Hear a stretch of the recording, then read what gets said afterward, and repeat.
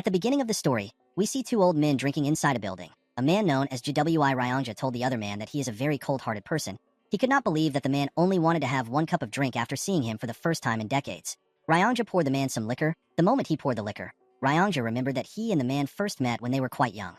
40 years ago, a younger version of the man stepped into Ryanja's house and asked him to use the Great Regression technique to send him back to the past. The younger Ryanja was surprised to hear this. The Great Regression technique is one of the great achievements of the GWI family. It is a technique that has been researched for centuries, and it has been passed down in the family. It was a technique that was incredibly difficult to use. Ryanja also tried to complete the technique, however, he had to give up. The man gave up after seeing the 5 materials needed to complete the technique. He knew that he could never get these materials. When the man came to Ryanja's house, he saw it as an opportunity to try to gather the materials. He told the mysterious man that he will help him if he can provide the materials that is required for the technique.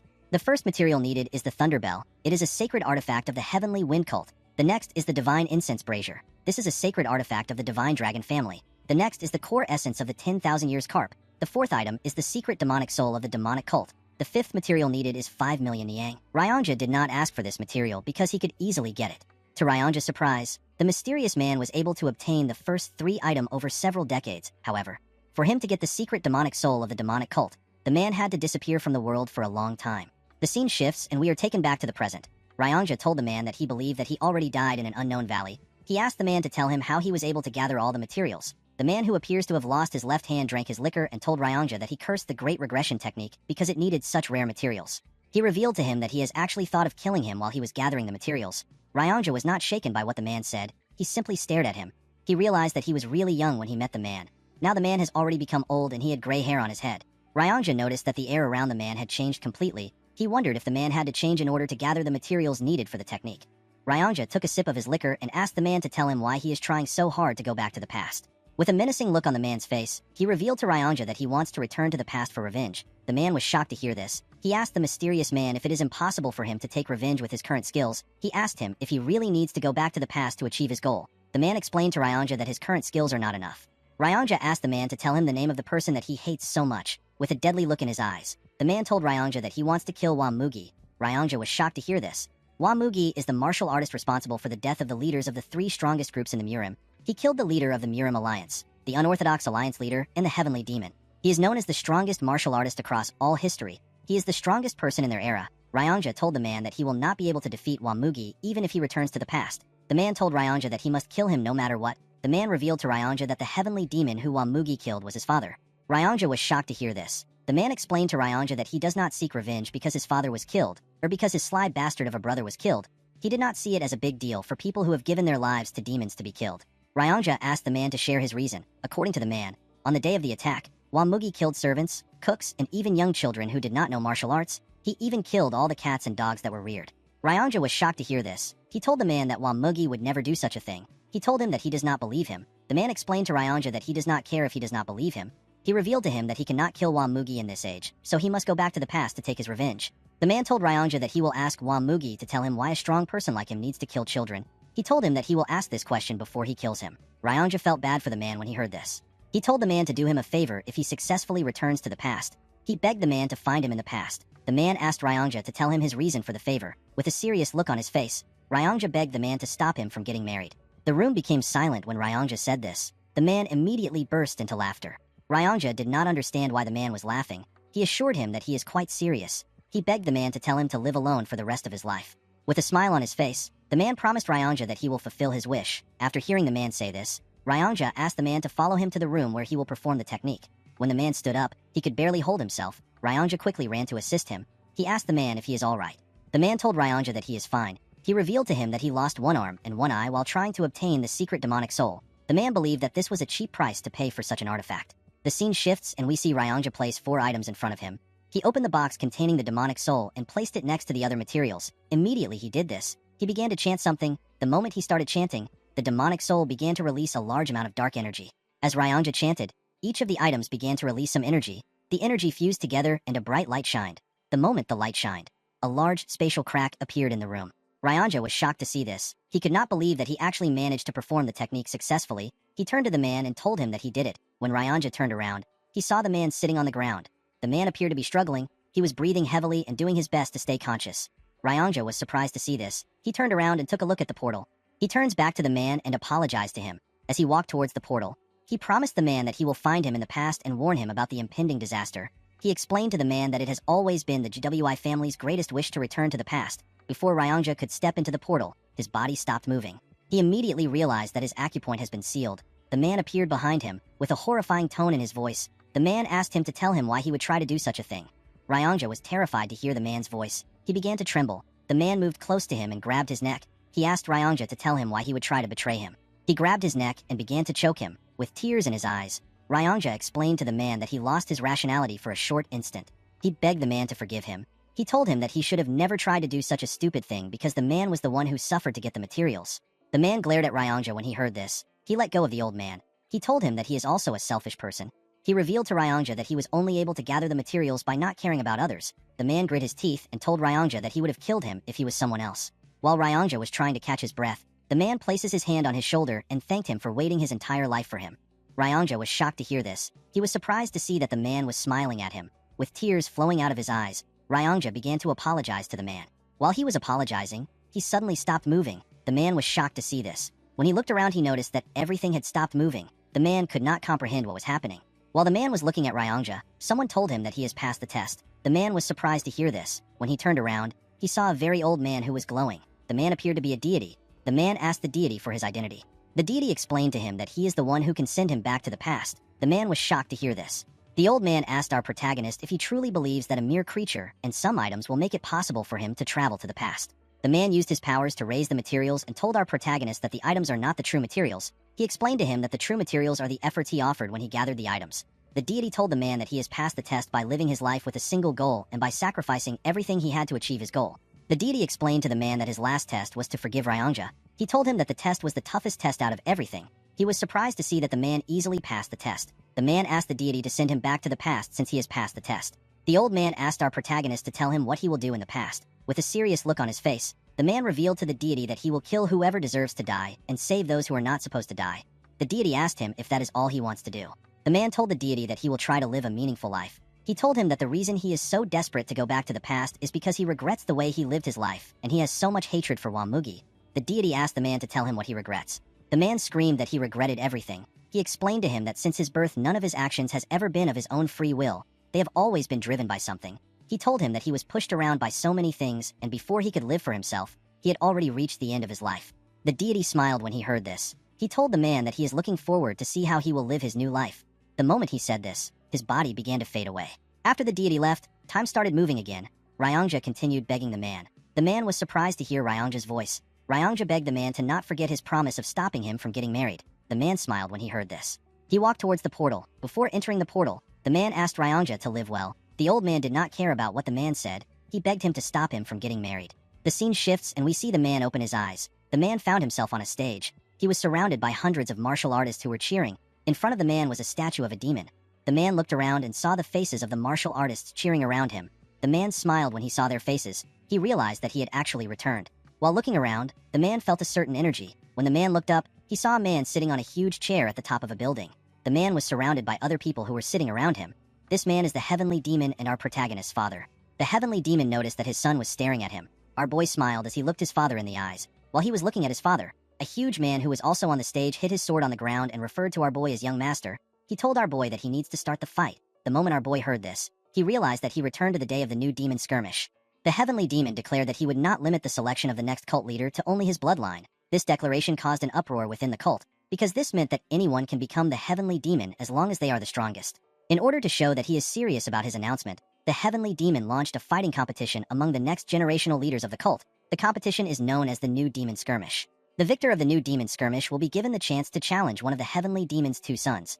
Whoever wins the fight will be given one wish for the heavenly demon to grant. The big idiot currently in front of our boy chose to challenge him in order to get the wish. The man asked our boy to simply give up. While staring at the idiot, our boy remembered how angry he was that the man chose him in the past. He was offended because the man thought that he was weaker than his older brother. However, the truth was that the man chose him for a different reason. The man had bribed the cook in our boy's kitchen. He made the cook mix energy dispersing poison into his rice. He did this to stop our young master from temporarily using his energy. Our boy lost the match because of this dirty trick.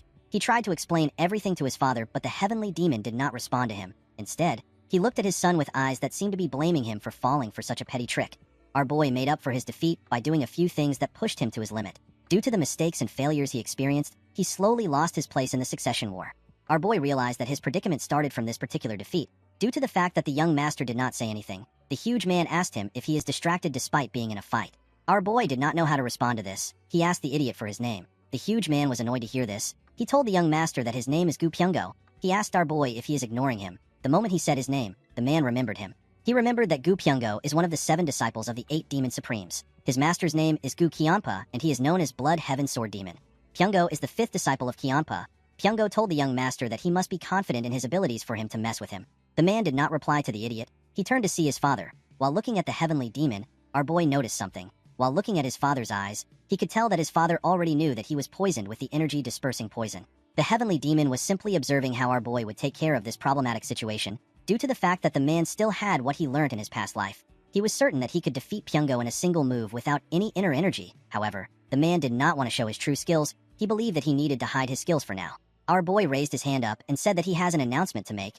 He told the martial artist that he is willing to fight Pyungo without any inner energy. The martial artists and Pyungo were shocked to see this. The martial artists began to scream and cheer for our boy. They referred to him as the unrivaled swordsman. Pyungo was shocked to see this. The big idiot panicked and raised his hand up. He told everyone that he will also not make use of any inner energy. The martial artists stopped cheering when they heard this. They did not understand why Pyungo was not fighting with his inner energy. They believed that the duel will be boring if 2 people fight without inner energy. Pyungo was annoyed to see how everyone dismissed his announcement. He picked up his sword and told our boy that even though he is not using any inner energy, his sword has no eyes. He told him that his sword can cut anything it touches.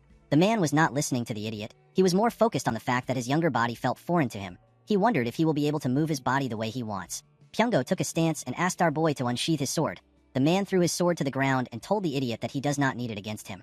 The martial artists began to laugh when they heard this. They told Pyungo that our boy is looking down on him.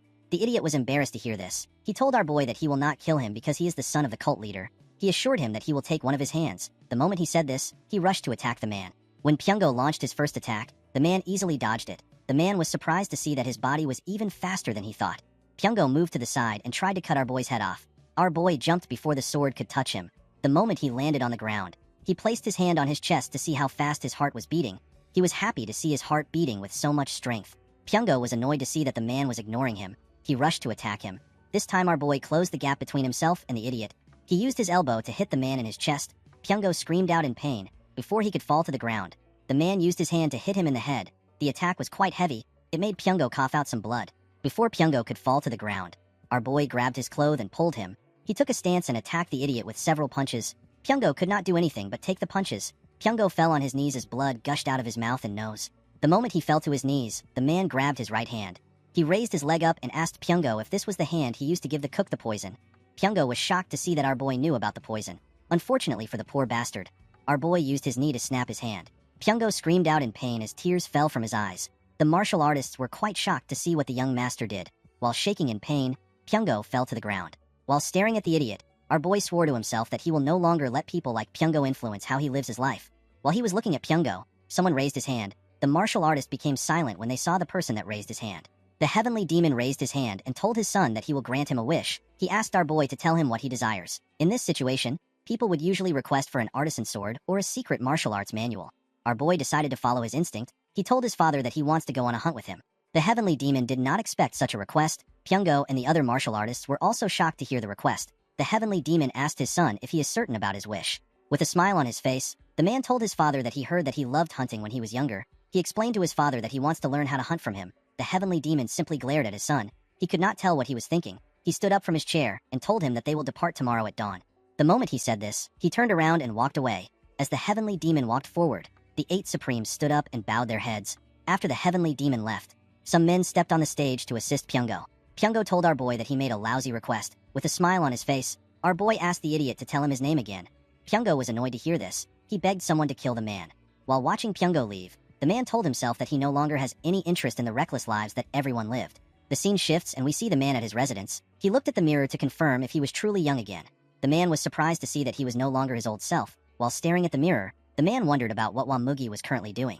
The man knew that he could easily resolve his issues by finding Wamugi and killing him before he becomes strong. However, the problem was that the martial artist was difficult to find. In the past, Wamugi suddenly appeared the Jianghu as if he fell out of the skies. After he destroyed the Murim Alliance, the Unorthodox Alliance, and the demonic cult, he hid himself from the world, so there isn't a lot of information about him.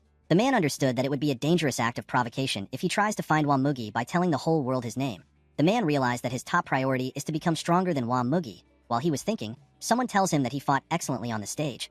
Our boy was shocked to hear this voice. When he turned around, he saw a chubby girl. He called the girl Leon. With a smile on her face, the girl greeted her young master. This girl is known as bodyguard Leon. With a sad look in his eyes, the man remembered that Leon was actually with him during this time.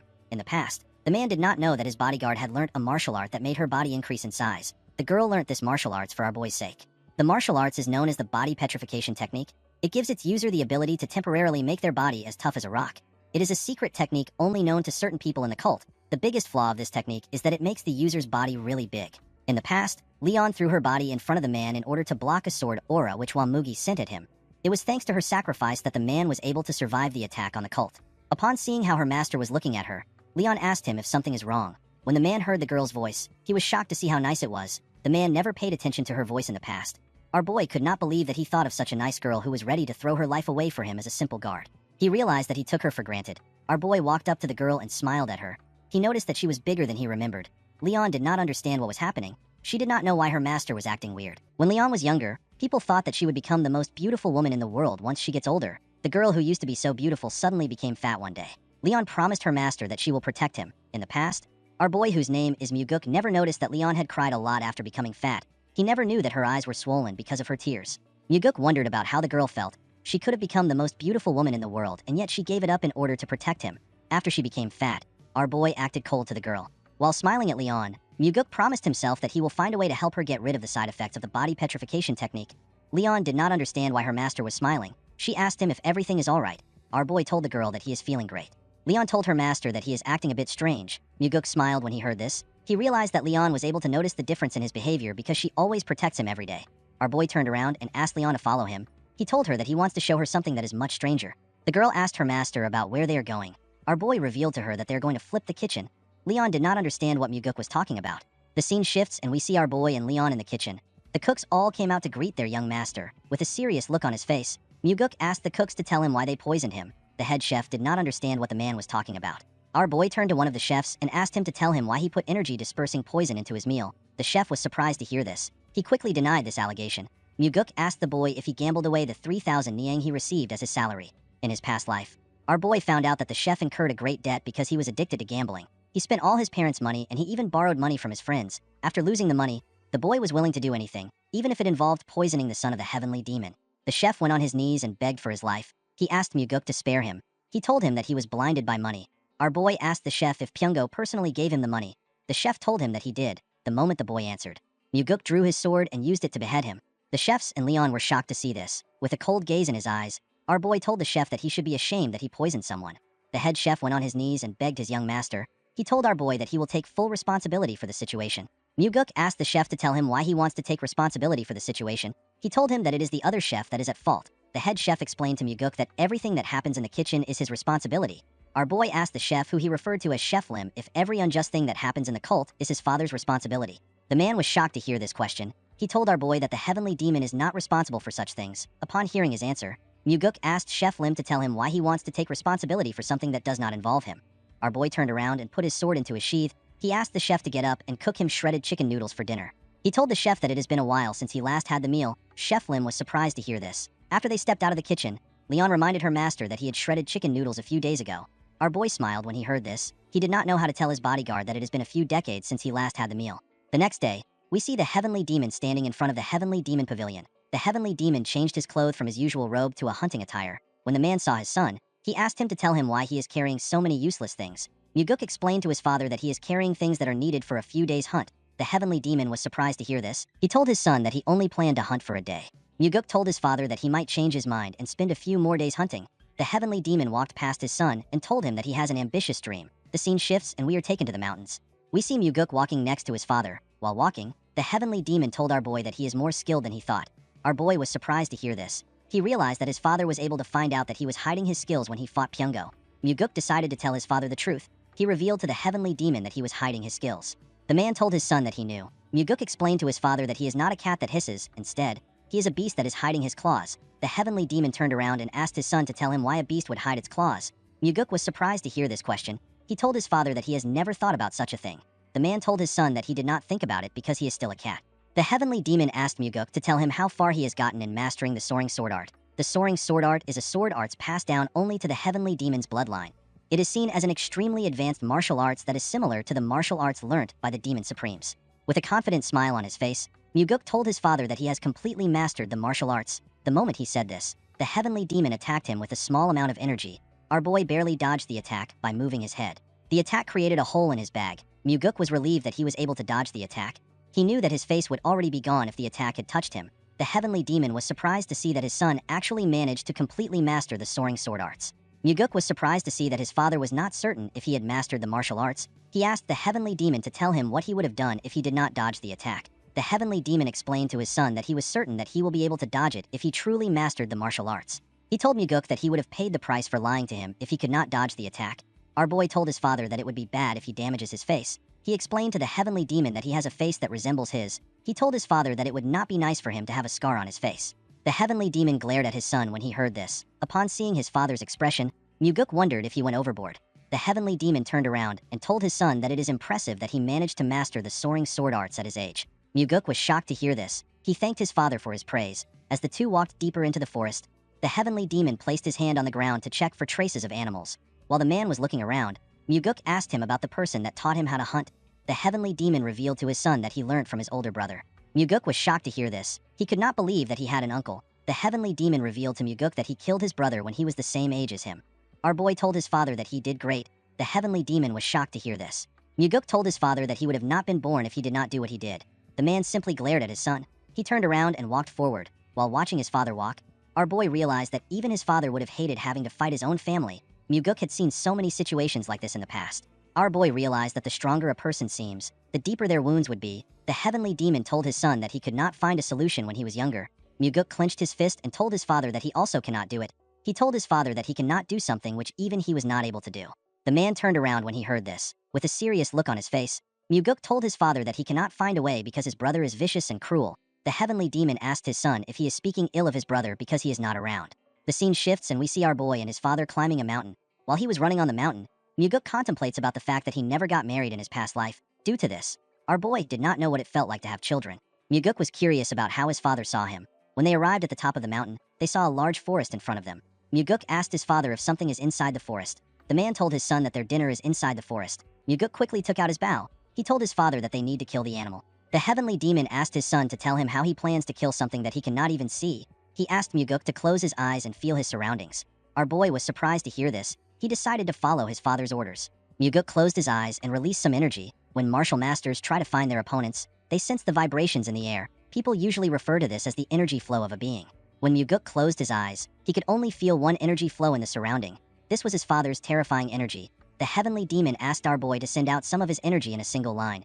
He asked Muguk to make the energy thinner without breaking it. He asked our boy to think of his body as a ball of yarn. He told him to slowly discharge his energy as if he is pulling out a thread. Muguk followed his father's instructions and carefully moved his energy. While moving his energy, our boy hit something. The heavenly demon asked him if he has reached something.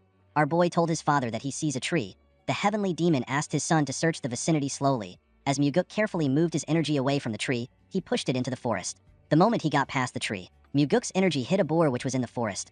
Our boy was shocked to see this. He told his father that it is a wild boar. He told him that the animal has stiff fur and a long body. The heavenly demon was surprised to hear this. He told his son that he is correct. While staring at Muguk, the man told him that he was not able to quickly guess the animal from their current distance. With a smile on his face, Muguk told his father that he was blessed with a body that is gifted in martial arts. He told him that he can do this level of work easily. The heavenly demon simply glared at his son when he heard this. At night, we see our boy roasting the boar. The heavenly demon asked his son to tell him how he is able to cook hunted animals. Muguk told his father that he learnt from a book. The heavenly demon was surprised to hear this. He told Muguk that he is too skilled for someone who learnt from a book. Our boy told his father that he is glad that he looks skilled. In Muguk's past life, he hunted countless boar for food, so this was not a difficult thing for him. Our boy told his father that he prepared the tiger skin he is sitting on in order to win his favor. The heavenly demon asked his son if he wanted to hunt with him in order to impress him and become the successor. Muguk told his father that such a stupid thing would not work on him. He assured his father that he can become the successor without his help. The man was surprised to hear this. He told his son that he is quite confident. He asked Muguk to tell him why he wanted to hunt with him.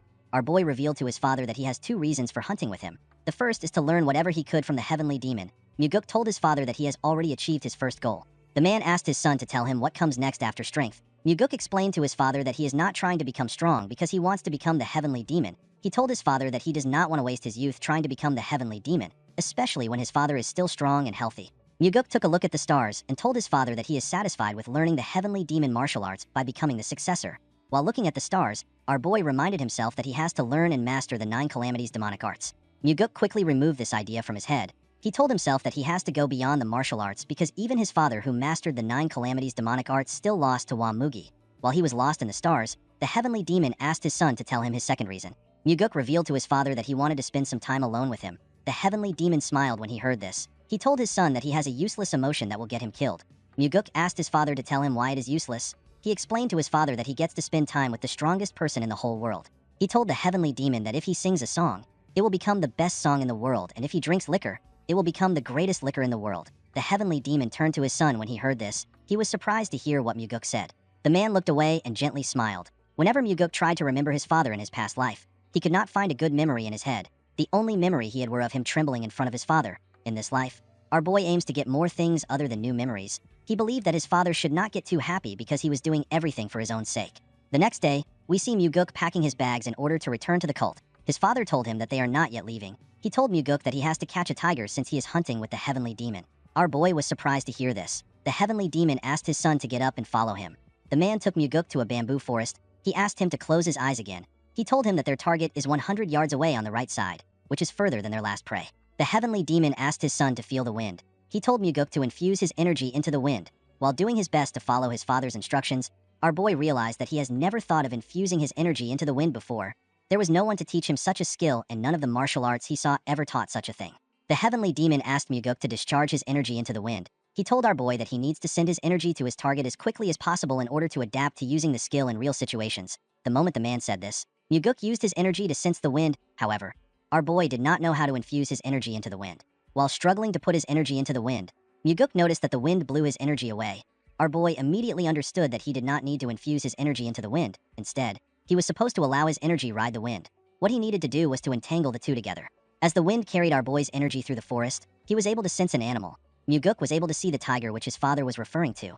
Our boy turned to his father and told him that the tiger is actually real. The heavenly demon was shocked to hear this. Our boy asked his father if something is wrong. The heavenly demon regained his composure and asked his son to not get lazy in his training. He told Muguk that his chances of survival will increase if he is able to maintain more lines. Our boy thanked his father for his advice. At night, we see Muguk give his father a bottle containing some liquor. He told the man that it is his trump card. The man drank the liquor and told our boy that it is quite good. When Muguk drank it, he told his father that it is still too strong for him. Of course, this was a lie. The heavenly demon told our boy that no demonic human would complain about liquor that is strong. Muguk told his father that it is more important to have a vicious heart than to be good at drinking liquor. The heavenly demon asked his son if he can kill him to save himself. Muguk revealed to his father that no child can kill his parent to save himself. Of course, this was not true. Our boy knew that he could kill anyone as long as he had enough reasons to. Muguk realized that this was his first time having a proper conversation with his father, and yet he still treasured his life more than his father's own. The heavenly demon told his son that he does not have a vicious heart if he is hesitant about killing him. Our boy told his father that he will learn how to drink strong liquor first. With his eyes filled with curiosity, the heavenly demon watched his son as he drank his liquor. In the next scene, we see Muguk circulating his inner energy while he was in his training room. After practicing for a while, our boy let out a huge sigh and stopped circulating his energy. The moment he stopped practicing, Muguk realized that he could freely entangle his energy with the wind, and he could now maintain 4 energy lines. Muguk never expected his father to teach him how to discharge his energy into the wind. This technique is like gaining an extra life because its user will be able to easily find an enemy that is trying to attack him. Our boy knew that he will be capable of releasing 10 energy lines at the same time if he continues to train. He was certain that he will be able to neutralize any stealth technique used by his enemies. While thinking, Muguk realized that even his father, who is much more skilled than him, still lost to Wamugi because the Heavenly Demon Pavilion was infiltrated. The Heavenly Demon Pavilion is a place that is thoroughly guarded by 3 barrier formations, 6 trap formations, and a group of carefully selected elites. There is also the 8 Demon Supremes, which are in 8 different directions, and their subordinates, which are protecting the Heavenly Demon. In the north, there is the Demonic Swordsman of the Northern Heaven Sword family, which is led by the 1/Sword Supreme. In the south, there is the Demonic Bladesmen of the Southern Heaven Blade family. They are led by the Blood Heaven Sword Demon. In the east, there is the Iron Fist of the Eastern Fist faction. They are led by the Undefeated Fist Demon. In the west, there is the Demonic Sorcerers of the Western Illusion formation. They are led by the Soul Stealing Demon. In the northeast, there is the Faceless Swordsman that wants to become the Evil Smiling Demon. In the southeast, there is the Drunken Swordsman. They are always drunk with the Demonic Drunkard. The Poison Fang stays in the southwest. They research all sorts of poison with the Poison King. And finally, in the Northwest, there are crazy monks that are crazy about the demonic Buddha's belief of deluding the world. In the past, Muguk believed that the enemy broke into the cult from outside. However, this was not the case. Our boy later found out that the outer defense was never broken. Muguk realized that one of the 8 demon supremes must have allowed Wa Mugi into the heavenly demon pavilion. Our boy believes that there could be more than one traitor. The traitor was never found in the past, but this did not matter to Muguk. He plans to treat each one of the supremes as traitors. After the heavenly demon was killed, none of the 8 supremes sought revenge. Instead, they decided to close the cult. In his past life, our boy found out about how the 8 demon supremes lived their lives. He even knew what their last moments were like. Muguk assured himself that he will make use of each one of the supremes. As Muguk walked towards the entrance of the room, he hears someone call Leon fatty. The person asked Leon if the young master is still in the training ground. Our boy was surprised to hear what the person said. Outside the training ground, we see a bald man with a huge sword and 2 other men behind him. The bald man told Leon that he can no longer wait. He asked her to drag Muguk out of the training ground. The girl was surprised to hear this. She could not believe that the man had no regards for her master. Before she could say anything, our boy stepped out of the house and asked the girl to tell him what she is doing. Leon was surprised to see her master. Muguk walked up to the girl and reminded her that he asked her to do her own thing while he is training. Our boy asked her if she was waiting outside for him the whole time he was training. The bald man moved close to Muguk. He asked him to tell him why he suddenly decided to train for days. Our boy immediately recognized the man. He realized that this man is Yang Pu. He is a disciple of the Blood Heaven Sword Demon. He noticed that the man was speaking to him without fear. Muguk could not blame Yang Pu because he was only being disrespectful because of the Heavenly Demon. After the Heavenly Demon announced that anyone in the cult could become his successor, the Heavenly Demon sons were no longer seen as special. In fact, the announcement fueled the ambitious desires of many within the cult to defeat the sons of the Heavenly Demon so they can gain notoriety. Muguk asked the man to tell him what he wants. Yang Pu revealed to our boy that Pyungo can no longer practice martial arts because of him. Our boy asked the man if he wants him to look after Pyungo. Yang Pu told Muguk that he is not joking. Our boy smiled when he heard this. He told Yang Pu that their relationship is not the type where they can have serious conversations. The man told our boy that he needs to take responsibility for crippling Pyungo. He asked Muguk to apologize to the idiot officially. Our boy immediately understood why Yang Pu wanted the apology. Due to the fact that the Blood Heaven Sword Demon's best disciple was not selected, his other disciples are trying to impress him by doing whatever it takes. Yang Pu wanted Muguk to give out an official apology so that he can take credit for not letting the Blood Heaven Sword Demon look bad. Our boy smiled and told Yang Pu that his master will not still choose him as his best disciple because of an apology. Yang Pu became nervous and told Muguk that he is spouting nonsense. He told our boy that he only came for Pyungo's sake. With a horrifying look on his face, Muguk told the idiot that he wants an apology from him. Yang Pu asked our boy to tell him what he has to apologize for. Our boy asked the man to apologize to Leon for speaking rudely to her. Leon was surprised to hear this. Yang Pu was also surprised to hear this. Leon turned to her master and told him that she is fine. Muguk told the girl that he is not fine with it. Leon was surprised to hear this. Muguk walked forward and asked Yang Pu to get on his knees and apologize to Leon for speaking rudely. Yang Pu laughed and pointed at Leon. He asked Muguk if he wants him to kneel to the fatty. Our boy could not believe that the idiot continued to spout nonsense. Yang Pu laughed and told Muguk that he would rather die than kneel to Leon. Our boy smiled when he heard this. He had been waiting to hear these words. He drew his sword and told Yang Pu that he will grant his wish. Yang Pu and his boys were shocked to see this. Leon was also surprised to see this. Yang Pu told our boy that he has gone crazy. With a serious look on his face, Muguk told the man that he can either kneel down and apologize or fight him. Our boy reminded Yang Pu that his master would not like it if he retreats. The man became worried when he heard this. He asked Muguk to tell him why he is going so far. Muguk explained to the man that he does not really care if Yang Pu came to look for him. He told the man that he will never allow him to insult his subordinates. Leon was shocked to hear this. Yang Pu was annoyed to hear this. He asked Muguk if he is really going to kill him because of a fat pig.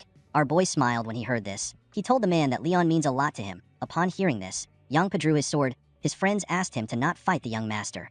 Leon wanted to interfere when she saw the man draw his sword. Muguk used his hand to tell her to stop. Yang Pu took a stance and told our boy that he will only take one arm because he is the son of the Heavenly Demon. Yang Pu's friends and Leon became worried when they saw the man take a stance. Yang Pu easily closed the gap between Muguk and himself. He tried to cut off our boy's hand. Unfortunately for him, Muguk dodged the attack by going low. While he was below him, Muguk stabbed Yang Pu's head through his mouth. His friends and Leon were shocked to see this, as blood dripped out of his mouth. Our boy told the man that his mouth is the cause of his death. He told Yang Pu that he used his mouth to insult his subordinate and refused to use his mouth to apologize to her.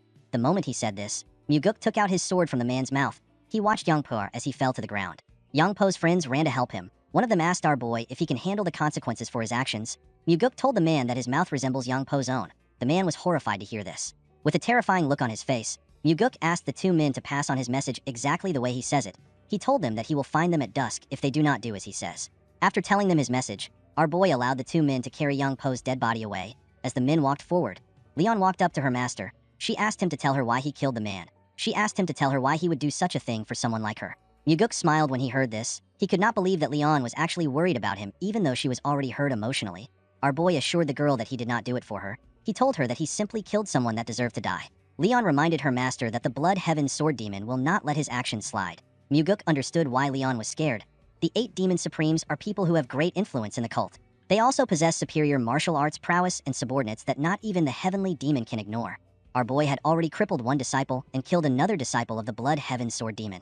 Muguk assured his guard that the Blood Heaven Sword Demon will not take action. He told her that the man has nothing to gain from getting involved. He told her that the Blood Heaven Sword Demon will simply get criticized for teaching his disciples the wrong way. Leon told her master that the man's pride might be hurt. Muguk assured the girl that the Blood Heaven Sword Demon does not have any pride. Our boy placed his hand on Leon's shoulder and asked her not to worry about him. The girl was surprised to hear this. Muguk did not have a problem killing Yangpa because he was going to gain something from it. Due to the fact that he crushed Pyongo in a fight and killed Yangpa, our boy was certain that he will be able to attract everyone's attention in the cult. He did this in order to get closer to becoming the successor. As Muguk walked forward, Leon thanked him for what he did. With a bright smile on her face, the bodyguard thanked her young master for being on her side. Muguk turned around and smiled when he saw the look on the girl's face. He asked Leon to always be thankful. He told her to never forget what he did for the rest of her life. Our boy smiled as he walked forward. He hoped that Leon would not stop smiling in this life. He wanted the girl to live a life of happiness. Later in the night, we see Muguk outside his room in his nightwear. Our boy was sitting on a huge rock. As Muguk looked at the stars, he remembered that he was drowned in a sense of defeat when he ran away after the cult was disbanded. The sense of defeat was so great that Muguk would not be able to continue living if he had not been chasing after a goal in life. Our boy wondered about how his life would have been if he had not found out about the Great Regression technique. While he was thinking, our boy felt something terrifying. When he turned to his side, he saw a huge sword next to his neck. The sword was showing him his reflection. When Muguk looked behind him, he saw an old man releasing a terrifying energy next to him. Our boy quickly recognized the old man as the Blood Heaven Sword Demon. He never expected the old man to get to his house so quickly. While looking at the sword next to his neck, Muguk wondered if he could dodge the sword with his current strength. Our boy immediately knew that he could not dodge it. This is because his inner energy is severely lacking. While Muguk was sweating in anticipation of the man's choice, the old man took his sword away from his neck and sat next to him. With a smile on his face, the Blood Heaven Sword Demon asked Muguk to tell him why he behaved the way he did. Our boy told the man that his subordinate acted like a fool. Our boy asked the Sword Demon if he came to pick a fight with him because he is the youngest son of the Heavenly Demon. The old man raised his sword up and put it next to our boy's throat. He asked Muguk if he should cut off his head and show it to the Heavenly Demon. He told our boy that he wants to see if his father will care. With a smile on his face, Muguk told the man that he will not cut his head once he remembers how terrifying his father's eyes are. The Sword Demon smiled when he heard this. He took away his sword and dragged it on the ground. Our boy was surprised to see what the man did. The Blood Heaven Sword Demon created a long line and put a small demarcation at the end of the line. The man explained to Muguk that the small ratio represents how much his father cares for him. He told our boy that the majority belongs to him. Muguk was surprised to hear this. He went down and used his hand to create another demarcation. With a smile on his face, he reminded the Blood Heaven Sword Demon that he is the son of the Heavenly Demon. He told the man that he will probably take majority of his father's love. The old man smiled when he heard this. He told Muguk that they can test out his theory. He told him that he wants to see if the Heavenly Demon will allow him to live if he carries his head to him. Our boy laughed when he heard this. He asked the Sword Demon to not underestimate the love a father has for his son. The Blood Heaven Sword Demon raised his sword and began to release a large amount of energy. He told Muguk that they can test it out. Our boy was shocked to feel the man's energy. With a nervous smile on his face, Muguk told the old man that they do not need to test the theory. He explained to the man that the Heavenly Demon has 2 sons and there is only one of him. In other words, the Blood Heaven Sword Demon was more valuable than him. The old man removed his energy when he heard this. With a smile on his face, he told Muguk that he is not as foolish as his disciple. Our boy assured the man that his disciple would be alive if he was a little bit like him. With a serious look on his face, the Blood Heaven Sword Demon revealed to Muguk that he has lived his whole life with misfortune. He told our boy that he hopes they do not meet often. Muguk assured the man that he will remember his words. The moment he heard this, the Blood Heaven Sword Demon jumped out of the residence. Our boy was relieved when he saw the old man leaving. After the Sword Demon left, Muguk noticed that he was feeling some pain in his body. When our boy raised his clothes up, he saw some marks on his body. Muguk immediately realized that the old man used his sword hilt to hurt him when he sat next to him. He was annoyed to see that the crazy old man would hurt him. Our boy knew that the Blood Heaven Sword Demon came to see him for a different reason. Although the old man looks like someone who acts as he pleases, he is actually very calculative and he plans things meticulously. The fact that the old man told our boy that he will carry his head to his father twice means that he was really thinking of doing it. Muguk knew that the Sword Demon came to see him because he left a deep impression when he fought with his disciple. He knew that the old man must have thought of his wish to hunt with his father to be unique. Muguk realized that the Sword Demon felt the need to test him, especially since he killed his disciples. He understood that the man came to see if he was worthy of being the successor. Our boy wondered if his first opponent is going to be the Blood Heaven Sword Demon. In the next scene, we see Muguk circulating his energy in his training room. While trying to improve his energy lines, our boy sensed something above him. He quickly went up to the roof. To his surprise, his father was waiting for him on top of the roof. The heavenly demon asked his son if he really killed a disciple of the Blood Heaven Sword Demon. Muguk told his father that the disciple deserved death. The heavenly demon told his son that he does not care if the disciple deserved to die. He explained to our boy that the Blood Heaven Sword Demon came to him with the issue. He told Muguk that the old man wants him to receive punishment. Our boy was surprised to hear this. He could not believe that the Blood Heaven Sword Demon would meet his father because of his disciple. He was more surprised to hear that the old man wanted him to be punished. The heavenly demon understood why his son was surprised. He told him that the Blood Heaven Sword Demon is not the kind of person who would make such a request over a single disciple's death. Muguk immediately understood that the Blood Heaven Sword Demon is trying to test the relationship his father has with him. The old man wanted to see if the heavenly demon will punish his son and the kind of punishment he will give our boy. He did this to see if the heavenly demon considers our boy as one of the successor candidates. While staring at his son, the heavenly demon told him that he intends to punish him. Muguk was surprised to hear this. He told his father that he has no justification to punish him. The heavenly demon assured his son that a reason can be created. Muguk was surprised to hear this. He did not understand what his father was thinking. The heavenly demon reminded his son that he asked him about which demon supreme he trusts the most while they were hunting. When Muguk asked this question, his father did not give him an answer. Presently, the heavenly demon revealed to his son that he does not trust anyone in the cult. Muguk was shocked to hear this. The man reminded our boy that he told him that they need to set hierarchy and discipline within the cult. The heavenly demon asked his son to tell him how he wants to do this. He told him that he is not interested in hearing stupid answers. He asked Muguk to share his true thoughts. Muguk realized that his father was truly asking for his opinion. Our boy told his father that their cult has lost the path of the demon. The heavenly demon was surprised to hear this. He asked his son to tell him what the path of a demon means to him. Muguk explained to his father that the path of a demon should be the belief that their cult has to defeat absolute evil. The heavenly demon was very surprised to hear his son's answer. Our boy told his father that the Orthodox faction is not the direct opposite of their cult. The heavenly demon asked his son to tell him what their direct opposite is. Muguk told his father that the opposite of their cult is absolute evil, a form of evil that is so cowardly and terrifying to the point that no human can bear. Evil that even demons will despise and turn away from it. Our boy explained to his father that the justice and chivalry that the Orthodox faction advocates for is only good enough to deal with lesser evils. He told him that their justice is not capable of facing absolute evil. Unfortunately, the Orthodox faction heavily believes in forgiving others. As long as they value people, they can never be a match for evil that has forsaken its humanity. Muguk revealed to his father that they are the only faction within the Murim that can get rid of evil that is atrocious and horrifying. With a serious look on his face, our boy told his father that they will walk the path of the demon if evil, which the Orthodox faction cannot handle, kneels before them. The heavenly demon was shocked to hear his son's profound thoughts. Muguk told his father that the cult will not go far if they cannot accomplish the true path of a demon. He told him that they need to punish themselves so that they can improve. The heavenly demon found our boy's words to be intriguing. Muguk took a look at his father's face. He was not surprised to see that his father found his words to be confusing. Our boy was certain that his father has probably never thought of such a thing. Even Muguk himself did not learn these things while he was in the cult. He came to this understanding while he was wandering the Central Plains. While our boy was thinking, his father asked him if he has any other arrogant thoughts. Our boy told his father that he has nothing left to share. Upon hearing his son's answer, the heavenly demon understood why the Blood Heaven Sword Demon wants him to punish Muguk. He told his son that the old man must have seen something in him. He revealed to Muguk that the old man is trying to use him to test him. Our boy told his father that the Blood Heaven Sword Demon must have seen the possibility of him becoming a successor candidate. The heavenly demon told our boy that the old man could have also seen him as someone who would mess up the cult. Muguk told his father that it can be anything. He explained to him that the Blood Heaven Sword Demon must have seen something because he has extraordinary eyes. Upon hearing our boy's answer, the heavenly demon turned around and asked him to follow him. Muguk was surprised to hear this. He asked his father to tell him where they are going because it is already late. In the next scene, we see the heavenly demon and our boy standing in front of a cave known as the Minor Heaven Cave. The cave had a huge iron door at its entrance. The Minor Heaven Cave is a place where a possible candidate that could become the heavenly demon, a disciple of the heavenly demon or a child of the heavenly demon, goes to be tested.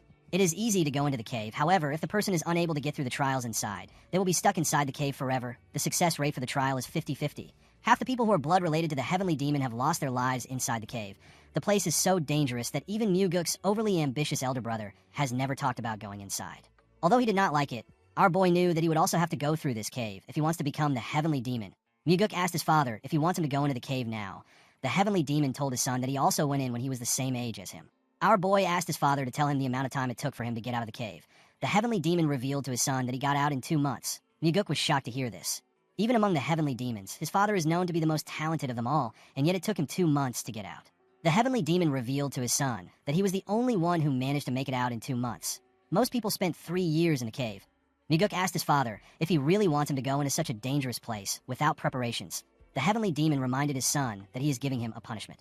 Our boy could not believe that his father is willing to send him into a place where he could die simply because the blood heaven sword demon wants to punish him. Muguk wondered if his father was hoping that he would become stronger and come out alive. Our boy smiled when he thought of this. With a smile on his face, Muguk told his father that he will do his best to come out earlier than he did. The heavenly demon smiled when he heard this. He asked his son to do his best to keep himself alive. The scene shifts, and we see Muguk inside the cave. The cave was lit up by green, glowing stones. While walking, our boy took a look around. He wondered about how terrible the cave must be for people to get stuck inside. Muguk passed through the first entrance he saw and arrived inside a large room. Next to the entrance was a tablet containing instructions. Our boy was asked to cut down his enemies without using sword aura or enhanced sword aura. He was told that he will be given another chance in 10 days if he does not succeed within the time limit given. He was asked to stand within a crimson circle once he is ready. Muguk was surprised to see that the test would restart in 10 days if he fails. When our boy looked around, he saw a large amount of rice balls in huge pots. Our boy realized that he was expected to eat the rice balls while he waits for 10 days. After looking around, Muguk decided to start the test. He stood in the crimson circle. The moment he stood in the circle, several wooden dolls rose out of the ground. Each wooden doll had a red mark on its body. Our boy realized that he is supposed to slash the dolls where the red marks are. Without wasting time, Muguk immediately began to cut the dolls in front of him. He swiftly tore the dolls apart. As he cut through the dolls, our boy noticed that the test is much difficult than he expected. When he turned around, he noticed that some dolls which he had not yet cut were going back down. Muguk knew that he could not let the dolls go back down because he would fail the test. Our boy immediately ran towards the dolls. He moved close to the doll and bent his body to cut it. The moment he cut the dolls, our boy stood up to check if there were still any dolls left. To Muguk's surprise, there were still 3 more dolls which he had not yet cut. Our boy immediately moved close to the dolls. He barely managed to cut them on their red marks. He fell to the ground after he cut the dolls. However, to his surprise, there was still one last doll that was yet to be cut. The doll had its mark on its neck. The wooden doll was about to completely go down. Muguk grit his teeth and ran towards the last doll. Before the doll's head could go down, our boy got close to it and landed a clean cut on its head after taking care of the doll. Muguk took a look around. He could not believe that he almost had to spend an extra 10 days in the room because he let his guard down for a second. Our boy realized that it would actually be impossible for him to get through this first trial with the skills he had before his regression. The moment Muguk put his sword back into its sheath, the door leading to the next room opened up. Before our boy left the room, he saw another tablet at the exit. The former test takers wrote on the tablet. One of them said that he succeeded after 9 tries. Another test taker said that he succeeded after 16 tries. Another person asked if he was going to die in the room because he could not complete the test. Another test taker wrote that he has tried to go back, but there is no way out. While Muguk was looking through the tablet, he recognized the handwriting at the end of it. The person called the other test takers idiots. Our boy smiled when he realized that this was his father's handwriting. Muguk laughed as he walked to the next test room. He could not believe that his father would berate their ancestors. Inside the second room, our boy saw the crimson circle on the ground and hundreds of weapons on the walls. Due to the amount of weapons in the room, Muguk realized that he would need to make use of some of the weapons for the trial. According to the instructions on the tablet, Muguk was asked to use the weapons that are hung on the wall to split the ball in half within 2 hours. Our boy is allowed to use sword aura or enhanced sword aura. He was told that he will be given another chance in 20 days if he does not succeed within the time limit. Muguk was asked to stand in the crimson circle once he is ready. Without wasting time, our boy stood in the circle. The moment he stood in the circle, a huge rock rose out of the ground. The rock had a small metal ball on it.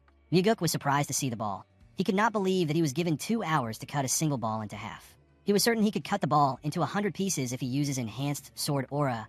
Our boy was certain that there must be a reason why he was given 2 hours to cut a single ball. He took one of the swords on the wall and tried to use it to slash the ball. Unfortunately for him, his sword broke in half immediately. He hit the ball. Our boy was surprised to see this. He took another sword and decided to use enhanced sword aura to cut the ball in half. He wanted to quickly move on to the next trial. Muguk took a stance and gathered his aura into his sword. He was about to cut the ball when he realized something. Our boy realized that it would be too easy for the test to end with him using enhanced aura. He became curious about how other test takers performed. One of them said he tried to cut the ball 89 times without aura, but he failed, so he ended up using enhanced aura. One test taker said that he cut the ball without enhanced aura. The other test takers after this person said that the person is lying. They said that it is impossible to cut the ball without enhanced aura. While looking through the tablet, Muguk searched for his father's comment. When our boy found his father's comment, he was surprised to see what he wrote. The heavenly demon wrote that if there is heat, the person will lose. Our boy could not comprehend his father's words. He was quite surprised to see that his father did not just insult their ancestors like his usual self and go to the next trial. After reading his father's comments, Muguk went to check the instructions again. Our boy noticed that the instructions said that he may use sword aura or enhanced sword aura. Muguk realized that he was not told to use aura. He was simply given the option to use it. He immediately understood that he could not use sword aura if he truly wants to pass the trial. He realized that his father was warning future test takers to not use enhanced sword aura because heat is generated when enhanced sword aura is used. Our boy grabbed another sword and tried to break the ball again. Unfortunately, the sword broke again. He grabbed a huge hammer and hit it on the metal ball. This attempt also failed. While breathing heavily, Muguk grit his teeth out of anger. He could not believe that he was not able to leave a scratch on the ball.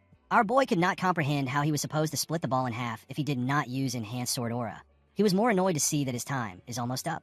While staring at the ball like a mad person, Muguk wondered if he should just use Enhanced Sword Aura to pass the test. Our boy let out a sigh and calmed himself. He remembered that his father actually managed to split the ball in half without Enhanced Aura. The moment he remembered this, Muguk realized something. He closed his eyes and he let out his energy. He formed an energy line and used it to touch the ball. Immediately he did this. Our boy noticed something. He could detect a faint line that he could not see with his eyes. Muguk moved closer to the ball and took a stance. He closed his eyes to sense the line. Our boy noticed that the faint line forms a perfect circle around the ball. He aimed his sword at the faint line and swung his sword. Muguk perfectly split the ball in half. Our boy was extremely happy to see what he had accomplished while he was cheering. He saw something inside the ball. Muguk was shocked to see a demonic essence pill inside the ball. A demonic essence pill is a pill that gives any demonic human a tremendous amount of energy if they consume it. Muguk realized that the pill would have exploded if he used Enhanced Sword Aura because of the heat it produces. The pill is a reward given to the person who managed to cut the ball with their sword. Our boy thanked his father when he remembered that he warned him to not use Aura. Immediately, he thanked his father. Muguk ate the pill. He sat on the floor and began to circulate his inner energy. A bright light shined from our boy's body as he circulated his energy. His energy slowly began to disperse after a while. Muguk opened his eyes and stood up. The moment he stood up, our boy felt a strong power in his body. Muguk was happy to see that he was able to acquire the thing he lacked the most, which was energy. After checking his energy, our boy moved on to the next room. According to the instructions in the room, Muguk was asked to differentiate between life and death. He was told that he will be given another chance in 5 days if he fails. He was asked to stand in the Crimson Circle if he is ready. Our boy did not understand what it means for him to differentiate between life and death. He wondered about what the trial will be like. The moment he stepped into the circle, a slab containing several plants appeared in front of him. Upon seeing the plants on the slab, Muguk realized that the trial requires him to differentiate between herbs and poisonous plants. Our boy smiled when he understood the trial. He remembered how he struggled when he searched for the ingredients which Ryanja asked him to get. Muguk could easily differentiate between herbs and poisonous plants. He even knew the effects of each plant. This trial was quite easy for him. He stretched out his hand and took a plant. Muguk took the plant because it was the only one that was not poisonous. The moment he took the plant, the slab went down. Immediately, the slab went down. Another one came up. Our boy was surprised to see this. He realized that the second slab was put into test if a person got the first one by guessing. Those who don't know anything about herbs will be forced to taste each one to get the correct answer. Muguk easily picked out the herb among them. After he did this, the slab went back down. To our boy's surprise, another slab did not come up. He wondered if the test had come to an end. Muguk turned to the tablet to see what other test takers said. One of them said that he is going to become a poisonous human due to the amount of plants he has eaten. Another test taker called the person who created the test an idiot. He did not understand why someone would create such a test. A test taker said that he succeeded on his 96th try. Another test taker said that he lost all his hair from eating poisonous plants. Muguk smiled when he saw the comments each person left. Our boy's father said that no one should rely on luck. Upon seeing his father's comment, Muguk realized that his father knew all the plants from the beginning. After seeing the comments, our boy went to the next room. This room is the last trial. According to the instructions, Muguk is expected to survive the illusory life and death trap formation. He was told that he will die if he actually dies in the trap formation. He was asked to stand in the circle when he is ready. Upon seeing how serious the trial was, our boy decided to check the comments of past test takers. One test taker said that he will kill the creator of the illusory life and death trap formation once he becomes the heavenly demon. Another person said that he will never step into the trap formation again in his life. Our boy's father asked the future test takers to not rest. Muguk was surprised to see this. Upon seeing his father's advice, our boy stood in the circle. The moment he stepped in the circle, he noticed that the space around him was getting distorted. While he was looking around, Muguk found himself in a desert. Our boy was surprised to see this. He noticed that he could feel the wind on his skin, and he could also feel the sand on the ground. Everything felt real to him. Muguk could not believe that the trap formation was capable of creating such realistic things. While he was looking at the sand, our boy noticed that he was surrounded. Several zombie warriors surrounded him. Although they were illusions, Muguk could feel their presence and their intent to kill him. Our boy was happy to see his situation. He believed that he has been given an amazing opportunity. Our boy drew his sword and took his stance. The moment he drew his sword, the zombies rushed to attack him. A soldier managed to get close to him and tried to pierce his head. Muguk bent his head to dodge the attack. While he was below the zombie, he stabbed it in the head. The moment he stabbed the zombie, 3 more zombies tried to attack him. Our boy jumped and dodged the attack. Immediately, he landed on the ground. Muguk realized that he could fight freely since he is not dealing with humans. Our boy used his aura to tear apart the zombies close to him. Thanks to the demonic essence pill, our boy was now able to freely use his energy. After he killed the zombies, a larger amount of zombies rushed to attack him. Muguk let out a sigh as the zombies attacked him from every angle before their swords could touch him. Muguk swung his sword with his energy and cut each one of them in different parts. Each of the zombies fell to the ground. When our boy looked around, he noticed that there was no more zombie soldier in the area. He wondered if he was already done. Muguk felt bad that the fight ended so quickly. While he was looking around, our boy smiled. He saw more zombie soldiers in front of him.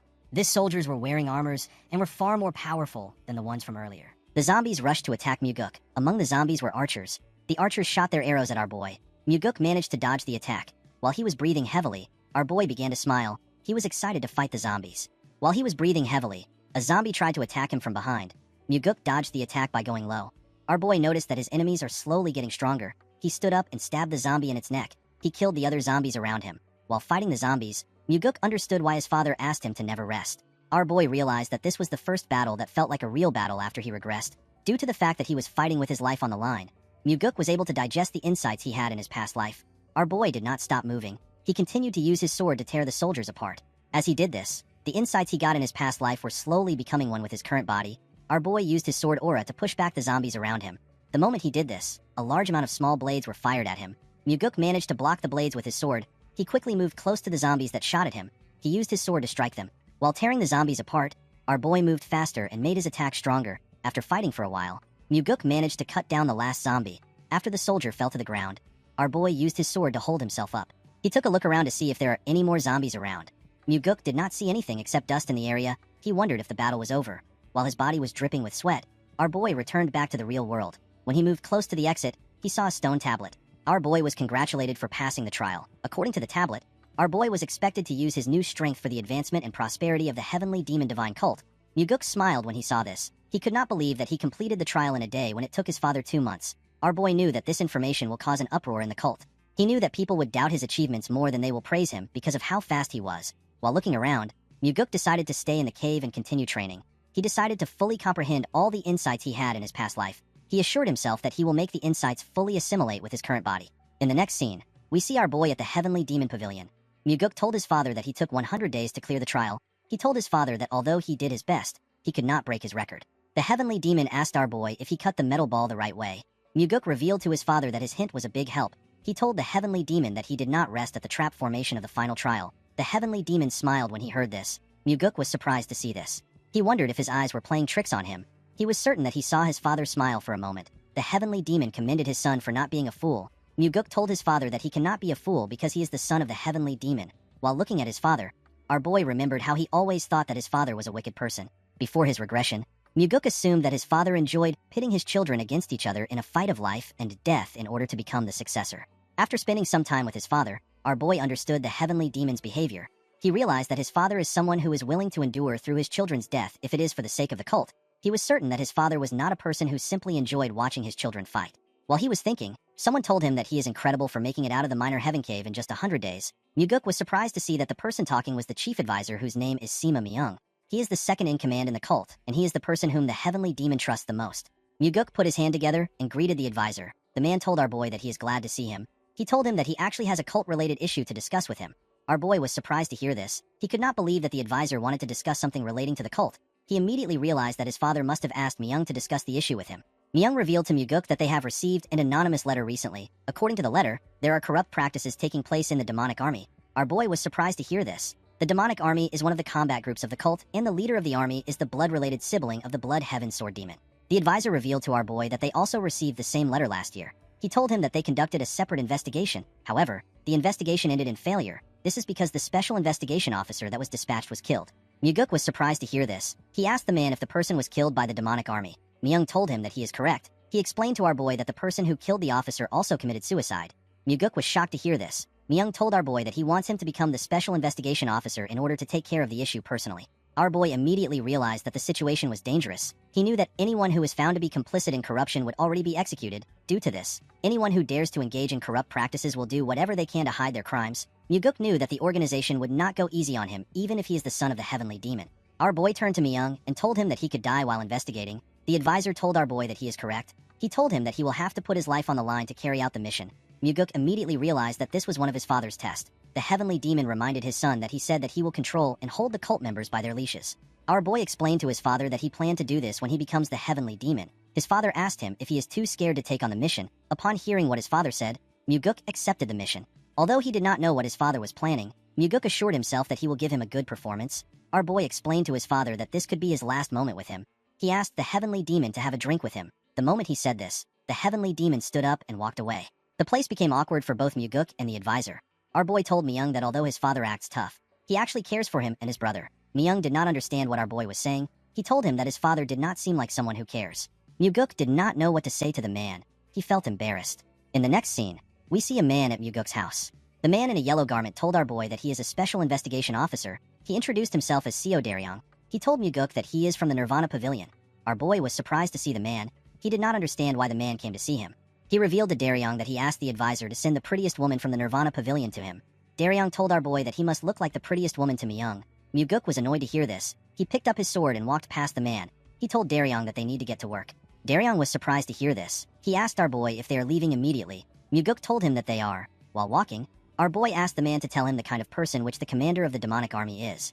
Daryong revealed to Muguk that the leader of the demonic army is Gu Cheonyang. He told him that Cheonyang is the younger brother of Gu Kionpa, who is also known as the Blood Heaven Sword Demon.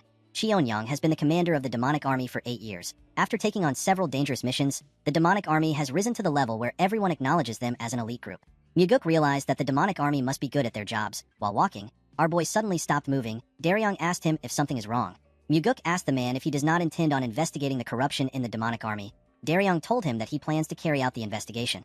Our boy told the man that he feels no form of enthusiasm from him in the way he walks and talks. Daryong explained to Muguk that he behaves like this because nothing will change even after they uncover the corrupt practices of the demonic army. Muguk was surprised to hear this. He wondered if the man was trying to tell him that the cult will not change unless the executives are changed. Our boy turned around and asked the man if he is not scared. Daryong assured our boy that he is not scared at all. Muguk revealed to the man that the last special investigation officer was killed while investigating. Daryong revealed to our boy that the previous special investigation officer was his direct superior. Muguk was shocked to hear this. He quickly turned around. The man told him that the superior was the person who taught him. Our boy was surprised to hear this. He was more surprised to see that the man did not have any form of sadness in his eyes when he spoke to him. In the next scene, we are taken to the demonic dragon court. We see 2 huge men guarding the entrance of the court. The men asked Muguk and Daryong to tell them where they came from. Daryong introduced himself as a special investigator officer from the Nirvana Pavilion. He asked the men to step aside. He told them that he has some business with the commander of the demonic army. Our boy was surprised to see how gutsy Daryong was. One of the men told Daryong that he does not look special even though he is a special investigator. A bald man told Daryong that he cannot go in unless he has permission from a higher-up. Daryong opened his book and brought out a document. He told them that it is an order document. The bald man asked Daryong to wait outside. He told him that he will report the situation to his superior. Daryong told the man that he does not need to waste his time. He explained to him that they came to meet his superior personally. The other man reminded Daryong that he cannot enter the court without permission from a higher-up. Daryong was annoyed to hear this. He asked the man if he is going to stop a special investigator that has an order document. The bald man told the investigator that he is spouting nonsense. He explained to him that he has to follow their rules regardless if he is a special investigator. Daryong was surprised to hear what the man said. The other man told Daryong that the only thing he is going for him is his title as a special investigation officer. He told Daryong that he is powerless without his title. The moment the man said this, Muguk asked the 2 of them if they know who he is. The men told him that they are aware of his identity. Muguk could not believe that the 2 men would act rudely to him despite knowing his identity. He walked up to them and attacked their balls at a frightening speed. The men held their balls and fell to the ground. Daryong was surprised to see what happened. Our boy asked him to stop standing. He told Daryong to show him the way. The man was startled when he heard our boy's voice. He quickly moved forward. Inside the building, Muguk and Daryong were stopped by the members of the demonic army. Daryong was annoyed to see this. He took out the document and asked the men if they are blind. He told them that they are standing in the way of an official investigation. He asked them to step aside if they do not want to rot in prison. None of the men were shaken by Daryong's threat. While the men were standing, a man asked his subordinate to tell him where the idiots who are causing a ruckus came from. Daryong introduced himself to the man and asked him to identify himself. The huge bald man introduced himself as Go Dang. He told Daryong that he is the demonic army's first corps captain. He called Daryong a douche and asked him if the introduction is good enough for him. Daryong used frequency transmission to tell our boy that Dang is the second in command in the demonic army. He revealed to Muguk that Dang is notorious for committing atrocious deeds, even among the demonic army. Dang walked up to Daryong and asked him to say something. Daryong was annoyed to hear this. He told the huge man that he is a special investigator from the Nirvana Pavilion that is on official orders. He asked Dang to watch how he speaks to him. Dang asked Daryong to tell him what he will do if he speaks rudely to him. The man explained to Dang that he and his teammates will be arrested on the charges of disrupting the investigation of the Nirvana Pavilion and insulting an investigator. Dang and his teammates began to laugh when they heard Daryong say he will arrest them. With a serious look on his face, the man told the investigator that he will like to see him try to arrest them. The moment he said this, Muguk greeted him and told him that it has been a long time. He asked the man if they last met at the last banquet. Dang did not understand what our boy was talking about. Before the man could say anything, Myuguk grabbed his hand and pressed it hard. The captain was shocked to see this. With a serious tone in his voice, our boy told the captain that they came to see the commander. He asked him to stop hazing them and let them through. While using frequency transmission, Myuguk assured the man that he will lose his hand forever if he tries to act up. While also using frequency transmission, Dang told our boy that certain people believe that swords don't work on them because they are of noble birth. Myuguk asked the man if he believes that he will be able to wield his sword with his hand. Dang told our boy that they can test it. He told him that he wants to see if his hand will fail or our boy's intestine will fall out. Unfortunately for the captain, he had to allow Myuguk and Daryong pass through. As he walked past the men, Myuguk told Dang that he will buy him a drink next time. The captain was annoyed to hear this. As they climbed the stairs, Daryong asked our boy if he knew the captain before. Our boy told him that it is his first time seeing the man. Daryong asked Myuguk to tell him why Dang would step aside for him. Our boy revealed to the investigator that he deliberately broke Dang's hand when he shook him. He told him that the captain will have to eat with only one hand for a while. Daryong was shocked to hear this. Our boy asked the man to stop overreacting. He asked him to lead the way. The man quickly walked forward. He told Myuguk that the office of the commander is on the 7th floor. When they arrived on the 7th floor, they met 3 men guarding the entrance. A man told them that they cannot enter the office of the commander unless they have an appointment with him. Our boy and Daryong were surprised to hear this. Myuguk asked the men if they are not already tired of their nonsense. He moved close to them and asked them to step aside. The man who appears to be the leader told him that they cannot move. Our boy took out the order document and showed it to the man. He told him that they are stopping the heavenly demon by stopping them. The man and his subordinates became nervous when they heard this. Myuguk told the man that he is allowed to look down on them, but he is not allowed to look down on the document. He asked them if they are okay with looking down on the cult leader. The men did not know what to say. They could only tremble in fear. While they were shaking, their commander asked them to let our boy in. In the next scene, we see an old man sitting on a chair. The man welcomed Myuguk. With a smile on his face, Cheon-young asked our boy to not be angry that his men were behaving rudely. He told him that his men are quite ignorant. Myuguk was surprised to see the leader of the demonic army. He could sense an unfathomable level of strength from the man. The energy the man was releasing made Daryong tremble in front of him. Myuguk asked Cheon-young to tell his men to read a book if they have the time to pick a fight with him. The man told our boy that the ignorant are brave. Myuguk explained to the man that this is an old adage. He told him that in recent times, those with knowledge are braver. This is because they are not only good at coming up with strategies, but they also become aware of what needs to be done. Cheon-young smiled when he heard this. He told our boy that he has fallen behind the times after growing old. Myuguk was surprised to see that the old man was staying calm even after he provoked him. Cheon-young asked our boy to tell him why he has been tasked with the investigation this time. Myuguk told the man that he was given the job because his father is trying to punish him. Cheon-young was surprised to hear this.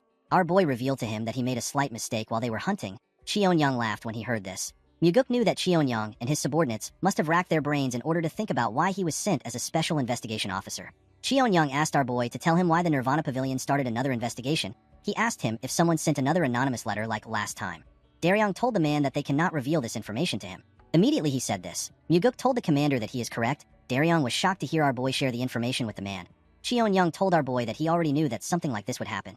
He explained to Myuguk that he receives all types of slander because he is the leader of the demonic army which comprises of ignorant and rough people. He told our boy that it is quite tiring. Myuguk assured the old man that they will finish their investigation as quickly as possible. He asked Cheon-young to be understanding if the investigation causes some inconvenience. The old man laughed when he heard this. He told our boy that he does not care since their relationship is quite strong.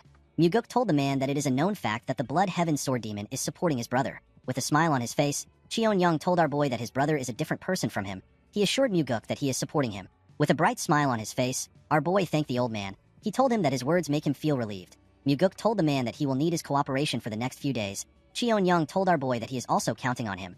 He assured Myuguk that he will prepare a place for him to stay after he leaves his office. The moment he said this, our boy and Daryong turned around and decided to leave. Before he could step out of the office, Cheon-young told him that he is worried about him. With a cold gaze in his eyes, Myuguk asked the commander if he is referring to the incident where the previous special investigation officer was killed. With a smile on his face, Cheon-young told our boy that he is not talking about the incident. He told him that the heavenly demon would never send his son to the demonic dragon court to die. He explained to Myuguk that he is simply concerned.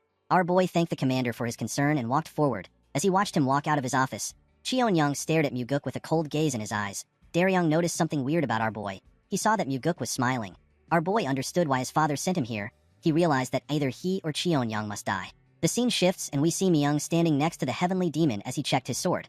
The advisor told the heavenly demon that the issue is not a small one. He told him that he should have been the one to handle the case instead of Myuguk. The heavenly demon revealed to his advisor that Myuguk told him that the cult has lost the path of a demon. Myung was surprised to hear this. It did not make sense to him that the heavenly demon would send Myuguk on such a dangerous mission simply for this reason. He asked his master to tell him why he gave the mission to our boy. While looking at his sword, the heavenly demon told his advisor that his son should be able to prove his words with his actions. Myung was shocked to hear this. The man seemed to have understood his master's intentions. The scene shifts and we see a dead bird hanging in the hallway of the demonic dragon court. The members of the demonic army were shocked to see the bird. They did not understand why the investigators would hang a dead crow in their hallway.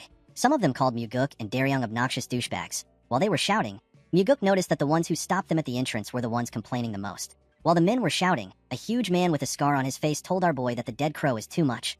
Muguk asked the man for his identity. The huge man introduced himself as the third corp captain of the demonic army, with a look of anger on his face. The man told our boy that his name is Jang Ho. While using frequency transmission, Daryong revealed to Muguk that Jang Ho is known to have the strongest martial arts prowess among the corp captains. He is also known to have a bad temper. Our boy asked the captain if he has any complaints. Jang Ho was annoyed to hear this. He pointed at the crow and asked Muguk to tell him why he would put something that is so auspicious where people pass through. With a smile on his face, Muguk revealed to the man that someone threw the crow on his bed while he was sleeping. He told Jang Ho that he hung the crow because he thought it was a cultural thing. The captain told our boy that he could have simply punished the person who put the crow in his bed instead of doing something so weird. Muguk glared at the man when he heard this. With a smile on his face, our boy told the captain that he will start with him. Jang Ho did not understand what our boy was talking about. He asked Muguk to tell him what he means. Our boy told Jang Ho that he will start the investigation with him. The man was surprised to hear this. He asked our boy to tell him why he chose him. Muguk ordered Daryong to submit all Jang Ho's records. He told him to get anything relating to his finances and all his movements. The man was annoyed to hear this. He walked up to Muguk and told him that he does not have the power to do something like that. Our boy glared at the man and told him that he has the power to do it. The moment he said this, Jang Ho used his leg to smash the ground out of anger. Muguk told the captain that he is free to get riled up if he wants. He asked him to not forget that he could be charged with treason if he stands in the way of their investigation. The moment he said this, the members of Jang Ho's team quickly rushed to stop him. They begged him to stop. While the men were begging him, Muguk told him that the investigation will start with him. With a look of anger on his face, Jang Ho told our boy that he will see things to the end. The scene shifts and we see the investigators and Jang Ho inside a room. After staring at the captain for a while, Muguk asked the man to tell him how long he will keep testing him. Jang Ho asked our boy to tell him what he means.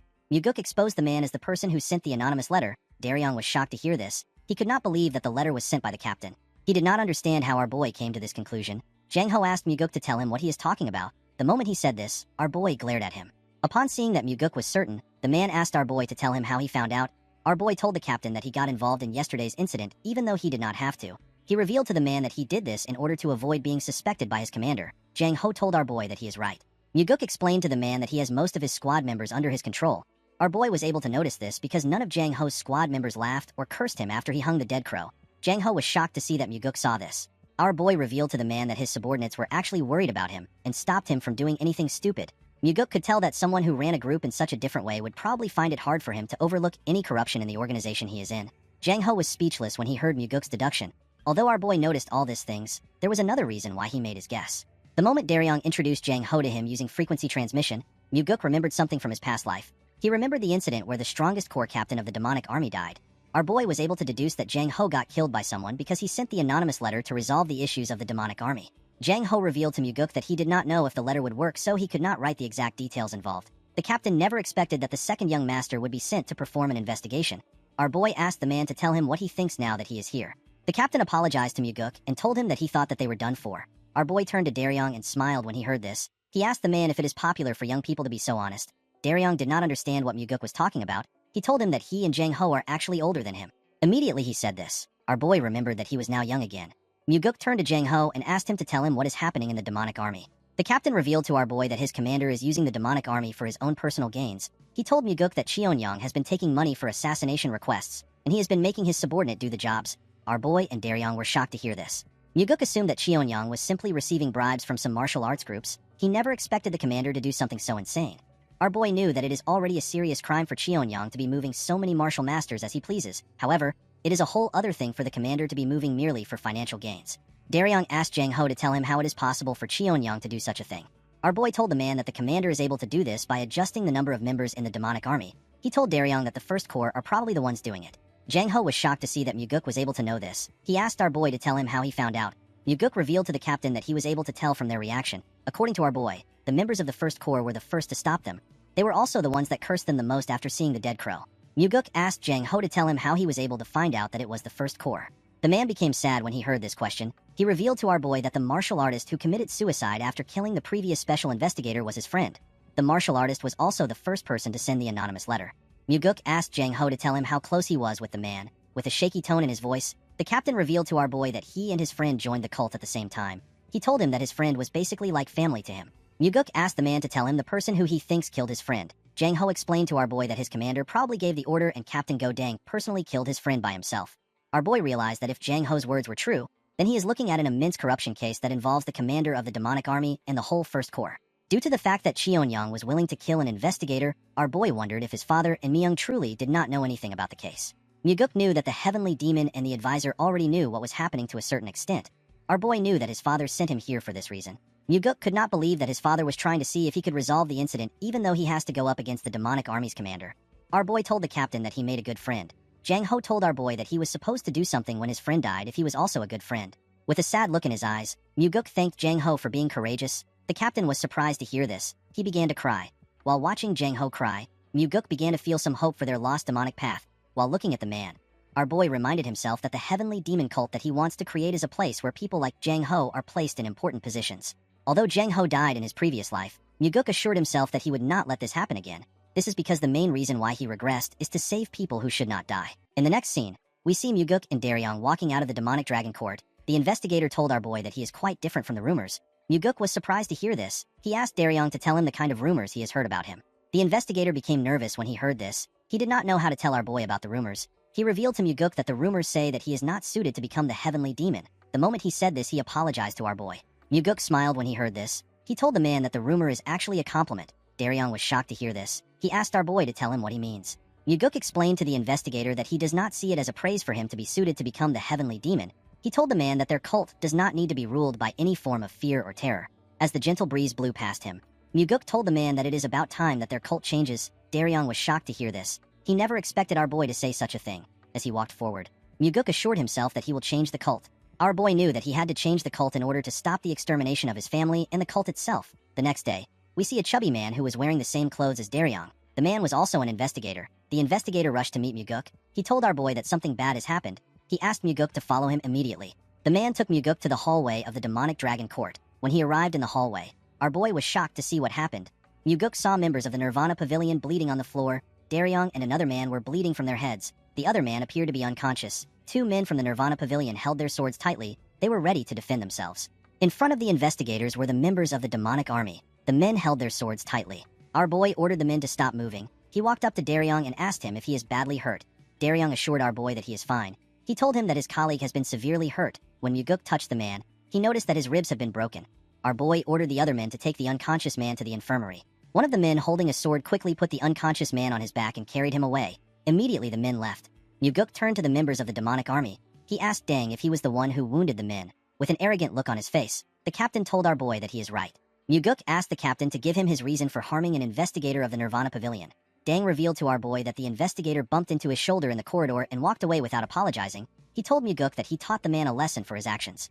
Myuguk could easily see through Dang's words. He told the man that he is certain that he bumped into the investigator on purpose. He told Dang that he would have never let the man go even if he apologized. Instead of denying this allegation, Dang laughed and told our boy that he is correct. The moment he did this, Myuguk told him that they are poison.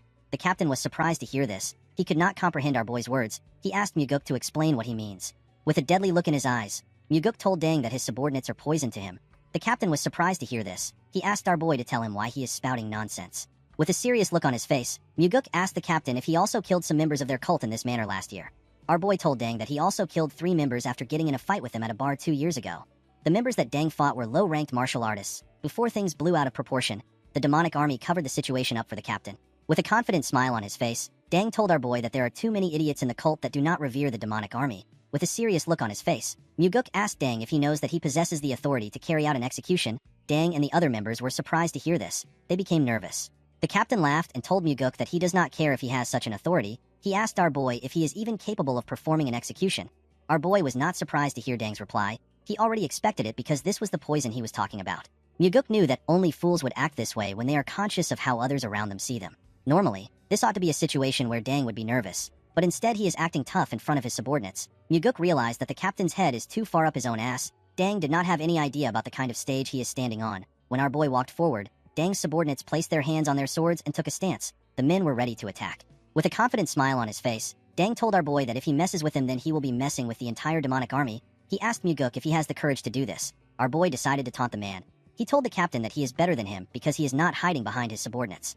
The captain raised his right hand. He told Myuguk that he is injured because of a certain coward. He asked our boy to count himself lucky. Our boy raised his right hand up. He told Dang that he will not use his right hand. He asked the man if he will fight with him now. The captain was surprised to hear this. He told our boy that he will probably tell the heavenly demon what happened after he gets injured. Dang's teammates laughed when they heard this. Muguk swore to the captain that he will not hold him responsible for whatever happens. He assured him that nothing will happen to him even if he dies here. Daryong was surprised to hear this. He did not understand what Muguk was trying to do. Dang smiled when he heard this. He picked up his sword with his left hand and told our boy to start the fight. The moment he said this, Daryong used frequency transmission to reveal to Muguk that the captain is ambidextrous. He told him that Dang can use a sword with his left hand as proficiently as he can with his right hand. Our boy realized that this was the reason why the captain was confident. Muguk placed his sword in his left hand and took a stance. Daryong and the members of the demonic army were surprised to see our boy's smooth stance. The moment he took his stance, Dang swung his sword at him. Our boy managed to easily dodge the attack. The captain's sword hit the floor and destroyed the bricks. Dang quickly turned to his side and tried to stab Muguk, who was close to the wall. Our boy easily dodged the man's attacks and landed on the floor. The moment he landed on the floor, Muguk changed his stance and used his sword to cut off Dang's left hand. The arrogant man screamed out in pain. While he was screaming, Muguk hit his sword hilt on his face. The attack destroyed the man's face. As blood gushed out of his nose, the captain fell to the ground. The members of Dang's group were annoyed to see this. They unsheathed their swords and rushed to protect their captain. Daryong was shocked to see this. He called out to our boy. Muguk turned around and simply swung his sword once. His attack killed the 3 men in front of him. He stabbed them in different parts. The men could not even react. They all fell to the ground. Daryong and the other members of the demonic army were shocked to see this. Muguk told the rest of the members that the crime of the men who just died was treason. The other men became nervous when they heard this. While our boy was staring at the men, he hears someone begging him to spare him. When our boy turned around, he saw Dang trembling on the ground. Muguk asked the idiot if he knows what happened to the families of the people he killed in the fight at the bar. The captain did not know what to say. Our boy was not surprised to see this. He knew that the man did not care. Muguk told the idiot that the families lost their father, son, and husband. He asked Dang if this families will be able to continue to live a normal life. Dang began to tremble when he heard this. He told our boy that he was wrong. Muguk asked him to shut up. He raised his leg up and used it to crush Dang's head. The members of the demonic army and Daryong were shocked to see this. They never expected our boy to kill the captain. With a horrifying look on his face, Muguk asked Dang's dead body to tell him who gave him the right to kill the members of the cult. In the next scene, we see a beautiful woman playing a musical instrument. Some women were dancing to the music which the instrumentalist was playing. The women were in the same room as Muguk and the demonic commander. Cheon Young poured our boy a drink. He asked Muguk about the trouble he got into while he was downstairs. Our boy explained to the man that he got into a conflict which was not intentional. The demonic commander said that it is a bit sad that his first corps captain was killed. He told our boy that he has no choice but to let Dang go since there were so many questionable things about him. Muguk was surprised to hear this. He realized that Cheon-young is a complete trash. He could not believe that the commander would badmouth someone who served him. Instead of trying to avenge the captain, Cheon-young was trying to make him out as a criminal. After taking a sip of his drink, the commander explained to Muguk that although Dang was killed in an investigation, he is still a captain of the demonic army. The commander told our boy that he will be in a tough spot if his group decides to make an issue out of it. Cheon-young put his cup down and told Muguk that it will be better to bring the whole case to a close. The commander assured our boy that the death of a captain and 3 of his subordinates should be enough to close the case. Our boy thanked the man for his consideration. With a worried look on his face, Muguk told the man that he will also like to close the case on a good note. He revealed to Cheon-young that he has only one problem. The man glared at Muguk when he heard this. He asked our boy to share the problem with him. Muguk revealed to the man that he has no evidence. He explained to the commander that he came for an official investigation, but he has nothing to give to his superior. Cheon-young poured more liquor into his cup and asked Muguk if he cannot just create some evidence. Our boy explained to the man that this will not be possible. He told Cheon-young that in the letters they receive, they were told that external requests were carried out for money. Muguk told the man that they cannot easily cover the issue. With a serious look on his face, our boy told the man that evidence is required to close the whole investigation. Of course, what Muguk really wanted was for the commander to give him enough evidence to close the case. In the next scene, we see Daryong surprised to see our boy. The man asked Muguk to tell him why he came to such a place. Our boy did not know why Daryong was surprised. He told him that he came to see an injured man. Daryong explained to Muguk that the demonic physician is currently treating his colleague. He thanked our boy for asking the demonic physician to come for his colleague. Muguk reminded the man that they are colleagues even if he is just a temporary investigator. Daryong was surprised to hear this. While they were talking, someone asked if our boy had arrived. An old man stepped out of the patient's room. This man is the demonic physician. He is the most skilled physician in the cult. He does not treat everyone in the cult. He only takes care of a few important people within the cult. Muguk asked the old man about how the investigator is doing. The physician revealed to our boy that the man's life is not in danger. He told Muguk that the investigator will have to recuperate for a while before he can return to work. Our boy explained to the physician that the man was hurt while he was faithfully carrying out his duties for the cult. Muguk asked the old man to use the best medicine for the investigators. The demonic physician assured our boy that he will do his best. While he was talking to the old man, Muguk noticed something weird. Our boy did not understand why the investigators were smiling brightly at him. He wondered if something is wrong. While smiling warmly, the chubby investigator thanked our boy for his help. After hearing the men's thanks, Muguk stepped out of the room. The scene shifts and we see our boy and Daryong walking in a hallway. The investigator asked our boy to tell him what the demonic commander said.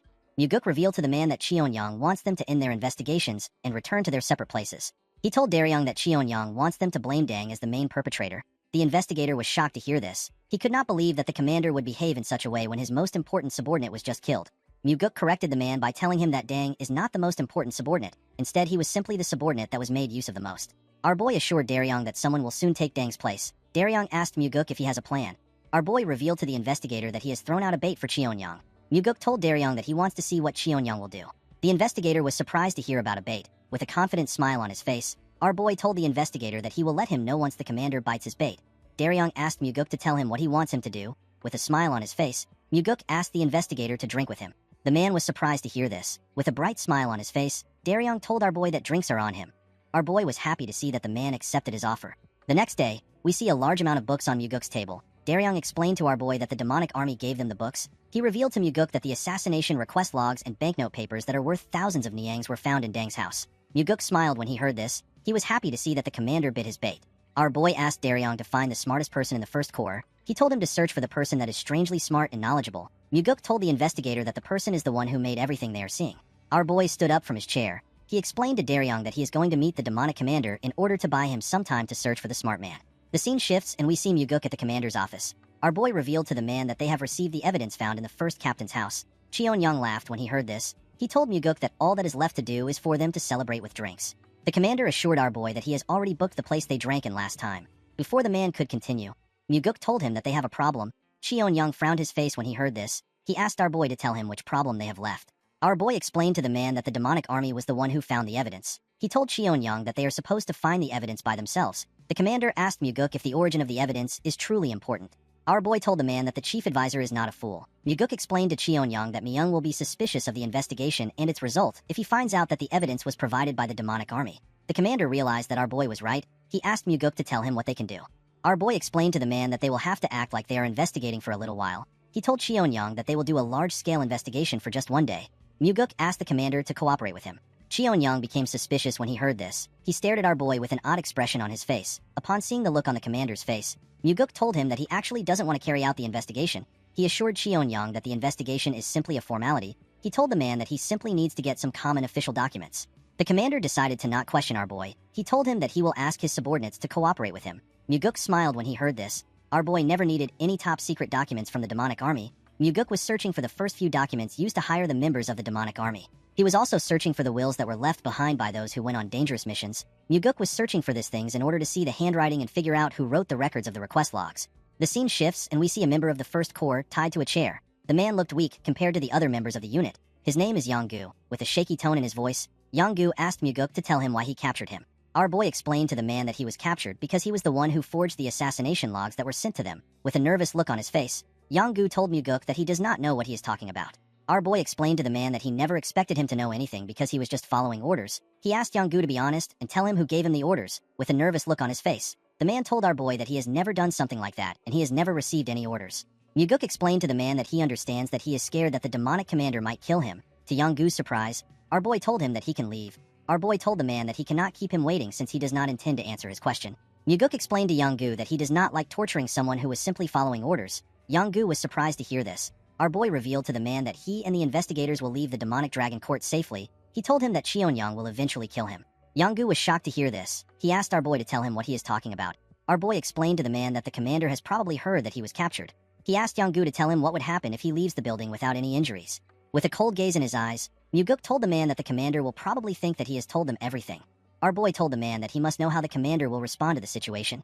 Yonggu became terrified when he heard this. In the next scene, we see Daryong talking to our boy. The investigator told Muguk that Jang Ho already informed them that Cheon-young was the one who ordered the killing of the Nirvana Pavilion investigator and one of his peers. According to the investigator, the person who carried out the order was Go Dang, who is already dead. The demonic commander also committed numerous atrocious deeds. Daryong told our boy that the commander has killed a lot of people. However, Cheon-young will never let himself simply get arrested. Muguk revealed to the investigator that he does not plan to arrest the commander. Daryong was surprised to hear this. With a cold gaze in his eyes, our boy told the investigator that he will kill Cheon-young. Daryong was shocked to hear this. Our boy explained to the man that the Blood Heaven Sword Demon will make a move if the demonic commander is arrested. There is no way he will watch his own brother get executed. The situation will become far too complicated if the old man gets involved. Muguk explained to the investigator that there will be plenty of forged evidence to show that no one ordered Dang to commit any of the crimes. All the crimes will be pinned on Dang, and there will be a lot of slandering and scheming in regards to our boy. Most importantly, if the commander is allowed to leave, there will be people who will be killed to keep the silence about the crime. Muguk told the investigator that Jang Ho, who wrote the letter, will eventually be killed. All the members of the Third Corps will also be killed for trying to protect their leader. Our boy assured Daryong that he is also on the list. The man was terrified to hear this. With a serious look on his face, Muguk explained to Daryong that the situation will be different if the demonic commander dies in the process of being arrested. The only thing that would be left to do is to prove his crimes. Daryong became nervous when he heard this. He asked our boy if he will be okay. He told him that the Blood Heaven Sword Demon will definitely seek revenge. Muguk stood up and told the man that not everyone will seek revenge when their family dies, especially someone like the Blood Heaven Sword Demon. The old man is not the kind of person who would waste his life on revenge. Daryong saw our boy walking towards the door. He asked him to tell him where he is going. With a smile on his face, Muguk told the man that he is going to kill the commander of the demonic army. Daryong was shocked to hear this. He asked our boy if he is going right now. In the next scene, we see Muguk drinking with the commander in a room. Our boy told the man that they were able to complete the investigation with his help. Cheon-young told our boy that he is happy that the investigation is over. He told Muguk that he is sad that he has to part ways with him now that the investigation is over. Muguk assured the commander that he will definitely repay his goodwill in the future when he becomes the successor. Cheon-young told our boy that he is the one who is indebted to him. He told Muguk that he will not forget the goodwill he showed him by finishing the investigation without any issues. Our boy smiled when he heard this. He was certain that Cheon-young will never forget about this incident. He knew that such a greedy man will never forget about the huge losses he got in the incident. Muguk raised a bottle and told the man that they should drink to the end of the investigation. Cheon-young smiled and raised his cup. While pouring some liquor for the man, Muguk asked the man to tell him why he did it. The commander asked our boy to tell him what he means. With a cold gaze in his eyes, Muguk reminded the commander that he should already have more than enough money to use until he dies of old age. Our boy asked the man to tell him why he is so greedy to the point that he would use the demonic army to take in requests for money. Cheon-young was shocked to hear this. He placed his cup down and told our boy that he does not know anything about that. He told Muguk that he will have to ask the dead First Corps captain his question. Our boy smiled when he heard this. He told the commander that a puppet cannot know anything. With a serious look on his face, Cheon-young asked our boy to tell him what he is talking about. With a smile on his face, Muguk told the man that he is curious about what he thinks. Our boy explained to the man that he does not expect much from him since there is nothing but pitch darkness within him. He told Cheon-young that his body must be filled with greed that will never cease to want more. Cheon-young crushed his cup when he heard this. With a terrifying smile on his face, the commander asked Muguk if he has lost his mind. Our boy took a sip of his liquor and told the commander that he is the one who is crazy for taking on so many assassination requests. The moment he said this, Cheon-young released his energy. He told Muguk that he has had enough of his nonsense. He used his energy to crush the table and the things around him. Our boy was not even surprised. He simply drank his drink and stared at the man. While Cheon-young was glaring at our boy, he noticed something weird. When the man looked down, he saw a sword sticking out of his chest. Muguk had used the fifth technique of the soaring sword art. The technique is known as the Heavenly Strike. After finishing his drink, our boy threw his cup down and broke it. He stood up and told Cheon-young that he is under arrest for the charge of misusing the demonic army for his own personal reasons and over 20 murders, or the instigation of those murders. The commander smiled when he heard this. He told Muguk that he never planned to arrest him. Muguk smiled when he heard this. He told the man that he is still going to get executed anyways. He asked Cheon-young to leave the world for the sake of those who will live on. The moment he said this, our boy grabbed his sword and pulled it out of the commander. The man spat out some blood and lost his strength. In the next scene, we see the investigators and members of the Third Corps in the room. Everyone was shocked to see what was in front of them. They were horrified to see the commander's dead body on a chair. Muguk told the people in front of him that the commander of the demonic army died in the process of resisting arrest for the grievous crimes he committed. The men did not know how to react to this statement. Our boy asked Daryong to arrest all the members of the First Corps and imprison them. He told the man that the case will be investigated officially. The investigator accepted Muguk's order. Our boy called out to Jang Ho. He told him that all those under him, excluding any First Corps members, are to help the Nirvana Pavilion investigators to arrest the First Corps. Muguk explained to the men that he has received the authority to take full charge of the matter. He told them that his orders are equal to the Heavenly Demon's orders. Muguk told the men that they are to execute his orders immediately. Jang Ho put his hand together and accepted our boy's orders. Daryong and Jang Ho were both nervous after they received our boy's orders. Muguk smiled when he saw the look on the men's faces. The scene shifts and we see Muguk walking into the Heavenly Demon Pavilion. Inside the pavilion, we see the Heavenly Demon, the Chief Advisor, and the Blood Heaven Sword Demon. As Muguk walked towards the men, he noticed that the Blood Heaven Sword Demon was staring at him.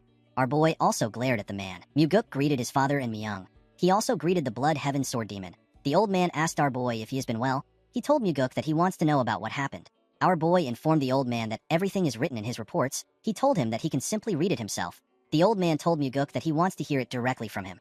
Our boy was surprised to hear this. He turned to his father and the advisor. Due to the fact that they were simply observing, Muguk realized that they wanted to hear his reply. Our boy explained to the Blood Heaven Sword Demon that they found out that his brother had committed grievous crimes. He told the man that the commander tried to kill him in the process of arrest. He apologized to the Blood Heaven Sword Demon for his brother's death. The old man assured our boy that it is fine. He told him that his brother deserves to be punished if he committed a crime. The man told Muguk that he doesn't understand something. With a serious look on his face, the Blood Heaven Sword Demon explained to our boy that although his brother is pathetic, he is not so foolish enough to attack him when his crimes have been exposed. Upon hearing this, Muguk realized that the commander must have asked his elder brother for help after he was caught. Our boy could tell that the Blood Heaven Sword Demon probably knows that he killed his brother and was trying to nip the problem in the bud. Our boy told the old man that he also did not understand what happened. He explained to him that his brother probably couldn't accept the fact that he was caught by someone younger than him. The Blood Heaven Sword Demon revealed to Muguk that he saw his brother's body before he came there. He told our boy that his brother was stabbed in the chest with a single strike. He commended Muguk for having an exceptional martial prowess. He could not believe that our boy was able to kill his brother in just one strike. Our boy told the man that this is thanks to his father. He explained to the Blood Heaven Sword Demon that Cheonyang was not able to use his full strength because he was agitated. With a smile on his face, the old man thanked Muguk for telling him the truth. He told him that he feels quite relieved. Our boy told the man that he actually feels sorry. While talking, Muguk noticed that Kiampa was not even showing any signs of anger.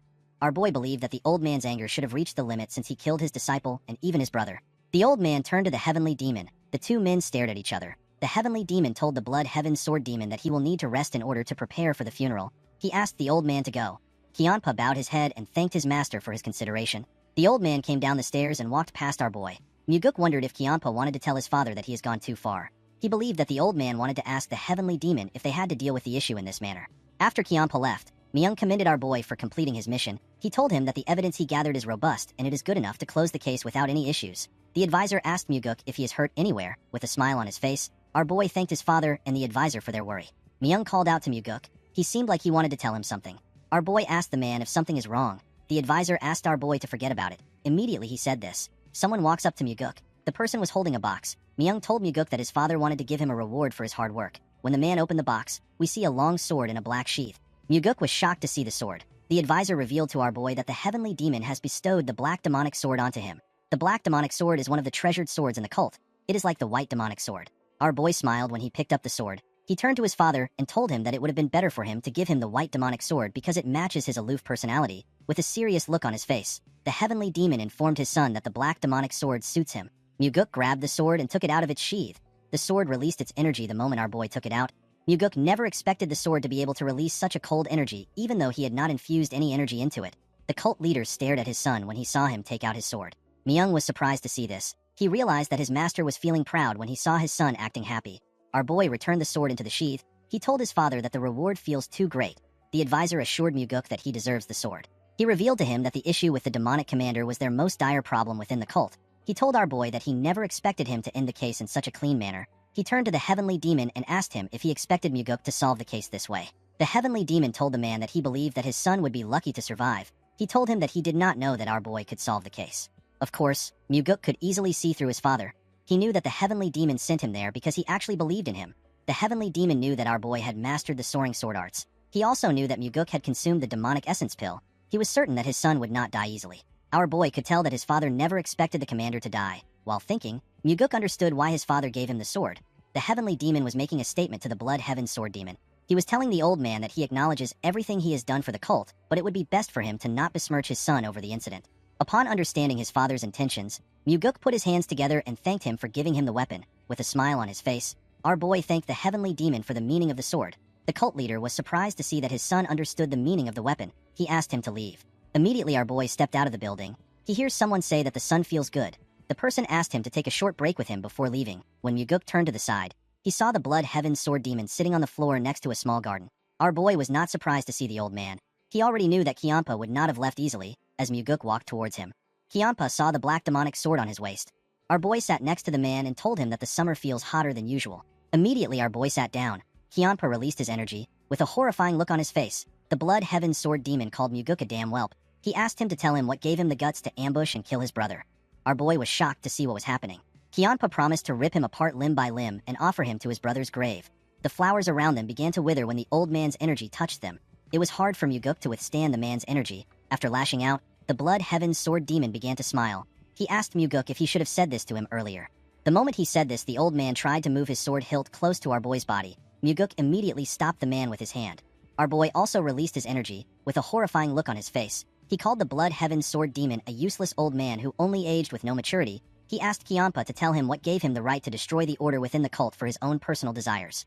Muguk told the old man that he will chop up his body and pound it into dust if he does anything for his corrupted brother. The Blood Heaven Sword Demon was shocked to feel our boy's energy. He never expected him to also behave the same way as him. Immediately our boy said this. He took away his energy. With a smile on his face, Muguk informed the old man that he would have responded in this manner if he had spoken like that. The Blood Heaven Sword Demon was quite shocked to see this. He began to laugh like a crazy person. The energy of his laughter was quite strong. Muguk had to cover his ears. Other people in the cult could also feel the energy. He turned to our boy when he stopped laughing. He told him that he should have gone easy on his brother for his sake. Muguk revealed to the man that he did his best to finish things nicely. He explained to him that he wanted to end things by letting Cheonyang step down from his position. Our boy told the old man that his brother crossed the line far too much. It was as if the line never existed for him. Kyampa accepted Muguk's explanation. Muguk could tell that the Blood Heaven Sword Demon knew about his brother's corruption within the demonic army. He asked the old man to tell him why he did not do anything about it.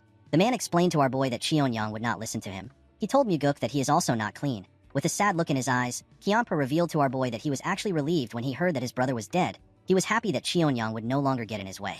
Muguk was shocked to hear this. He never expected the Blood Heaven Sword Demon to be honest about his relationship with his brother. Our boy told the old man that he understands how he feels. Kyampa was shocked to hear this. Our boy explained to him that he will probably feel the same way if he heard that his older brother died. He said that he would be relieved that he does not have to kill his brother himself. Kyampa could not believe what he was hearing. He could tell that Muguk was being serious due to the cold look on his face. Our boy wondered what the Blood Heaven Sword Demon saw when he looked at him. The old man seemed to have noticed something about Muguk. He stood up and said that they will have a hot year. As he walked away, Kyampa told our boy that he is lucky that he is not weak to heat. Muguk glared at the old man as he watched him walk away. He could not figure out what the Blood Heaven Sword Demon was thinking. Even though he said that he was relieved about his brother's death, it did not change the fact that our boy was still his brother's killer. Muguk believed that the man might still be scheming to kill him. Our boy looked up and wondered if the old man might let things float away like the clouds, regardless of what happened. Muguk did not regret his decision. The scene shifts and we see our boy in his training room. Muguk unsheathed his sword. The initial moments after receiving a new sword are important. A sword communes with its warrior. A supreme sword like the black demonic sword communes on a level that is far deeper than other swords. Although a sword won't reject its warrior, if the communion doesn't go well, the full martial prowess of the sword cannot be unleashed. Muguk smiled when he moved the sword close to himself. He greeted the sword and told it that he is now its master. The moment our boy said this, he took a stance. Muguk took a deep breath and decided to infuse his energy into the sword. Immediately he did this. The sword began to release his energy. Muguk was shocked to see this. He could tell that this was different from usual. Our boy liked the new feeling. He decided to train with the weapon. He showed his new weapon his sword technique. While carefully moving his sword, Muguk told the black demonic sword that they will be surviving with this technique for a while. He promised to show his sword in incredible martial arts later on. Our boy continued training till night. When his bodyguard brought him some food, she saw that her master was focused. She decided to not disturb him. Muguk continued to test the sword without resting. The next day, we see our boy step out of his house. When Muguk raised his head up, he saw something shocking. Our boy saw a large amount of martial artists gathered at his doorstep. This martial artists were the sword demons. Muguk did not know if the Blood Heaven Sword Demon asked his men to come or if they came on their own. As the men began to release their energy, our boy could tell that they were hostile towards him. They were all unleashing their demonic energy in his direction. Our boy knew that he could get internal injuries if he takes on this level of demonic energy. The sword demons pushed their energy at our boy. Muguk grit his teeth and stood his ground. He realized that the sword demons were trying to intimidate him and make him into a coward that cannot leave his house. While struggling, our boy remembered something. He quickly activated a technique known as Meridian Strengthening Technique. Immediately he did this. His body began to glow. This technique is a secret technique used to strengthen the meridian by having multiple martial artists discharge their energy and strike every part of the target's body. The more martial artists there are, the more efficient the technique will be. Muguk believed that this is the best opportunity for him to use the technique to become stronger. Our boy grit his teeth as the sword demons pushed their energy into him. He wanted the men to give him more energy. As they pushed their energy into him, Muguk slowly walked down the stairs as he absorbed the energy. The sword demons were shocked to see this. They could not believe that our boy could actually walk in this situation. The energy passed through Muguk's veins. While he was walking, the meridian strengthening technique passed through the second stage and was advancing to the third stage. Our boy did not falter. He closed his eyes and continued to absorb the energy of the sword demons. He craved for more energy. The sword demons became nervous when they saw Muguk moving. They could not comprehend what was happening. The men had already slowly began to lose their strengths. Muguk continued to take in their energy. His meridian strengthening technique passed through the fourth stage and was now heading for the fifth stage, which is the last stage. While he was waiting for the technique to reach the final stage, our boy noticed that he could no longer sense any energy. When he opened his eyes, he saw that the sword demons were no longer releasing their energy. The men all seemed to be scared of our boy. The man that stood in front of Muguk was quite nervous. With a cold gaze in his eyes, our boy glared at the man. The poor guy became more nervous when he saw the look on his face. He and the other sword demons cleared a path for Muguk. Our boy walked past the martial artists. While walking forward, Muguk smiled. He was happy to see that the sword demons had acknowledged his strength. The scene shifts and we see our boy at the Heavenly Demon Pavilion. He was staring at his father's chair. While he was looking at the chair, someone asked him if he wants to sit down. Muguk was surprised to hear the person's voice. He was shocked to see that it was the Heavenly Demon. Muguk did not know when the man arrived into the pavilion. He told his father that he does not want to be trapped by the chair. The Heavenly Demon asked his son to stop trying to sound sophisticated again. He climbed the stairs and asked his son to come up. When Muguk climbed the stairs, his father asked him to sit down. The moment our boy sat down, the Heavenly Demon asked him to tell him how it feels. Muguk looked around the building from the top. He turned to the side and looked at a statue of a demon which was next to him. Our boy told his father that he thought he would feel excited. Instead, he actually doesn't feel anything. The Heavenly Demon revealed to his son that he also felt the same way. Muguk remembered that his father had to kill numerous people, and even his own brother to climb up to the seat. He wondered about what his father felt if it was not excitement. While our boy was thinking, his father revealed to him that the sword demons went to look for him on their own. He told him that Kyampa never asked them to do anything. Muguk was surprised to hear this. He did not expect his father to know about what happened. Our boy explained to the Heavenly Demon that he acted like he was strong when he was enduring the energy they threw at him. He refused to be suppressed by them. However, after Muguk left that place, he began to tremble. The Heavenly Demon asked his son if the sword demons were really that scary. Our boy clenched his fist and told his father that he was scared that his judgment was wrong. According to Muguk, if any one of the sword demons got agitated and tried to fight him, he might have died there. Even if he survives, he wouldn't have been able to become the successor after he killed the sword demons. Our boy revealed to his father that he is scared of the fact that there could be another moment when he is to make a decision where everything is on the line. Muguk told his father that he actually missed him when he had these thoughts. Our boy did not understand why he would miss his father. It did not make sense to him. The Heavenly Demon informed his son that demonic humans do not look back. Instead, they look forward and advance. Our boy was surprised to hear this. He could not believe that his father was trying to comfort him with words. Muguk smiled when he thought of this. Our boy turned to the statue and told his father that he has been thinking about something else. He advised his father to change the demon statue into a statue of a beautiful woman. He told him that they can create a statue of the famous Central Plain Four Flowers. With a smile on his face, Muguk wanted to give his father more suggestions. He quickly closed his mouth when he saw the look on his father's face. The Heavenly Demon looked at his son as if he was spouting nonsense. Muguk immediately stood up. He told his father that it is better for him to leave before he continues to spout nonsense. Our boy walked down the stairs. Before he left the pavilion, Muguk turned around. With a cold gaze in his eyes, our boy asked his father if he can kill the Blood Heaven Sword Demon.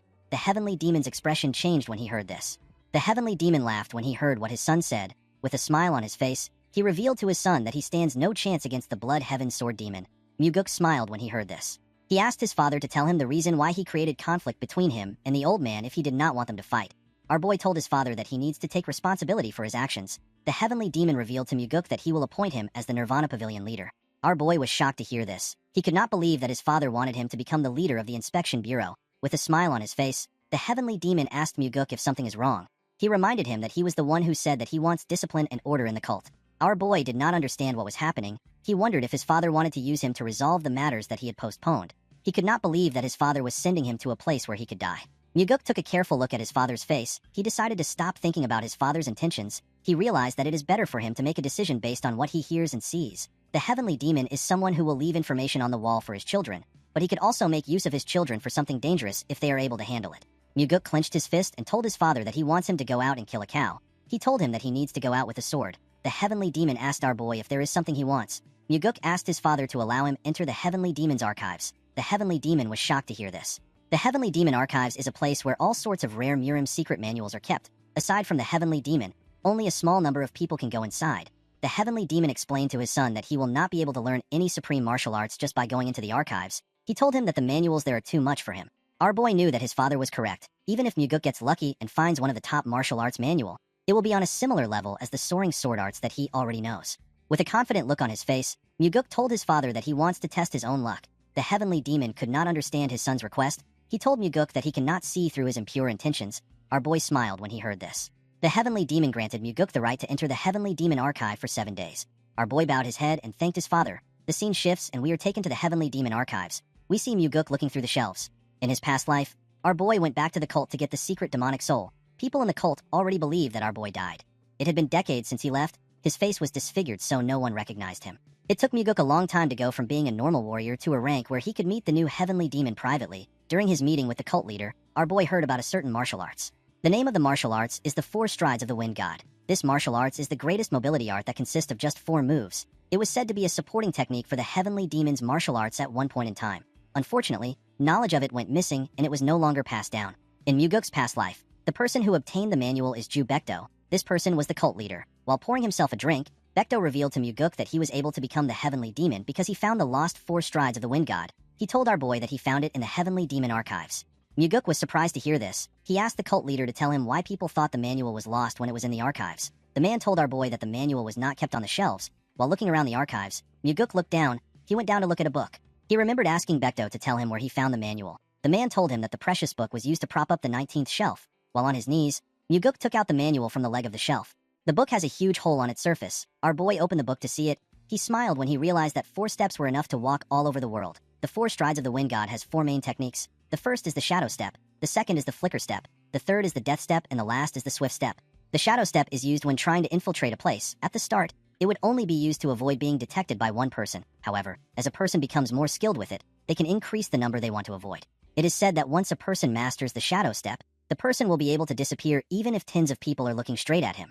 The flicker step is used for defense. It is a technique that will definitely help you find a way to escape, even when an unavoidable attack is coming towards you. The death step allows a person to charge into the enemies. The person can then pierce through or neutralize any defense. The swift step is said to be a technique that is so fast that the word fast is an understatement. Muguk sat in a lotus position and began to practice this techniques. 7 days later, we are taken to the heavenly demon pavilion. Muguk bowed his head and told his father that he has returned. The heavenly demon asked his son to tell him what he learned in the heavenly demon archives. With a smile on his face, our boy revealed to his father that he learned a mobility art. The heavenly demon asked his son to tell him which mobility art he learned. Our boy told his father that he learnt the 4 strides of the Wind God. The heavenly demon was shocked to hear this. He asked his son to not play with him. He asked him if he learned the shadow step, which is said to be lost. Muguk explained to his father that he does not have the guts to lie to him over something like this. The heavenly demon asked our boy to show him what he learned. Muguk asked his father to tell him what he will give him if he shows him his technique. The heavenly demon told his son that he will spare his life. Our boy smiled when he heard this. He closed his eyes and released some of his energy. The moment he opened his eyes, he activated the shadow step technique and disappeared in front of his father. The heavenly demon was shocked to see this. He quickly got up from his throne. He could not believe that he was seeing different afterimages of his son in his pavilion. The heavenly demon asked Muguk to tell him where he learned the 4 strides of the Wind God. Our boy told his father that he learned it in the heavenly demon archives. The moment he said this, his father appeared in front of him. With a scary look on his face, the heavenly demon asked Muguk to not lie to him. With a cold gaze in his eyes, the heavenly demon told his son that the 4 strides of the Wind God did not exist within the heavenly demon archives. Muguk assured his father that he learned it there. The heavenly demon smiled when he heard this. He could not believe that his son wanted to continue lying. Our boy asked his father if he is certain that the book was not there just because he read a large amount of manuals in the archives. Muguk explained to him that the manual could have been in another shelf which does not belong to the mobility art section. The heavenly demon became more suspicious of his son. He asked Muguk if he knew that the 4 strides of the Wind God was in the archives. Our boy explained to his father that he was trying to learn another martial arts when he coincidentally found the manual. The heavenly demon did not seem to completely believe his son. However, he could not easily read our boy's face. He asked Muguk to tell him where the book was. Our boy revealed to his father that the book was used to support the bottom of a shelf. He told him that he found the book when he tried to make the shelf straight.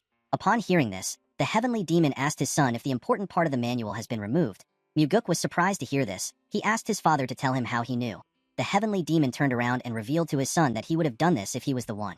Before walking back to his chair, the heavenly demon asked his son to tell him the steps. Our boy smiled when he heard this. He already knew that this would happen. Muguk's goal is not to defeat his father and become the heavenly demon. Instead, it was to kill Wamugi and to save everyone in the heavenly demon pavilion. Our boy actually planned on helping his father travel the world and enjoy his life before he steps down as the heavenly demon. Muguk did not have any issues with teaching his father the 4 strides of the Wind God. With a smile on his face, our boy told the cult leader that he does not want to teach him the 4 strides of the Wind God.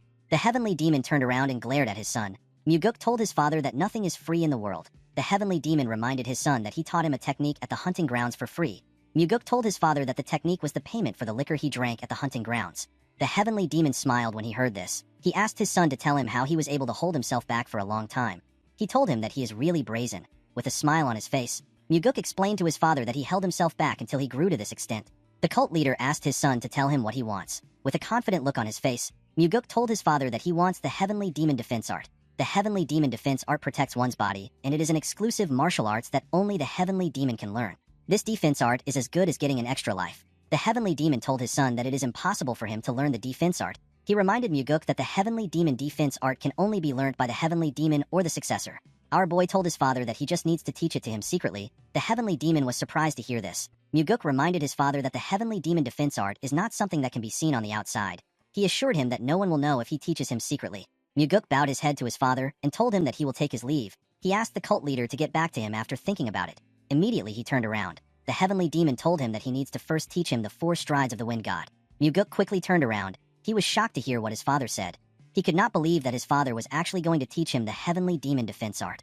Our boy asked the Heavenly Demon if he can teach him now. The cult leader smiled when he heard this. He asked his son if he is not suspicious. He asked Muguk if he is not afraid that he will not teach him the Heavenly Demon defense art after learning the 4 strides of the Wind God. With a smile on his face, our boy told his father that he is not worried. He explained to him that he is not a parent who would do something so embarrassing in front of his own son. The Heavenly Demon was surprised to hear this. He asked his son to tell him the steps. The moment he heard this, our boy began to recite the manual. The Heavenly Demon closed his eyes and released a small portion of his energy. He circulated his energy while following his son's instructions. When he was done, he opened his eyes. Muguk asked his father if he should say it one more time.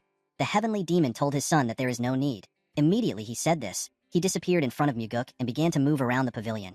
Our boy only saw his afterimages. Muguk could not comprehend what was happening. The technique his father was using was different from his. He realized that this was his father's interpretation of the manual. While he was thinking, the Heavenly Demon returned to his original position. With a smile on his face, he said that the martial arts is quite good. Muguk turned around. He realized that this is the biggest change he has made since he regressed. Our boy wondered if Mugi will be able to defeat his father now that he has learned the 4 strides of the Wind God. While raising his voice, the cult leader told his son that he will teach him the Heavenly Demon defense art now. He asked Muguk to memorize it because he is only going to say it once. With a smile on his face, our boy told his father that he will do his best. The scene shifts and we see a red bump on Muguk's head. Leon was annoyed to see this. She asked her master to tell her the arrogant bastard that hit him. Before she could say more, Muguk revealed to her that he was hit by his father. The bodyguard became silent when she heard this. Our boy remembered how the training was. He circulated a golden energy around his body. After meditating for a while, Muguk let out a huge sigh. He was relieved to have finally learned the Heavenly Demon defense art. With a smile on his face, Muguk told his father that he is more happy with the fact that they now have a secret that they share than the fact that he learned the Heavenly Demon defense art. The moment he heard this, the Heavenly Demon turned around and used his fingers to flick his son's head. He asked Muguk to not get cheeky with him. The scene shifts and we are taken back to the present. Our boy asked Leon to tell him why she is not on her way to the pavilion. The bodyguard told her master that she is there to protect him and not to attack. Muguk smiled when he heard this. He remembered that Leon never made such jokes in the past. He used his hair to cover the bump and walked forward, before going inside. Our boy told his bodyguard that he can't do something right now. The girl did not understand what her master was talking about. Muguk turned around and assured Leon that he will definitely find a way to fix the side effects of her body petrification technique for her. Our boy asked her to wait a little longer for him. Leon was shocked to hear this. Muguk explained to Leon that he told the Heavenly Demon that their cult needs to change into a place where people no longer have to damage their bodies to protect others. Our boy did not want the cult to become a place where people like Leon do what they don't want to do. Muguk smiled at his bodyguard when he said this. Leon could not believe what she was hearing. Muguk moved close to her and ordered her to listen carefully. The girl bowed her head when she heard this. Our boy fired her as his guard warrior. Leon was shocked to hear this. She asked her master if he is serious. She could not believe that he was actually firing her. Muguk revealed to her that she has been chosen to become the captain of the Phantom Shadow Corps. The girl was surprised to hear this. She told her master that there is no group in the cult that has this name. With a smile on his face, Muguk revealed to her that he is the one that is going to create the group. He told her that it will be a group that directly reports to him. Leon asked her master to tell her why he is making her a captain of a group that has not been created yet. With a serious look on his face, our boy asked her if she will become the captain of the Phantom Shadow Corps for his sake. Leon could not believe what she was hearing. She put her hand together and bowed her head to Muguk. She told him that she will accept the position. In the next scene, we are taken to a town. We see Muguk in average clothes. Our boy was thinking about the fact that he told Leon that he will be creating a group that directly serves under him. Although he said this, Muguk knew that this was not a simple task. In order to run an organization, a large amount of capital is needed. To get the capital he needed, Muguk decided to make use of an incident that happened before he regressed. While our boy was standing with some mercenaries, a man calls out to them. The man introduced himself as Yang Dang. He explained to them that he has been appointed as the leader of the mission. The man made everyone understand that the mission pays a lot of money, but it is also quite dangerous. He told them that anyone who does anything stupid will die by his hands. Yang Dang walked up to Muguk. He asked him if he is the one who joined the mission under the recommendation of Warrior Seo. Our boy told him that he is. The man asked him if he can trust his skills. With a smile on his face, Muguk asked Yang Dang if he will acknowledge him when he cuts him down. The man asked our boy to not act arrogant. He reminded him that they live in a world where the head of the arrogant would fall easily like morning dew. Muguk assured the man that he will follow his orders. He told him that he is content as long as he is paid. Yang Dang turned around and told our boy that he will be keeping an eye on him. After the man left, Muguk looked around. He saw his client and her daughter. The mission was to escort this two to Namping safely. When the little girl raised her head up, our boy waved at her. She smiled when she saw this. She turned around with her mother and went into the carriage. The scene shifts, and we see the group riding through the forest. In the evening, the group decided to camp out and rest. Yang Dang shared some beef jerky among the other mercenaries. The man told them that they do not know when they will be able to eat again. He asked them to eat their fill. The mercenaries were not excited to be eating beef jerky. One of them told the others that they need to eat something so that they do not feel hungry. Muguk watched the men as they ate. He remembered hearing that this group was ambushed by vagrants from outside. Not even their corpses were found. No one knew how the mercenaries were killed. Later in the night, our boy heard the mercenaries coughing. When he looked around, he noticed that the men were coughing out blood. Muguk immediately realized that they were poisoned. While looking at the mercenaries' bodies, our boy wondered about why he was fine. Someone asked him about why he is okay. The person turns out to be Yang Dang. Muguk realized that the man put poison into the food he gave out. Our boy told the man that he did not eat the food he gave out. Yang Dang drew out his sword and took a stance. He told our boy that it would have been better if he had died from the poison. Muguk could not believe that the leader would be the person who poisoned the food. He told the man that he has lived a pathetic life. He asked him to tell him what he wants to do with the money he earns from killing his comrades. With a smile on his face, Yang Dang told our boy that he can do plenty things with money. He said that he can drink liquor and buy women. Muguk couldn't believe that he killed his comrades for this reasons. Yang Dang told our boy that he needs to be worried about his own life. The moment he said this, someone said that things are already over. Our boy and Yang Dang quickly turned to the side. They saw a man with 3 other men who covered their faces. Muguk could tell that the 3 men were decently strong. Yang Dang welcomed the men. The man without a mask asked the woman and her daughter to come out before he burns down the carriage. Upon hearing this, the woman came out with her kid. The man told her that she is really good at hiding. He revealed to her that he was scolded for not being able to find her. With tears in her eyes, the woman referred to the man as Warrior Quan. She asked him to spare her child's life. Upon seeing the look on her face, Quan said that he will spare her life because of their relationship. He referred to the woman as a crazy bitch and asked her if this is what she wants to hear. He told her that she should be kneeling and begging him. He could not believe that she dared to act like his master. The little girl and her mother began to cry when they heard this. The woman assured Quan that she will give him 10 times the money he is supposed to get if he spares her daughter's life. Quan asked the woman to stop spouting nonsense. He revealed to her that her father has already been caught. The woman was shocked to hear this. While looking at the woman, Quan saw something weird. He saw Muguk waving at the little girl. The man asked Yang Dang for our boy's identity. Muguk stepped forward and introduced himself as someone who received money to bring his clients to their destination. Quan could not believe that our boy was not Yang Dang's subordinate. Yang Dang told the man that our boy is simply a vagrant that he has not dealt with. He assured him that he will deal with him now. Quan asked him to do it immediately. The man stepped forward when he heard this. With a smile on his face, Muguk told Yang Dang that this men are street thugs that would betray their own master.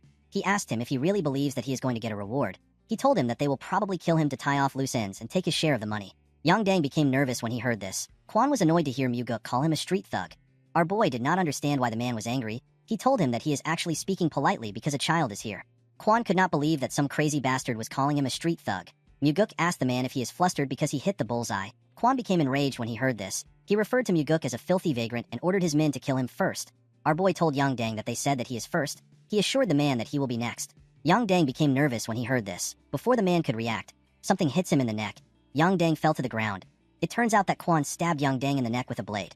Quan said that the idiot was too sloppy. He could not believe that he entrusted an important mission to a vagrant. Our boy watched the man as he bled out, with a cold gaze in his eyes. Muguk said that this is what happens to those who betray others for money. Quan asked his subordinates to stop listening to Muguk's rambling. He ordered them to attack. Our boy turned around and asked the woman to cover her child's eyes and ears. The woman closed her eyes and did what Muguk asked her to do. Immediately she did this. The 3 men swung their swords at him. Our boy was not even bothered. He activated the death step, which is one of the techniques of the 4 strides of the wind god. The moment he did this, he appeared in front of Quan. The man was shocked to see him. He did not know how he got so close to him. When the man looked behind our boy, he saw his subordinates' heads in the air. The heads fell in front of the woman. She quickly opened her eyes when she heard the sound. Quan became scared. He asked Muguk to tell him who he is. Our boy told the man that he has the same question for him. The woman revealed to him that Quan Won is one of the vassals that protects her household. She introduced herself as GM Seon. She revealed to Muguk that she is the daughter of the Golden Manor Master. Our boy smiled when he heard this. He already knew about the woman. This is why he hid his identity and joined the group as a vagrant warrior. Seon's father is known as GM Asu. He is one of the top 10 largest merchants in the Central Plains. He is the richest man in Fujin and the master of the Golden Manor. In Muguk's past life, there was an incident where the Golden Manor Master was betrayed by his most trusted vassal and lost his life. His daughter also died as well. Quan noticed that our boy was looking at Seon. He believed that he had gotten an opening. He quickly drew out his sword. Before the man could attack, Muguk swung his sword without turning around. Quan did not know what was happening. All he knew was that he was seeing Muguk and everything around him upside down. He did not know when his head left his body. Seon was shocked to see this. Muguk put his sword away and said that scums like this always try to attack him whenever he is looking elsewhere. While holding on to her child, Seon told Muguk that she wants to hire him. She begged him to help them. Muguk explained to her that it will cost her more now that the situation is different.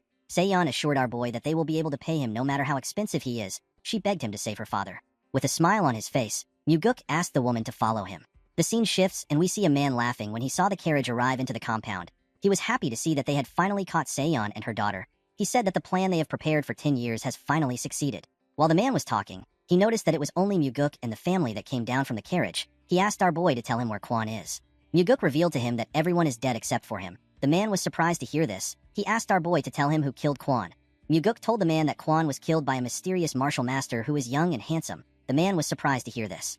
He asked Muguk to tell him why he is praising the enemy. Our boy did not respond to the man. After carefully looking at him, the man realized that Muguk was the one who killed Kwon. With a smile on his face, our boy told the man that he has a good eye for people. The man's subordinates quickly surrounded Muguk. They pointed their weapons at them. The man told our boy that he should have ran far away if he saved Seon and her child. He could not believe that Muguk came back into the tiger's den. Our boy asked the man to tell him where the tiger is. He told him that he only sees stupid dogs that bit the master that raised them. The man became nervous when he heard this. He found it weird that Muguk would come into the enemy's base after killing Kwon. A normal person would have ran away. More importantly, Muguk looked confident and relaxed even though he was surrounded. The man was certain that our boy was not an ordinary person. The man put his hand together and asked Muguk to follow him in to have a drink. He assured him that he will give him some good liquor even though they are meeting under this circumstances. Muguk asked the man to stop behaving polite. He told him that he will not go easy on him even if he acts kind. He asked him to curse and swear as he wishes. The man realized that he could not get through to our boy. He ordered his men to kill him. The men charged at Muguk when they heard this. Our boy drew out his sword and disappeared in front of the men. He tore a man apart when he reappeared. One of them said that Muguk is too fast. Immediately he said this. Muguk cut off his head. Our boy used his sword to tear through the men. It did not even look like a challenge for him. The man became terrified. He saw Muguk standing in the middle of his subordinates' bodies. He asked our boy to tell him who he is. Muguk swung his sword to clean off the blood on it. He told the man that he is simply a hired swordsman who smelled an opportunity to make a lot of money. With a nervous look on his face, the man asked Muguk if money is the only thing he wants. He asked him to tell him the amount that would make him go away. With a smile on his face, Muguk told the man that he looks rich. The man revealed to our boy that he has enough money to change a person's life. He asked him to tell him the amount he wants. Muguk asked the man to tell him why he betrayed his master when he is already so rich. He asked him to tell him why he did not use his money to change his life. He urged the man to tell him why he wants to steal his master's money. The man did not know how to respond to Muguk. While he was staring at our boy, someone asked Muguk to drop his sword. The man was surprised to hear this. He quickly turned around. He saw his subordinate holding a sword to their master's neck. Seon called out to her father. The man smiled when he saw this. He believed that his situation had changed. He asked Muguk to drop his sword if he does not want the Golden Manor Master to die. Our boy neatly raised his sword up. The man did not understand why he did this. Before he could react, a red line passed by his side and it also passed through his subordinate. The energy tore through everything in its path. The subordinate's sword broke. Before he could do anything, his body tore apart. His blood splashed all over the place. Muguk used the fourth form of the soaring sword art. This technique is known as the Flaming Heavens. The man began to scream when he saw what happened to his subordinate. With a look of disappointment in his eyes, Muguk asked the man to repeat what he said. Muguk moved closer to the man. He began to panic. He asked our boy to wait. Muguk told the man that he has no interest in waiting. He asked the man to come at him if he doesn't want to die. The man was surprised to see that Muguk gave him the chance to attack. He believed that our boy would be almost out of inner energy because he used a powerful attack. The man drew his sword and rushed to attack him. He believed that this was the only opportunity he had. He decided to end the fight quickly with all his energy. When Muguk blocked the man's attack, he noticed that it was heavy. He quickly pushed his sword aside. The man's sword destroyed the ground. He quickly swung it at our boy again. Muguk tried to stop the attack, but his sword was pushed back. The man's sword destroyed the ground again. The man did not slow down. Instead, he began to attack our boy more aggressively. His attacks were heavy, but Muguk was blocking them. The man became nervous when he saw this. He wondered if our boy really used up all his energy. He believed that Muguk must be having issues blocking his attacks. He decided to attack a little more aggressively. Before he could do anything, he saw a sword in his chest. The man was shocked to see this. Our boy never expected the man to be so pathetic. He told him that he should have spent his life training himself instead of indulging in his greed. He told the man that the head bodyguard of the household is supposed to protect the manor. He told him that he shouldn't have lived his life like this. After saying this, Muguk took out his sword. He asked the man to become a merchant if he wants to be rich in his next life. After he took care of the man, the manor master thanked him. Asu assured him that he will never forget his help. He referred to him as the benefactor that saved his family from ruin. He asked our boy to tell him his name. Muguk told the man that he is just a mere vagrant that was passing by. Asu found this funny. He told our boy that even the king of vagrants wouldn't have been able to defeat all this people easily. Seon revealed to her father that she promised to give Muguk money as his reward. With a smile on his face, Asu commended his daughter for making a smart choice. He told her that this is a promise they can keep. He turned to Muguk and told him that he is in the right place if all he needs is money. Muguk smiled when he heard this. This was the reason he approached Seiyon as a vagrant to help them. The scene shifts and we are taken to an underground treasury. Asu told our boy that they want to give him everything they have because he saved their lives. However, this was not something he could easily do. Muguk assured the old man that he wouldn't ask for such a thing. Asu explained to him that he has no interest in determining an amount. He asked Muguk to take as much as he can carry. Our boy was shocked to hear this. The old man revealed to him that he has a condition. He explained to our boy that he cannot use any carts or get help from others. He told him that he needs to use his own inner energy. Muguk was surprised to hear this. He revealed to Asu that he will still be able to carry quite a lot. Asu put his hand together and told our boy that they would have been dead if it wasn't for his help. He told him that he needs to do this much. Muguk bowed his head and thanked the man. Asu pushed a button and the huge door of his treasury slowly opened. When the door got opened, our boy walked inside the dark treasury. After he went in, Seiyon reminded her father that Muguk has a high level of martial arts. She told him that he might take much more than he can imagine. She asked her father if he is alright with this. Asu asked his daughter if there is anything inside that could be more precious than the protection they received today. Seiyon was shocked to hear this. The old man explained to her that he is fine as long as she and his granddaughter are alive. This words touched the woman's heart. Asu told his daughter that Muguk is not an ordinary man.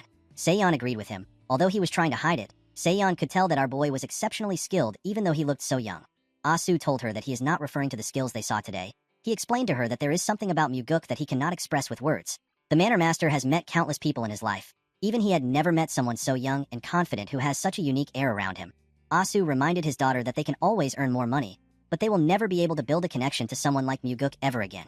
He assured her that it is fine if our boy takes a lot. This is because the more Muguk takes, the deeper their connection will be. Seiyon was surprised to hear this. She never expected him to hold our boy in such high regards. The scene shifts and we are taken to the cult. We see Muguk in front of the Heavenly Demon Pavilion. Our boy had already sold the gold and the treasures that he took from the Golden Manor in different places. Asu and his daughter were completely shocked to see the amount of things Muguk came out with. Muguk sold the treasures in different places because the treasures were too much for a single shop to buy. He went to different places every time he arrived in a city to sell the jewels. Our boy earned 38 million niangs. This money will become the cornerstone of the squad that will be directly under his command. When Muguk stepped into the building, he saw his father on his throne and Myung standing next to him. The Heavenly Demon receives reports from Myung in this place several times a day and makes important decisions. Depending on those decisions, some people live and some die. Muguk wondered if his father is really satisfied with this life. He wondered if his father also wants to give away the position of the Heavenly Demon. The Heavenly Demon told his son that he heard he went outside. With a smile on his face, our boy told his father that he went to earn money. The Heavenly Demon asked him to tell him what he needs money for. Muguk explained to his father that he cannot continue spending his money. He told him that he will need a lot of funding going forward. His father asked him about how he plans to spend his money. Muguk revealed to him that he wants to create his own private group. The Heavenly Demon and the chief advisor were shocked to hear this. The Heavenly Demon asked our boy to explain himself. Muguk reminded him that each of the Demon Supremes take in their own subordinates. He told him that he also needs his own group in order to deal with them. The Heavenly Demon told him that he cannot create a group. He explained to him that his brother will also want a group if he creates one. This will cause their family and the cultists to become divided. He told his son that he forbids him from creating a group. Muguk already expected resistance on the issue. He knew that his father won't approve it at once. He placed his hand into his clothes and took out a scroll. He told his father that it is for him. The Heavenly Demon raised his hand and used his energy to pick up the scroll. After reading the scroll, the Heavenly Demon realized that it was talking about money. He asked his son to tell him what the money is for. Muguk revealed to him that the money is his allowance. The Heavenly Demon was shocked to hear this. He could not believe that his son was giving him some money. Myung was also surprised to see this. The Heavenly Demon seemed to be angry. He told his son that he has immense wealth. Muguk assured his father that he already knows he is the richest person in the world. He explained to him that he simply gave him his first allowance as his son to thank him for raising him. The Heavenly Demon and Myung could not see through Muguk's intentions. Our boy told his father that he wanted to do this at least once. He bowed his head and asked his father to have a good rest. After saying this, he turned around and left the building. The Heavenly Demon stared at the scroll after his son left. Myung became nervous when he looked into his master's eyes. The scene shifts and we are taken to the Nirvana Pavilion. At the top of the building, we see Leon standing next to her master. While he was looking outside the building, someone enters the room and refers to him as Pavilion Master. The person told him that it is time. When Muguk turned around, he saw Daryong. The man told him that everyone is waiting. Our boy smiled when he heard this. He was happy to see the man. Daryong revealed to him that he volunteered to take the job. Muguk asked him if he ever expected them to meet again like this. The man told him that he is actually quite shocked. The two of them smiled at each other. Muguk walked forward and asked his bodyguard to follow him. Leon smiled when she heard this. The three of them stepped out of the building together. In front of the building, all the investigators of the pavilion gathered. They were quite much. Muguk stood in front of the investigators. While screaming at the top of their voices, the investigators bowed their heads and welcomed their pavilion master. Muguk was surprised to see that the men were more friendly than he thought. He never expected them to smile at him. He asked Daryong if he told them that their salaries would be reduced if they didn't welcome him. The man was surprised to hear this. He told him that he never said anything like that. Muguk asked him to tell him why the atmosphere is so good. Daryong explained to him that they are smiling because of what he has shown them. Our boy realized that the man was referring to the investigation incident against the demonic army commander. Go Dang killed the investigator that held the first investigation, and he injured an investigator during the second investigation. In this situation, Muguk took care of the second investigator by getting the demonic physician to look at him. Crushing Dang's skull was a good revenge for the investigators. To them, Muguk was different from the average person. Daryong asked our boy to say something to the investigators. Our boy looked around to see the people gathered in front of him. He explained to them that he does not know if he will become happier or miserable now that he is the pavilion master. With a smile on his face, Muguk told them that the only thing he is certain of is that their hearts will run faster than it did before. Daryong was surprised to hear this. The other investigators began to laugh when they heard this. They cheered for Muguk. The scene shifts and we see our boy reading a paper.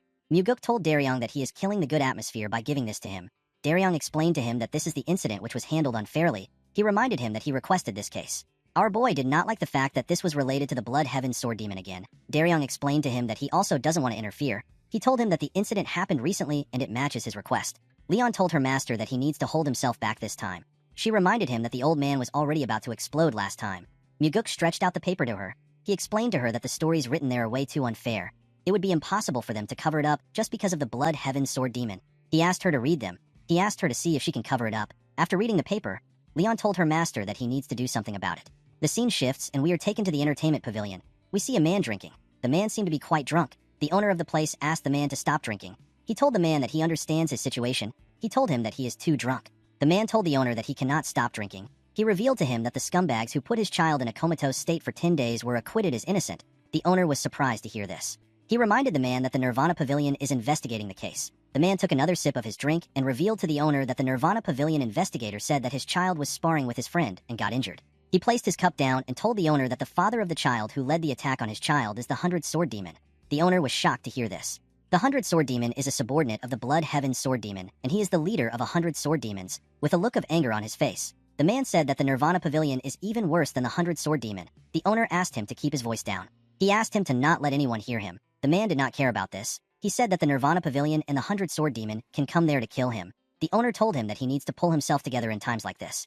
With tears in his eyes, the man said that his wife won't be able to live if his son doesn't wake up. He said that he will kill the bastard by himself if his son doesn't wake up. Someone asked him if he thinks he can kill the boy. The man was shocked to hear this. When he turned around, he saw 3 guys. He asked the guy with a mohawk for his identity. The mohawk boy asked him to tell him who he is for him to go around saying that he will kill someone else's precious son.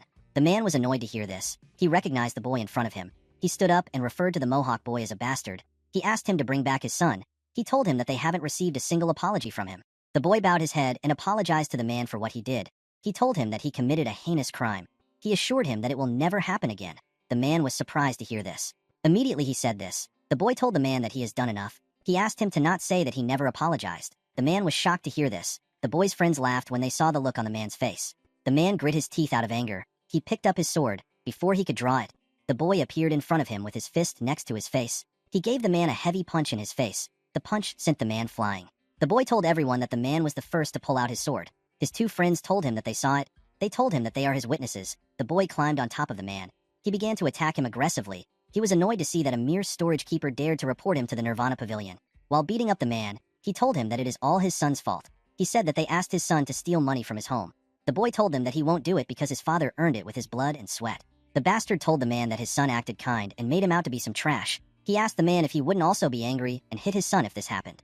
Immediately he said this. The man told him that he just confessed with his own mouth. The boy asked him to tell him what he means. The man revealed to him that everyone just heard the reason why he beat up his son.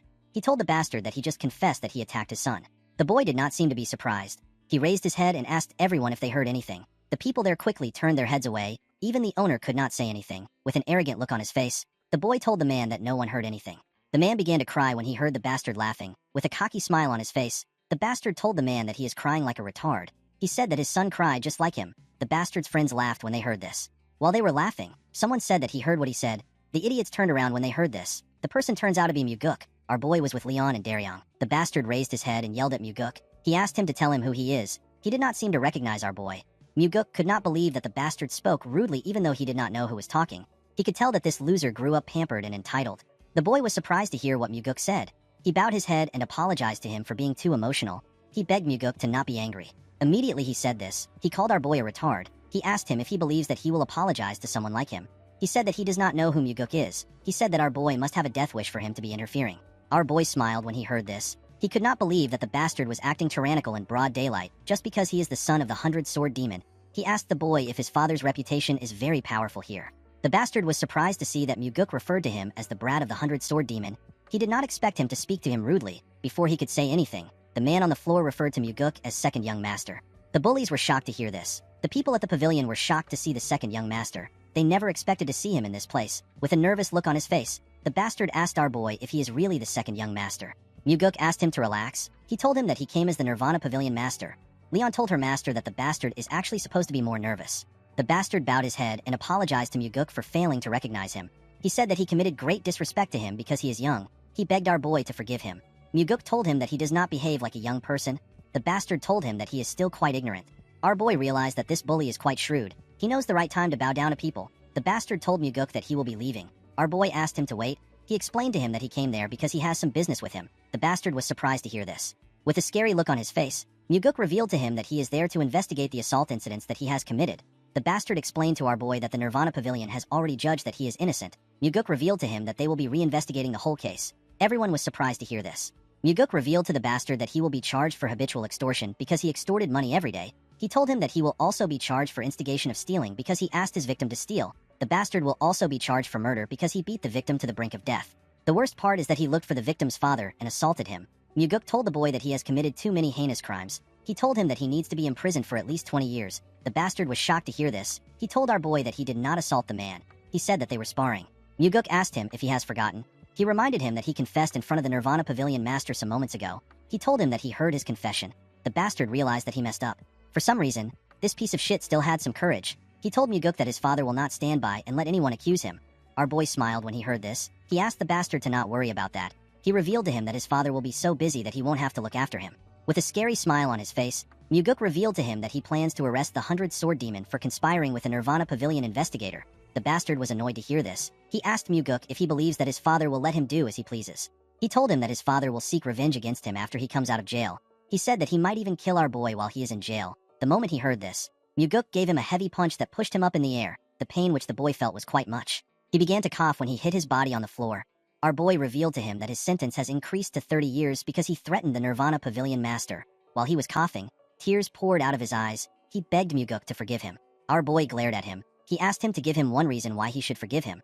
The boy did not know what to say. Muguk asked him if he has ever spared or helped anyone. He asked him to tell him something kind he has done before. He assured him that he will hear him out even if it is far-fetched and made up. The bastard could not say anything. Muguk explained to him that he cannot make up something because he has never done anything kind before. He asked the bastard to tell him why he should forgive trash like him. While crying like a little girl, the boy promised Muguk that he will be nice from now on. Our boy gave him a heavy slap on his face. The boy spat out some blood. The slap knocked him out.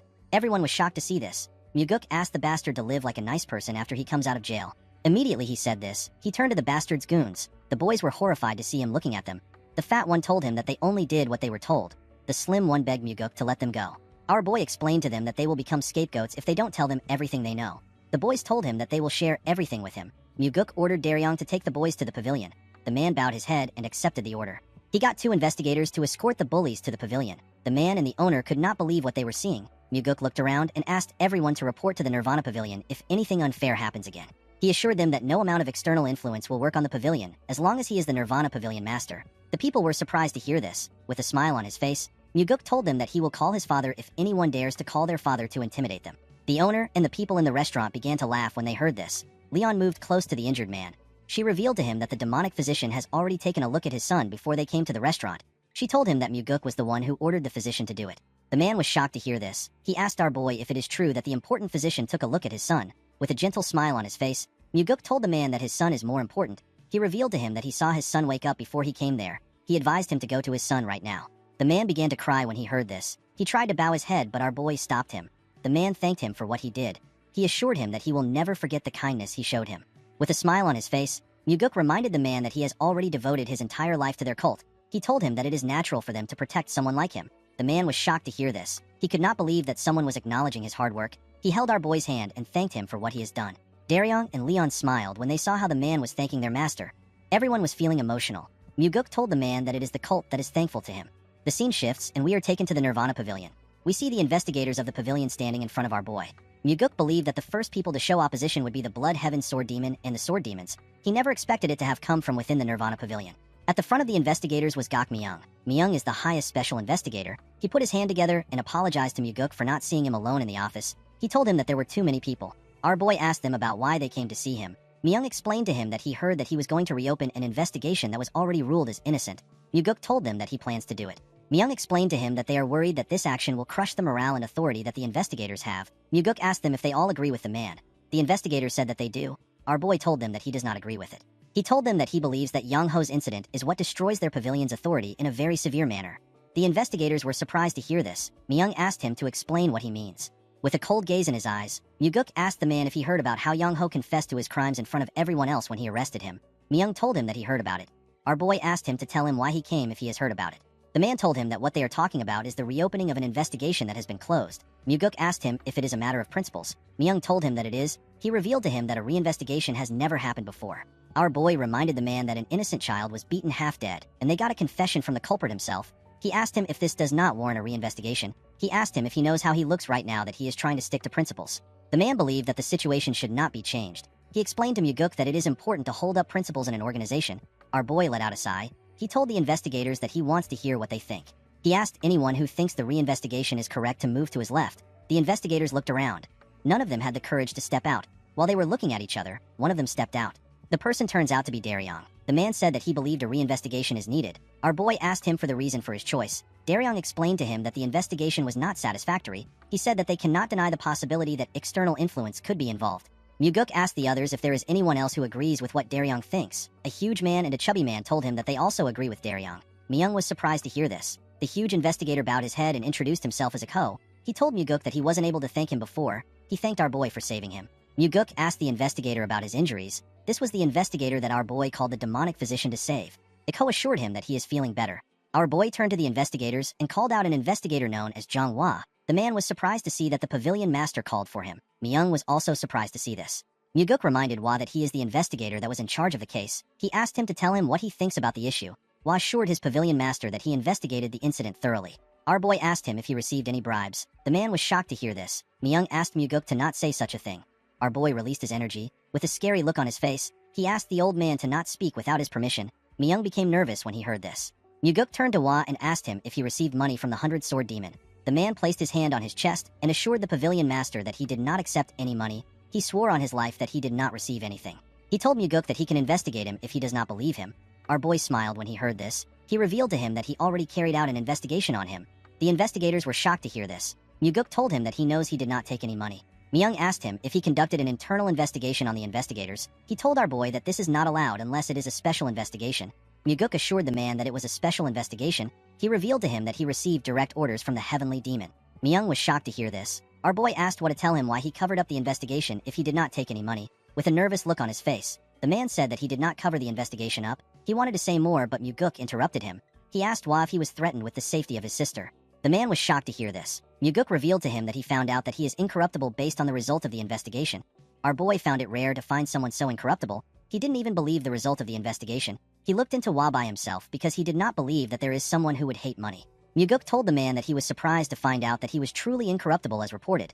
He asked Hua to tell him why someone like him would do a slidshot investigation and cover things up. He told him that he has a big weakness. This weakness is his younger sister, who is the only family member he has left. Hua was shocked to hear this. Myung asked the man if he was really threatened by the 100-sword demon. Hua could not say anything. Myung yelled at him and asked him to answer the question. Muguk knew why Myung took the lead and gathered everyone for this case. Hua is a junior that Myung really cares for. The old man came out so that he could help make sure that his junior, who was the lead investigator, does not have any blemishes on his record. Our boy asked the man to not worry about his sister. The man was surprised to hear this. Muguk revealed to him that he has already sent warriors to his house to protect her. He assured him that his sister will be protected until the incident is over. Hua was shocked to hear this. He asked our boy if he is serious. Muguk told him that he is. Hua burst into tears when he heard this. He fell on his knees and told the pavilion master that he has committed a grave offense. Myung was shocked to see this. He asked his junior if he was really threatened. Muguk told the man that he shouldn't have covered the case up. With tears in his eyes, Hua told him that he knows. He told him that he will gladly accept any punishment. The investigators were surprised to see what was happening. Our boy asked him to get up. He explained to him that he wouldn't have forgiven him if this happened after he became the pavilion master. He told Hwa that he will make an exception because the incident happened before he got there. The man was surprised to hear this. He asked Muguk if he will really forgive him. Our boy told him that he will. He revealed to him that he is forgiving him because of the life he lived as an incorruptible investigator. He told him that the incorruptible life he lived before no longer exists because of the incident. He asked him to start building his incorruptible life again. Hwa thanked our boy for the chance he gave him. Muguk asked the other investigators to listen to him. He explained to them that he thinks of their families as his own now that he has become the pavilion master. He assured them that he will crush anyone who dares to mess with his family. The investigators were surprised to hear this. Muguk told them that they will no longer allow themselves to be swayed by any external influence. He told them that he will not allow anyone to mess with them with their influence. He assured them that he will protect their families if they receive a threat and tell him about it. Our boy asked them to trust their cult leader if they do not trust him. He revealed to them that he is willing to beg his father if he has to beg. He asked them to report to him if anyone dares to try to exert influence on them from outside. He assured the investigators that he will make it possible for them to do their work with their heads held high. The investigators were shocked to hear this. Muguk told them that the Nirvana Pavilion will work as it is supposed to when they are sure that their families are safe. He said that everyone deserves to be punished if they commit a crime. Their status is irrelevant. He told them that he will even punish someone from the Heavenly Demon Pavilion if they commit a crime. With a serious look on his face, our boy said that he will even hold the cult leader responsible if he commits a crime. The investigators were shocked to hear this. Muguk revealed to them that he is not afraid of the Heavenly Demon or the 8 Demon Supremes. He said that he fears that the Nirvana Pavilion will become useless, and they will not be able to protect those they are supposed to protect. The investigators looked at each other when they heard this. Muguk told them that those who were supposed to be punished walk away scot-free while smiling. They are saying that the pavilion is not able to do anything to them. The investigators knew that he was right. One of them announced that she wishes to follow the wishes of the pavilion master. The investigators turned around when they heard this. They saw their fellow investigator who happens to be a beautiful woman.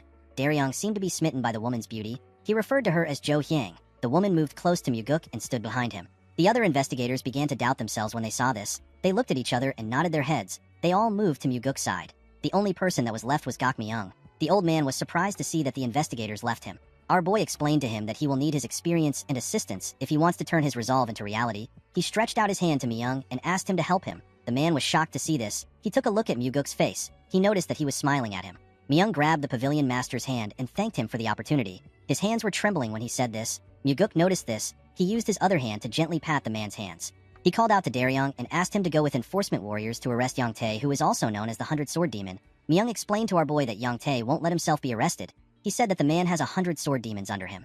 With a serious look on his face, Muguk asked Daryong to tell Yang Tae to do as he pleases. He said that he will charge him with mutiny if he does not come. Everyone was surprised to hear this. The scene shifts and we see Yang Tae sitting in front of Muguk. The man referred to him as the second young master. Our boy asked him to call him the Nirvana Pavilion Master. The 100 Sword Demon corrected himself and called Muguk Pavilion Master. He told him that there was mention of a mutiny charge in his summons. He asked Muguk to tell him what this means. Our boy told him that this was the only way he could get to meet him. Yang Tae apologized for not immediately complying with the arrest. He explained to him that there are many things they need to consider when they are in an organization. He said that he needs to show his pride in front of his subordinates. With a smile on his face, Muguk told him that he understands. Yang Tae said that the case was not supposed to blow out of proportions in the first place. He said that the incident occurred while kids were playing with each other. Muguk said that things like that can happen. Yang Tae smiled when he heard this. He believed that our boy understood him. He explained to him that he will need external help eventually in order to continue running the Nirvana Pavilion. He told him that he will also need a lot of funds. Muguk could tell that the bastard was beating around the bush. He knew that Yang Tae wanted to bribe him. Yang Tae told him that he will also need their help if he wants to become the official successor in the future. He told our boy that everyone is currently supporting his elder brother. With a smile on his face, Muguk told him that he will really appreciate it if he helps him. Yang Tae put his hand together and told him that he is truly magnanimous. He promised to serve our boy well from now on. He told him that he will also host a great meal for him soon. He stood up after saying this. Muguk asked him about where he is going. Yang Tae was surprised to hear this. He asked him if they are not done talking already. With a look of surprise on his face, Muguk asked the 100 Sword Demon if he was planning to help him after he got out of prison. Yang Tae was shocked to hear this. He asked him to stop making such jokes. With a serious look on his face, Muguk asked the man if he sounds like he is joking.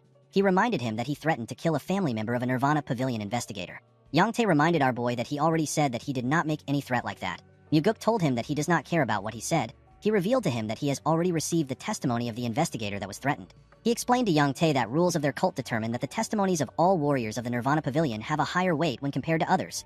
This is a clause made to protect the authority of the Nirvana Pavilion investigators. Yang Tae became nervous when he heard this. With a cold gaze in his eyes, Muguk told the man that he must have not known about this because he is just finding out about it himself. He told him that the clause was made because of people like him. He revealed to the 100 Sword Demon that there are many others who think they can talk their way out like him. He explained to him that he will reduce his sentence by 10 years if he confesses now. He told him that he will receive a 20-year sentence if he doesn't confess. He told him that this is as far as he can negotiate. Yang Tae asked our boy if he has lost his mind. Muguk told him that he will gladly go crazy if he has to. He said that it is hard to deal with people like him with a sane mind. He told him that he will give him a few minutes to think. Yang Tae asked him about the reason he is doing this. Muguk explained to him that his son almost beat his own friend to death. It wasn't just over a single fight. He bullied the victim every day for years. He told the 100-sword demon that he threatened to kill an investigator's family member to cover his son's crime up. Muguk could not believe that this bastard still had the guts to ask him about why he was doing this. Yang Tae said that a storage guard is not the same as them. He said that they should be treated as superiors. He revealed to him that the Nirvana Pavilion has always closed its eyes for matters on this level. With a cold gaze in his eyes, Muguk told the man that his words are upsetting and frightening. Yang Tae was surprised to hear this. Our boy told him that the Nirvana Pavilion will no longer act this way. Yang Tae told him that the Blood Heaven Sword Demon will not let him mess with him. Our boy assured the man that his boss will not do anything. He told him that the old man did not do anything when he cut down the demonic commander. He asked him to tell him why Kyampa will do anything for him. Yang Tae broke the table out of anger. He wanted to yell at our boy. Before he could say anything, Muguk asked him if he wants to threaten to kill his family. The 100-sword demon became quiet when he heard this. Our boy stood up and walked to the door. He told the man that he has a few minutes to confess his crimes. After saying this, he walked out of the room. Yang Tae screamed out when our boy left. When he stepped out of the building, Muguk realized that while Mugi might have not been responsible for the downfall of the demonic cult, he could not believe that a mere 100-sword demon had the guts to threaten a Nirvana Pavilion investigator. The order within the cult has fallen to the point where Yang Tae would dare to threaten the second young master. Muguk began to wonder if while Mugi was the only reason the cult fell. When our boy stepped into his courtyard, he saw someone waiting for him. The Blood Heaven Sword Demon was having a drink in front of his house. The old man rested on his huge sword. The man took a sip of his drink and welcomed the pavilion master back home. Kyampa asked our boy to have a drink with him. Muguk walked up to him and sat down in front of him. The old man reminded him that he warned him last time. He told him that nothing good comes out of meeting him often. Muguk told the Blood Heaven Sword Demon that he is the one who keeps looking for him. Kyampa glared at him when he heard this. Our boy did not back down. He looked the old man in the eye. Kyampa took a sip of his drink and placed the cup down. He revealed to Muguk that there was a moment when he felt something new towards him recently. He told him that he shouted in his mind when he heard the wish he made to the heavenly demon, with a crazy look on his face. The man said that he thought that Muguk's wish was perfect. He believed that our boy needed to make this kind of wish if he is someone smart. With a smile on his face, Muguk told him that he agrees with him. He said that he made a very good wish. The Blood Heaven Sword Demon poured himself a drink. He explained to our boy that everything started the day he made the wish. He said that Muguk began to make his blade cry. Our boy asked Kyampa to tell him why the blade would be crying because of him. He told him that his blade is probably lamenting. The old man was surprised to hear this. Muguk explained to him that his disciple used the energy dissipating poison on him before their fight. Later, his other disciple came to find him and shamed his guard. Kyampa's brother made use of the demonic army for his own personal gains, and his subordinate threatened to kill a Nirvana Pavilion investigator's family. Muguk told the man that it is expected for his blade to cry. This is because it is lamenting that those around him do not reach his standards. Kyampa smiled when he heard this. He told our boy that he has a way with words. He revealed to him that he is actually wrong. Muguk asked him to tell him what he got wrong. Kyampa reminded him that he said that the people around him don't match his standards. He told our boy that this people are perfect for him because that is all he amounts to. Muguk was surprised to hear this. He realized that it will be hard for him to deal with this old man. It is usually easier to deal with people when they are prideful and like to chase after fame. Kyampa asked our boy to release the imprisoned 100-sword demon. He explained to him that the morale of his people have dropped to an all-time low because of him. Muguk told him that he will release Yang Tae if he is found innocent after the investigation. The Blood Heaven Sword Demon released his energy when he heard this. Muguk was shocked to see this. The man's energy was ridiculously powerful. Our boy could barely stand the pressure. He could tell that Kyampa's demonic energy was on an entirely different level. He now understood why his father said that the time is not yet right. With a terrifying tone in his voice, Kyampa told him that he wants to give him some advice. Muguk put himself together and asked Kyampa to stop. The old man was surprised to hear this. Our boy told him that he should just ask for a favor if he came here to do that. He asked him to not ask for a favor and give advice at the same time. The Blood Heaven Sword Demon smiled when he heard this. He took away his energy. He glared at Muguk. With a smile on his face, he told our boy that he is right. He said that it is rare for someone to speak so straightforwardly to him. He poured himself another drink. Muguk advised him to be on guard. He told him that stagnant water is bound to rot. He said that no one stays stagnant because they want to. After staying in the water for a while, they start to like it and lose opportunities to get out of the stagnant water. This is why people don't put themselves in rotten water. Muguk advised the old man to use this chance to let out the rotten water. He told him that Yang Tae is not someone worthy of his protection. Kyampa drank his wine. He stretched out his cup and asked our boy if he will accept a drink from him. Muguk did not expect this. He took the cup. The Blood Heaven Sword Demon poured him a drink. He told him that he will let out the rotten water. With a smile on his face, Muguk told Kyampa that he made a wise decision. Kyampa revealed to him that he wants him to become his water in return. Our boy was shocked to hear this. He found the statement to be odd. He wondered about what the old man was trying to say. The Blood Heaven Sword Demon asked Muguk to drink the liquor if he intends on becoming the heavenly demon. He told him that he will become his backer. Our boy was shocked to hear this. He never expected Kyampa to say something like this. Everyone knows that he is openly supporting his older brother. He didn't expect the old man to abandon his brother and choose him. He asked Kiampa if he isn't already supporting his brother. With a smile on his face, the Blood Heaven Sword Demon told our boy that he never knew he was this crazy back then. Muguk knew that this old man was out of his mind. He is someone who will sell anyone out for the sake of his own ambitions. Muguk killed his brother, crippled his disciple, and imprisoned his subordinate. Yet he still proposes to become our boy's backer. Muguk reminded Kiampa that he killed his brother. The old man let out a sigh when he heard this. He explained to him that everyone becomes a stranger once they are out of their parents' embrace. He asked Muguk if he really expects him to suffer just because his bloodkin has died. He asked him to not be ridiculous. He explained to him that thorns under a human's fingernails are the ones that hurt the most. He revealed to him that he has not officially decided to work with his brother. He told Muguk that he can always change his mind if this happens. While looking at the liquor, our boy said that he will have a whole army behind him if the old man sides with him. He asked Kiampa to tell him why he chose him now. The Blood Heaven Sword Demon explained to him that he is willing to bet his fate on his madness, which bulldozes everything fearlessly. Muguk asked him if he is choosing him simply because he is crazy. With a creepy smile on his face, Kiampa told him that he is going to devour his madness. Muguk was not surprised to hear this. If he was a young man, our boy might have completely trusted Kiampa's words purely because he was flattered. However, Muguk already knows the dirty tricks old men play just to make use of younger men. He could tell that the Blood Heaven Sword Demon is trying to make it sound like he will become the heavenly demon if he works with him. He placed the cup on the ground. He told Kiampa that he is thankful that he thinks highly of him. He said that it is time for him to do what has been entrusted to him. He asked Kiampa to tell him what he thinks his father will say. The Blood Heaven Sword Demon glared at our boy when he saw him place the cup down. Muguk told him that his father would say that he is shirking work and playing politics when he has given him an important role. The Blood Heaven Sword Demon asked him about what he thinks will happen if he performs well as the Nirvana Pavilion Master. He asked him if he intends to rot in the Nirvana Pavilion if the Heavenly Demon asks him to stay there. He told our boy that there is only one path that he can choose. He can either decide to become the heir or not. With a smile on his face, Kiampa told Muguk that his father will actually pay more attention to him if he works for him. He explained to him that being chosen by him will make him more visible and would allow him to catch the attention of everyone else. Muguk knew that the old man was not wrong. However, there was one thing he overlooked. Kiampa did not think about the will to set the hierarchy straight in the cult. Muguk was not the only one who had this will. His father also desired a proper hierarchy. He asked the Blood Heaven Sword Demon to give him some time to think. He told him that he will drink the liquor once he has decided. Kiampa stood up when he heard this. He accepted Muguk's request. He grabbed his sword and told our boy that it would have been stupid of him to drink the liquor immediately like a fool. He took his sword out of the ground and swung it at Muguk's head. Fortunately, Muguk managed to block the attack with his sword. The Blood Heaven Sword Demon told our boy that he will hear his answer tomorrow. Muguk told him that he will give him an answer in 5 days. Kiampa gave him 3 days to decide. After doing this, he jumped out of the courtyard. Muguk put his sword back in its sheath. He gently moved his wrist. He was annoyed to see how painful Kiampa's attack was. In the next scene, we are taken to the Nirvana Pavilion. We see the enforcement warriors working out. They put huge logs of wood on their backs and did push-ups together. Their fists were covered with their blood. They all screamed out in pain. Jang Ho yelled at them. He asked them if this is all they can do. He said that this is a normal training for the demonic army. He asked the enforcement warriors if they are incapable of completing this training. He asked them if they think that they will be able to complete their missions when they cannot complete their training. The enforcement warriors did not give up. They continued to push themselves up. Jang Ho told them that their wives, friends, and children can betray them, but their sweat will never betray them. Muguk and Daryong watched Jang Ho as he yelled at the enforcement warriors. Daryong found it weird that Jang Ho was mentioning wives and children. He told our boy that the man is not even married. Muguk smiled when he heard this. He told the man that he is right. Daryong asked his boss to tell him how he did it. Our boy asked him to be specific about what he is talking about. Daryong asked him to tell him how he got the Southern Blade House to publish their apology statement publicly. Daryong never expected the Southern Blade House to acknowledge the wrongdoings of the 100 Sword Demon. They even apologized. He told his master that this has never happened before. With a smile on his face, Muguk asked the man to ask the Southern Blade House by himself if he is curious. Daryong asked our boy to not say things like that as a joke. He said that his legs will be broken if he goes to the Southern Blade House right now. Muguk told him that he is actually wrong. He assured him that he will be fine if he dances in front of their training ground right now. He said that it is only for the time being. Daryong did not understand what Muguk was talking about. Our boy remembered that the Blood Heaven Sword Demon told him that he is waiting for his reply. With a serious look on his face, he asked Daryong to send Yang Tae and his son to a prison where it is hard for them to be contacted. He said that the father and son must take full responsibility for what they have done. The man bowed his head and said that he understands. Muguk walked out of the building. He thinks about the fact that Yang Tae and his son would have done as they pleased for the rest of their lives if he had not interfered.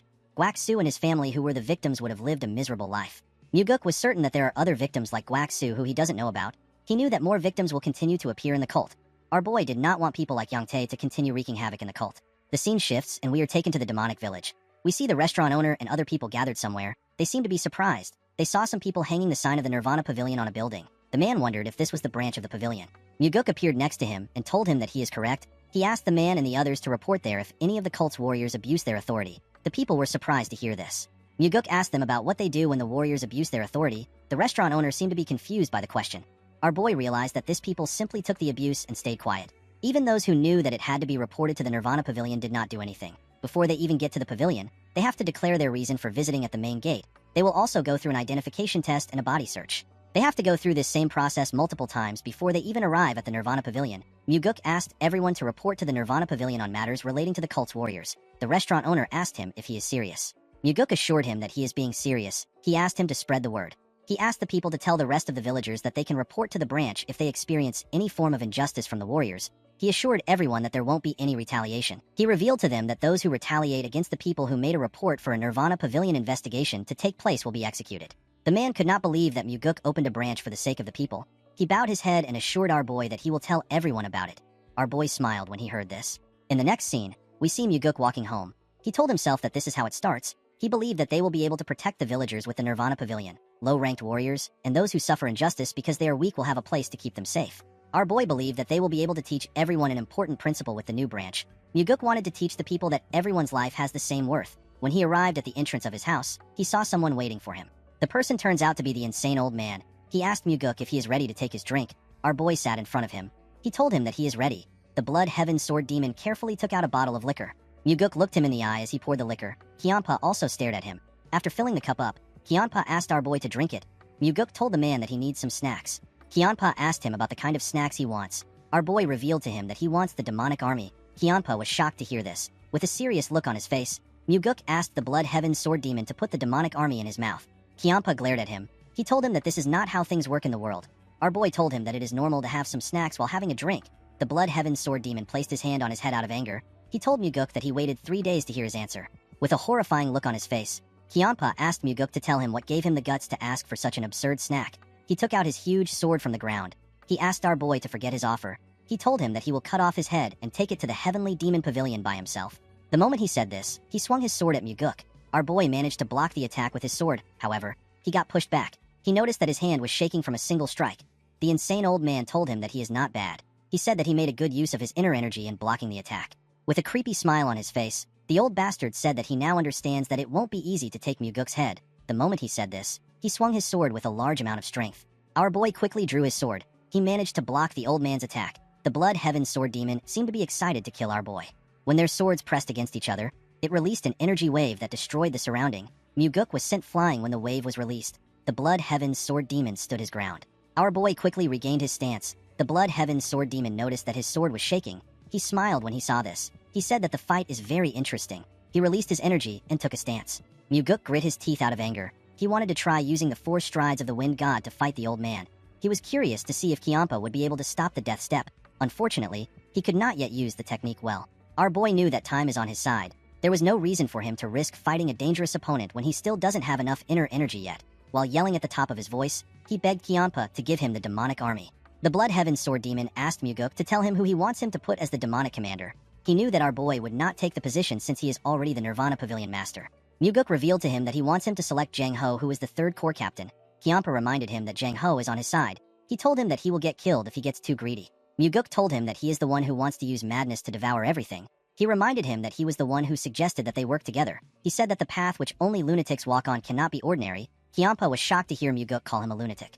Our boy asked him if he is wrong. He told him that he must be crazy in order for him to want to work together with him. This word seemed to connect to the old man. Myuguk did not know the final destination of Kyampa's ambition in his previous life. Kyanpa died before he could show the world his goal. Surprisingly, Kyanpa was the first among the 8 demon supremes to die. Myuguk did not understand how someone as scrupulous and savage as him was the first to die. The Blood Heaven Sword Demon glared at our boy. He was quite angry. He told Myuguk that his greed has ruined the negotiation. He used his leg to destroy the cup out of anger. The moment he did this, he jumped out of Myuguk's house. Our boy smiled as he watched the old man leave. He knew that Kyanpa would not be able to reject his offer. This is because Kyanpa knows better than anyone else that our boy still has 7 other demon supremes that he can work with. 2 days later, we see Jang Ho in front of Myuguk. He asked our boy about what is happening. He revealed to him that the Blood Heaven Sword Demon recommended him to become the demonic army commander. He asked Myuguk if he is the one behind this recommendation. Myuguk realized that his judgment was correct. Jang Ho was smart and observant enough for him to come there and ask about the recommendation. Our boy revealed to him that he is right. He told him that he asked Kyanpa to do it. The captain thanked Myuguk for thinking highly of him. He told him that he does not deserve the position.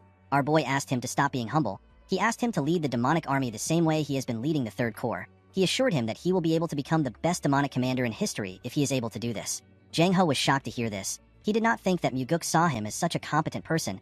With a shaky tone in his voice, he told our boy that he is overestimating him.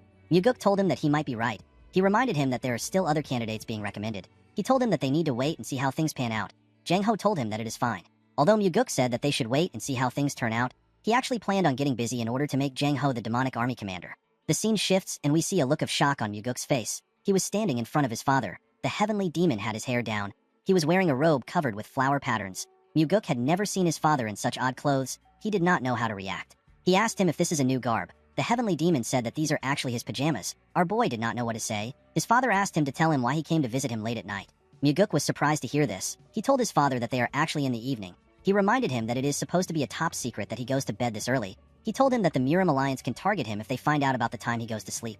The heavenly demon asked his son to tell him why he came. Muguk revealed to him that he intends on using the Blood Heaven Sword Demon as one of his swords. The heavenly demon reminded his son that he recently said that he wants to kill Kiampa. Our boy told his father that it will be a waste to kill Kiampa. Muguk knew that his father already knew that he was working with the Blood Heaven Sword Demon. He must have realized it when Kiampa recommended Jang Ho.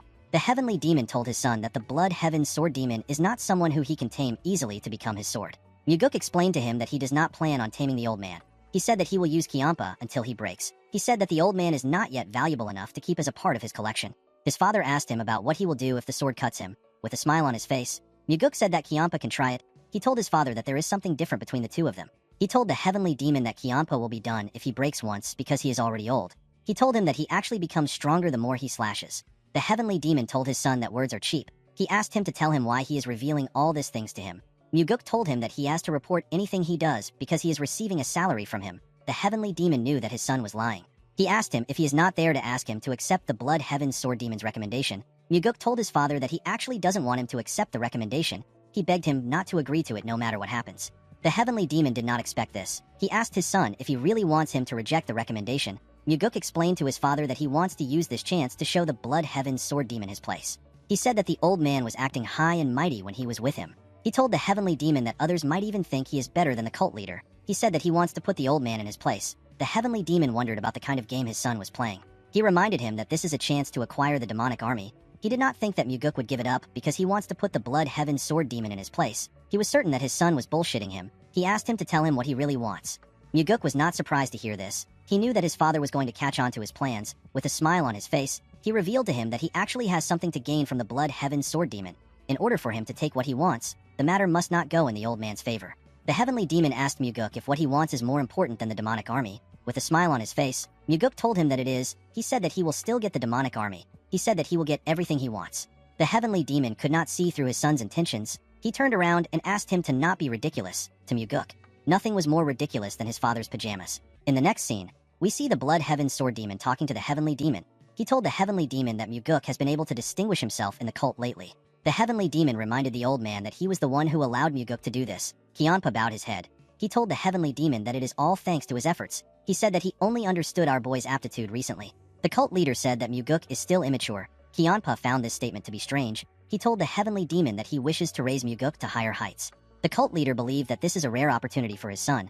He asked Kiampa to do as he wishes. He stood up after saying this. Kiampa bowed his head and thanked him. He asked the heavenly demon if he can assist him in giving Muguk a good push from the back. The heavenly demon asked him to explain what he means. Kiampa said that he wants the person he selects for the demonic army commander selection to become the commander. The cult leader remembered that our boy asked him to not accept Kiampa's recommendation no matter what happens. He told the Blood Heaven Sword Demon that it will be hard for him to accept his request. Kiampa informed him that Muguk also wants the position.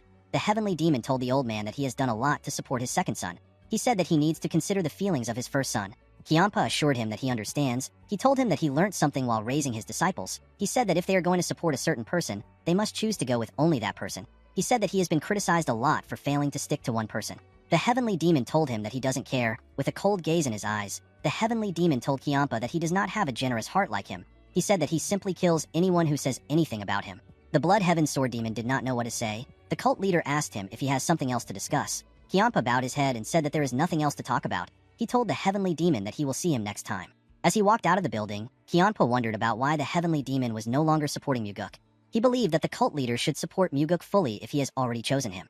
The scene shifts, and we are taken to Muguk's house. We see Kyampa holding a cup of liquor. He told our boy that his father values his older brother more than him. Muguk asked him if he really believes this. He told the Blood Heaven Sword Demon that their team-up was not meant to happen. He explained to him that he should have been able to fill the things he lacks. The Blood Heaven Sword Demon was shocked to hear this. With a look of anger on his face, he asked Muguk if he is saying that he is not good enough. Our boy told him that he is simply disappointed. Kyampa placed his cup down. He told Muguk that it was impossible to make Jang Ho the demonic army commander from the beginning. Our boy asked Kyampa if he is giving up already. The old man poured himself another cup of liquor. He advised Muguk to not be hung up on something that won't work. Muguk told him that he was acting high and mighty even though he couldn't do one thing for him. Kyampa stopped moving the bottle when he heard this. With a look of anger on his face, he asked Muguk to repeat what he said. Our boy reminded him that he was the one who promised to support him and become his backer. The Blood Heaven Sword Demon told Muguk that he was the one who pestered him like a child to do something that can't happen. Our boy told the old man that he should have rejected his proposal if he knew that it was impossible to do. He told him that he shouldn't have recommended Jang Ho as the demonic army commander the next day. The Blood Heaven Sword Demon did not know what to say. Muguk took out his sword from his hip. He used the sheath to draw a line in front of Kyampa. He reminded him that he also drew a line in front of him in the past. The line was to show how much the heavenly demon cared about them. At that time, he said that the small portion of the line belongs to our boy while the large portion belongs to him. Muguk drew another line in the middle. He told Kyampa that he is the one who has the smaller portion now. Kyampa could not say anything. He could only stare at the line. Muguk smiled when he saw this. He knew that the old man could not think of anything to say. He told Kyampa that he would have gotten Jang Ho the position no matter what happens if he was him. The Blood Heaven Sword Demon asked Muguk to give it a try. Our boy was shocked to hear this. With a serious look on his face, Kyampa reminded Muguk that he mocked him for being incapable of achieving such a small feat. He told him that he should be able to easily do it. Our boy asked him about what he will do if his father agrees to his request. Kyampa asked him to go ahead and try it. He assured him that it will backfire. Muguk could tell that Kyampa was certain that his father will reject his request just because he got rejected. He asked the Blood Heaven Sword Demon if he is suggesting a bet. With a smile on his face, Kyampa told Muguk that it can be a bet. He told him that he will have to come to his side if he fails. He explained to our boy that he will also have to stop talking about wanting more from him. Our boy asked Kyampa about what he will do if he wins the bet. The old man glared at him. He told him that he will do what he wants. Muguk revealed to him that he wants an elixir. He said that the elixir has to be better than the demonic essence pill. Kyampa was shocked to hear this. He asked Muguk if he knows how hard it is to find an elixir better than the demonic essence pill. Our boy assured him that he is well aware of how hard it is to find such a pill. He reminded the old man that they are now in the same boat. He told him that he will also be stronger if he becomes stronger. Kyampa did not know what to say. He knew that Muguk was right. The reason our boy asked for an elixir was because Kyampa had a rare elixir that gives more inner energy than the demonic essence pill. He was certain that Kyampa had the heavenly divine pill. He told the Blood Heaven Sword Demon that he does not have any reason to work with him if he cannot make Jang Ho the demonic army commander or get him a powerful elixir. The old man knew that Muguk was right. He decided to accept the bet. He told him that he will give him the elixir if he can make Jang Ho the demonic army commander. Muguk took out his sword and raised it. He asked Kyampa to promise him. Kyampa hid his huge sword on our boy's sword in order to make the promise. After doing this, he jumped out of Muguk's house. If Muguk is able to consume the heavenly divine pill on top of the demonic essence pill he already has, he won't lose to any of the demon supremes because of a lack of energy. Fortunately for Muguk, he knew a perfect way to win the bet. In the next scene, we see Muguk talking to the chief advisor. He asked Myung for the probability of Jang Ho becoming the demonic army commander. He asked the man to be honest with him. Myung told him that it is less than 10%. Our boy found this odd. He reminded the advisor that the Blood Heaven Sword Demon recommended Jang Ho. Myung informed our boy that his father rejected the recommendation. He told him that the cult leader is not the kind of person who will change his mind unless he has a good reason to.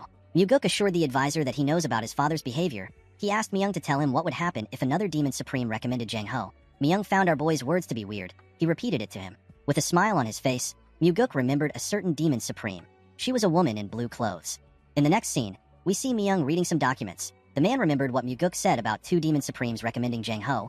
He told our boy that such a thing has never happened before. He said that there is a chance that Jang Ho will become the demonic army commander if it happens. This is because it would give the heavenly demon the justification he needs to change his mind. The man asked Muguk if it is possible for this to happen. With a smile on his face, our boy said that he will give it a try. He told the man that it is sometimes easier to fight two tigers than one. Myung hoped that the other tiger our boy was talking about wasn't the Sword Supreme. The scene shifts, and we see a martial artist from the Northern Heaven Sword clan. The man wore some blue clothes. His name is Bae Jongtak. Jongtak was in front of Muguk. He found out that he was accused of rape. He said that the servant is trying to frame him. He begged Muguk to let him confront her. Our boy asked the man to tell him why he believes that the servant would frame him. Jongtak told him that someone might have asked the girl to do it, or he might have offended her in some way. He assured Muguk that he never forced himself on her. Our boy told him that he will allow him to meet the girl. He called out to Daryong. The man was outside the door. The moment he heard his name, he brought the girl inside. Jongtak quickly stood up. He asked the girl about why she is trying to frame him. Muguk asked him to keep quiet. He told him that he will ask the girl to leave if he shouts again. Jongtak quickly shut his mouth. Muguk asked the girl if Jongtak was the one who raped her. The servant nodded her head. Jongtak yelled at her. He asked her not to lie. He told Muguk that the girl is shaking because she is scared that she will be caught. Our boy told the man that the girl is simply scared. Jongtak asked him about what he is saying. He asked him if he is taking the servant's side. Muguk revealed to him that the girl told him about how he threatened to go to her hometown and kill her family if she dared to expose him. Jongtak became nervous. He asked our boy if he seriously believes what she said. Muguk nodded at Daryong to signal him. Daryong nodded back to show that he understands. He brought in 2 more girls. Jongtak became terrified when he saw the girls. Our boy reminded him that this girls worked as his servants before. With a shaky tone in his voice, Jongtak said that he remembers them. He said that they are now grown. The girls glared at the man. Muguk asked him to stop feigning ignorance. He revealed to him that the girls have already testified against him. He told him that he has forced the girls the same way, and he has threatened them the same way.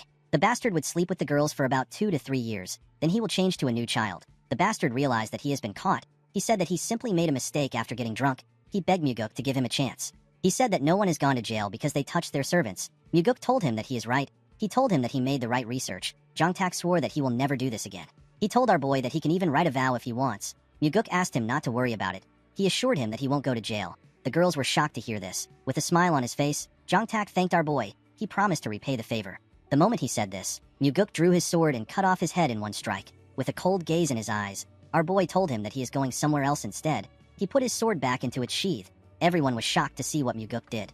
Our boy told the girls that the person that tortured them is dead. He told them that their families will no longer be threatened. He advised them to live without worries from now on. Muguk told the girls that they might not be able to forget what happened to them until the day they die. He advised them to remember what happened today if they are going to remember what happened to them. He hoped that the moment Jongtak paid for his crimes would be enough to console them. He asked them to remember the last look on the bastard's face. Unfortunately, this was all Muguk could do for them. The girls were shocked to hear what he said. The oldest among them thanked him for helping them take revenge. The moment she said this, she and the other girls broke down in tears. They seemed to be very happy and sad at the same time. They thanked Muguk again. Our boy and Daryong could only watch them as they cried. Muguk asked the girls not to thank him. He told them that he was only able to punish the bastard because they were all brave enough to testify against him. Our boy asked them to continue living bravely. The girls bowed their heads and told him that they will. After Muguk was done talking to them, Daryong escorted them out of the building. Our boy looked outside his window. He realized that their cult was unable to protect this girls because of the rule that only the strong survives. He believed that fate will allow his father to be cut down by the orthodox martial artists he hates so much if they continue like this. Muguk told himself that his father needs to be cut down. While he was thinking, Leon stepped into his office. She revealed to him that the person on the floor served the Northern Heaven Swordsman. She said that the Flower Sword Supreme won't let him off easily. She asked her master if he is not afraid. Muguk said that he is afraid. With a serious look on his face, he said that he is afraid that he will die before he can take care of all this trash. Leon told her master that their cult has slowly began to become good. She said that they will soon have more good people than the Murim Alliance. Muguk smiled when he heard this. He explained to Leon that it is not a good deed to not rape a servant. No one should be allowed to do such a thing. He said that their cult just wasn't able to do what was naturally expected from them. The moment he said this, he called out to Daryong. He asked him to notify the Sword Supreme right now. He asked the man to tell her that a problem occurred in the process of an investigation. He asked Daryong to tell her that he is going to meet with her to explain everything. In the next scene, we are taken to the Northern Heaven Sword clan. We see a man in blue clothes escorting Muguk and Daryong. The man took them into a bamboo forest. In the middle of the forest, we see a nice building. Someone announced that the Nirvana Pavilion Master has arrived. A beautiful woman stepped out of the building to greet Muguk. This woman is the Flower Sword Supreme. Her name is So Yeonrang. The Flower Sword Supreme looks like someone in her 20s, but she is actually twice as old. In the cult, people say that no matter how the world changes, the Flower Sword Supreme will never change. In fact, she even gets younger as the years go by. Muguk bowed his head and referred to her as ma'am. He told her that it has been a while since they saw each other. The Flower Sword Supreme asked him to not call her ma'am. She asked him to call her Sword Supreme. Muguk felt like this was too informal. He told her that he cannot do it due to seniority. The Flower Sword Supreme asked our boy if he respects her because she is much older than him. She told him that she doesn't think of things in such a poor manner. She said that respect should be given to those who deserve it. She said that anyone should be respected if they deserve it. Muguk accepted her request. He asked her to also speak casually to him. He turned to Daryong. He introduced him as the special investigator in charge of investigating the recent case. He told the Sword Supreme that he brought Daryong so that he can explain the details. Daryong bowed his head and introduced himself to the Sword Supreme. Before he could say anything, the Sword Supreme asked him not to waste his time. She said that a crime must have been committed if the Nirvana Pavilion said that it was. With a cold and scary look in her eyes, she told them that a man who rapes a young maid deserves to die. She assured Muguk that her sword house will not seek any trouble for the case. After hearing her response, our boy turned to Daryong and nodded at him. The man seemed to understand his master. He stepped out of the room and closed the door. With a smile on her face, the Sword Supreme told Muguk that a wind of change has been blowing within their cult thanks to his hard work. She commended him on his efforts. Our boy told her that he was only able to work because she was a great pillar of support. The Sword Supreme asked him to stop flattering an old woman like herself. Muguk asked her to not call herself an old woman. He told her that she looks like she is in her 20s. The Sword Supreme asked our boy to stop saying things like that. She revealed to him that she has taken a backseat so that she can focus on understanding martial arts. Our boy found this to be odd. The Flower Sword Supreme lived a different life than what she just said in the previous regression. After Wa Mugi killed the Heavenly Demon, the cult got closed down. The 8 Supremes and other martial masters fought to become the next cult leader. In the end, the first person to become the cult leader was the Flower Sword Supreme. When she was the cult leader, there was always a storm of blood. It would have been nice if she was good at playing politics. Unfortunately, her ability to rule wasn't on par with her ambitions. She was eventually killed by the one who became the next cult leader after ruling for 3 years. Muguk told the woman that he was in a tough position when this incident happened. The Sword Supreme asked him to explain what he means. Muguk revealed to her that he had a lot of issues with the Southern Sword House. Our boy purposely mentioned the Southern Sword House that belongs to the Blood Heaven Sword Demon. He wanted to see the kind of reaction he will get from the Sword Supreme. The whole cult knows that the Blood Heaven Sword Demon and the Sword Supreme have the worst relationship among the 8 Supremes. That is why the Sword Demons and the Demonic Swordsmen are like cats and dogs. Muguk told the Sword Supreme that the Blood Heaven Sword Demon put a lot of pressure on him when he had some cases with the Southern Sword House. He said that he now has issues with her own sword house. The Sword Supreme told him that she is completely different from Kiampa. Muguk told her that she is completely right. The woman glared at him. She revealed to him that she heard that the Blood Heaven Sword Demon recommended Jang Ho, who is from the Southern Sword House, to become the demonic army commander. She asked our boy to explain what is happening. Muguk told her that Jang Ho is an exceptional and loyal individual. He revealed to her that Jang Ho is actually one of his men. The Sword Supreme asked him to tell her how he was able to persuade Kiampa to recommend Jang Ho. Our boy told her that he made use of the old man's pride. He revealed to her that he asked the Blood Heaven Sword Demon to make a choice for the sake of the cult instead of only thinking about those closest to him or a political play. The Sword Supreme smiled when she heard this. She said that Kiampa would have never been persuaded by something like that. Muguk told her that the Blood Heaven Sword Demon didn't want to lose him. The Sword Supreme wondered about what he meant. Muguk revealed to her that the old man said that he thinks of the cult more than anyone else among the 8 Demon Supremes. He explained to her that it is hard for even the Blood Heaven Sword Demon to make Jang Ho the demonic army commander. He told her that the chief advisor made a suggestion on how Jang Ho can get the position. He said that the suggestion is too hard to achieve. The Sword Supreme asked him to tell her what Myung suggested. Muguk revealed to her that the chief advisor said that Jang Ho can become the demonic army commander if another Demon Supreme recommends him. He told her that the only problem he has is that no other Demon Supreme would recommend Jang Ho. The Sword Supreme asked him to tell her why he believes that no one will recommend Jang Ho. Muguk was shocked to hear this. She asked him if he believes that the Blood Heaven Sword Demon is the only Demon Supreme who thinks of the cult.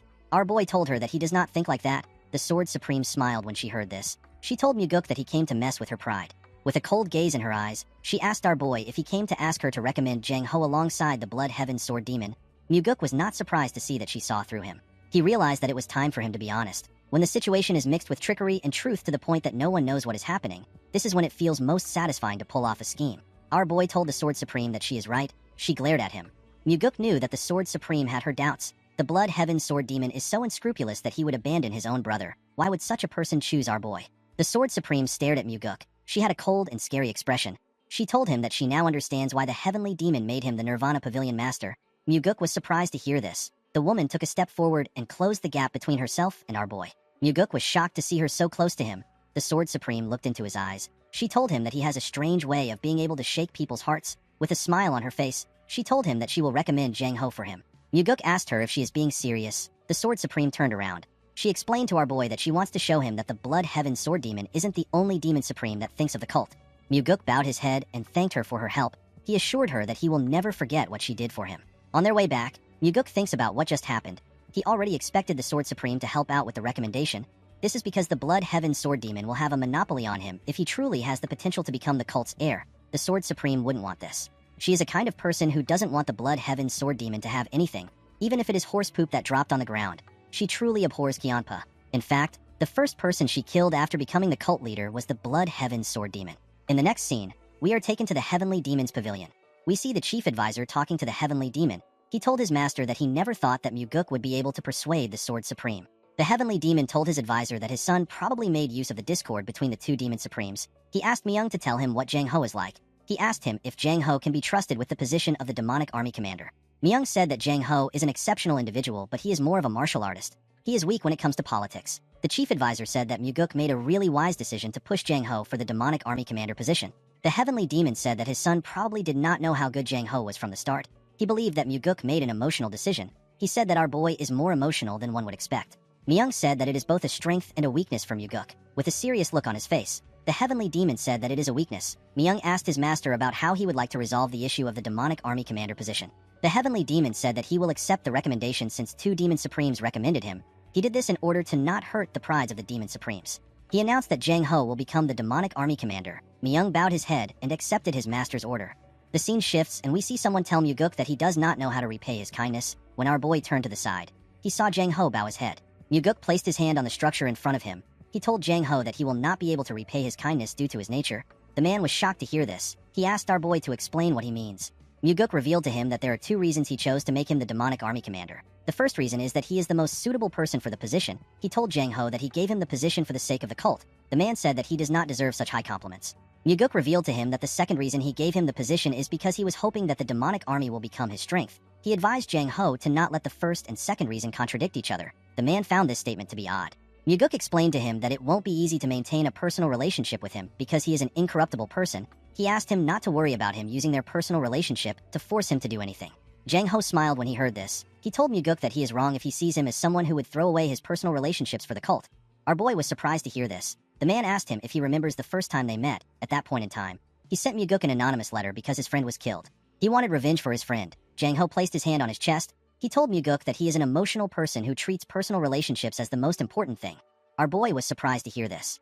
Jang Ho told him that he has already sworn his loyalty to him. He assured Myuguk that he is still loyal to the cult and the heavenly demon. He promised to also work hard for the demonic army. He told our boy that he is the person who he is most loyal to.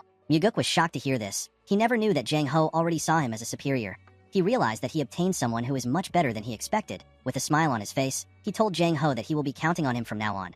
The man put his hand together and told our boy that he also looks forward to working with him. The scene shifts and we see the Blood Heaven Sword Demon in Myuguk's house. As he stepped into his building, our boy told the old man that the appearance of him standing upright in the building makes him look like a guardian statue that is protecting him. The Blood Heaven Sword Demon stared at Myuguk. He asked him if he is trying to tease him for being hard-headed. Our boy told him that he cannot do something like that. Hyunpa commended him for making Jang Ho the demonic army commander. Our boy bowed his head and thanked him for his praise. Myuguk noticed something odd. The Blood Heaven Sword Demon was calm. He had expected him to be fuming because he involved the Flower Sword Supreme. Our boy knew that he could not yet relax. He knew that Hyunpa was unpredictable. The Blood Heaven Sword Demon asked Myuguk to tell him how he persuaded the Sword Supreme. Our boy told him that he will tell him what he wants to know if he promises not to get angry. Hyunpa assured him that he won't get angry. He revealed to the old man that he told the Sword Supreme that he believes that he is the true Demon Supreme. He told the old man that he used this statement to provoke the pride of the Sword Supreme. He told him that he made use of him. Hyunpa laughed when he heard this. He told Myuguk that he has been tricked. He explained to him that the Sword Supreme would have definitely seen through his petty trick. He referred to the Sword Supreme as a fox and told Myuguk that she must have pulled a trick on him. He explained to him that the Sword Supreme only helped him to prevent him from working with him. With a serious look on his face, he asked Myuguk to tell him what he will do about their current situation. Our boy assured the old man that he is his top priority. The Blood Heaven Sword Demon reminded him that the Sword Supreme helped him with Jang Ho. Myuguk told him that it is fine because he helped him first. Hyunpa asked him if he will be able to say this when the Sword Supreme makes a proposition that he cannot refuse. The moment he said this, he took out a small box. He told our boy that the proposition is similar to the box. Myuguk accepted the box and opened it. Hyunpa told him that a promise is a promise. Immediately he said this. Myuguk looked into the box. He saw something shocking. He saw an elixir. Hyunpa told him that it is the Heavenly Divine Pill. Our boy was shocked to hear this. He could not believe that Hyunpa gave him the Heavenly Divine Pill so easily. He assumed that the Blood Heaven Sword Demon would come up with a lot of excuses. He expected him to say that it was hard to find any good elixirs, or something stupid. Hyunpa said that he has kept the elixir for a long time. He told Myuguk that even he wasn't able to consume it. Our boy asked him if he is really giving it to him. With a look of anger on his face, the old man asked Myuguk if he wants him to take it back. He pushed his blade into the ground and sat on the huge rock in Myuguk's house. He picked up a cup of liquor and drank it. He referred to our boy as second young master. With a serious look on his face, Hyunpa told Myuguk that he is betting the rest of his life on him. Myuguk was shocked to hear this. He realized that the Blood Heaven Sword Demon has shown the strongest card that he has in his hands. He did this without any hesitation. Our boy remembered telling his father that the Blood Heaven Sword Demon has no value for him to keep him around. He realized that he has to change what he said. Due to how determined Hyunpa was, Myuguk believed that he has to do his best to keep him around. He put his hand together and thanked Hyunpa for trusting him. He asked him if he can guard him. He told him that he wants to consume the elixir. The Blood Heaven Sword Demon was shocked to hear this. He asked Myuguk if he has lost his mind. He could not believe that our boy wanted to consume the elixir in front of him. Myuguk told him that it is better for him to consume it in front of him because he was the one who gave it to him. Hyunpa could not believe what he was hearing. To allow someone to stand guard over you while you circulate energy has a meaning to it. It is the final stage of trust that a martial artist can have. The Blood Heaven Sword Demon asked Muguk if he truly trusts him. Our boy told him that he is consuming the Heavenly Divine Pill right now because he trusts him. He explained to him that he will have to do as he says in order to get the antidote if he poisoned the elixir. The Blood Heaven Sword Demon asked Muguk to tell him why he believes he didn't poison the elixir. Our boy told the old man that he is not someone who would result to doing something that nasty. Kiampa told him that he can be quite nasty. Muguk explained to him that there are various types of nasty people. He told the old man that he is not someone who would go against his word. With a serious look on his face, Kiampa asked Muguk to tell him what he will do if his instincts are wrong. Our boy sat on the ground. He told the Blood Heaven Sword Demon that he will think about it when it happens. Kiampa was shocked to hear this. Muguk put the elixir into his mouth and closed his eyes. The Blood Heaven Sword Demon was surprised to see that he was actually about to consume the elixir. The elixir dissolved when it went into our boy's body. It went into his bloodstream and his bones. A bright blue energy covered Muguk's body. His veins popped out and he released a large amount of sweat. Our boy was in a trance state. When Muguk opened his eyes, he noticed a change in his energy. He realized that his inner energy has increased by leaps and bounds thanks to the Heavenly Divine Pill. The moment he thought of this, Kiampa asked him about what the Heavenly Divine Pill tastes like. Our boy was surprised to hear the question. With a smile on his face, he told the old man that it tastes like honey. He said that he has never eaten anything so delicious in his life. The Blood Heaven Sword Demon was annoyed to hear this. He could not believe that he did not take the elixir. He realized that he should have never saved it. Muguk asked him not to be disappointed. He told him that he digested the elixir 10 times more efficiently than he would have been able to. He stood up after saying this. He circulated his energy around his body. His energy was overflowing to the point where he wouldn't lose to Kiampa just because he is lacking inner energy. Kiampa moved close to our boy. He asked him to tell him who he really is. He asked him to tell him who he is for him to mess with his mind and make him hand over the Heavenly Divine Pill. The Blood Heaven Sword Demon stared into Muguk's eyes. He was completely focused on his eyes. He saw something odd in Muguk's eyes. He was surprised to see what was inside Muguk. He saw a large amount of energy. Muguk released a large amount of his energy. He told the old man that he is someone who will eventually lead him. He told him that he has to live long enough for him to see it happen. The Blood Heaven Sword Demon glared at our boy. He watched him as he released his energy. He put his hand together and stood his ground. Muguk decided to take away his energy. He asked the old man about what his ultimate goal is. Kiampa was shocked to hear this. He raised his head up and looked into the night sky. He said that he is already very old. He told our boy that there is nothing he wants. He said that he wants to continue living the same way he has lived so far. Muguk told him that he is being overly passionate for something like that. Kiampa was surprised to hear this. He asked our boy to tell him how he is overly passionate. Muguk told him that he felt like he was a young man when he was putting pressure on him. He said that he could feel the flames of youth still burning strongly within him. Kiampa asked him if this is really how it looked to him. Our boy told him that it is. With a sad look on his face, the old man said that he is happy to hear this. He told Muguk that he thought he has mellowed off recently. Our boy noticed the look on his face. He could understand how Kiampa felt. No matter how many ambitions and passions he has, time will still mercilessly take them away. Muguk moved close to the huge rock. He picked up the bottle of liquor and the cup. He stretched out his hand and asked Kiampa to pour him a drink. The old man was shocked to see this. He reminded Muguk that he lost the bet. He did not understand why our boy wanted to accept his drink. With a smile on his face, our boy explained to him that he won the moment he gave him the Heavenly Divine Pill. He told him that he will accept the liquor that he offered. The Blood Heaven Sword Demon could not believe what he was hearing. Although Muguk did not know if it was possible, he wanted to still make the Blood Heaven Sword Demon one of his people. Kiampa took the bottle and poured our boy a drink. He glared at him as he poured the drink. He did not believe that Muguk would actually drink the liquor. To his surprise, our boy drank the liquor. He gently smiled when he saw this. He told Muguk that they should work well from now on.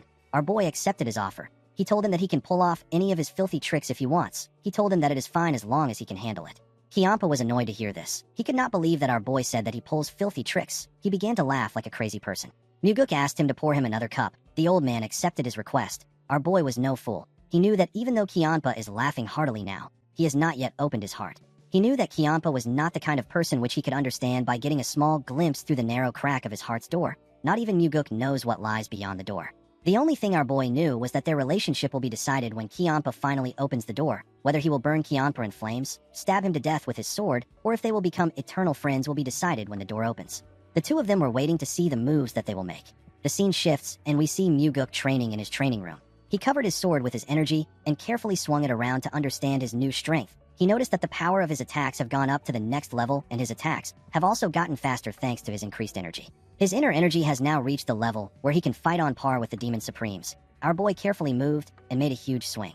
He was not satisfied with his current strength. He believed that he needed to accumulate even more energy. Inner energy is something that a person can never get enough of. While he was training, someone mentioned that his inner energy has grown again. When Muguk turned around, he saw his father, with a smile on his face. Our boy revealed to his father that he received the Heavenly Divine Pill from the Blood Heaven Sword Demon. The Heavenly Demon did not say anything. Muguk found this odd. He asked his father to tell him why he is not surprised. The heavenly demon reminded his son that he once said that he wanted to get something from the old man. He told Muguk that he already knew that Kianpa had the heavenly divine pill. Our boy asked him about how he knew. The heavenly demon revealed to him that he was the one who gave Kianpa the elixir a long time ago. Muguk was shocked to hear this. He remembered the line the blood heaven's sword demon drew to show him how much his father loved him. He wondered if Kianpa was right. The heavenly demon asked his son to tell him what he offered in the bet. Muguk revealed to him that he offered himself. The heavenly demon said that Kianpa made a losing bet. Our boy told his father that he is just getting started. He said that he intends to rip off each one of the demon's supremes. The heavenly demon did not say anything. Muguk found this strange. In the past, his father would have told him that he is spouting nonsense. He did not understand why the heavenly demon was not saying anything. He decided to ask him about why he is not saying anything. The heavenly demon told his son that he was thinking that he might actually be able to do it. Muguk told his father that he is finally seeing his true value. The heavenly demon turned around and asked his son to continue his training. Our boy thanked his father for making Jang Ho the demonic army commander. The heavenly demon told him that he did not do it for him. He said that he accepted Jang Ho because 2 demon supremes recommended him. Muguk told his father that he will become happier. The heavenly demon stopped moving when he heard this. Our boy said that he needs to be happy so that those around him will be happy. Then the cult will become happier as well. The heavenly demon turned around when he heard this. Before he could speak, Muguk said that it is a useless emotion that will lead him to his death. The heavenly demon told his son that it is good that he knows. He opened the door and explained to his son that he must forget things as trivial as happiness if he wants to walk down this path. Muguk said that he doesn't want to. He told him that he will be happy even while walking down this path. The heavenly demon left the room after hearing this. With a smile on his face, Muguk said that he will make it happen. In the next scene, we see the Sword Supreme tending to the flowers in her garden. While she was looking at the flowers, someone told her that they are pretty. Yeonrang said that people say that flowers become prettier as they age. She told Muguk that he still has a long way to go before this saying can apply to him. Our boy remembered how old he was before he regressed. He believed that life would have been harder if he did not regress at that age. He thanked Yeonrang for helping him. He brought her a bottle of liquor to show his appreciation. The Sword Supreme thanked him for the gift. She told him that she doesn't drink. She said that she quit drinking a long time ago. Muguk apologized to her for bringing such a gift. Although he apologized, our boy actually knew that Yeonrang doesn't drink. He intentionally brought the liquor because he didn't want her to think that he knows a lot about her. Muguk wondered if it was necessary for him to do this. However, he couldn't complain because he needed to do what he can. He knew that relationships are built with all the small things in life. He told the Sword Supreme that he believes that help must be repaid. He asked her if there is anything he can do for her. Yeonrang told him that it will be best for him to cut off his relationship with the Blood Heaven's sword demon. Muguk asked her for a reason. She told our boy that the ideals that Kianpa pursues are far from his. Unlike Muguk, who wants to change the cult into a place with discipline and order, the Blood Heaven's sword demon hates to be bound by rules more than anyone in the world. After hearing what she said, Muguk apologized to her. He told her that he can't do what she is asking for. Yeonrang turned around and glared at our boy. She asked him if he really can't do it. Muguk said that he can't. He revealed to her that the old man has given him a gift that is far too precious. Our boy never planned on mentioning the gift. He believed that it was right for him to tell her, especially since he intends on making the Blood Heaven's sword demon and the Flower Sword Supreme his people. Yeonrang asked him about what Kianpa gave him. Muguk said that it is a personal gift. He told her that it is hard for him to tell her. Yeonrang said that she assumed that they were close enough to share such details with each other. She asked him if she is wrong.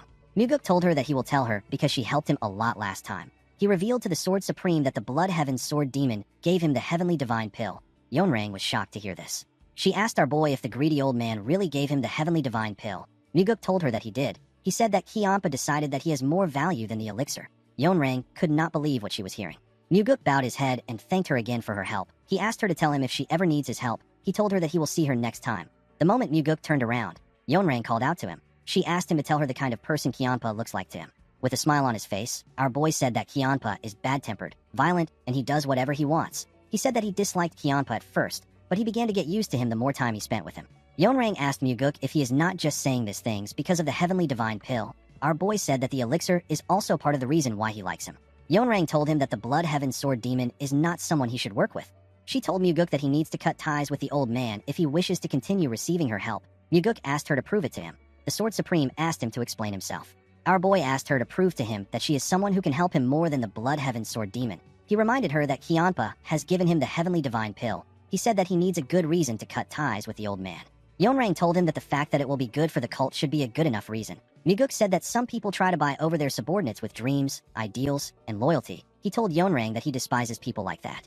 The moment he said this, Yeonrang released her energy. It was ridiculously powerful. It froze the flowers around her. Muguk told the woman that he does not know what she thinks of him. He told her that he is preparing something big. He revealed to her that he will be meeting numerous people from now on. He said that he is not confident that he will always make the right choice. He begged her to show him something that can help him make a decision easily. He stretched out his hand and asked her to give him something more precious than the heavenly divine pill. Yeonrang did not like what she was hearing. Muguk never planned on letting go of the blood heaven sword demon. He believed that he must have Kiampa by his side. He looked into Yeonrang's eyes. He could tell that she was already wavering. The woman took away her energy. She asked our boy to tell her what he wants. Muguk clenched his fist. He told her that there is nothing he currently needs. Yeonrang glared at him when she heard this. Our boy already knew how she was going to interpret what he said. In her head, she heard him say that he does not need anyone else because he already has the blood heaven sword demon. Muguk bowed his head and told her that he will see her next time. He assured her that he won't forget what she did for him. He turned around after saying this. He smiled when he turned around because he said that he doesn't need anything. The Sword Supreme will become even more impatient. At night, we see our boy arrive at his house. He saw Kiampa waiting for him there. The old man referred to Yeonrang as a fox and asked Muguk about what she said. Our boy revealed to him that Yeonrang asked him to cut ties with him. Kiampa reminded him that he told him that the Sword Supreme would say this. He asked Muguk if Yeonrang gave him a reason. Our boy told him that she said that their ideals are too different and he is too free-spirited. The old man said that it is a load of crap. He asked Muguk about what he will do. Our boy said that he will work with the person who gives him the most benefits. Kiampa was shocked to hear this. Muguk told him that he is simply trying to weigh his options. He told the Blood Heaven Sword Demon that he would have done the same thing too. Kiampa glared at him. Muguk smiled when he saw the look on his face. He asked him not to worry about it. He told him that he is still in the lead. He said that it is impossible for her to give him something better than the heavenly divine pill. Kiampa said that it is not impossible. He told our boy that Yeonrang is someone who would do anything just to destroy him. Muguk asked the old man about why their relationship is so strained. Kiampa stopped talking when he heard the question. Although our boy asked the question, he already knew the answer. The Blood Heaven Sword Demon told him that reasons aren't needed to hate another person. Muguk asked him if he wants to have a drink.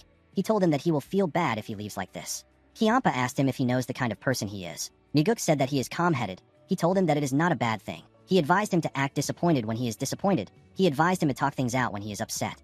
Muguk told the old man that he will pay for the drinks. Kiampa grabbed his sword and jumped. He told our boy that he will wait for him at the demonic village. Muguk gently smiled when he heard this.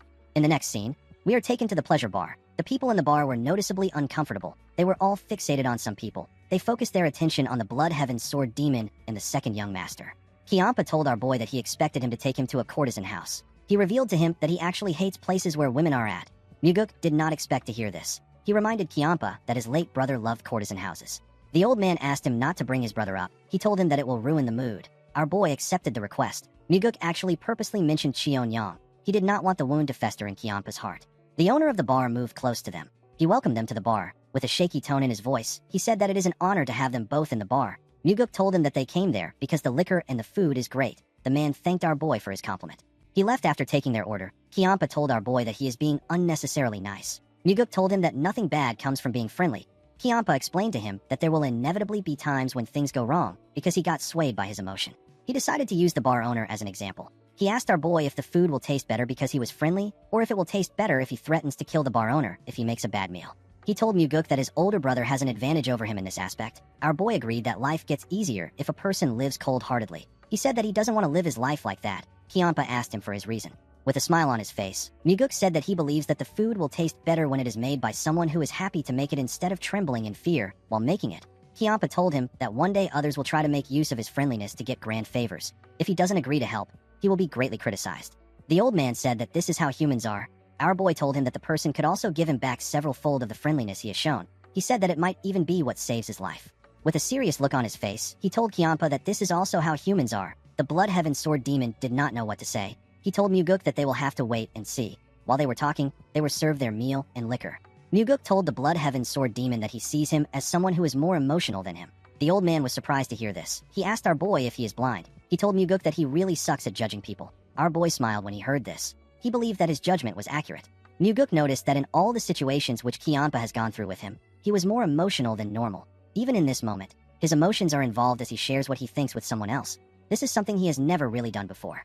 Our boy decided to ignore the talk about emotions and face a pressing issue. He placed his cup on the table and told Kiampa that he needs to start managing his disciples from now on. He told him that his disciples will continue having issues with the Nirvana Pavilion if he doesn't start managing them. The Blood Heaven Sword Demon glared at Muguk. He told him that he is getting more arrogant. Our boy corrected him by telling him that he is the one who is arrogant. Kiampa was annoyed to hear this. He screamed at Muguk. Everyone at the bar became nervous when they heard his voice. Muguk told the old man that he looks down on both the cult and his father. He said that he is confident because he is the Blood Heaven Sword Demon. With a serious look on his face, Muguk told him that he assumes that nobody cares about what his disciples do. The moment he heard this, Kiampa released his energy. He destroyed the table in front of them. He glared at Muguk. Our boy did not back down. He looked him in the eye. The Blood Heaven Sword Demon took away his energy, and the plates and bottles fell to the ground. The owner was shocked to see this. Everyone else became nervous. With a look of anger on his face, Kiampa told our boy that his words were beyond arrogant. He told him that he really wants to beat him right now. He turned to the owner. He asked him to stop staring at them. He ordered him to bring them some more liquor and food. Our boy told Kiampa that this is not how he should handle things in times like this. He placed some gold coins on the table. He apologized to the owner. He told him that the money is for the things they broke. He assured him that he will also compensate him for his other losses today. The owner became more nervous. He assured Muguk that it is fine. Our boy told him that it is not fine. He gave him some coins and asked him to bring them new food and drinks. He asked him to bring out enough food that will make the table fall apart. The Blood Heaven Sword Demon asked Muguk if he wants him to do things like that. Our boy told him that he shouldn't be destroying things if he doesn't want to do something like that. Kiampa asked him if he is teaching a demon supreme how to be kind. Our boy explained to the man that the demonic path he is trying to build up is not one where a person destroys a restaurant. Because he is upset, Kiampa yelled at him. Our boy placed his hand on a chair and asked him to stop yelling. He asked him to take a seat there. The old man grit his teeth out of anger. Oddly enough, he still went to sit down without throwing a tantrum. He called our boy an arrogant brat. He told him that he is crazy. With a scary look on his face, he promised Muguk that he will kill him if he betrays him. The owner, who was about to place the food on the table, became terrified when he heard this. He placed the food on the table and quickly ran away. Muguk asked Kiampa if he really means what he said. The old man said that he does. Our boy asked him to swear his loyalty to him with sincerity. He said that his threat can also be used in another way. He told the Blood Heaven Sword Demon that if he truly swears his loyalty to him and he betrays him, he said that he will plunge his sword into his heart.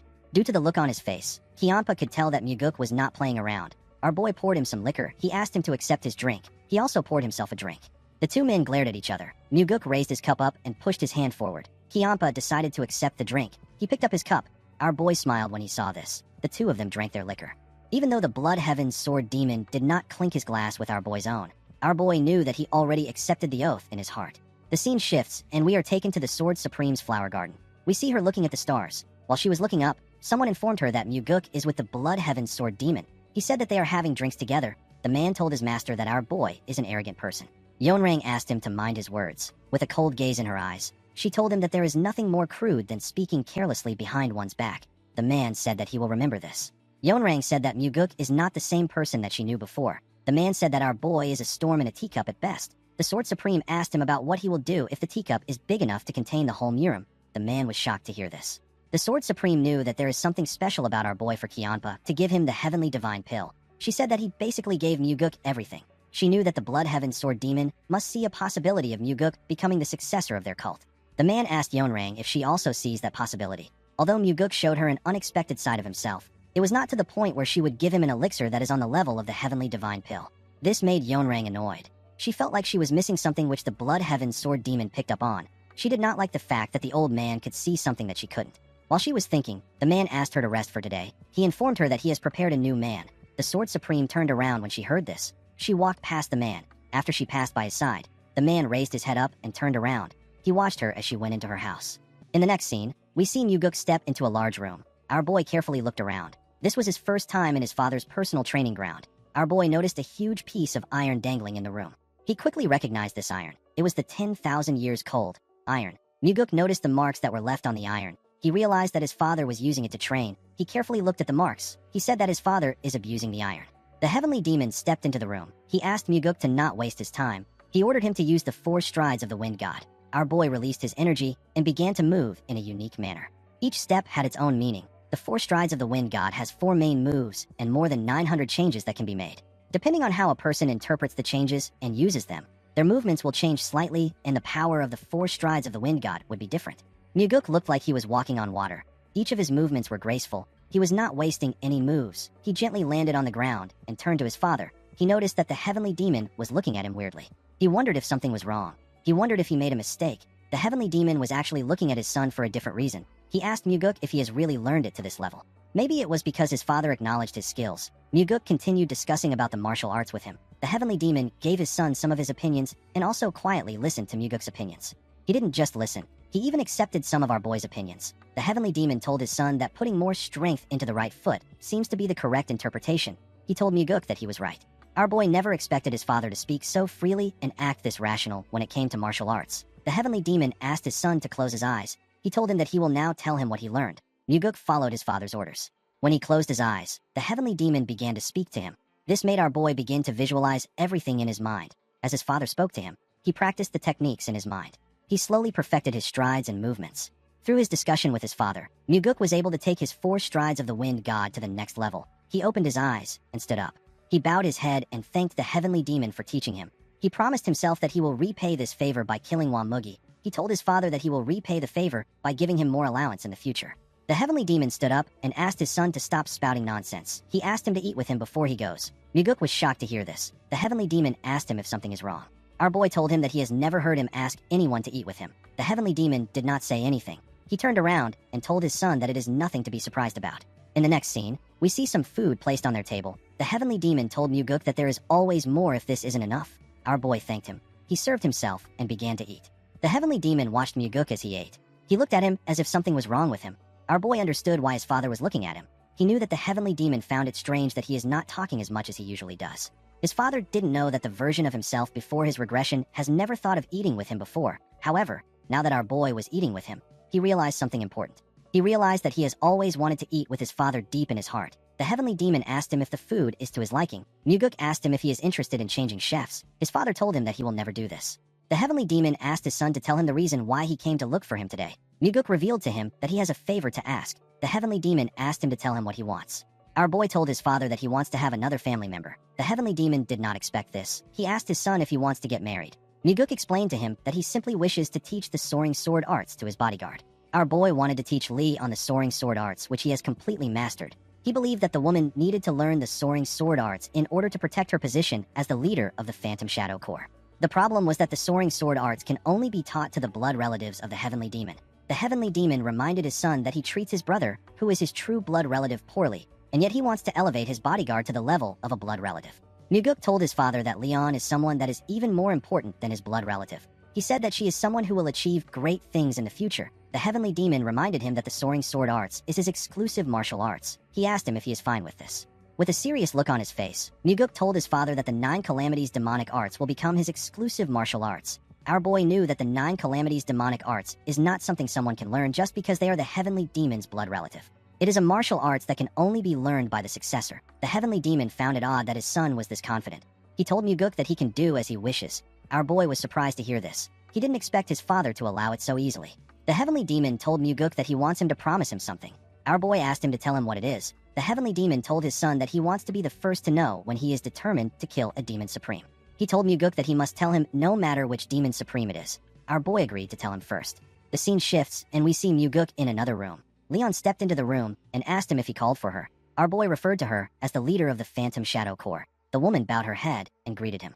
Muguk revealed to her that he will be teaching her a new martial arts. The woman was surprised to hear this. She asked him if he is serious. Our boy revealed to her that he will be teaching her the soaring sword arts. Leon was shocked to hear this. She told her master that he cannot do this. She reminded him that the soaring sword arts is only taught to the blood relatives of the heavenly demon. Muguk asked her if she is done talking. The woman said that she has more to say, but she will stop there. She told her master that it will be bad if the heavenly demon finds out. Muguk revealed to her that he already has his father's permission. Leon was surprised to hear this. She asked him if he is serious. Muguk told her that he is. The woman reminded him that the soaring sword arts is his exclusive martial arts. She asked him to tell her why he wants to teach it to her. Our boy explained to her that she needs to learn a martial arts of this level in order to become the Phantom Shadow Corps leader. He told her that she is basically a blood relative to him, so it is alright for her to learn it.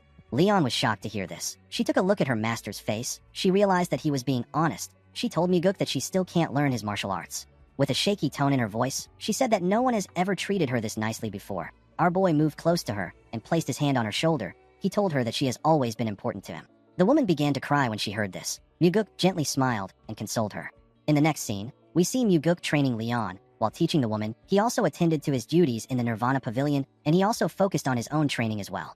Leon was able to learn the soaring sword arts very quickly. It was as if she was cotton that was absorbing water. She was more talented in martial arts than Muguk expected. She was also extremely hardworking, so her progress was so rapid that even Muguk was surprised. While watching the woman train, Muguk realized that he can also learn through teaching. In his past life, he did not teach anyone anything.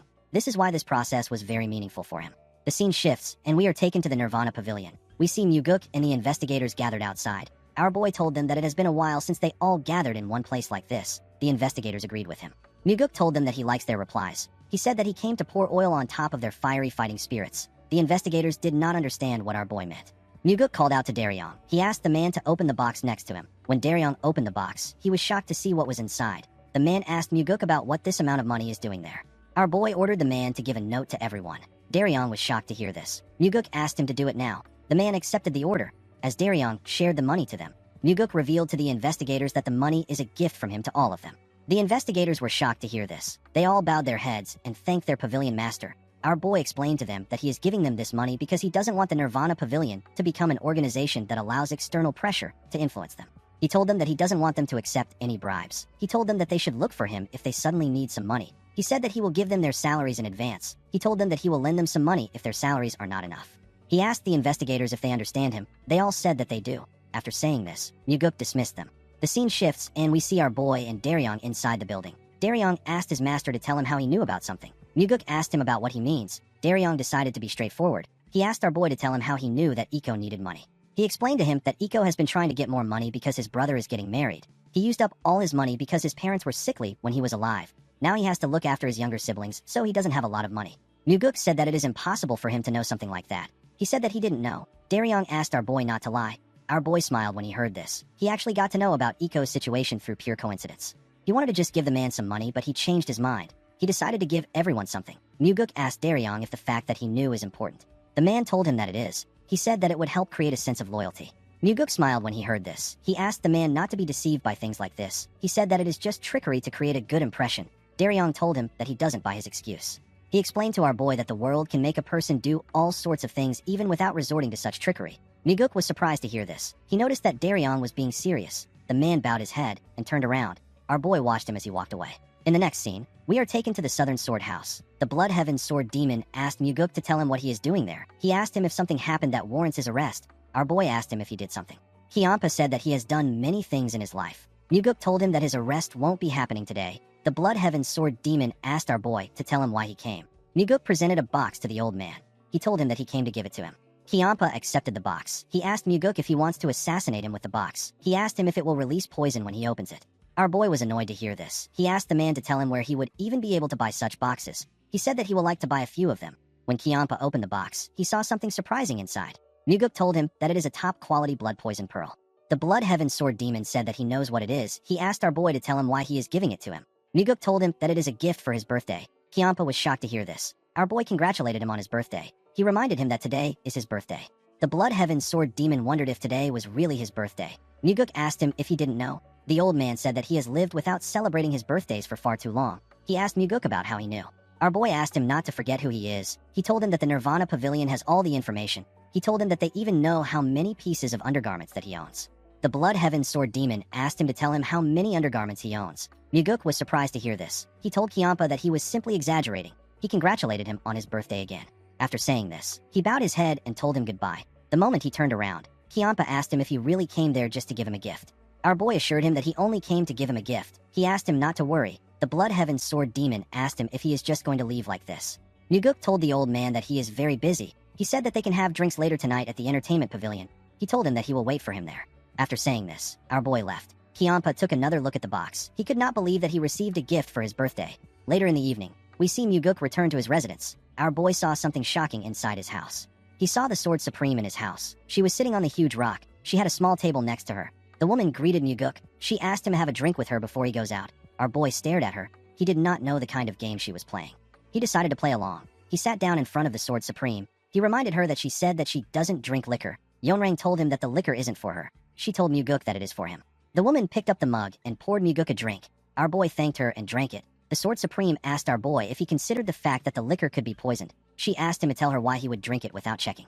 Our boy told her that he had countermeasures in place even if he did not check. The Sword Supreme was surprised to hear this. Muguk took out something from his mouth and showed it to Yeonrang. It turns out that our boy had the blood poison pearl in his mouth. The blood poison pearl can prevent against poison smoke, and it can also neutralize poison if a person places it in their mouth while drinking liquor. Yeonrang was able to tell from its size that it is a top-quality blood poison pearl. Muguk asked her to pardon him for what he is about to say. He told Yeonrang that he is aware that she is not completely friendly to him. He told her that he wouldn't just drink whatever she gave him in this situation. The Sword Supreme asked Muguk if he also drank the Blood Heaven's Sword Demon's liquor with the blood poison pearl. Our boy told her that he did not. Yeonrang told him that he trusts Kiampa, but he does not trust her. Muguk explained to her that a lot of things happened before he had his first drink with the old man. Yeonrang told him that this is the same with them. Our boy told her that this is not true. The Sword Supreme reminded him that she recommended Jang Ho as the demonic army commander. Muguk asked her if that decision was made for his benefit. Yeonrang was surprised to hear this. Our boy told her that she is right about recommending Jang Ho, but it wasn't for our boy's benefit. It was for her to try and force him to cut off his ties with the Blood Heaven's sword demon. Muguk explained to the Sword Supreme that he wishes to create a lot of history with her. He said that he will be able to drink the liquor she offers without using a blood poison pearl if they are able to do this. Yeonrang asked our boy not to say things that he doesn't mean. She asked him if he hasn't already decided to go with Kianpa. Muguk placed the pill on the table and poured himself a drink. He drank the liquor in front of her and placed the cup on the table. The Sword Supreme glared at him. Muguk knew that Yeonrang is someone who refuses to be even compared to the Blood Heaven Sword Demon. She is also someone who is confident that she will be chosen if people had to choose between the two of them. Muguk knew that she was not the kind of person who would use poison. Yeonrang called out to our boy. She asked him to tell her what he truly wants. Muguk begged her to help him become the successor. The Sword Supreme was surprised to hear this. Our boy explained to her that he wants her to help him without asking him to cut off his ties with Kianpa. The Sword Supreme glared at him. She stood up and told Muguk that the only people who would help without any conditions are parents. Muguk revealed to the woman that he is having drinks at the entertainment pavilion later tonight. He told her that she can join him if she feels like it. After hearing what our boy said, the Sword Supreme left his house. When Muguk went into his house, he saw something surprising. He saw his father on the roof. Our boy wondered if something was off about today. He had met 2 demon supremes. Now he is meeting his father too. He asked the heavenly demon to tell him why he came. The heavenly demon told his son that he came to see how he is living. Our boy found this odd. His father has never come to his residence before. Muguk realized that he was able to go hunting and have a meal with his father for the first time in this life. Now his father has come to his residence for the first time. He was getting a lot of first-time experiences in this life. Muguk asked his father if he would like to come in. The heavenly demon told him that he cannot go into a room where a man lives alone. Our boy told his father that he can bring out a chair. The heavenly demon asked him not to worry about it. He told Muguk that he has sat enough for today. Our boy smiled when he heard this. He jumped to the roof. He told the heavenly demon that the demonic physician once said that sitting down for too long is detrimental to a person's health. The longer you sit down, the shorter your life becomes. The heavenly demon asked Muguk if he wants to live for a long time. Our boy said that he does. He said that there are many things he has not tried yet. He told his father that he wants to do everything before he dies. He asked his father if he also has something he wants to do. He asked him if he wants something else other than being the heavenly demon. The heavenly demon said that there is nothing he wants. Muguk turned to him when he heard this. Although he said that there was nothing he wanted to do, it sounded like he was trying to tell his son that he has too many things that he wants to try, but he can't speak of them. Our boy told his father that he wants to go to the Central Plains with him one day. The heavenly demon glared at his son when he heard this. Muguk explained to his father that he is not saying that he wants them to attack the Murim Alliance together. He revealed to his father that he wants to visit different places where various people reside. He asked the heavenly demon if he wants to see the world with him one day. He said that he has heard that the snowy mountains are really refreshing in summer. The heavenly demon did not say anything to Muguk. He simply watched the beautiful sunset with him. The scene shifts, and we are taken to the entertainment pavilion. We see the owner serve our boy some food. He asked him to enjoy it. Muguk thanked the man. The owner told our boy that he is the one who is supposed to be thankful to him. He explained to Muguk that after he set up a Nirvana Pavilion branch office in the alleyway, there has been fewer people causing trouble after drinking. The man said that there has even been less instances where people don't pay off their tabs. Muguk told the man that he is happy to hear this. The owner told him that he is not the only one who is thankful. He said that many people in the building have received various help from the Nirvana Pavilion. Someone told Muguk that he is quite popular. When our boy turned around, he saw Kianpa. Everybody became scared. Muguk announced that the Blood Heaven Sword Demon is someone with a noble personality. He asked them to drink in peace. He warned them not to move close to them to cause trouble after getting drunk. After saying this, our boy and Kianpa sat down. The old man asked Muguk to tell him why he is lying. Muguk said that this is a white lie. He explained to him that this people are paying to drink there. He said that it wouldn't be right for them to be drinking while being worried. Kianpa said that they should leave if they don't like being here. Our boy told him that he should compensate them if he is going to say this. He said that he can ask the people to go eat somewhere else with the money, and he also has to pay the owner for his losses. Kianpa told Muguk that he is acting kind again. Muguk explained to him that this is not kindness. He said that it is basic manners. The Blood Heaven Sword Demon asked him if a demonic cultist should act like this. Our boy reminded him that a demonic cultist is still a person.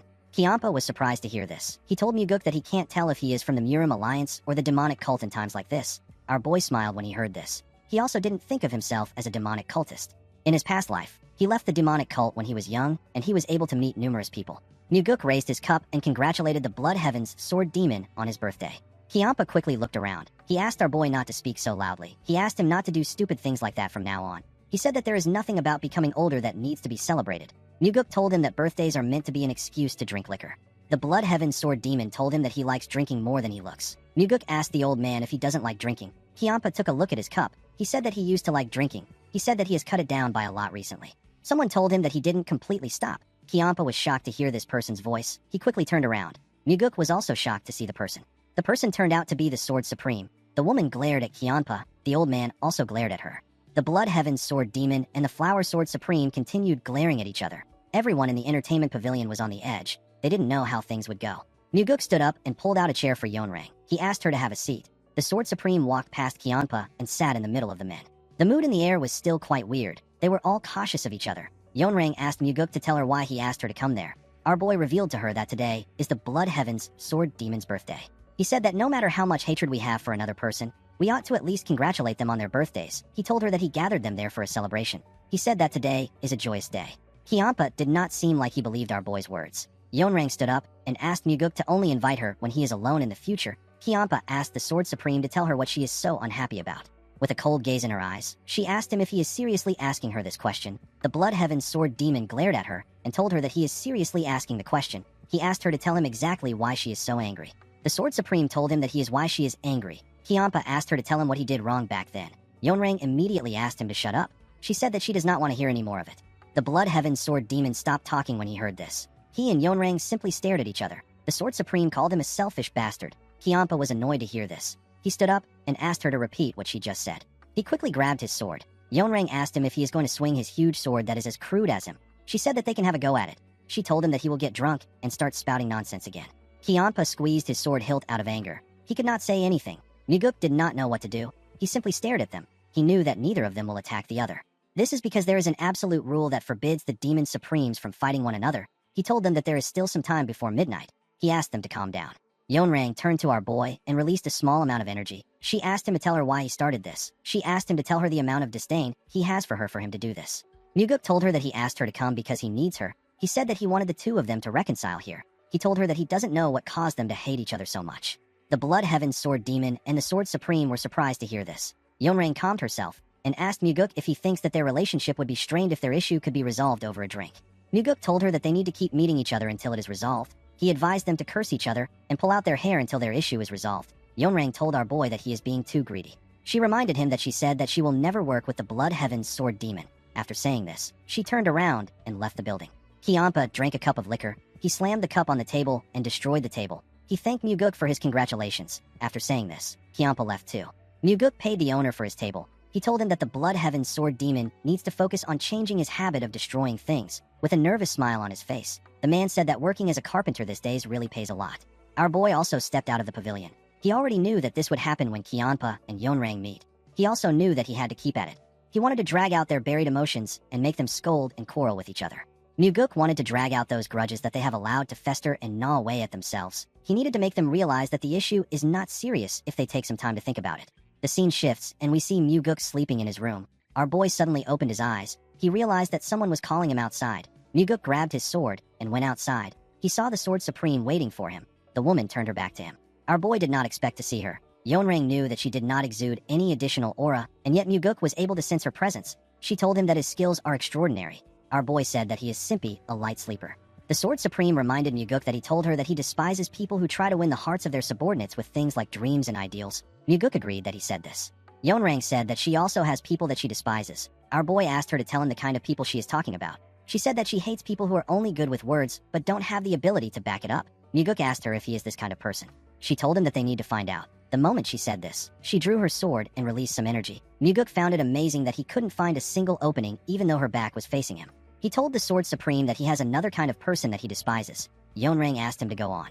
Muguk told her that he doesn't like someone who is strong and uncaring at the same time. He said that he despises people who use their strength to oppress others or to create relationships where they have the upper hand. He said that he hates seeing people who have such poor imagination cause harm to others. The moment he said this, Yeonrang released a large amount of energy. The ground began to shake. She turned to Muguk and told him that she has been too nice to him. She told him that he has become far too arrogant. Our boy noticed that his grass was slowly freezing. With a smile on his face, he asked Yeonrang to tell him what she will do if he wins. Yeonrang was annoyed to hear this. She could not believe what she was hearing. She asked him if he just said that he will win against her. Muguk told her that he did. With a serious look on her face, she told Muguk that she will do whatever he wants if he wins. She said that she will even kill herself if he asks her to do it. Muguk could tell that Yeonrang was certain that she would never lose. He accepted her condition. The Sword Supreme asked him to tell her what he will do if he loses against her. Muguk told her that he will do as she wishes. With a scary look on her face, Yeonrang told our boy that what she wants is simple. She revealed to him that she wants him to drive the Blood Heaven's sword demon out of his life. Muguk believed that Yeonrang has every reason to act confident. This is because her martial arts are second only to the heavenly demon. He asked her if she is not curious about what he wants. The Sword Supreme said that she is not curious because she won't have to hear about it. Muguk smiled when he heard this. He told her that she will have to hear about what he wants today. He pulled out his sword and told her that he has the black demonic sword in his hand. He told her that it can even damage her sword. Yeonrang told Muguk that she will give him the first 3 attacks. Our boy took a stance and told her that he will accept her offer. He said that he will start now. Although it will be tough for him, Muguk decided to fight her without using the 4 strides of the Wind God. He decided to end the fight within 3 attacks. The moment he thought of this, he charged at the Sword Supreme. He used the first form of the soaring sword arts known as Celestial Equilibrium. He released a large amount of energy with his attack. The Sword Supreme was able to block it. She and Muguk glared at each other. They tried to push each other with their swords. As their swords pressed against each other, it released a bright light and a large amount of energy. It destroyed the surrounding. The attack sent Muguk flying. The Sword Supreme was able to regain her balance in the air. Muguk pressed his leg into the ground. He raised his sword and used the second form of the soaring sword arts known as the Shifting Slash. He was able to fire multiple attacks at Yeonrang while she was still in the air. Yeonrang was able to block each one of the attacks with her sword. She gracefully landed on the ground. When she raised her head up, she saw multiple attacks coming towards her. She grit her teeth and took a stance. She fired a huge attack at Muguk. Her attack went through the Shifting Slash. Our boy was able to block it. He realized that the Sword Supreme has broken her word on letting him attack 3 times first. She even retaliated. Yeonrang also realized that she messed up. Muguk couldn't blame her. She couldn't help it. The constant shifts made by the Shifting Slash makes it a technique that can't be stopped with blocking alone. Yeonrang had to attack in order to defend against it. Muguk took a stance. He covered his sword with a dark and scary energy. He used the third form of the soaring sword arts known as the Heavenly Slash. He fired his dark energy at the Sword Supreme. Yeonrang wasn't even bothered. She raised her sword and blocked the attack. While she was blocking the attack, Yeonrang noticed something odd. This attack was much more powerful than she expected. It was slowly overwhelming her. The Sword Supreme could not believe what was happening. The attack was slowly covering her up. She asked Muguk to stop. She said that she doesn't want him to attack her face. Our boy glared at her. He could see the fear in her eyes. He took away his energy and pointed his sword at her. The Sword Supreme was quite scared. Our boy took away his sword. With a serious look on her face, Yeonrang asked Muguk to tell her what just happened. Muguk reminded her that he asked her to be careful because he has the black demonic sword. The Sword Supreme explained to him that he wouldn't have won the fight even if he has the heavenly demon sword. Our boy revealed to her that he has completely mastered the soaring sword arts. Yeonrang was shocked to hear this. She told him that she doesn't believe him.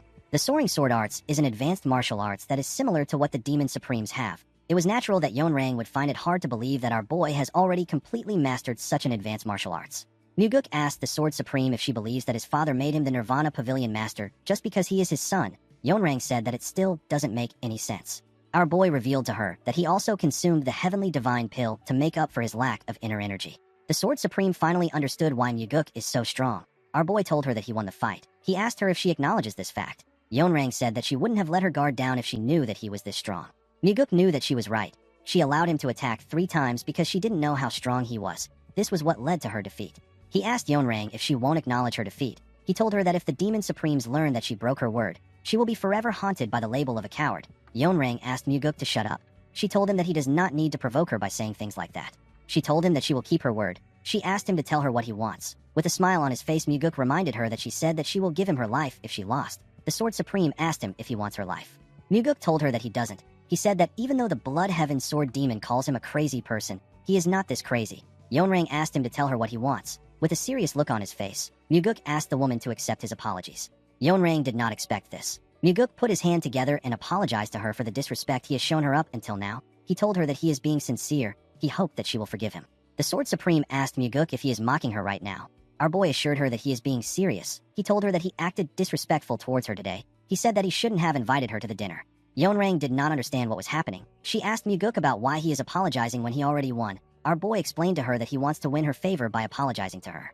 He told her that he wants her to support him from the bottom of her heart. Yeonrang asked him if he is referring to support in the battle to become the successor. She told Muguk that she is disappointed in him if he thinks that the apology will make a difference. Muguk explained to her that he is the kind of person who will respond double in kind. If his opponent throws sand at him, he will push them into the mud. If they throw water at him, he will throw feces at them. He told Yeonrang that he has no desire to do such things to her. He told her that she is the one most worthy of respect among the 8 demon supremes because of her noble and lofty character. The Sword Supreme asked Muguk if this is truly how he sees her. Our boy told her that it is. He said that she truly has a noble and lofty character. Yeonrang did not know what to say to him. Muguk bowed his head and told her that he will see her next time. He turned around and walked into his building. As he walked towards his house, he remembered how she lived her life after the cult fell. He believed that what he said was not a complete lie. However, the events of the past still hasn't happened yet. Our boy believed that his encounter with her might change her fate. He hoped that the bloodbath she will cause in the future can disappear and a new life will appear instead. He hoped that flowers could blossom in the dreary wasteland that he saw within her eyes. The next day, we see Yeonrang visit Muguk at night. She told him that she accepts his apology. Our boy noticed that she didn't look well. He wondered if her loss caused her to suffer from inner demons. He thanked her for accepting his apology. Yeonrang admitted to losing yesterday's match. She asked Muguk to fight with her again. Our boy was surprised to hear her request. He declined her offer. The Sword Supreme asked him for his reason for declining her offer. Muguk revealed to her that he will never be able to win against her again. He explained to her that she wouldn't have given him the first move if she hadn't let her guard down, and he wouldn't have been able to win if this didn't happen. The Sword Supreme reminded him that he has already mastered the soaring sword art, and he has enough internal energy. She told him that he might be able to win if they fight again. Muguk said that it can't happen. He explained to her that it was simply a once-in-a-lifetime stroke of luck. He told her that he is not arrogant enough to mistake luck for skill. The Sword Supreme told him that she won't set any conditions if she wins. She told him that she will grant any of his wishes if she loses. Our boy did not expect this. He believed that Yeonrang was foolish and naive. At this moment, he understood why she became the cult leader and why she rose to power through bloodshed. He also understood why she ultimately fell. Muguk believed that she was fighting for her pride. He did not think that pride was worth anything. He did not understand why Yeonrang would say something like this when she doesn't even know what he will ask for. Our boy bowed his head and told her that he won't tell anyone about the match they had yesterday. He assured her that she doesn't need to fight him again. He advised her to get some proper rest. He told her that she looks unwell.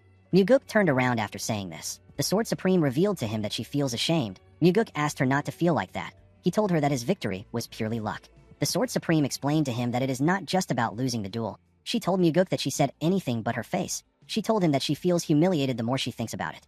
Immediately she said this. Muguk recalled that she actually said this when he overpowered her. He told her that her action was understandable. He said that he would have said the same thing even as a man. Yeonrang told him that this is a natural reaction for other people, but it should not be for the Sword Supreme. She said that she should have been stabbed in the face. She asked Muguk if he now understands why she came back. Our boy said that he does. The Sword Supreme asked him if he will now fight her. Muguk still declined her offer. He asked her if she can't allow him to enjoy this single stroke of luck.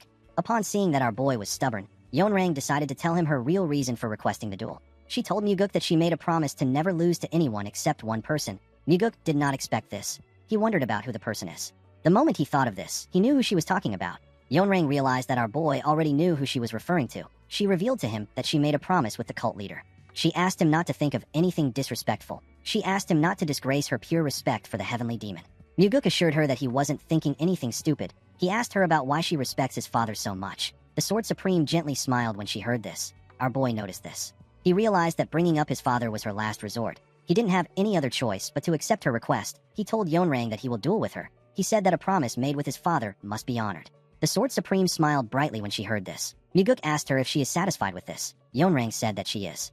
Our boy carefully drew out his sword. He told the Sword Supreme that he will give this fight his all. Yeonrang told him that this is exactly what she wants.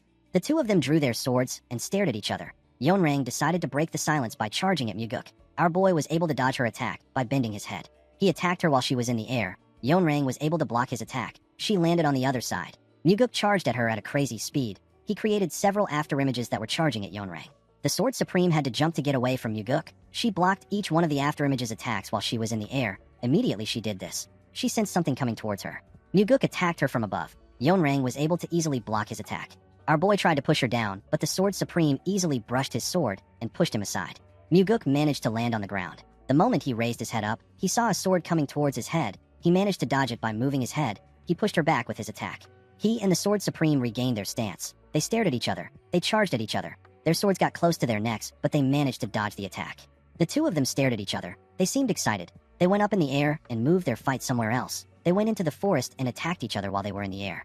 Yeonrang fired an attack at our boy. He managed to cut it down. The two of them began to make their attacks faster. They destroyed their surroundings with their attacks. The longer the duel went on, the less the victory mattered. Muguk was completely absorbed in the fact that they were testing their swordsmanship to its limits. He knew that the Sword Supreme also felt this way. Her killing intent had disappeared. She was completely focused on purely using her sword techniques. Muguk saw how beautiful Yeonrang's swordsmanship was. He realized that this woman was truly worthy of the title of the Sword Supreme. Our boy found the match to be fun. He and the Sword Supreme smiled as they attacked each other. In this pure moment of martial arts, the exhilaration was greater than any life or death battle Muguk had experienced before. After a while, our boy and the Sword Supreme landed on the ground and stared at each other. They were both breathing heavily. They seemed quite pleased with their match. Muguk bowed his head and told her that he lost the match because she never used a killing strike. Yeonrang asked him if he didn't also do the same. Muguk told her that he showed her everything he had. The Sword Supreme smiled and thanked our boy. Muguk did not expect this. Yeonrang turned around and walked out of the forest with a smile. She seemed very happy and free. Muguk simply smiled and went home. The next day, we see Muguk outside in his nightwear. The Sword Supreme was in front of him. Yeonrang said that she went back home after the duel. She said that she slept the entire day. She told our boy that she couldn't sleep at all the first time she lost, but she was able to sleep soundly after yesterday's draw. She revealed to Muguk that she has never slept that well in her life. Our boy asked her if she usually doesn't sleep well. The Sword Supreme said that she has never truly slept deeply. She asked Muguk if he knows what she was thinking. Our boy asked her to tell him. Yeonrang told him that she realized that she has to duel every day if she wants to sleep well. Muguk was shocked to hear this. The Sword Supreme told him that people say that everything should be done 3 times. She asked Muguk to fight with her one last time today. Muguk smiled and accepted her request. He and the Sword Supreme drew their swords. In the next scene, we are taken to a river. We see Muguk and Yeonrang sitting on a huge boulder next to the river. They were discussing about their fight. Muguk told the Sword Supreme that she moved to the left to dodge the 23rd attack. He asked her about why she did this. He said that it would have been easier to move to the right. Yeonrang told him that she moved to the left to reduce his options. She explained to him that he would have had 3 choices if she moved to the right. By going left, she left him with 2 choices.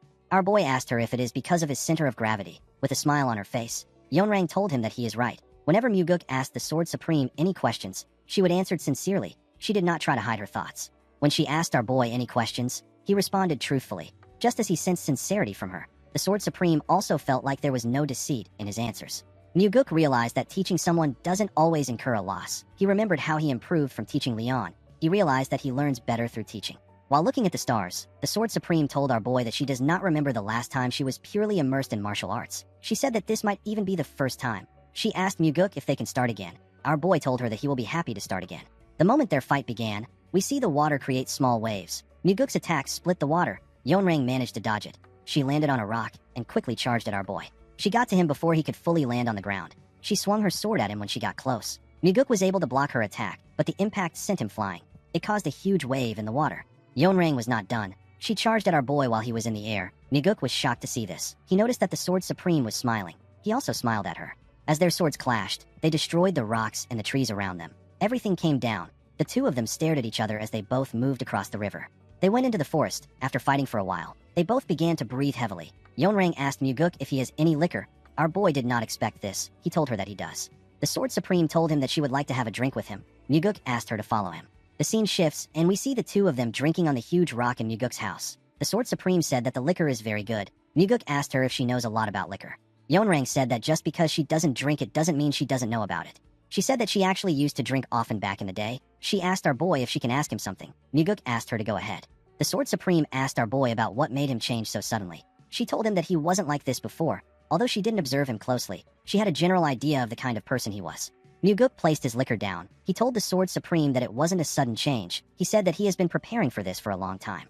Yeonrang was surprised to hear this. She asked him if he has been hiding his true self. Muguk told her that it is nothing like that. He explained to her that he was too young to reveal his true colors. He said that his brother would have killed him. He told her that he curled up and hid until he could protect himself. The Sword Supreme did not expect to hear this. She told Muguk that he is a truly terrifying person. She placed her bottle down and stood up. With a smile on her face, the Sword Supreme told Muguk that being with him feels like being with a friend. Our boy was surprised to hear this. He noticed that her tone changed. He realized something. He realized that Yeonrang might have sensed something from his past life. With his father and Leon, Muguk always acted silly and playful. He was trying to hide the darkness and hardships of his past. However, Muguk did not do this in front of the Sword Supreme. Especially during their duels, he was more serious with her than anyone. Our boy told her that it might be blasphemous for him to say this. He told her that he feels like he has formed a friendship through his sword. Yeonrang gently smiled when she heard this. She told our boy that she doesn't know the kind of relationship they will have moving forward, but today's duel will forever remain in her memory. Muguk said that it is the same for him. He said that he will never forget this for the rest of his life. He thanked her for her great teaching. The Sword Supreme asked Muguk if she really taught him. Our boy smiled when he heard this. He knew that he learned more than she did. Over the past 3 days of dueling, our boy thought deeply about the soaring sword art. He was able to break past the wall of the 10th star mastery. Now he has began his path towards the 12th star. The Sword Supreme drew her sword and pointed it at Muguk. Our boy smiled when he saw this. He took out his sword and used it to hit her sword. He and Yeonrang never formally said goodbye. The last clear sound of their swords clashing was their farewell. That was the end of their duel. The scene shifts, and we are taken to the Sword Supreme's residence. We see Yeonrang place a bottle of liquor in front of her. She remembered how she had different thoughts the first day she lost to our boy. She even considered putting on a mask and going back to kill Muguk. She realized that the person she was that day and the person she currently is are two completely different people. While she was drinking, her assistant asked her if something is wrong. He realized that he has never seen his master drinking liquor since he has been serving her. He did not understand why she suddenly started drinking. He asked her if it is related to Muguk. The Sword Supreme glared at him. She told him that it is nothing. The man apologized to her for speaking out of turn. He revealed to her that he has brought someone new. He told her that the man is waiting in the secret room. Yeonrang asked him to stop. The man did not understand what she meant. The Sword Supreme asked him to stop bringing in men. The man was shocked to see that she spoke formally to him. He did not understand what was happening. Yeonrang always spoke informally to him. The Sword Supreme said that this is something that she should have ended long ago. She said that she should have never even started it. The man did not expect to hear this. The first time the man known as Sa Wujong brought a young man to her, it began with a moment of lust. She wanted to try it once. She couldn't even remember the last time that she had been with a man. She thought that it will be okay to do it for pleasure. However, once she started, she couldn't stop. Yeonrang realized that it was now time for her to end things. Wujong told her that he will send the man back today. He asked her to let him know whenever she needs his services. With a terrifying look on her face, Yeonrang told him that this will never happen again. She asked him if he understands. Wujong bowed his head and told her that he does. The Sword Supreme told him that she will kill him herself if he ever lays his hands on the young men under the pretense of keeping secrets. Wujong asked her not to worry about this. He turned around and left the room. The man used to believe that he could use men to win Yeonrang's favor, and having this intimate secret helped solidify his place as her right hand. He did not know why the Sword Supreme was showing him this unfamiliar coldness. Wujong grit his teeth out of anger. He was certain that he will be the next Sword Supreme. He believed that this was Muguk's fault. Ever since our boy came looking for the Sword Supreme, she began to change. In the next scene, we are taken into a forest. We see the investigators of the Nirvana Pavilion in the forest. They all seemed shocked by something. One of them rushed to puke. The investigators were staring at several dead bodies. The scene shifts, and we see Myung and Daryong talking to our boy. Myung informed him that about a dozen corpses that were recently buried have been found. All of their hearts are missing. Muguk was shocked to hear this. He realized that this must be from a soul art. Soul arts are dark arts that absorb vital energy from the hearts of living people. There is only one person in the cult that is capable of performing this dark art. This person is the soul-absorbing supreme demon. When Muguk returned to the cult to retrieve the secret demonic soul, there was a brief rumor circulating that the soul-absorbing supreme demon was using soul arts to gather demonic energy. Muguk wondered if that rumor was true. Daryong informed our boy that they found out that the corpses didn't belong to martial artists after examining them. Muguk asked him if they are ordinary people. Daryong said that they are. There were men, women, and even children among the bodies. Muguk became infuriated. Our boy had never been this angry before. Fighting between martial artists is normal. They could be ambushed or attacked in groups. Since they willingly entered the cruel world of the Jianghu, they should expect to fight. Muguk knew that he is not a righteous person. However, when martial artists target people who aren't trained in martial arts, especially if these people are children, it can only be seen as irrational, one-sided violence. Muguk realized that if the rumor he heard about the soul-absorbing supreme demon is true, it would mean that he has been doing this for decades. Our boy realized that thousands, or even more than thousands, would have been sacrificed. While thinking, Muguk saw a bright light shine in front of his eyes. He saw the image of the sage who sent him back in time. The old sage gently smiled at him. Our boy understood what he must do when he saw this. While his revenge is important, there are still things he must do before focusing on it. Muguk believed that this is something that he must put a stop to first. While our boy was thinking, an investigator ran to him and asked him to look at something. He said that it is a ghost fan used by necromancers of the West Illusion Fort. It was found with the corpses. The fan strongly suggests that this is the soul-absorbing supreme demon's doing. However, it didn't make sense to Muguk that the person in charge of disposing the bodies would leave a fan behind. Our boy asked the investigator about where the herb gatherer who found is. The man revealed to him that the investigators are searching for him. He said that the herb gatherer was stationed nearby, but he got scared and ran off when they looked away for a moment.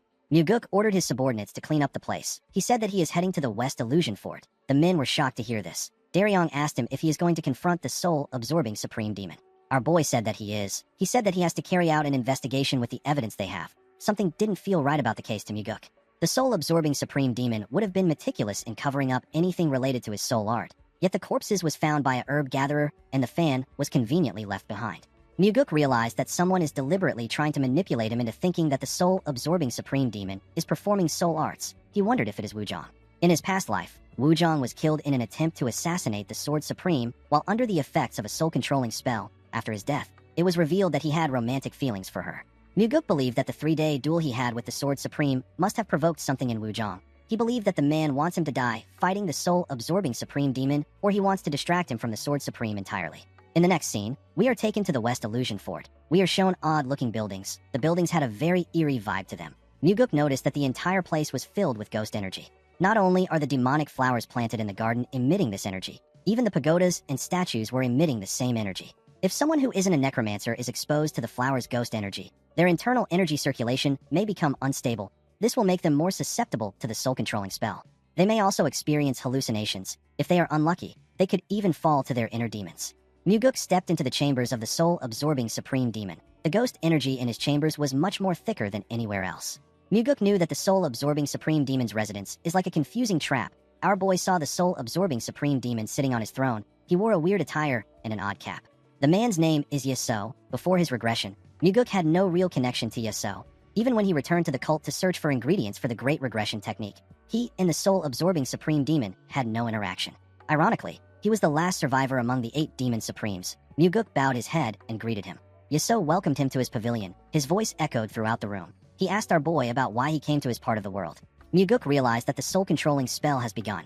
He told Yasuo that he came to investigate an incident. The soul-absorbing Supreme Demon did not expect him to reply. He stared at Muguk intensely with his frog eyes. He told our boy that he is impressive. Muguk told him that he has been known for his strong will. Our boy knew that it was actually thanks to the Heavenly Demon Defense art that he was able to control himself. He revealed to Yasuo that a number of unusual corpses were found along with an item belonging to a necromancer. Yasuo asked him about the kind of item he found. Our boy put his hand into his clothes and brought out the fan. The moment he saw the fan, Yasuo ordered someone to call in Nung Hayu. Muguk noticed something odd. Even though he emphasized that the corpses were unusual, the soul-absorbing Supreme Demon didn't bother to ask about what made them unusual. He realized that Yasuo already knows. Nung Hayu stepped into the room out of nowhere and greeted the soul-absorbing Supreme Demon.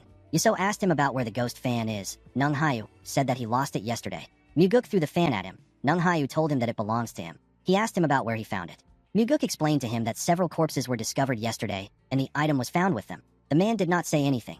Our boy noticed that Nung Hayu also isn't asking about where the corpses were found or how they died. He told the man that he needs to come in for questioning due to the circumstances. Nung Hayu carefully looked at his master. Yasuo didn't say anything to him. Nung Hayu told our boy that he will follow him for questioning. Muguk thanked the soul-absorbing Supreme Demon for his cooperation. He told him that they will meet again. After saying this, he walked to the door with Nung Hayu by his side. Yasuo watched him as he walked towards the door. The scene shifts, and we see Daryong talking to his pavilion master. He told our boy that it is hard to get Nung Hayu to talk. He said that the man only told them that he lost his fan. He hasn't said a single additional word apart from this. Muguk already knew that things would go this way just by looking at Nung Hayu's eyes. His loyalty and fear of the soul-absorbing Supreme Demon are so great that persuasion or interrogation will not work on him. Daryong explained to Muguk that they can't detain him for long without concrete evidence that he killed those people. Muguk told Daryong that Nung Hayu is just a subordinate. He said that they need to arrest the soul-absorbing Supreme Demon to get to the bottom of the case. Daryong asked him to be careful. He reminded him that he is dealing with the soul-absorbing Supreme Demon. Muguk asked him if he remembers what he said when he was first assigned here. With a serious look on his face, our boy said that he will arrest anyone even if it is his own father who is in the wrong. Daryong was shocked to hear this. He realized that his boss wasn't joking around. He put himself together and told him that he understands. Muguk smiled when he saw that Daryong was with him. While he was looking at him, an investigator barged into his office. He revealed to our boy that the Heavenly Demon is here to see him. Daryong was shocked to hear this. Muguk didn't seem very surprised. In the next scene, we see Muguk having tea with his father. With a nervous look on his face, he asked his father to tell him the reason why he came there. The Heavenly Demon picked up his cup and drank his tea. He told Muguk that he decided to check the place out while he was passing by. Muguk immediately knew that his father was lying. He knew that the Heavenly Demon had something to say to him. The Heavenly Demon looked outside the window. He asked his son not to interfere with the soul-absorbing Supreme Demon yet. Muguk asked his father for his reason. The Heavenly Demon told his son that he cannot yet match the soul-absorbing Supreme Demon with his current skills. Muguk told his father that he can cut the soul-absorbing Supreme Demon down if he catches him off guard. He said that he will stab Yasuo in the back if this doesn't work. The Heavenly Demon told our boy that getting behind Yasuo is even harder than killing him. Muguk asked his father if the soul-absorbing Supreme Demon is really that strong. The Heavenly Demon revealed to him that Yasuo is both the weakest and the strongest among the Demon Supremes. Muguk was surprised to hear this. He understood what his father was talking about. To a person who has mastered martial arts that are immune to the soul-capturing techniques, or has reached a level of martial arts understanding where sorcery has no effect on him, the soul-absorbing Supreme Demon becomes the easiest opponent. Muguk asked his father if he will help him surpass the soul-absorbing Supreme Demon. The heavenly demon told him that it is impossible for him to do this in a short period of time. Our boy told him that he learns faster than expected. The heavenly demon told him that his talent won't be enough. He revealed to him that there are only 2 ways to block Yeso's sorcery. The first method is to learn the 9 calamities demonic art. Depending on Muguk's aptitude, he might be able to resist Yeso. If he is able to reach the 5th star mastery, the soul-capturing sorcery won't even work on him. Muguk told his father that he doesn't want to hear the second option. He begged him to help him achieve the first option. The heavenly demon revealed to his son that the second option is for him to gain full mastery of the heavenly demon defense art. He told Muguk that both options are currently impossible for him. He told him that this is the reason he is asking him to back down. With a serious look on his face, Muguk asked his father if the soul-absorbing supreme demon is truly essential to their cult. The heavenly demon revealed to his son that the soul-absorbing supreme demon is the demon supreme that the orthodox sects fear the most. Our boy told his father that the soul-absorbing supreme demon is pulling people's hearts out while they are still alive for his sorcery. He asked the heavenly demon if he knew about this. The heavenly demon revealed to his son that he just found out about it recently. Muguk knew that his father wouldn't approve of someone who extracts live hearts. However, as the leader of the cult, eliminating someone who could become their greatest asset against the Murim Alliance is a heavy burden. Our boy believed that this isn't something that he should leave to his father. He believed that it was a problem that he needed to solve by himself. Muguk reminded his father that he asked him to inform him before he goes after a demon supreme. With a serious look on his face, Muguk told his father that he is going to kill the soul-absorbing supreme demon. He said that Yeso will be the first to die among the 8 demon supremes. Before Muguk's regression, Yeso was the one who lived the longest, but now he will be the first to die. The heavenly demon glared at his son after hearing his declaration. Muguk explained to his father that he is not going after Yeso out of anger. He said that Yeso is worse than a lunatic that goes around killing people. He is systematically and regularly killing people in a sane state of mind. Muguk told his father that he would understand Yeso if his reasons were noble or lofty. However, he is doing all of this just to become a little stronger. Our boy said that Yeso is not human. He asked his father to leave Yeso to him, since he has his limits to what he can do to the 8 demon supremes. He asked his father to let him swing his sword to the full extent. The heavenly demon glared at his son when he heard this. He could tell that his son was extremely serious. Muguk didn't know how much his father agreed with what he said. He wanted to walk the same path as his father, but he had to take care of this issue. Muguk believed that in a long journey, people sometimes need to take a side path or temporarily split off from companions, only to meet them later. The heavenly demon stood up and moved to the windows. He told Muguk that there won't be any major problems. Our boy did not know what this meant. The heavenly demon told him that he will naturally fill the vacancy left by the soul-absorbing supreme demon if he is skilled enough. Muguk was shocked to hear this. He realized that his father was telling him that he supports him. He watched him as he walked out of the building. He was quite thankful to his father. Muguk clenched his fist and told himself that this isn't where him and his father will part ways. He was relieved to see that he and his father were still walking the same road. The next day, we are taken to the West Illusion Fort. We see Muguk in Yeso's office to kill the soul-absorbing supreme demon. Muguk decided to take the third path. However, he needs 2 months to make this path work for him. Our boy decided to buy himself some time so that the soul-absorbing supreme demon will maintain a low profile. Yeso asked Muguk about why he came to see him. Our boy revealed to him that his subordinate has been deemed innocent. He said that they couldn't find any evidence that Nung Hayu killed those people. Yeso asked Muguk to tell him why he came if all he has to do is release his subordinate. Our boy told him that he has something to say to him. Yeso asked him to speak. Muguk revealed to him that he knows he is using soul arts.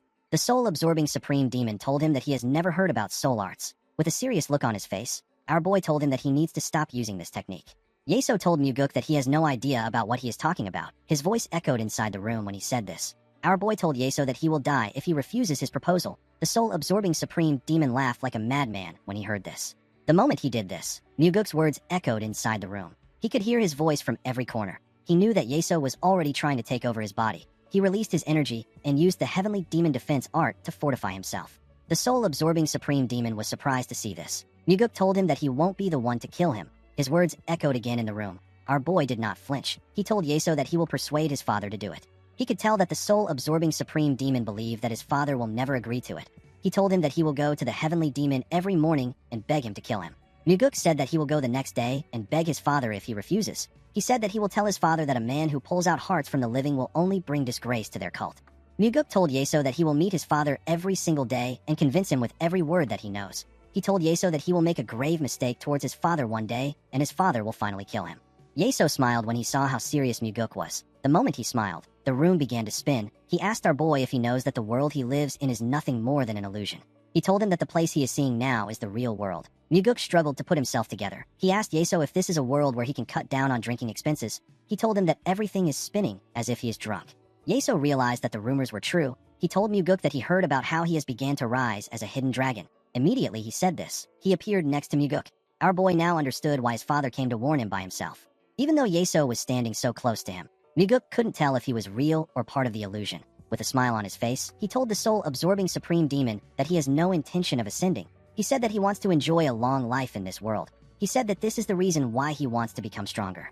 Yeso was surprised to hear this. Muguk knew that this was the life philosophy pursued by the soul-absorbing supreme demon. He remembered that Yeso often spoke about this. In his old age, Yeso told Muguk that he spent his entire life striving to be strong so that no one would ever kill him. With a creepy smile on his face, Yeso told Muguk that he likes how he thinks.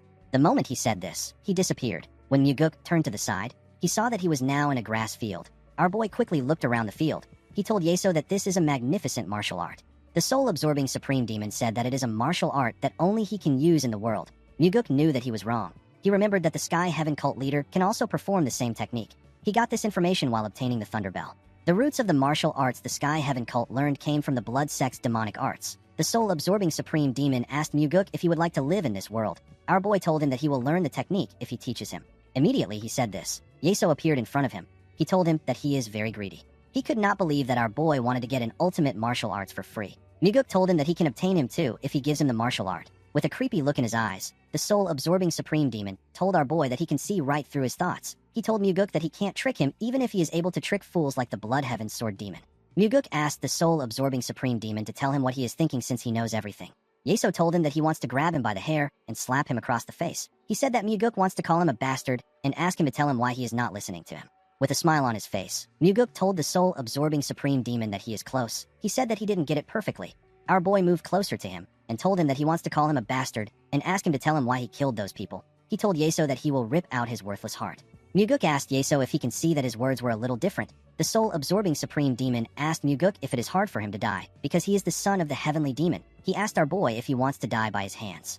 Muguk told him that he doesn't want to die. He said that it is better to be a living third-rate martial artist than a dead world's strongest. This was something that the soul-absorbing supreme demon used to say often. Yeso was surprised to hear what Muguk said. His eyes went back to normal. He took Muguk back into the real world. He asked him if he is not afraid of him. He explained to him that he can open a hellish place where he will be trapped forever if he wanted to. Our boy assured him that he is very scared. He told him that this was why he said he would convince his father to fight. The soul-absorbing supreme demon laughed like a madman when he heard this. He told Muguk that he has to acknowledge him at this point. He now understood why the Blood Heaven Sword Demon was so desperate to align himself with our boy. He asked Muguk to go back for now. Our boy put his hand together and begged Yeso to refrain from causing trouble for the time being. He asked him to do this out of respect for his father. Our boy turned around after saying this. Before he could walk out of the room, Yeso told him that he will never return to this world alive if he comes to see him again. Muguk grit his teeth and walked out of the room. The scene shifts, and we are taken to the entertainment pavilion. We see our boy and Daryong having a drink together. Daryong asked him if everything went well. Muguk said that he is not sure. He believed that he will be able to hold the soul-absorbing supreme demon for 2 to 3 months because he threatened him with his father. Daryong told his leader that the fact that he went to meet the terrifying soul-absorbing supreme demon to find a solution is commendable. He told our boy that no matter what the outcome is, what he did was meaningful because it is something that no one else dared to do. Muguk was surprised to hear this. Daryong apologized to him for not being able to do anything for him. He told Muguk that he wishes he could confront the soul-absorbing supreme demon by himself. Our boy could not believe that Daryong was trying to console him. Our boy told him that he will take his sentiment. He said that this is why a person always needs a right-hand man. Daryong was surprised to hear Muguk call him his right-hand man. He asked him if Leon isn't his right-hand man. Our boy assured him that Leon isn't his right-hand man.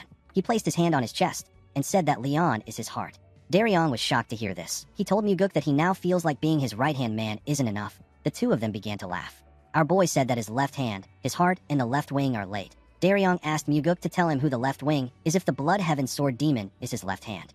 Muguk drank his liquor and said that it is someone. Daryong wondered about who it was. Immediately he thought of this. Jang Ho arrived. He apologized to Muguk for being late. Our boy told him that he believed he called for him when he was busy. Jang Ho told him that he would have been disappointed if he didn't call him for this meeting. Muguk told him that he had to call him because this is the first drinking party he is having with all his people. He poured Jang Ho a drink. The man thanked him for this. Daryong stared at the demonic army commander. Our boy noticed this. Before he could say anything, Leon arrived. The girl apologized for being late. Muguk asked her not to apologize. He asked her to sit down. Leon greeted Daryong and Jang Ho when she sat down. Jang Ho was surprised to see her. He told her that she seems different somehow. Muguk realized that the eyes of the man who leads the demonic army weren't ordinary. Recently, Leon has become an even greater martial master through the soaring sword art. Jang Ho was able to sense the change in her aura because she has changed a lot. Leon said that she lost some weight after falling into training hell. she realized that she actually looks different. She turned to her master and told him that she was craving a drink because the weather was gloomy today. She asked him to also pour her a drink. Muguk poured her a drink and told her that she trained very hard. Daryong was still staring at the demonic army commander. He also took a look at Leon. He decided to drink more. He said that he feels like the only loser here. Leon asked him about why he feels like this. Daryong didn't respond. Jang Ho wondered about why he said this. Muguk asked Daryong if he would like to learn martial arts properly. Daryong was surprised to hear this. He asked his pavilion master if he will be the one to teach him. Muguk told him that he won't be the one to teach him. Daryong asked him about who will teach him. Muguk asked him to just answer him. He asked him if he will learn if there is someone to teach him. He told him that he might not be able to make him an official disciple, but he can have someone teach him proper martial arts. Daryong asked our boy to tell him who will teach him. Muguk smiled when he heard this. Outside the entertainment pavilion, we see everyone on the street looking at someone. They were all scared of this person. The person turned out to be the Blood Heaven's sword demon. The old man seemed to be annoyed that someone asked him to come there. He said that the person is asking him to come and go at his whim. While they were talking inside the pavilion, the group hear the sound of thunder come from the sky. Daryong said that a big storm is about to break. Muguk asked him to stop wasting time. He told him that he will give him 1 minute to think it over. Daryong could not believe that our boy wanted him to decide right now. Our boy explained to him that he will never make a decision when he overthinks something like this. He told him that the offer will be off the table once tonight's drinking is over. Daryong realized that he needed to make a choice now. Jang Ho and Leon were also curious about the decision he will make. Muguk had been considering Daryong as the next Nirvana Pavilion Master. However, Daryong is too young. He doesn't have strong relationships in the cult, and he doesn't have any form of political network. To become a Pavilion Master, he needed something more. Muguk poured Daryong a drink. He immediately poured it down his throat. Our boy gave him another drink. Daryong quickly drank it again. His face became flushed. Leon told him that he is drinking too fast. Daryong slammed the cup on the table. Everyone turned to him. Daryong asked Muguk if he thinks that it is okay. He told our boy that he is already 32 years old. He said that he is worried that it might be too late for him. Muguk agreed with him that he is late. He told him that it also comes with an advantage. Daryong was surprised to hear this. He asked him about what it is. Our boy told him that he will try harder with more sincerity. Every strike of the sword will carry more effort than anyone else's. Every step he takes will be filled with deeper thoughts. Daryong was shocked to hear this. Leon and Jang Ho smiled when they heard what our boy said. Daryong thought about it. He told Muguk that he will give it a try. Our boy smiled when he heard this. Daryong explained to him that he would have rejected the offer if anyone else had suggested it. He told Muguk that he finds himself persuaded because he is the one recommending it. It felt like an opportunity to him. Leon poured Daryong a drink. She told him that her master's persuasiveness is unmatched in history. Our boy smiled when he heard this. Daryong placed his cup on the table and said that he feels a bit regretful. He revealed to them that he has been an investigator for 10 years. He said that he stayed up many nights trying to rise to the level of a special investigator. He told Muguk that it will be hard for him to throw all of that away. Muguk asked him about why he will do this. Daryong was surprised to hear this. Our boy explained to him that he is the person the Nirvana Pavilion needs the most. He asked him to tell him why he is talking about quitting. He explained to Daryong that he wants him to study martial arts after normal working hours.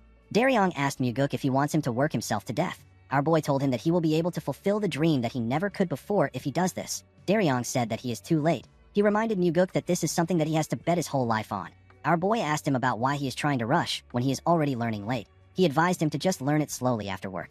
He explained to Daryong that the main reason most people fail is because they rush head first into it. They think they can risk their whole life on something, but reality doesn't work that way. In fact, if Daryong had free time from morning to night, it might even be harder for him to learn. He will be haunted by his thoughts. He will think that he is not improving despite having so much time. He will wonder about what he is doing. The sense of shame and defeat will creep into his mind. However, when he is busy with his own work and he carves out special time little by little, he will be able to get the greatest results. Daryong did not know what to say. He poured himself a drink and took another shot. He told Muguk that he understands. He asked him to teach him. He asked our boy about who will be his teacher. The moment he said this, Leon hears someone coming up the stairs. She quickly turned to see who it was. She saw someone with white hair coming upstairs. Leon was shocked to see the person. Jang Ho wondered why she looked so surprised. When he turned around, he saw the Blood Heaven's sword demon.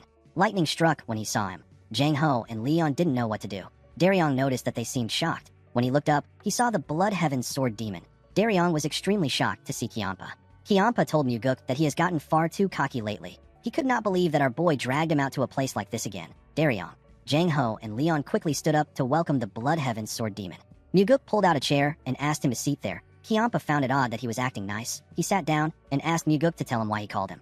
Our boy raised a bottle and told Kiampa that there is only one reason why he would call him to a bar. He told him that he wants them to drink with him. He poured Kiampa a drink. While he was pouring the drink, he saw a weird look on Daryong's face. The man was extremely shocked. He hoped that he was thinking about the wrong thing. Muguk smiled at him to tell him that his suspicion is correct. Daryong realized that he was screwed. Jang Ho stood up and picked up a bottle. He thanked Kiampa for recommending him as the demonic army commander. He said that he finally has a chance to express his gratitude properly. Kiampa told him that it wasn't his idea. He asked Jang Ho to thank Muguk if he wants to thank someone. Muguk asked him to accept his gratitude. He told Kiampa that none of this would have been possible if it weren't for him. The Blood Heaven Sword Demon was surprised to hear this. He stretched out his cup and told Jang Ho that he recommended him because he believed that he can handle the position. He asked him not to worry about it. Jang Ho thanked him and poured him a drink. After he drank it, Muguk told him that he has a request to make. The Blood Heaven Sword Demon asked him to tell him what it is.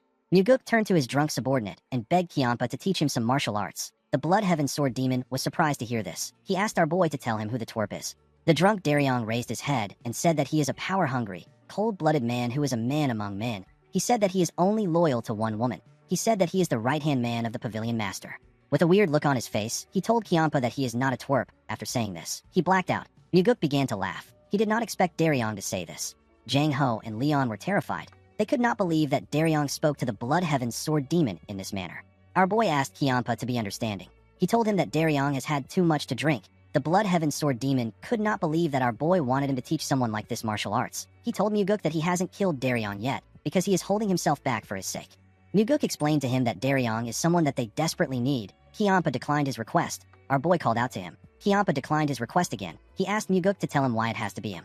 Our boy revealed to him that he is the most skilled one among them. He told the Blood Heaven Sword Demon that he wants Daryong to learn from the best. Kiampa did not expect to hear this. The Blood Heaven Sword Demon informed our boy that he cannot pass down his martial arts to someone who isn't his disciple. Muguk suggested that he makes Daryong his disciple. Kiampa was surprised to hear this. Our boy explained to him that there is no one worthy to inherit his position among his current disciples. He told him that his youngest disciple might be kind-hearted, but it will be difficult for him to become the successor with his personality. Muguk asked Kiampa to tell him what he thinks of Daryong. The Blood Heaven Sword Demon said that he doesn't like him. Our boy reminded him that he has lived his whole life doing what he wanted. He asked him to try doing something that he doesn't want to do for once. Kiampa was annoyed to hear this. He told Muguk that he doesn't like Daryong. Our boy asked him to give him a reason why he doesn't like the man. The Blood Heaven Sword Demon became angrier when he heard this. He told Muguk that he simply doesn't like him. He asked our boy if he needs a reason to dislike someone. The moment he said this, Daryong told him that he doesn't like him either. Our boy was surprised to hear this. Jang Ho and Leon quickly turned to him. They were quite shocked to hear what he said. The drunk investigator stared at Kiampa. He asked the Blood Heaven Sword Demon if he will be happy if someone forces him. Leon became scared. She begged Daryong to stop talking. Daryong told Kiampa that he doesn't like him. He asked him not to dream about teaching him martial arts. He told him that it will definitely not happen. Jang Ho and Leon became more scared when they heard this. Our boy did not know what to say. Daryong turned to Muguk and referred to him as the Honorable Pavilion Master. He asked him if he can ask him a question. With a serious look on his face, Muguk asked him to go ahead. He told him that he will soon be murdered. He promised to answer him sincerely. Daryong asked our boy to tell him why he is throwing him at such a cold and heartless person. Muguk realized that his subordinate was really going to die. While crying, Daryong told our boy that he will break his heart if he does this. Kiampa became angrier when he heard this. He called Daryong a damn whelp. Our boy noticed that he was angry. He turned to Daryong and told him that he wants to leave him in the hands of the Blood Heaven Sword Demon so that he can learn martial arts. Daryong began to cry more when he heard this. He said that it isn't right. Jang Ho watched the grown man as he cried. Muguk let out a sigh and turned to Kiampa. He asked him if he can teach Daryong for half an hour a day after he finishes his work. He said that a few days or a few years will be fine. He told the Blood Heaven Sword Demon that they will call the training off if he still doesn't like Daryong after the first day. Kiampa looked Muguk in his eyes. He asked him if he trusts the drunk idiot. Muguk told Kiampa that he is actually trusting him. The Blood Heaven Sword Demon seemed surprised to hear this. To Muguk, the Blood Heaven's Sword Demon and Daryong are oddly similar in some ways, though they are slightly off from the mainstream. They have more passion than anyone. Before Kiampa could respond to our boy, Daryong screamed that he doesn't want to learn from the Blood Heaven Sword Demon. Jang Ho and Leon were shocked to see that Daryong cut off Kiampa. The Blood Heaven Sword Demon was done with Daryong. He quickly grabbed his sword. Muguk quickly stood up to stop him. While he was begging Kiampa, Daryong slammed his head on the table and passed out. While drooling, he said that he doesn't want to learn. The Blood Heaven's Sword Demon glared at him. He asked Muguk to tell him what he will do for him if he teaches Daryong martial arts. Our boy told him that he will help him resolve his long-standing grudge. Kiampa turned to him when he heard this. He sat down and allowed Muguk to pour him a drink. Muguk wondered if the Blood Heaven Sword Demon really wants to reconcile with the Sword Supreme. Kiampa drank the liquor without saying anything. Jang Ho and Leon were still quite nervous. They carefully looked at the old man as they drank their liquor. Our boy also drank his liquor. He poured Kiampa another cup. After drinking a large amount of liquor, Jang Ho and Leon passed out. Seeing that there was no one there to interfere in their business, Kiampa asked Muguk if he is serious about what he said earlier. Muguk assured him that he is. He told him that it wouldn't be right for him to teach Daryong martial arts for free. The Blood Heaven Sword Demon looked outside the window. He asked Muguk if the branch office he set up is functional. Our boy told him that it is running well. Kiampa told him that he gave the wrong answer. He asked him if the branch is helping him improve his reputation. Our boy smiled when he heard this. He realized that Kiampa thought that he created the branch to gain popularity. He told him that it has been very helpful. To Muguk, helping the commoners of the demonic village is just as important as killing the soul-absorbing supreme demon, but Kiampa doesn't understand this. With a smile on his face, Muguk told Kiampa that he will leave Daryong in his hands. The old man was annoyed to hear this. He asked Muguk about what he will do after leaving Daryong in his care.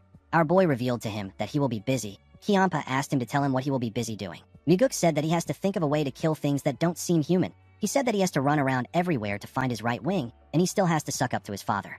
Kiampa asked him if he is the left wing. Our boy told him that he is. He asked him if he wants to be the right wing. The Blood Heaven Sword Demon was surprised to hear this. He told Muguk that he is insane. He could not believe that our boy wanted him and the Sword Supreme to serve as his two wings. Muguk reminded the old man that he once said that he is willing to stake his fate on his madness. He told Muguk that they should devour everything with madness. Our boy asked him if he has forgotten what he said.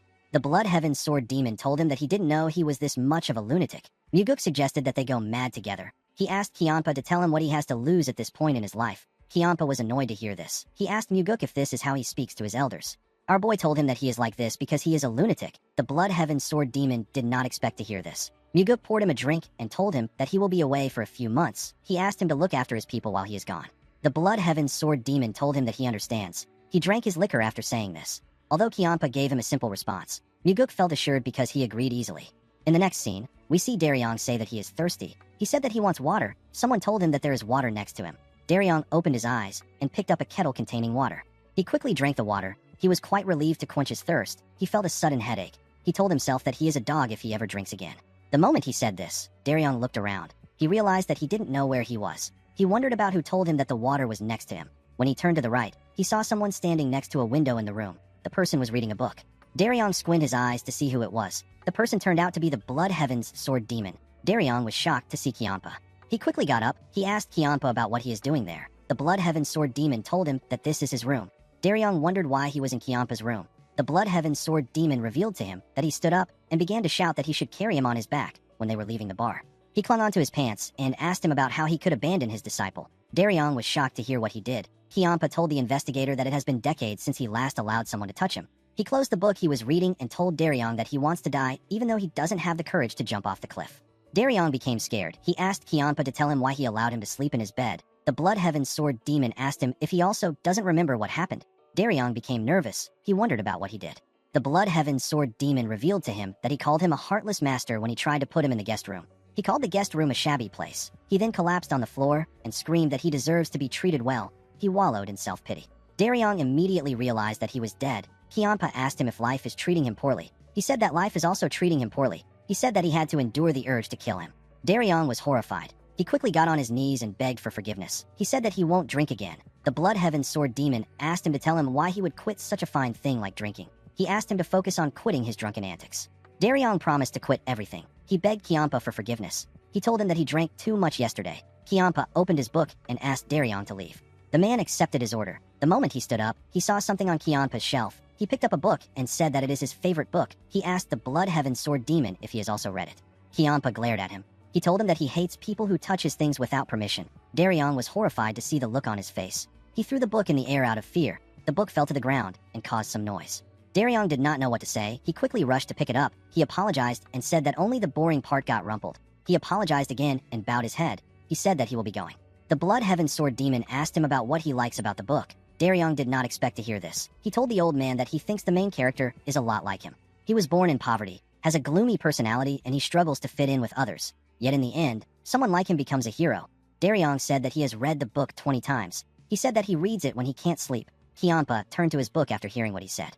Daryong said that he will be leaving. He thanked him for letting him stay in his room. The Blood Heaven Sword Demon asked the man if he thinks that Muguk will become the successor. Daryong told him that he does. Kiampa asked him to tell him why he believes this. Daryong explained to him that our boy is the most outstanding person he has ever met. He said that he believes that Muguk will bring change to their cult. The Blood Heaven Sword Demon asked him if he can give his life for Muguk. Daryong said that he will never do this. Kiampa was surprised to hear this. He reminded the man that he just said that Muguk is an outstanding person. Daryong explained to him that he is not someone who can sacrifice himself for others. Kiampa did not expect to hear this. He gently smiled. He ordered Daryong to go wait in the courtyard. The investigator did not expect this. He accepted the order. While waiting outside, Daryong wondered if the Blood Heaven Sword Demon was going to use this as an opportunity to beat him up for saying that he won't die for his pavilion master. He wondered if he should have said that he will die from Yuguk. While he was thinking, someone threw a huge sword at him. The sword landed on the ground. The Blood Heaven Sword Demon was the one who threw it at him. He asked Daryong to pick it up. Daryong did as he was told. Kiampa asked him about what he thinks. Daryong did not know what this was about. He told Kiampa that the sword is heavy. Kiampa told him that this is all there is to it. Daryong did not understand what he was talking about. Kiampa explained to him that understanding its weight is the beginning and the end of the sword techniques he wants to teach him. Daryong was surprised to hear this. He raised the sword and told Kiampa that what he just taught him sent shivers to his heart. The Blood Heaven Sword Demon told him that this is probably from drinking too much yesterday, or it is a heart condition. Daryong felt embarrassed. Kiampa turned around and asked Daryong not to be late for training.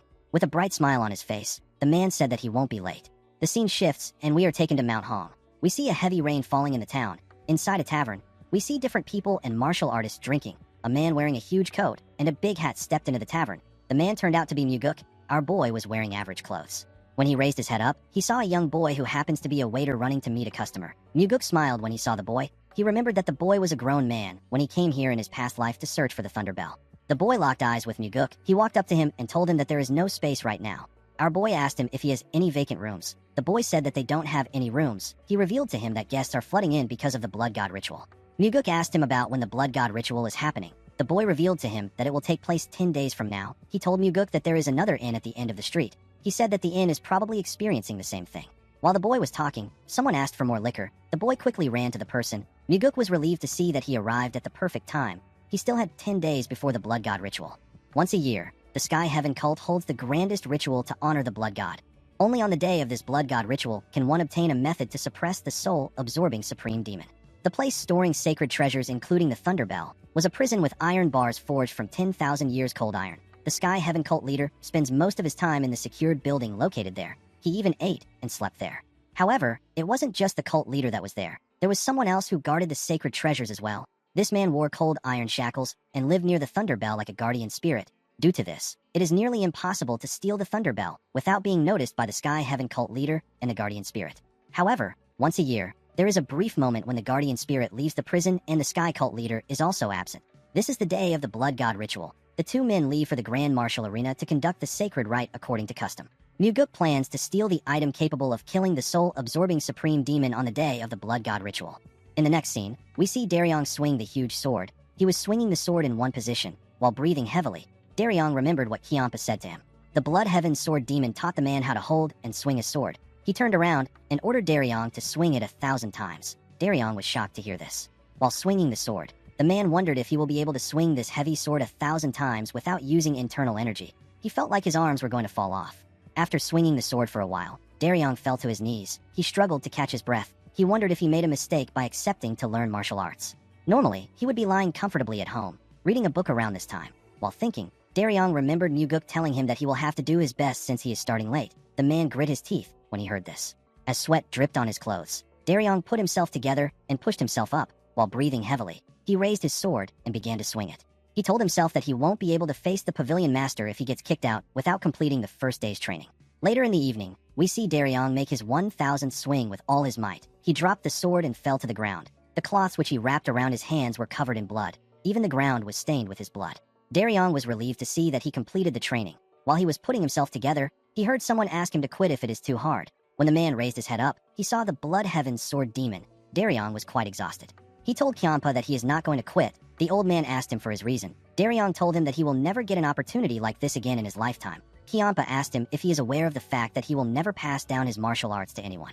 The man told him that he is not thinking about that. He explained to him that the opportunity he mentioned is the chance to simply learn any martial arts from him. With a smile on his face, he said that he wants to be able to tell his future child that he once learned from the great Blood Heaven Sword Demon.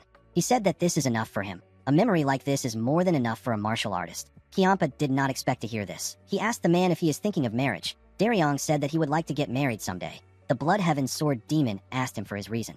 With a smile on his face, Daryong said that he wants to raise a child and give them the fatherly love that his own father never gave him. Kiampa asked him about what he will do if his child ends up hating him. Daryong asked the Blood Heaven Sword Demon if he will allow his child to have this training with him instead. Kiampa glared at him. He screamed and ordered Daryong to make 1,000 more swings. The man was shocked to hear this. He couldn't believe that he had to do this again.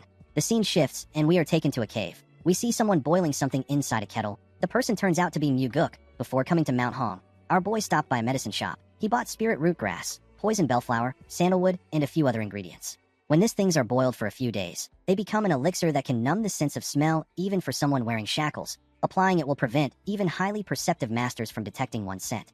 Muguk recalled that someone said that he has been imprisoned since he was young. He was certain that the person will still be there. Our boy decided to train in the heavenly demon defense art, since the medicine is still brewing.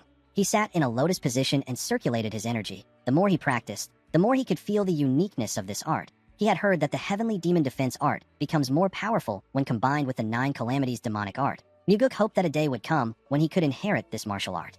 After practicing for a while, Muguk went outside to look at the sky. He recalled that he once looked at the night sky from here in his past life. He hoped that everyone was doing well in the cult. The scene shifts, and we see Daryong wake up. The man quickly grabbed his arms. He was in so much pain. He remembered swinging his sword till night yesterday. He wondered about what happened after that. He looked around to see where he was. He quickly realized that he was in Kianpa's room again. He wondered why he slept here again. While thinking, he heard a sound come from outside. He quickly got dressed and went outside. He saw something surprising when he got outside. He saw Kianpa swinging his own sword. The Blood Heaven Sword Demon made a perfect swing. Daryong was shocked to see this. His form was perfect. He realized that Kianpa is swinging his sword with the same stance he taught him yesterday.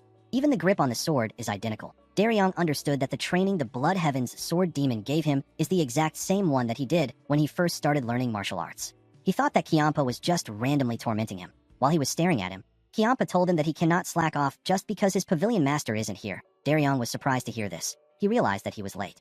He told Kianpa that he will leave now and come back later in the afternoon. The Blood Heaven Sword Demon asked him if he is really coming back. The man said that he is. The Blood Heaven Sword Demon told him that being in pain doesn't mean that it will get easier. He told him that he will have to make 2,000 swings today. With a bright smile on his face, Daryong said that he understands. Kianpa simply stared at him. The scene shifts, and we are taken to Muguk. We see him walking somewhere. There's still 5 days left until the Blood God ritual. Since the medicine has finished brewing, our boy decided to go check whether the secret passage he discovered before his regression still works. He planned on checking the throne of the Sky Heaven cult leader because it was where his target was. Our boy moved close to a cliff near a fortress. Inside the cliff, he found a huge boulder blocking somewhere. He touched something under the boulder. The moment he did this, the boulder opened up and revealed the stairs that went down.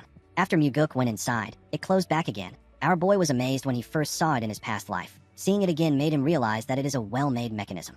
He wondered about how they managed to create a passage that can't be distinguished from the outside at all. He took out a gemstone to brighten the path. He poured the medicine on his clothes and began to walk down the long stairs. After walking for a while, he arrived at a huge door. He recalled that the room ahead is where the throne is. Muguk carefully released his energy and sent it through the door. He carefully moved his energy inside the room. While looking around, he found someone inside the room. Our boy quickly opened his eyes. He knew that this overwhelming energy belongs to only one man. It was the Sky Heaven cult leader. The aura he felt from the man was extraordinary. He pushed his energy deeper into the room. He found the thunder bell. The guardian spirit was sitting next to the bell. After looking around, Muguk retracted his energy and turned around.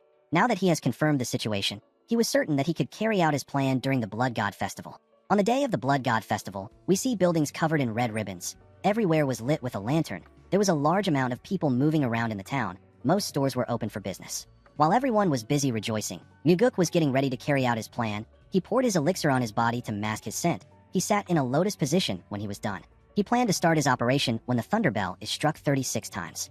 A while later, the people hear the sound of the thunder bell. Muguk opened his eyes when he heard the sound of the bell. The guardian spirit rang the bell again. Our boy stood up. When the guardian spirit rung the bell for the 36th time, Muguk used the shadow step of the 4 strides of the wind god. He used the technique to enter the room and hit the guardian spirit in his back. He hit his acupoints. The man fell to the ground and lost consciousness. Our boy walked past the bell. He knew that the Sky Heaven cult leader will return to this place in the next 15 minutes. Muguk moved close to an altar that was behind the thunder bell. There was a huge red Buddhist statue in front of the altar. The statue had its eyes closed. Muguk used his 2 fingers to touch the eyelids. Immediately he did this. The statue opened its eyes. Our boy touched the eyeballs with his fingers. The eyeballs got pushed out even more. They turned out to be small bottles. Muguk came to the Sky Heaven cult because of the blood eye purification water inside the bottles. It is a sacred water secretly passed down among the Sky Heaven cult leaders. When this blood eye purification water is applied to the eyes, the counter techniques for the blood cult sorcery become visible. The foundation of the soul absorption sorcery that the soul-absorbing supreme demon uses is derived from the blood cult's demonic arts. The Sky Heaven cult is the successor of this blood cult. By using this water, our boy can escape from the soul absorption sorcery of the soul-absorbing supreme demon. Muguk opened the bottle and poured a single drop of the water in his right eye. He opened the other bottle and did the same to his left eye. He instantly felt the energy of the purification water burning his eyes. Muguk grit his teeth and endured the pain. A minute later, he opened his eyes. His pupils had turned blood red. They quickly returned back to normal. Our boy smiled when he realized that the blood eye purification water worked. He pushed the bottles back into the statue's eyes and closed it. He was certain that no one would know what happened because there was still enough purified water remaining in the bottles. He believed that the purified water will be easily passed on to the next successor. After Muguk left the room, the guardian spirit woke up. He found it odd that he was on the ground. He didn't know what happened. Muguk used the swift step of the 4 strides of the wind god to get out of the cave in an instant. While running, our boy realized that he had to acquire the blood eye purification water because of the soul-absorbing supreme demon. He told himself that the item will also help him to deal with Wamugi. Muguk ran through the town in an instant. No one could see him. All they felt was some breeze blowing past them. The scene shifts, and we see Kyanpa reading under the moonlight. While he was reading, someone told him that reading doesn't suit him. When the Blood Heaven Sword demon raised his head, he gently smiled. He did not expect to see Muguk. He said that he will scold his guards for letting him through.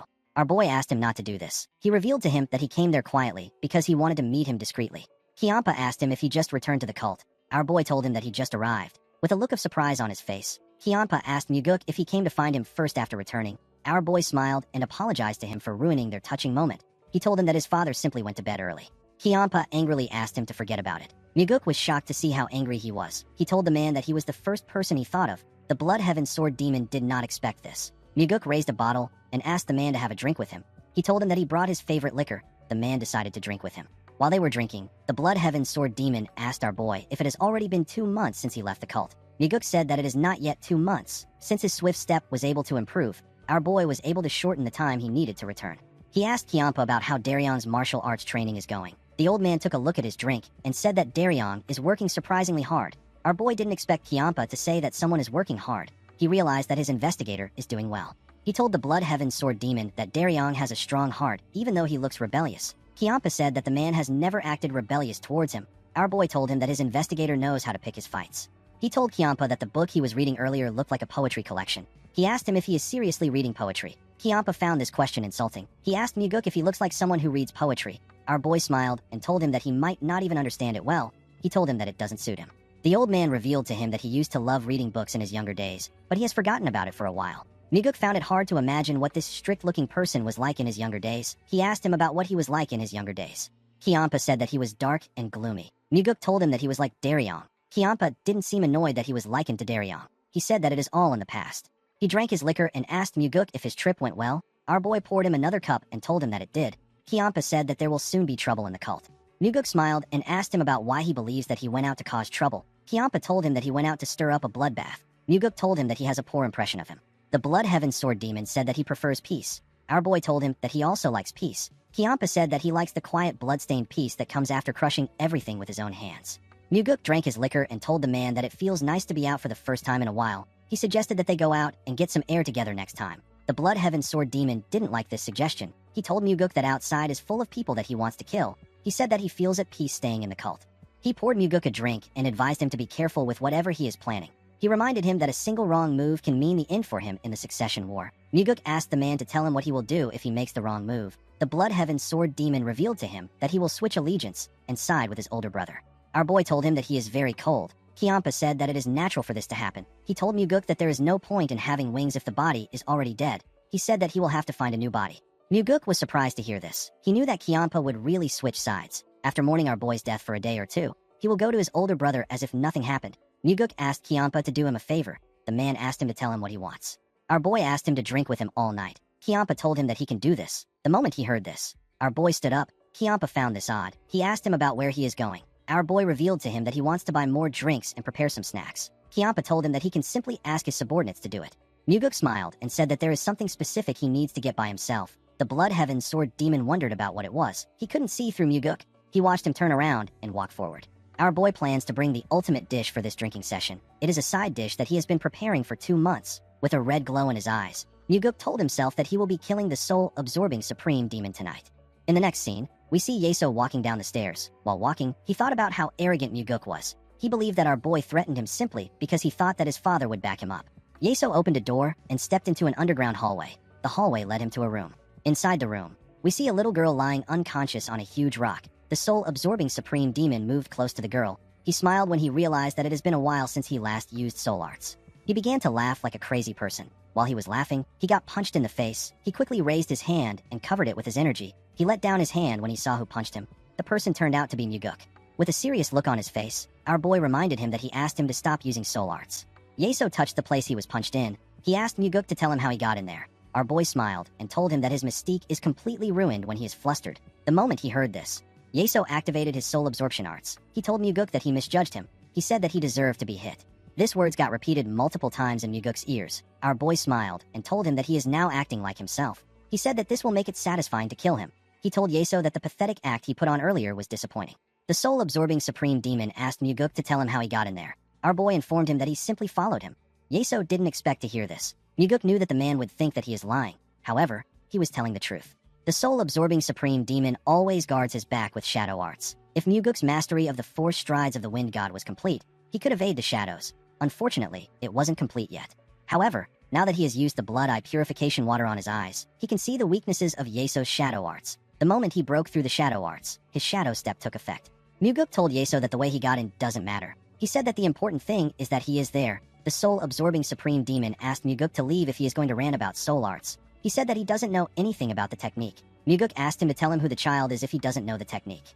Yeso said that the girl is a pitiful orphan that he brought there to teach martial arts. Muguk told the man that he is a coward. Yeso was surprised to hear this. He asked him to repeat what he said. Our boy called him a coward several times. He asked the man to tell him how long he plans on pretending. He asked him if he is only brave enough to rip out the heart of the weak. Yeso became angry when he heard this. He released his energy. The moment he did this, he dragged Muguk into a different world. He took him to an area covered in snow. He made our boy stand at the edge of a cliff. It was heavily snowing in this world. Yeso asked Muguk if he forgot about his warning. He reminded him that he will never return to the original world again if he saw him again.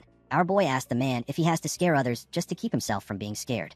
Yeso found Muguk to be remarkable. He couldn't believe that he wasn't fazed by what was happening. He asked him to tell him how he got this kind of spirit at his age. He asked Muguk if he came there to kill him. Our boy told him that he is correct. Yeso asked him to tell him his reason. Muguk didn't respond to him. He simply stared at him. Yeso became nervous. He asked him if he was sent by the cult leader. Muguk smiled when he heard this. He told the man that his father would have come himself if he wanted him dead. He asked him if he doesn't know the kind of person the heavenly demon is. Immediately he said this. Yeso dragged him to another world. He took Muguk to a pavilion and placed some tea on the table. He and Muguk sat in the pavilion. Yeso told our boy that they need to have an honest conversation before they kill each other. Muguk agreed with him. Yeso told him that they are demonic humans that stand above all other demonic humans. He asked him if they really live lives where they can afford to give the weak a choice. He asked Muguk to tell him why it is wrong to devour the hearts of the weak to grow stronger. He said that greed is right. He told Muguk that every choice he has ever made has been for the heavenly demon divine cult. If Mugi didn't come and Muguk stayed in the cult, he might have closed an eye to the actions of the soul-absorbing supreme demon. He would have told himself that the soul-absorbing supreme demon is making their cult stronger and look the other way. However, our boy's fate was different. The him in the past and the him in the present are not the same person. He asked Yeso to stop lying. He told the man that he didn't rip out his victims' hearts because of the cult. He did it to prolong his own life. Muguk told the man that he will always continue to act this way. Yeso didn't say anything.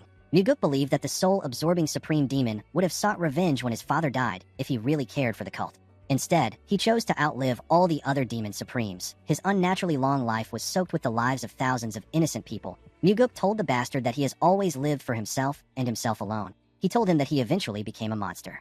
The moment he heard this, Yeso told our boy that he is not the second young master. He appeared in front of him and said that it is impossible for a mere 20-something years old brat to understand him so precisely. He knew that Muguk wasn't supposed to be able to bypass his shadow arts and follow him inside. He shouldn't even be able to touch him. Yeso's head grew bigger. His head completely covered Muguk's body. His mouth and eyes released a terrifying energy. Muguk immediately realized that the man was using the mind-seizing soul art. It is a demonic art that draws the truth out of the target's mind. It is forbidden even in the cult. This soul art doesn't even work on Muguk. Our boy decided to just play along with the man. He wanted to hear what Yeso wanted to learn from him. The soul-absorbing supreme demon asked our boy to tell him who he is. Our boy told him that his name is Muguk. Yeso asked him to tell him how he knows so much about him. Our boy told him that he investigated him and learned everything. Yeso asked him if the heavenly demon is behind this case. Muguk said that he isn't. The soul-absorbing supreme demon smiled when he heard this. Upon seeing the look on his face, our boy became certain that Yeso fears his father the most. The soul-absorbing supreme demon asked Muguk to tell him why he came. Our boy revealed to him that he came there to put him down. Yeso asked him if he told anyone that he would be coming there. Muguk said that he didn't. Yeso was extremely happy to hear this. He took Muguk to an empty blank world. With a smile on his face, he told our boy that he will vanish from the world from today on. Muguk asked him if he can handle the consequences of killing him. With a creepy smile on his face, the soul-absorbing supreme demon asked Muguk to tell him why he would be the one to deal with the aftermath of his death. He said that the Blood Heaven's sword demon will take care of it. He stretched out his hand and revealed to Muguk that he won't be the one to kill him. While laughing like a maniac, he told our boy that he will die trying to fight the Blood Heaven's sword demon. He said that Kyampa will be the one to end him. Immediately he said this, a large amount of energy got released from his body. Muguk activated the Heavenly Demon Defense Art and used the energy to cover his body. He used the defense art to block the dark energy Yeso was releasing from his body. He walked towards Yeso. Each step he took was heavier than the last. Yeso's dark energy slowly covered him. Before he could reach him, the energy covered him completely. With a smile on his face, Yeso asked Muguk to kill the Blood Heaven's sword demon. His words were repeated to Muguk several times thanks to the dark energy around him. Our boy couldn't believe that Yeso's technique still had this much power even though he covered himself with the Heavenly Demon Defense Art. An ordinary person would have already fallen for the soul-absorbing art of the soul-absorbing supreme demon. While hearing the numerous voices in his head, Muguk looked around. He seemed to be searching for something. He found a blue light in front of him. Our boy immediately knew that this light was the way out of the soul-absorbing art. He walked into the light. He opened his eyes in the blank and empty dimension that Yeso created. Yeso was shocked to see Muguk. He didn't know what was happening. He asked our boy about how he woke up on his own. Muguk wasn't supposed to wake up before the soul-absorbing art ends. Our boy smiled and told the man that he might have grown attached to the Blood Heaven's sword demon. He said that he doesn't feel like killing him. The moment he said this, Yeso activated the soul-absorbing art again and covered him with his dark energy. He asked Muguk to kill the Blood Heaven's sword demon. Our boy covered himself with the energy of the Heavenly Demon Defense Art, but the voices were much louder. This soul-absorbing art was much more powerful than the ones he used earlier. Muguk grit his teeth to endure the pain of the voices in his head. He quickly found the blue light. He opened his eyes again to see Yeso. The soul-absorbing supreme demon couldn't comprehend what was happening. He asked Muguk to tell him why he isn't falling under the soul-absorbing art. Muguk laughed and told him that it is because of his deep bond with Kyampa. The soul-absorbing supreme demon was annoyed to hear this. He released his energy again. Muguk covered himself in the Heavenly Demon Defense Art. He got dragged to a dark place. Our boy looked around. He wondered if Yeso was going to do the same thing again. The moment he thought of this, he saw something behind him. Something horrifying rose out of the ground. It was a horrifying and dark humanoid monster. As the monster walked towards Muguk, several others rose out of the ground. They surrounded Muguk from all sides. Our boy drew his sword when he saw that he was surrounded. His pupils instantly turned red. Muguk was able to see the blue light on the monsters' bodies. He was able to see their weaknesses. When the monsters got close to him, our boy tore them apart. Each strike was precise and clean. He didn't waste any strikes at all. He only thrust his sword at their weak points. He didn't give the monsters the time to react to his attacks. Muguk smiled as he tore through the monsters. He was relieved to see that the blood eye purification water was allowing him to see how to break the sorcery. In the next scene, we see Yeso sweating. He didn't understand how Muguk was in front of him. Our boy could tell that the man was curious. He asked him if he isn't going to question him this time. The soul-absorbing supreme demon seemed to be annoyed by this question. He instantly sent Muguk somewhere else. He dropped him on a raft in the middle of an ocean. There was a heavy rain in this world. Muguk instantly knew that he will actually die if he falls into this ocean. The moment he thought of this, he sensed something. When he turned around, he saw a massive wave coming for him. The wave pushed him into the water. As he went deeper into the water, Muguk remembered his father telling him that martial artists of the Orthodox faction fear the soul-absorbing supreme demon. He pushed himself and swam to the top. He struggled to catch his breath when he got his head out of the water. He coughed out loud when the water got into his head. He now understood why the soul-absorbing supreme demon is feared. No normal person would be able to overcome such an enormous illusion. While he was struggling to catch his breath, he noticed another huge wave coming. Muguk realized that even the greatest martial masters will collapse from exhaustion and die if they are not able to find a way to quickly break out. The wave pushed Muguk into the water again. Our boy couldn't understand what was happening. He didn't know why he couldn't see a way out. As he went deeper into the ocean, Muguk realized that the way out could be hidden deep within the ocean. He quickly put himself together and looked around. Unfortunately for him, there was nothing there. He swam to the top to catch his breath. He wondered where the way out was. All he could see was this endless ocean water. While looking around, Muguk saw the log he was standing on. He quickly swam to it. When he turned the log around, he saw the blue light. Our boy could not believe that the way out was in the most obvious place. The moment he thought of this, he saw that another wave was coming. Muguk raised his sword and pushed it into the log. He pushed himself out of the illusion. Our boy returned to the blank world. Yeso didn't even know what to say. He quickly sent Muguk to another world. Our boy found himself surrounded by tall mirrors. Each mirror was showing a version of him. Muguk realized that these are the stages of his life. He walked past his younger and teenage self. He saw an old version of himself. This version of himself was on his deathbed. Muguk knew that this wasn't his future, and this wasn't who he was before his regression either. It was an illusion crafted by the soul-absorbing supreme demon. He placed his hand on the mirror and asked his older self to tell him what he regrets so much. He asked him if he hoped for a peaceful death, even though he lived with so much blood on his hands. He told him that he is being greedy. With a smile on his face, Muguk told himself that if he is able to save the people he wanted to save by killing Wamugi, then this kind of death is okay. He looked deep into the eyes of his older self. He realized that it was time for his older self to go. Muguk wondered if he spoke to his older self in order to comfort himself. He wanted to tell himself that he is okay and he is doing well. Our boy raised his sword and turned to his current self. There was a blue light in his neck. Muguk broke the mirror with his attack. He was sent back to the blank dimension. Yeso couldn't believe his eyes. He didn't expect to see our boy so quickly. With a worried look on his face, he asked Muguk to tell him how he figured it out. He explained to him that if he breaks the wrong mirror, the number of reflections double. If he breaks another one again, it will double once more. It will continue until he is unable to leave the illusion. Muguk told Yeso that he was simply lucky. The soul-absorbing supreme demon was annoyed to hear this. He told our boy that he cannot escape from something like that by simply being lucky. The moment he said this, Yeso realized something. He asked Muguk if he has mastered the 9 calamities demonic art. He called the heavenly demon a deranged cult leader and said that he secretly chose a successor behind their backs. Muguk was not surprised to see that the soul-absorbing supreme demon made such an assumption.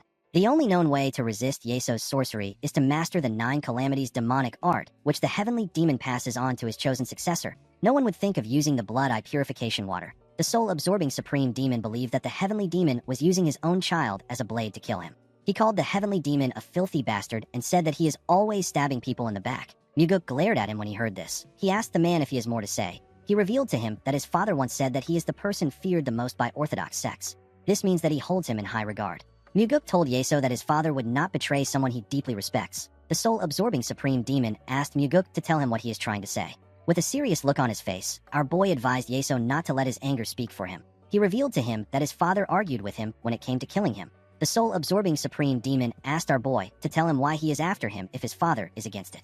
Muguk told him that he thought about the situation as much as he could. He explained to him that he will feel wronged if he was an average person who ran a business, studied at academies, and trained in martial arts halls. And then one day, he is dragged away for no reason and got his heart ripped out while he was still alive. The soul-absorbing supreme demon told him that life is meant to be unfair. He said that a person needs to become stronger if they are upset. Muguk glared at the man. With a cold gaze in his eyes, he told Yeso that he wants him to bear all the grudges the weak feel. The soul-absorbing supreme demon did not expect to hear this.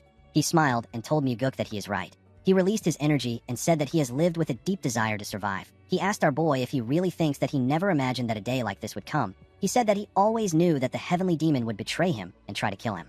As he spoke, his body grew bigger and his eyes and mouth released a terrifying blue energy. The soul-absorbing supreme demon asked Muguk if he knows why he delved into soul arts. He asked him if he believes that he did it because of a little inner energy. Yeso's body grew to an astronomical size. His entire body was covered in his dark energy. He told our boy that he will rip his precious 9 calamities demonic art to shreds. His energy spread everywhere. The ground broke apart and turned purple. Muguk sensed dark demonic energy coming from the man. He didn't expect the soul-absorbing supreme demon to learn dark demonic arts. Dark demonic arts are more aggressive and powerful than ordinary techniques. However, those who use them are usually consumed by the arts itself. They experience mental breakdowns, energy deviation, and in the end, they die a gruesome death. This is why the heavenly demon divine cult strictly forbids its members from learning them. Muguk told the soul-absorbing supreme demon that he came to kill him for a reason. He told him that he would have died from the side effects of the dark demonic arts if he was left alone. Yeso said that he wouldn't have died. He revealed to him that he has been using the inner energy he gained through the soul arts to suppress the side effects. Our boy now understood that the reason Yeso learned the soul arts was to counter the backlash of the dark demonic arts. He raised his hand and drew his sword. The soul-absorbing supreme demon also raised his hand. He used his energy to conjure a weapon. He told Muguk that he will kill him here, and one day, he will also kill the heavenly demon and take his place. Muguk told him that he is too much of a coward to follow through with something like that. He told him that he is someone who will live his whole life hiding his ambition and barely hang on to life. Even in Muguk's previous life, Yeso never once revealed that he learned dark demonic arts. Upon hearing what our boy said, the soul-absorbing supreme demon swung his sword at Muguk. Our boy was able to block the attack. The impact of their swords clashing destroyed the ground and sent waves of energy across the dimension. Muguk's hands began to shake when he received the attack. He realized that he would have been completely overwhelmed by Yeso's power if he hadn't exhausted his inner energy to use the soul-absorbing art earlier. He knew that the soul-absorbing supreme demon is an enemy that he can only face with his strongest sword techniques. He pushed Yeso's sword away and attacked him with the first form of the soaring sword, art known as the celestial equilibrium. The sword technique was a huge, powerful slash. The technique only cut Yeso's body a bit. He wasn't seriously injured. Yeso swung his sword and used a technique called annihilation. Muguk quickly jumped before the attack could touch him. Yeso hit the ground with his sword. His sword fired multiple slashes. Our boy watched the slashes tear the ground apart. He realized that he would have been sliced into 6 pieces if he hadn't jumped with his flicker step. While he was in the air, the soul-absorbing supreme demon fired multiple slashes at him with a technique known as demon execution. Before the slashes could touch Muguk, he disappeared and landed on the ground. He took a stance and fired multiple slashes at the soul-absorbing supreme demon with a technique known as shifting slash. The soul-absorbing supreme demon blocked the slashes. He raised his head and activated a technique known as destruction. He created a huge ball of energy above him. Before he could fire the attack, Muguk used the third form of the soaring sword art known as Heavenly Slash to fire a beautiful black slash at Yeso. The Heavenly Slash cut through the ball of energy and also hit Yeso. The soul-absorbing supreme demon gathered his energy and used it to repair his body. Muguk noticed that he did this. The soul-absorbing supreme demon opened his huge mouth and activated a technique known as ruin. He fired numerous slashes at Muguk at the same time. His attack destroyed everything it touched. Yeso smiled when he saw this. He believed that he had taken out our boy. While he was smiling, Muguk told him that his demonic arts are powerful, but he lacks real combat experience in using them. Yeso was surprised to hear his voice. Before he could do anything, Muguk attacked him with the fourth form of the soaring sword art. The technique is known as Flaming Heavens. He attacked him from behind. His sword technique cut through Yeso's body. However, this wasn't enough to take out the man. He turned around and asked Muguk to tell him why he hasn't used the 9 Calamities demonic art. Our boy told him that he doesn't need something like that to defeat him. The soul-absorbing supreme demon laughed when he heard this. He told Muguk that his arrogance will be the death of him. Immediately he said this. Muguk moved past him. He beheaded him with the 5th form of the soaring sword art. The technique is known as Azure Heaven. Unfortunately for Muguk, this wasn't enough to take out Yeso. The soul-absorbing supreme demon put his head back together with his energy. Our boy couldn't believe his eyes. He couldn't believe that he wasn't able to take his head with the Azure Heaven. The soul-absorbing supreme demon laughed at Muguk. Our boy told him that he has really become a monster. Muguk quickly charged at Yeso. He and the soul-absorbing supreme demon swung their swords at each other at a crazy speed. Our boy wondered about what he should do. The soul-absorbing supreme demon didn't die even after he cut his head off. He realized that Yeso's core is hidden somewhere else. He wanted to find where it was hidden. The moment he thought of this, Yeso released more energy from his body. Muguk could tell that his next attack was going to be dangerous.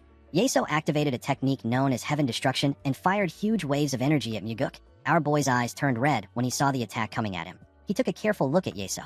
He noticed a red glow in his chest. Yeso's heart was the object that was giving off the red glow. Our boy realized that his heart is his core. He charged into the waves of energy with the death step of the 4 strides of the wind god. Several slashes appeared within the waves. This slashes left a cut on Muguk's body. Our boy didn't stop even though his body was getting torn apart. He focused on Yeso and kept pushing forward. Even when he almost lost his head, he kept running towards the soul-absorbing supreme demon. When he got close to Yeso, he used the 8th form of the soaring sword art. He used a technique known as Netherworld Slash to attack Yeso's chest. His attack caused a huge explosion. Muguk landed on the ground with his heavily injured body. His entire body was covered with blood. While struggling to catch his breath, he raised his head to see the soul-absorbing supreme demon. He saw the hole he left in Yeso's chest. The hole wasn't healing. The soul-absorbing supreme demon couldn't believe his eyes. He couldn't believe that Muguk attacked his core. Our boy told him that it was easy for him to attack his heart because it was so big. The soul-absorbing supreme demon returned to his normal form and fell to his knees. His dimension returned to its empty state. Yeso told our boy that the technique he just used is not the 9 Calamities demonic art. Muguk revealed to him that it was a combination of the death step and the 8th form of the soaring sword art. Yeso had never heard about the death step. Our boy revealed to him that he is talking about the death step from the 4 strides of the wind god. The soul-absorbing supreme demon was shocked to hear this. He asked Muguk to tell him how he knows the 4 strides of the wind god. Our boy told him that the heavens didn't want him to die. He knew that he would have died if he hadn't used the 4 strides of the wind god. He knew that Yeso never imagined that he would have this kind of trump card. The soul-absorbing supreme demon glared at Muguk. He told him that he will kill him if he is ever reborn. Our boy stared at him with eyes filled with disappointment. He told the man that he wants him to live a full life if he is ever reborn. He told him that he can have a better life than this. Yeso didn't say anything. Our boy noticed that the man didn't curse at him. The soul-absorbing supreme demon simply closed his eyes. Immediately he did this, his world began to fade away. Our boy was sent back to reality. His injuries disappeared, and his bleeding stopped. He found Yeso sitting down with his eyes open. The man's body was cold and lifeless. Muguk simply stared at him. He didn't say anything. In the next scene, we see Kyanpa asking Muguk about why he took so long. He asked him if he made the snacks himself. Our boy raised a cloth containing snacks and told him that it took some time for him to get them. He placed the snacks on the table. The Blood Heaven Sword Demon told him that it shouldn't have taken so long to make this kind of snacks. Our boy took out a bottle of liquor and asked Kyanpa to drink while the night is still young. The Blood Heaven Sword Demon raised his cup and told Muguk that his stamina isn't like his. He said that he will be useless the next day if he stays up all night. Muguk poured him a drink and told him that he is still full of energy. He asked him to enjoy the evening. Kyampa noticed something odd about our boy. He told him that he looks like he is in a good mood. Muguk poured himself a drink and said that he is in a good mood. Kyampa asked him for the reason why he is in this mood. Muguk told him that he is simply happy to see him again after so long. Kyampa didn't expect to hear something like this. Our boy asked him to have a drink. The old man joined him in drinking the liquor. He asked our boy if he knows why he likes Daryong. Muguk asked him to tell him why. The Blood Heaven Sword Demon revealed to our boy that Daryong said that he wouldn't give his life up for him. Muguk smiled and said that he will scold him. Kyampa said that he liked his honesty. Our boy asked him to tell Daryong about it. He said that the investigator will like to hear it. Kyampa said that he is not going to do it. Muguk told him that he will tell him the next time he sees him. He said that someone needs to say these things because words like this can change someone's life. Kyampa glared at him when he heard this. He told our boy that he really likes to take care of everyone. He told him that he will soon be looking after the stable boys that muck out manure. He asked him to also feed the horses since he is so nice. Muguk smiled and said that it would be a good thing if he could do that. Kyampa did not expect this response. He told Muguk that he has never met anyone like him in his entire life. Our boy said that their heavenly demon divine cult will also become something that he has never seen before. He asked him if this won't be nice even if it will only happen for one generation. The Blood Heaven Sword Demon looked Muguk in his eyes. He raised his cup and asked him to pour him a drink. Muguk was surprised to hear this. He quickly picked up the bottle. He knew that the drink he was pouring now was different from all the drinks he has ever poured before. With a smile on his face, Muguk said that he is pouring his first cup for his left guardian. He looked the Blood Heaven Sword Demon in his eyes as he poured his drink. After he filled his cup to the brim, Kyampa drank the liquor. Our boy wondered if Kyampa has truly decided to follow him with all his heart. The Blood Heaven Sword Demon cleaned his lips and asked Muguk to tell him if the left guardian is ranked higher than the right guardian. Muguk was surprised to hear the question. The Blood Heaven Sword Demon explained to him that he wants to get the higher title if he is to be given a title. Muguk laughed when he heard this. He couldn't believe that Kyampa cared about something like this. He teased the old man by telling him that he looks quite handsome today. Kyampa was shocked to hear this. He called him a crazy bastard. He raised his sword and asked Muguk to say it again. Our boy laughed out loud. Kyampa asked him to stop laughing. He asked him to say that he looks handsome. Muguk smiled and said that he won't confess to women while he is drunk. The Blood Heaven Sword Demon smiled and said that he caught himself a flatterer. The two men began to laugh. The next day, we are taken to the Heavenly Demon Hall. We see Muguk standing in front of his father. The Heavenly Demon asked his son to tell him how he killed the soul-absorbing Supreme Demon. Muguk asked his father to tell him what he means. The Heavenly Demon glared at his son. He revealed to Muguk that the demonic physician examined the soul-absorbing Supreme Demon and said that he might have died due to energy deviation. The Heavenly Demon asked his son if he really expects him to believe this. Muguk told his father that he wants to give him a good answer, but he doesn't have anything to do with Yeso's death. He told him that he is overestimating him. He said that he is not skilled enough to drive the soul-absorbing Supreme Demon into energy deviation and cause his death. The Heavenly Demon glared at our boy. Muguk actually wanted to tell his father the truth, but he did not know how to explain how he obtained the blood eye purification water. He knew that he would only burden his father by telling him the truth. The Heavenly Demon would be forced to turn a blind eye to him, killing a Demon Supreme. He told his father that he drank with the Sword Demon yesterday. He said that Kyampa can vouch for him. The Heavenly Demon asked him if he and the Blood Heaven Sword Demon killed the soul-absorbing Supreme Demon together. Muguk assured him that this didn't happen. He said that this might just be a punishment bestowed by the heavens. He reminded him that the soul-absorbing Supreme Demon was a monster who tore out human hearts while they were still breathing. The Heavenly Demon turned around and told his son that the other Demon Supremes who were silent will begin to move now that the soul-absorbing Supreme Demon is dead. He left after saying this. Muguk knew that the 8 Demon Supremes share life and death as one. Therefore, the death of one is a threat to all. The Demon Supremes won't let this incident go. The scene shifts, and we are taken to the North Heaven Sword clan. We see Wuzhong welcome our boy to the clan. He told him that he will escort him to the Sword Supreme. Muguk realized that Wuzhong will be the person who is most shocked and confused by the situation. The man would have expected him to die instead of the soul-absorbing Supreme Demon. Our boy realized that Wuzhong was the one who is to blame for the soul-absorbing Supreme Demon's death. If the man hadn't drawn Yeso in, our boy would have never learned about the soul arts. When he arrived at her doorstep, the Sword Supreme came out to greet him. Muguk bowed his head and asked her if she has been well. The Sword Supreme said that she is the same as always. She told our boy that she heard that he went out of the cult. She asked him about how his trip was. Muguk told her that he simply took a short break and came back. Yeonrang glared at him when she heard this. Muguk didn't know why she was glaring at him. The Sword Supreme told him that his progress is always remarkable. She said that she is tempted to challenge him to a match. Muguk said that they can arrange a match later. Yeonrang told him that she would like this. Our boy took out a cloth and said that he brought a small gift for her. He revealed to her that he found a flower with a lovely fragrance and brought back its seeds. The Sword Supreme did not expect to hear this. She told Muguk that this is the first time someone is giving her seeds. Our boy said that it is his first time giving them to someone. Yeonrang really liked the gift. She invited him inside. She asked Muguk if he has heard about the death of the soul-absorbing Supreme Demon. Our boy told her that he heard about it. With a cold gaze in her eyes, the Sword Supreme asked Muguk if he was involved in Yeso's death.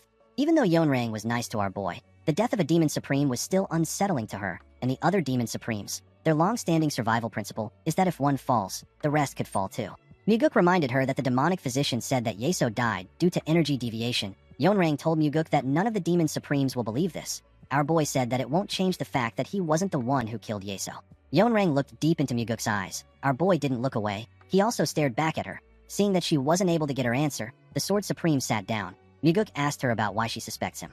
The Sword Supreme told him that the moment he got involved, the once calm lake turned into a turbulent sea, and the soul-absorbing Supreme Demon was the first to drown in that sea. Muguk told her that he is simply someone fishing in the sea. He assured her that he has no intention of drowning anyone. Yeonrang agreed with him because he caught the Blood Heaven Sword Demon. Muguk asked her if it will be hard for him to catch her. The Sword Supreme told him that it might be possible if he releases the fish he caught. She said that she doesn't want to be caught in the same net as Kianpa. Muguk gently smiled when he heard this. The Sword Supreme gracefully drank her tea and said that no one can predict the future. She explained to Muguk that the soul-absorbing Supreme Demon was someone who went to great lengths to protect himself. She didn't think that he would be the first to die. She said that the West Illusion Fort will be in turmoil for a while. She told Muguk that a succession battle will soon begin. The soul-absorbing demon had 5 disciples. Since he died without naming a successor, the most outstanding disciple among the 5 will likely take his position. Muguk asked the Sword Supreme about which disciple she supports. Yeonrang asked him about why he is curious. Our boy told her that it will be good if someone from their side took over. Yeonrang found it weird that Muguk said that they are on the same side. Our boy reminded her that they became friends through their duels. Yeonrang was surprised to hear this. She smiled and said that she can share an allegiance with a dueling friend. At night, we see Muguk meditating in his room. He was wearing his pajamas. While meditating, our boy sensed something. He quickly went outside to meet the Blood Heaven Sword Demon. He asked Kianpa about what brought him there this late in the night. The old man asked him if he has any liquor. Our boy got the liquor and poured a cup for Kianpa. He sat on a huge rock with him. He asked Kianpa if something happened. The Blood Heaven Sword Demon said that the bastards blatantly excluded him. Muguk was surprised to hear this. He remembered that the Demon Supremes gathered today to discuss about the soul-absorbing Supreme Demon's death. He told Kianpa that he never imagined that they would leave someone out. He asked him about how they excluded him. Kianpa said that no one spoke to him.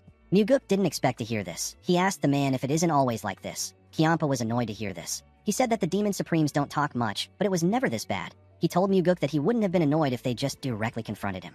Our boy asked him about what he wants them to confront him for. The Blood Heaven Sword Demon pointed at him and told him that it was about him. Muguk was surprised to hear this. The Blood Heaven Sword Demon revealed to him that the Demon Supremes believe that they killed the soul-absorbing Supreme Demon together. This is why they are ostracizing him. Muguk asked him if they did anything like that together. Kianpa said that they didn't. With a look of anger on his face, he told Muguk that he was the one who did it alone. Our boy smiled and asked the man to tell him why everyone suspects him. The Blood Heaven Sword Demon reminded him that he is the one who has spilled the most blood lately. He said that no one knows if Yeso's blood isn't on his hands too. He asked Muguk if he did it. He looked deep into Muguk's eyes. Our boy didn't shy away. He also looked into his eyes. The Blood Heaven Sword Demon became nervous. Our boy realized that Kianpa could tell from his eyes that he was the one who killed the soul-absorbing Supreme Demon. The Blood Heaven Sword Demon couldn't believe that Muguk really killed him. He realized that our boy really trusts him for him to share the truth with him. Muguk told him that he wouldn't have let him become his left guardian if he didn't trust him. The Blood Heaven Sword Demon reminded Muguk that he is still one of the 8 Demon Supremes. Our boy smiled and told the man that he still remains his left guardian. Kianpa did not expect to hear this. He put himself together and told Muguk that he will get stabbed in the back if he trusts people this easily. Our boy told him that he didn't trust him easily. He asked him to think about everything that has happened between them. Kianpa asked him he isn't scared. Our boy asked him to tell him what he needs to be scared of. The Blood Heaven Sword Demon told him that he can become the enemy of the 8 Demon Supremes. Muguk said that they are actually 4 Demon Supremes. Kianpa was shocked to hear this. He stood up and burst out in anger. He asked Muguk if he killed more of them. Muguk asked him to calm down. He told him that he didn't mean it like that. Kianpa asked him to explain himself. Our boy raised his hand and displayed 7 fingers in front of the Blood Heaven Sword Demon. He told him that there are now 7 Demon Supremes now that the soul-absorbing Supreme Demon is dead. If Kianpa is removed, this means that there are 6, since half of the Sword Supreme's forces are on his side. It means that there are 5.5 people that are our boy's enemies. Muguk told Kianpa that him and the Sword Supreme are not sitting around in this situation. If the 2 of them take on 1.5 Demon Supremes, then there will be 4 Demon Supremes left. Our boy told the Blood Heaven Sword Demon that his enemies are the 4 Demon Supremes. He said that if 2 more Demon Supremes take his side, he will only need to deal with 2 Demon Supremes. With a smile on his face, Muguk told the Blood Heaven Sword Demon that the situation is not so difficult. Kianpa was annoyed to hear this. He let out a sigh and told him that he already knew that he was crazy enough to do something like this. He told Muguk that he will let this slide. He told him that he has overlooked one thing. Our boy asked him about what it is. The Blood Heaven Sword Demon revealed to him that neither he nor the Sword Supreme will fight against other Demon Supremes. Muguk was already aware of this. It is a long-standing rule among the Demon Supremes. He told Kiampa that he already knows. He said that he will do the fighting. He asked the man to simply not betray him. The Blood Heaven Sword Demon told him that betrayal isn't done by people, but by circumstances. He asked our boy not to trust him. Muguk assured him that he will create circumstances that don't allow for betrayal. He asked him to simply help him when he needs it. Kiampa looked into our boy's eyes when he heard this. Muguk was treating the Blood Heaven Sword Demon with trust because he believes that this is the best way to make him one of his people. While yelling at the top of his voice, Kiampa called Muguk a bastard and told him that he will die if he messes things up. Our boy was surprised to hear this. He smiled when he saw the look on his face. He told him that he will be careful. The Blood Heaven Sword Demon reluctantly sat down. He poured himself a drink and quickly drank it. Muguk picked up the bottle and also poured himself a drink. Kiampa revealed to him that the Demon Supremes have decided to summon the Sky Heaven cult leader in order to get to the bottom of this incident. Our boy was shocked to hear this. He asked Kiampa if he is sure. The Blood Heaven Sword Demon explained to him that the soul-absorbing supreme demon sorcery was based on the Blood Cult's demonic techniques. The Blood Cult is the predecessor of the Sky Heaven cult. Due to this, the Demon Supremes believe that the Sky Heaven cult leader might be able to determine Yeso's cause of death if he sees his body. The Blood Heaven Sword Demon revealed to Muguk that their Sky Heaven cult leader isn't just coming for the autopsy. He said that there are 3 other reasons. The first is to demonstrate that the Demon Supremes are determined to track down the culprit. They want to show the Murim Alliance and the unorthodox sects that the 8 Demon Supremes are not to be messed with. This is their most important reason. Muguk realized that they want to show everyone that even the Sky Heaven cult leader moves at their will. This means that if anyone crosses the Demon Supremes, they will retaliate. Muguk asked Kiampa to tell him the second reason. The Blood Heaven Sword Demon revealed to him that the second reason is related to his father. Our boy was surprised to hear this. Kiampa told him that they are trying to show the Heavenly Demon something. They want to prove that the alliance between the Sky Heaven cult and the Heavenly Demon Divine cult isn't because of the Heavenly Demon himself, but because of the 8 Demon Supremes. Muguk asked Kiampa for the third reason. The old man told him that it is because of him. He explained to Muguk that the Sky Heaven cult leader will see through him if he really killed the soul-absorbing supreme demon. He will analyze our boy's character and figure out the methods he used. Muguk knew that this was true. He knew that the Sky Heaven cult leader is even capable of finding out that he used the blood eye purification water. However, our boy couldn't allow this to happen. He needed to hide the fact that he killed the soul-absorbing supreme demon. If it is revealed, the Demon Supremes won't just try to get revenge. They will even do their best to stop him from becoming the successor. Muguk smiled and asked Kiampa if he is okay with this. The Blood Heaven Sword Demon asked our boy to tell him why he would have any issues with this. Muguk told him that he just became his accomplice. He reminded him that the other Demon Supremes assume that he is working with him because they drank together. Kiampa said that he dozed off while they were drinking. Muguk asked him about which Demon Supreme went to get the Sky Heaven cult leader. Kiampa told him that it is the demonic Buddha. Our boy remembered that the demonic Buddha had a close relationship with the Sky Heaven cult leader. The fact that the Demon Supremes sent him shows their determination to bring the Sky Heaven cult leader there no matter what. Muguk asked the Blood Heaven Sword Demon if he should chase after the demonic Buddha and kill him, or if he should kill the Sky Heaven cult leader before he leaves. With a scary look on his face, he asked Kiampa if he should just kill both of them. The Blood Heaven Sword Demon told him that this would start a war with the entire Outer Murim. He explained to Muguk that if they break apart, the self-righteous bastards at the Murim Alliance will suddenly start crying for the extermination of the demonic cult, and the unorthodox alliance will start sniffing around for scraps. Muguk said that this sounds great. He asked Kiampa to bathe in blood with him. The Blood Heaven Sword Demon stood up and asked Muguk to die alone if he wants to die. Our boy smiled and reminded him that they are life and death comrades. Kiampa put his sword behind him and told Muguk that each person goes through life surviving on their own. After saying this, he left. The next day, we are taken to the Heavenly Demon Hall. We see Muguk greet his father. The Heavenly Demon asked our boy to go out for a while. Our boy asked him about where he wants him to go. The Heavenly Demon said that it is about time that he visited the Nirvana Pavilion branch in the Central Plains. Muguk realized that his father is sending him away for his safety. He told his father that the Demon Supremes will suspect him if he leaves the cult at a time like this. The Heavenly Demon told him that they called the Sky Heaven cult leader because they already suspect him. He said that the Sky Heaven cult leader is no fool. He assured him that the man will find out that it was him. Muguk denied killing the soul-absorbing supreme demon. He told his father that it might have been an assassin from the Murim Alliance. The Heavenly Demon explained to him that the Murim Alliance would have already declared war on them if this was true. They are not in the position to do this right now. Muguk asked his father if he would leave the cult if it was him. The Heavenly Demon said that he would not. Our boy said that he also won't leave since he is his son. The Heavenly Demon told Muguk that he is not him. Our boy told him that he can imitate him. He said that an imitation of him is enough. The Heavenly Demon looked into Muguk's eyes when he heard this. He decided to allow his son to stay. He asked Muguk to remember one thing. He told him that he must not kill the Sky Heaven cult leader. Our boy was shocked to hear this. He couldn't believe that his father wasn't worried about him. He was actually worried about the Sky Heaven cult leader. The heavenly demon turned around and asked Muguk not to kill any other demon supremes. He asked him to not kill anyone. Our boy assured him that he won't kill anyone. He watched his father as he walked out of the throne room. Muguk never planned on killing the Sky Heaven cult leader. He knew so much about the Sky Heaven cult and its leader. To him, the Sky Heaven cult leader is someone he should be grateful to. He smiled and said that the cult leader is like a treasure vault to him. There are only two methods that Muguk believes can help him avoid getting caught by the Sky Heaven cult leader. The first is physical transformation. The second is to change only his eyes. In this era, there is only one person who can change Muguk's eyes. That person is the man sitting in front of Muguk, the demonic physician. The old man took a sip of his tea and told our boy that they can start their discussion. Since Muguk went through the trouble of getting him rare herbs, the demonic physician believed that he must have something important to discuss with him. Our boy told him that he came to request for a favor. The demonic physician asked him to tell him what he wants. Muguk told him that he won't beat around the bush because he is a busy man. He asked the demonic physician to perform the eye-enhancing surgery on him. The old man was surprised to hear this.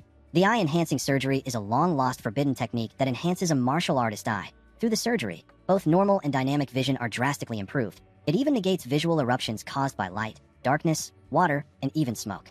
The demonic physician asked Muguk to tell him how he knows that he can perform the eye-enhancing surgery. Our boy knew about the technique because it will be eventually revealed later in the future that the demonic physician mastered the technique. When Muguk returned to the cult to gather the ritual materials, the demonic physician had already passed away. He found out about the surgery through his disciple. His disciple's name is Beck.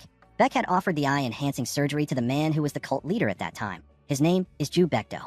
Since Muguk didn't answer his question immediately, the demonic physician asked him if the heavenly demon told him. Our boy was not surprised to hear this. Beck once told him that his father rejected the demonic physician's offer to perform the surgery. The demonic physician told Muguk that the fruit of the Nirvana guanine herb is among the necessary materials needed for the surgery. He told Muguk that this fruit is incredibly rare. He asked him if he knows that the technique can only be performed once in a generation.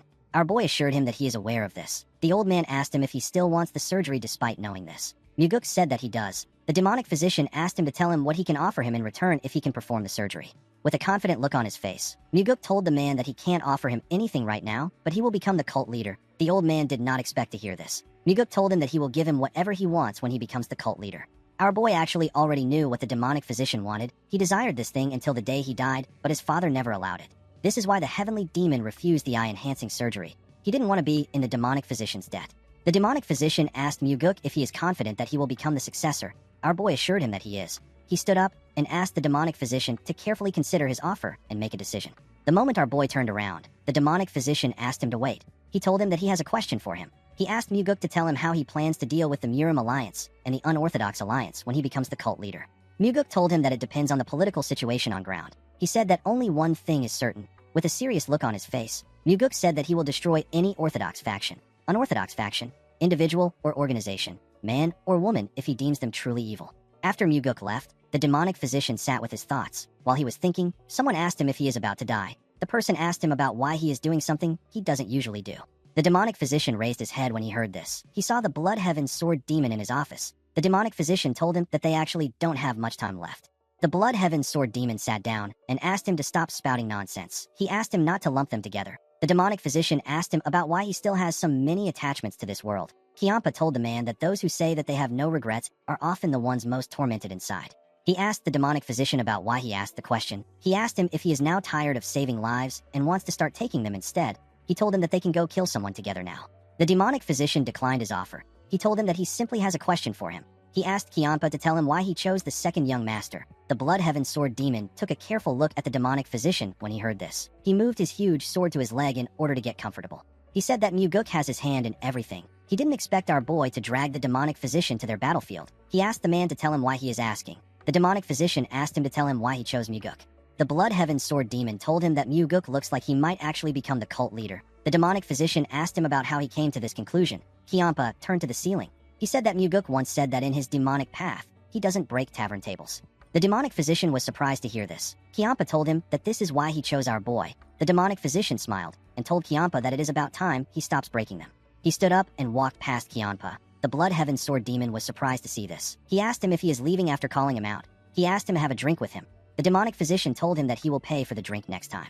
Kiampa said that next time doesn't exist for old men like them. He asked him to buy it today. The demonic physician walked out of the room. Kiampa reminded himself that the demonic physician is tenacious. He was certain that he won't die so easily. In the next scene, we are taken to Muguk's house. We see our boy open his eyes while meditating. He sensed something outside. He quickly went outside to greet the demonic physician. The demonic physician said that he didn't release a single ounce of demonic energy. He asked Muguk to tell him how he knew he was coming. Our boy told him that he knew it was him when he opened his eyes. The demonic physician let out a sigh and raised his head up to see the night sky. He revealed to Muguk that he spent his whole life saving people. Our boy told him that this is admirable. The demonic physician told him that he is not a selfless man. He said that he saved so many people because he wanted to kill one person. Muguk acted surprised. He asked him to tell him what he means. He already knew what the demonic physician wanted and why he joined the cult. The old man looked at his hands and said that a physician cannot kill someone because it goes against the will of the heavens. He said that he tried to save as many as he could to atone for the sin he wants to commit. He turned to Muguk and asked him if he can kill the person when he becomes the cult leader. Our boy told him that he will kill the person. The demonic physician didn't expect to hear this. He asked Muguk to tell him why he answered without asking for the identity of the person he wants to kill. Muguk told him that the person must be truly evil if he wants him dead. He said that he trusts his decision. The demonic physician told our boy that he might not know who he really is on the inside. Muguk told him that the outer shell can sometimes matter more than what is inside. He said that the title of demonic physician isn't something one can easily acquire. He told the old man that he believes in the efforts he took to become the demonic physician. The old man did not expect to hear this. In the next scene, we are taken to the demonic physician's office. We see a large amount of medicinal supplies in the room. We see Muguk lying on a bed. He had several needles inserted into his face and body. There were 2 pots of incense burning next to him. Muguk was unconscious. While putting things together, the demonic physician turned to our boy. He remembered the conversation he had with him. The demonic physician told Muguk that it won't be easy for him to kill his target. He said that many others might get dragged into the situation and die if they are not careful. He told Muguk that he wishes for him to kill the man without any sacrifices. He asked him if he can promise to do this.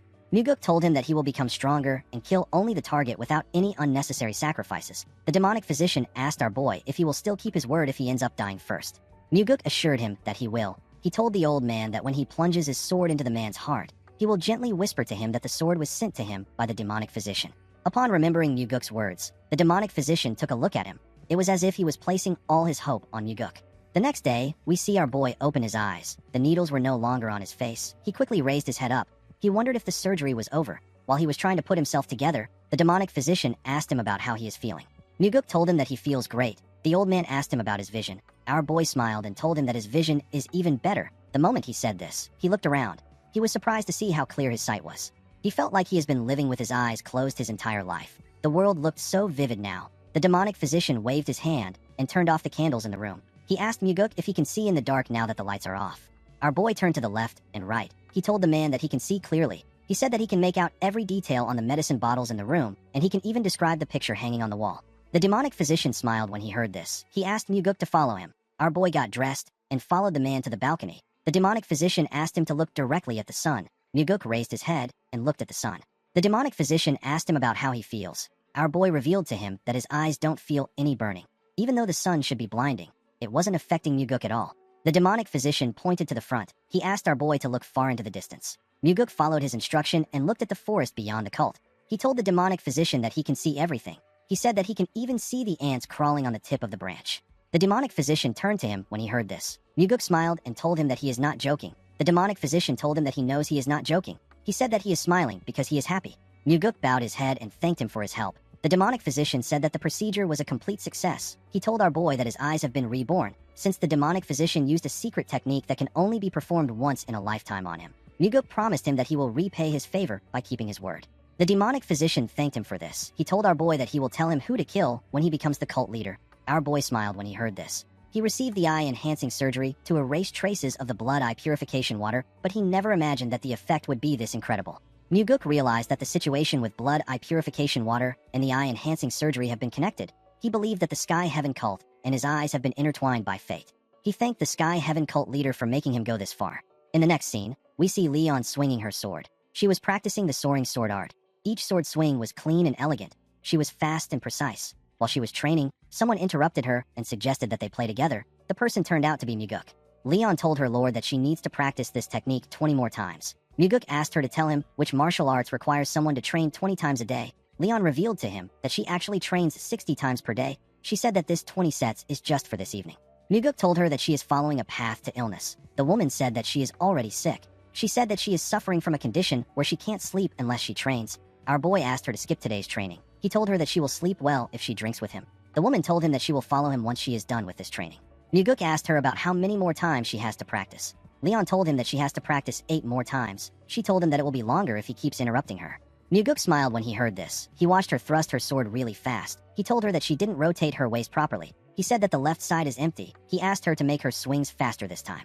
Leon perfectly executed the order and made her swings faster. Muguk smiled when he saw this. He moved to the side and sat down. He decided to train the Heavenly Demon Defense Art, since he had nothing else to say.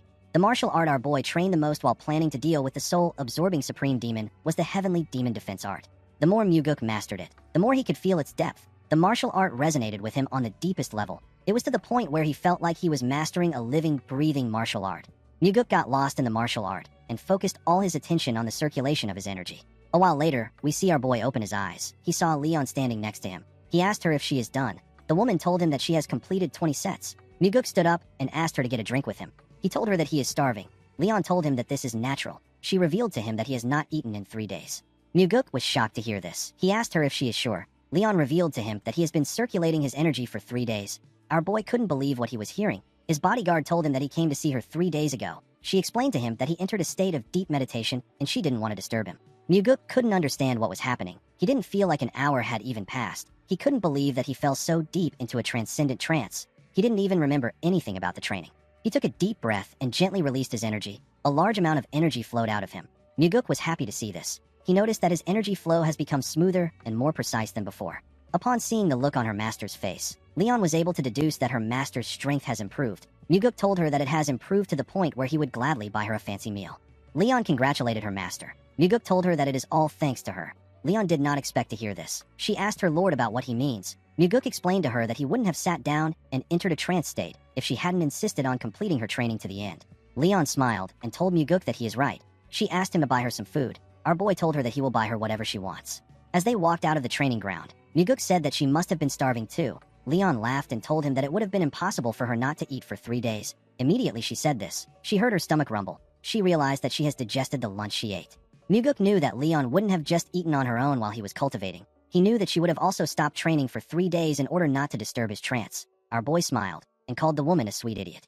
Leon told him that she would have hidden the fact that she ate if she was a real idiot. She said that she told him in order to show him that she is a loyal subordinate. She smiled and said that she saw it as a golden opportunity to score points with him. Muguk smiled when he heard this. He told his bodyguard that she is a real fox. Leon said that she still has many tails that she hasn't shown him. She gently laughed after saying this. Muguk was happy to see her laughing. In the next scene, we are taken to the Heavenly Demon Pavilion. We see a huge man with beards in the throne room. This man is the Sky Heaven cult leader. His name is Nung Paso. He bowed his head and said that he pays his respect to the leader of the divine cult and the supreme ruler of the Murim. He thanked the Heavenly Demon for his invitation. The Heavenly Demon welcomed him to the cult. He asked him about how many years it has been since they saw each other. Paso said that it has been 10 years. The Heavenly Demon asked him about how he has been. Paso told him that he has been well. He thanked him for his concern. The Heavenly Demon turned to the man next to the Sky Heaven cult leader. He thanked the man for traveling such a long distance. The monk with a golden yellow skin said that it was a pleasant journey to meet an old friend. This monk is the demonic Buddha. His name is Geo Rabin. The Heavenly Demon knew that the demonic Buddha wasn't being truthful. He turned to Paso and told him that it is late. He believed that the cult leader must be tired from his journey. He suggested that they call it a day and meet again tomorrow. The cult leader bowed his head and said that he will take his leave. When Paso and Rabin got outside, Rabin said that the Heavenly Demon was cold. He said that the Heavenly Demon should have offered him a cup of tea, even if he is a new supreme from the outer Murim. Paso said that it is already late. Rabin told him that the Heavenly Demon should treat him well, because it is late.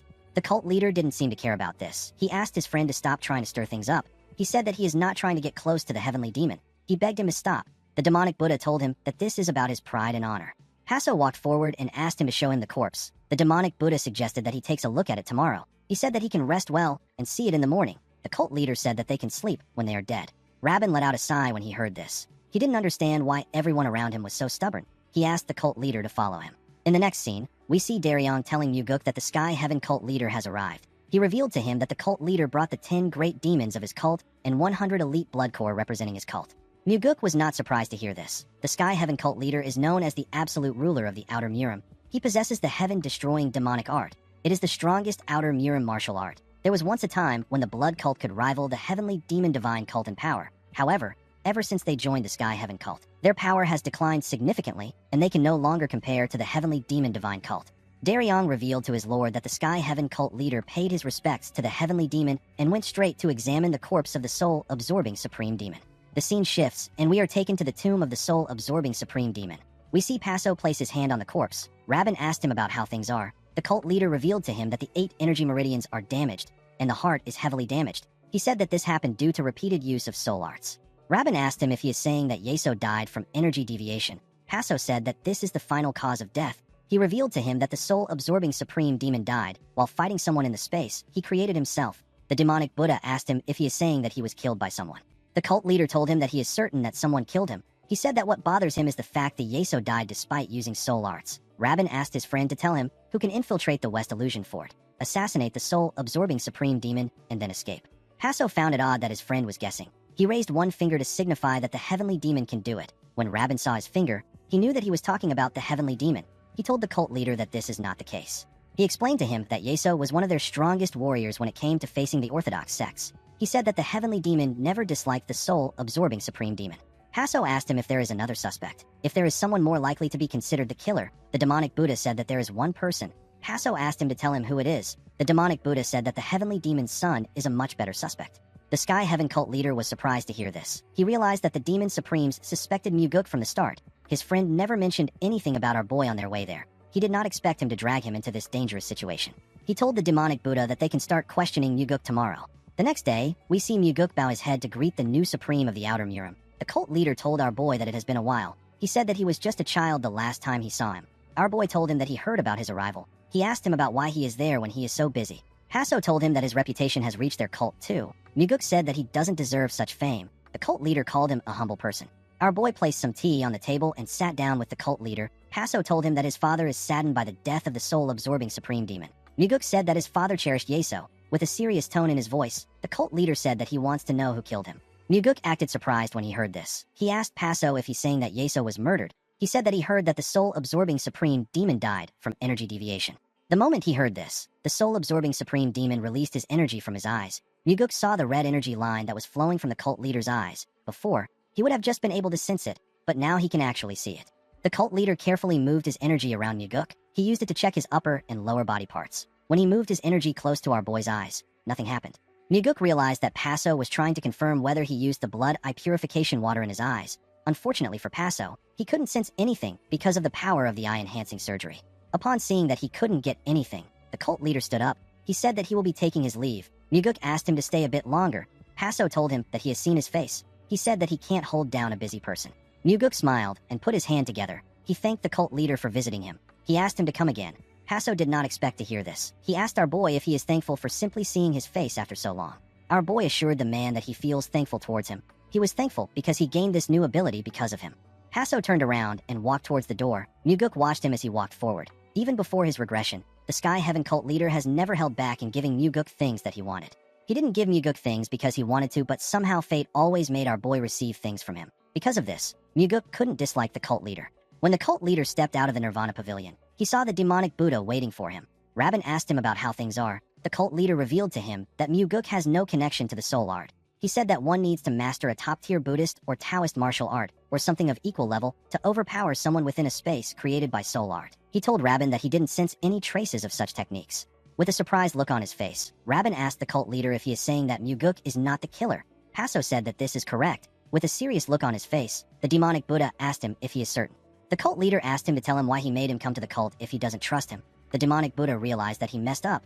He told the cult leader that it is a really important matter. He said that he was just trying to double-check. He asked him not to be offended. Paso said that he is sure of it. Rabin asked him to follow him. He said that they need to summon the other demon supremes to discuss everything in front of them. The cult leader said that he is not going. He asked Rabin to tell them what he said. He said that it is the same message. The demonic Buddha asked him if he is certain that this is okay. Paso asked him to tell him why it wouldn't be okay to do this. Rabin decided not to argue. He said that he will meet the other demon supremes. The cult leader watched his friend as he walked down the stairs.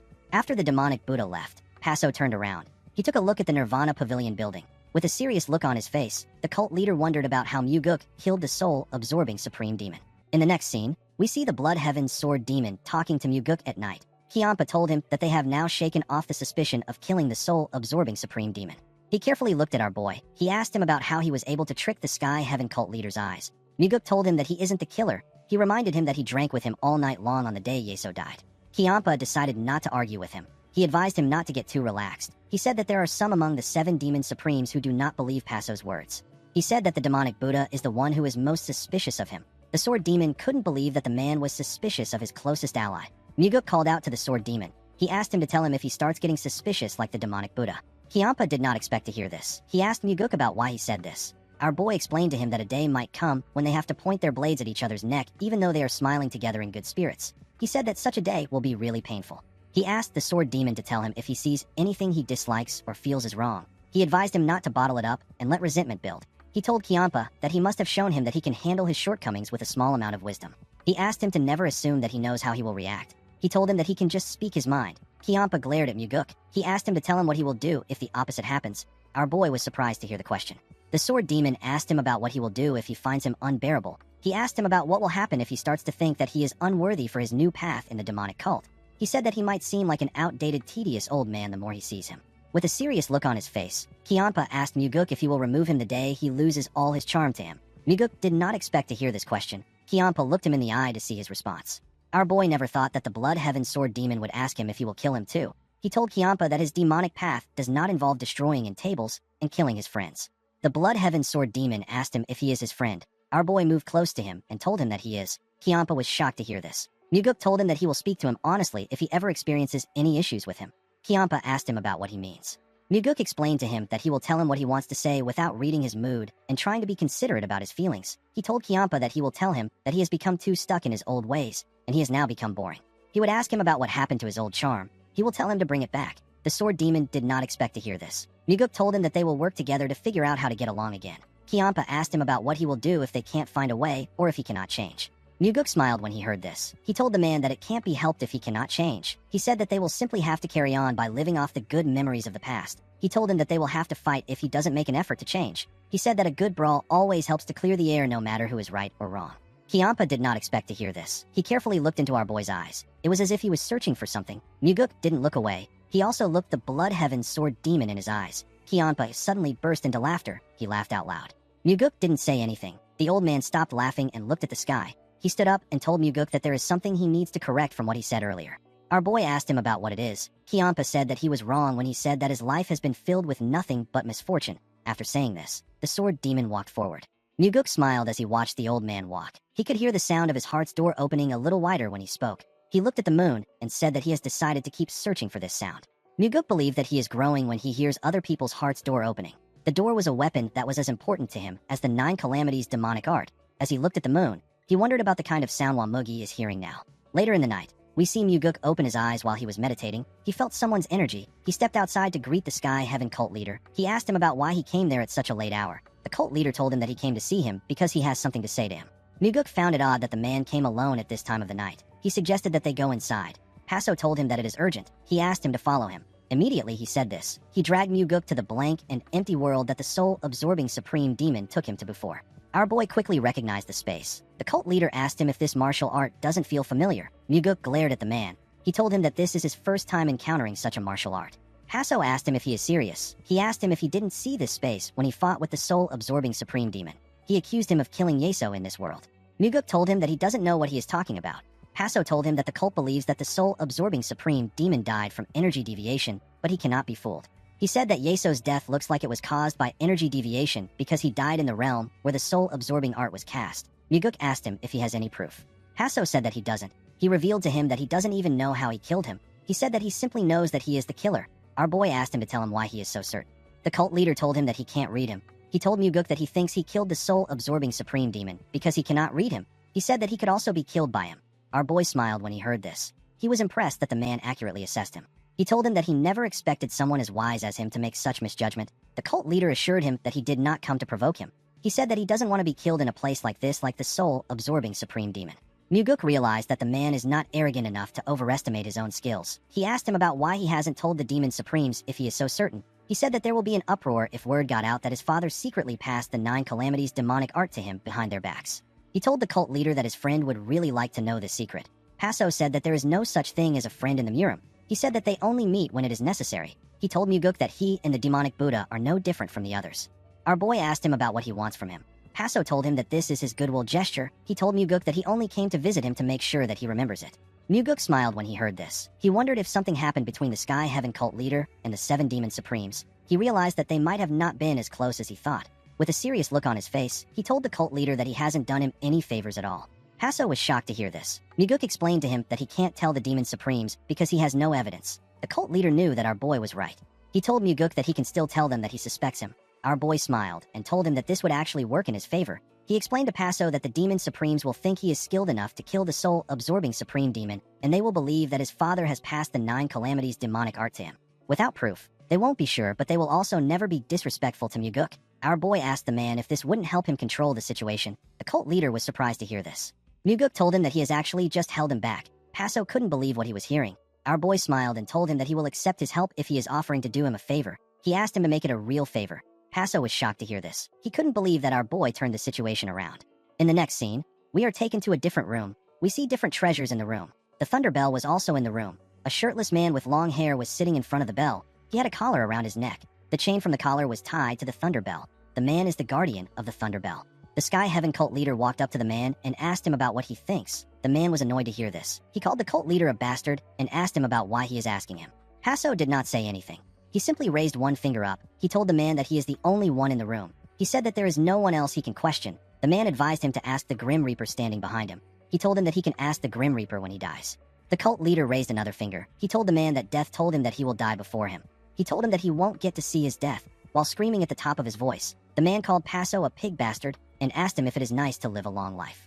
The cult leader raised another finger when he heard this. He told the man that he has 2 curses left and 2 more times that he can speak informally to him. He asked the man about why he is in such a bad mood. The man yelled at him and asked him about how he would feel if he was in his place. Paso raised another finger and showed the man that he had 1 more chance left. The chain man didn't really care. He showed Paso his chains out of anger. The cult leader snapped his fingers when he saw this. He dragged the man to another world. He took him to a grassland with a clear sky. He took out a key from his necklace and used it to unlock the man's collar. The man quickly stood up and ran into the field. He was very happy to see the sun and feel the grass on his feet. He laid on the grass to feel it around his body.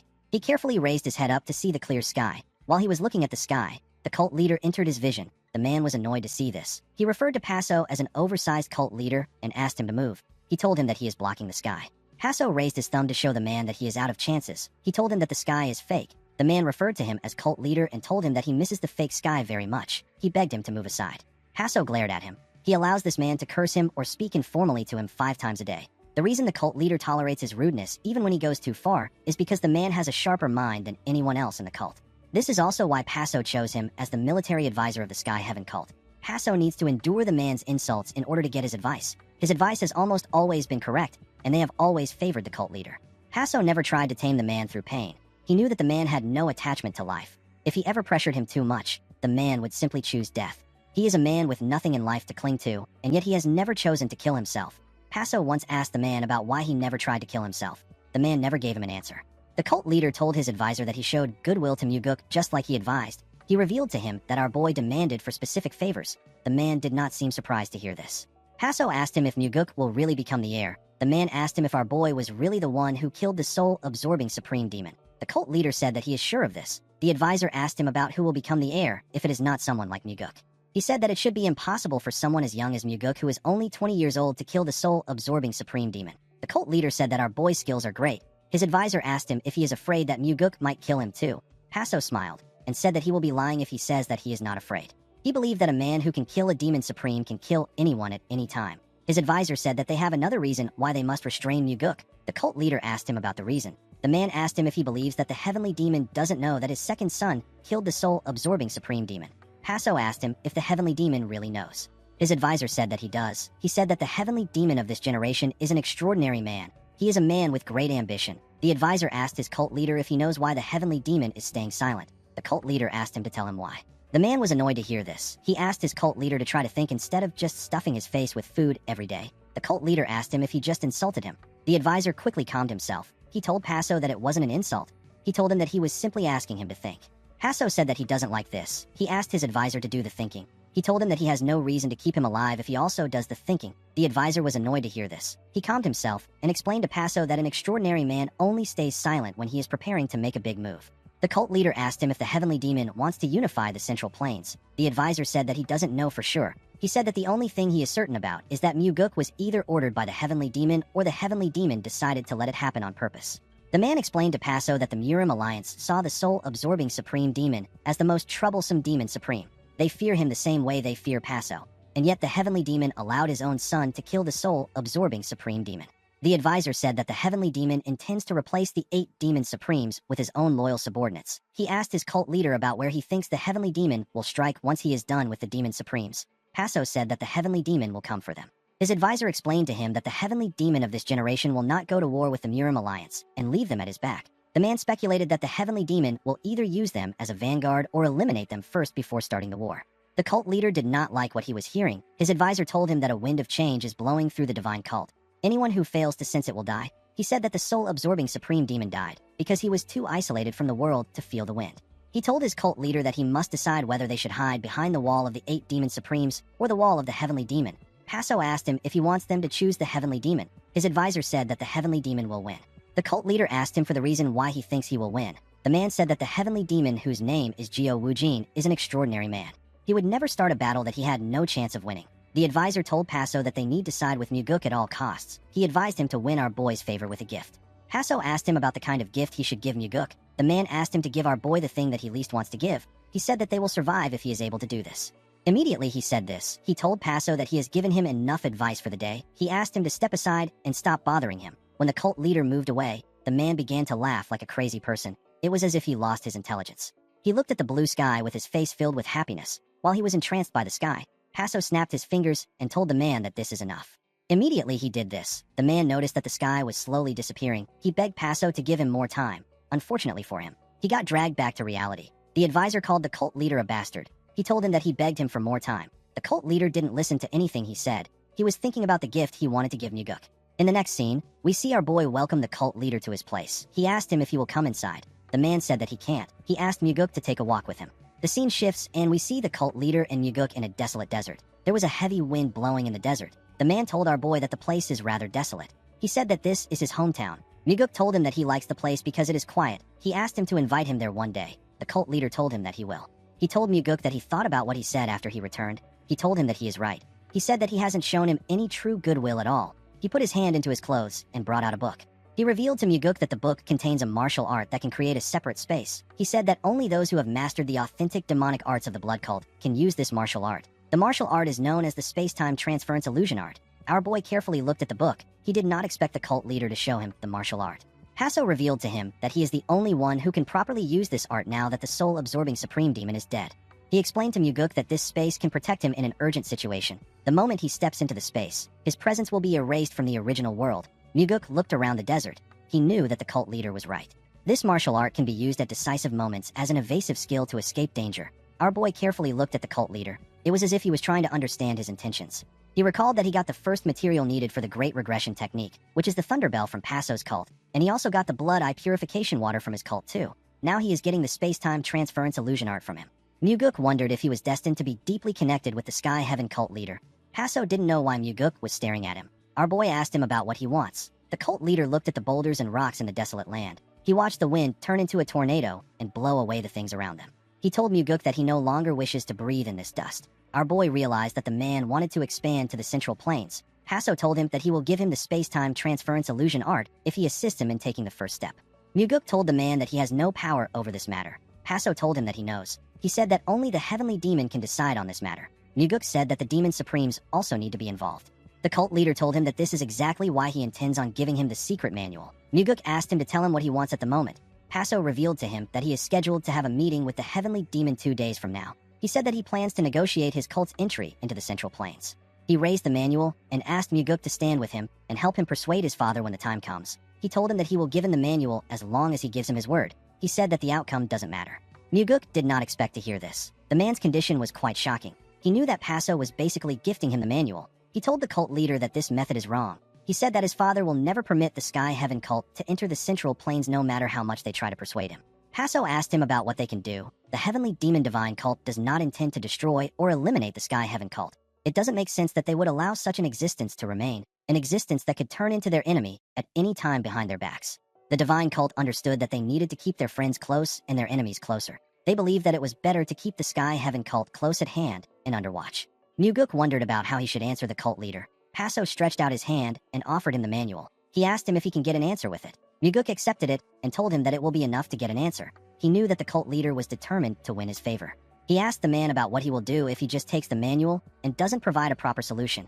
Hasso told him that he will become the cult leader with the worst relationship with his cult and the 8 demon supremes. He said that even the position of the heavenly demon would become out of reach for him. Muguk smiled when he heard this. He revealed to the man that he must intervene in the succession dispute of the West Illusion Fort if he wants to enter the Central Plains. Hasso did not expect to hear this. Our boy explained to him that the disciples of the soul-absorbing supreme demon have not perfectly inherited his legacy, so they will need his help. He advised him to choose a successor who wholeheartedly believes in him and is willing to learn martial arts. He explained to him that he will be able to take the first step into the Central Plains if he can become the master of the next soul-absorbing supreme demon. In the next scene, we are taken to the room filled with treasures. We see the cult leader let out a sigh as he sat down. He said that he feels utterly exhausted when something that belongs to him gets taken away. He turned to his advisor and revealed to him that he gave Muguk the space-time transference illusion art as he instructed him to. He said that he is still not certain if he made the right choice. The man told him that he did well. Hasso was shocked to hear this. His advisor would usually start cursing him around this time. He wondered why he said something so polite. The cult leader felt like he needed to be careful. He knew that the man would curse him at once on days like this. When this happens, he usually feels like killing him with one blow. He asked his advisor if he even knows the kind of proposal that Muguk made. The man said that our boy must have asked him to intervene in the West Illusion Fort succession dispute. Hasso was surprised to see that he knew. He asked him about how he knew what Muguk said. The man told him that this is the best method that is available to them. The cult leader could not believe that he already knew about this. He asked his advisor about why he didn't just tell him. He asked him about why he made him give Muguk the space-time transference illusion art.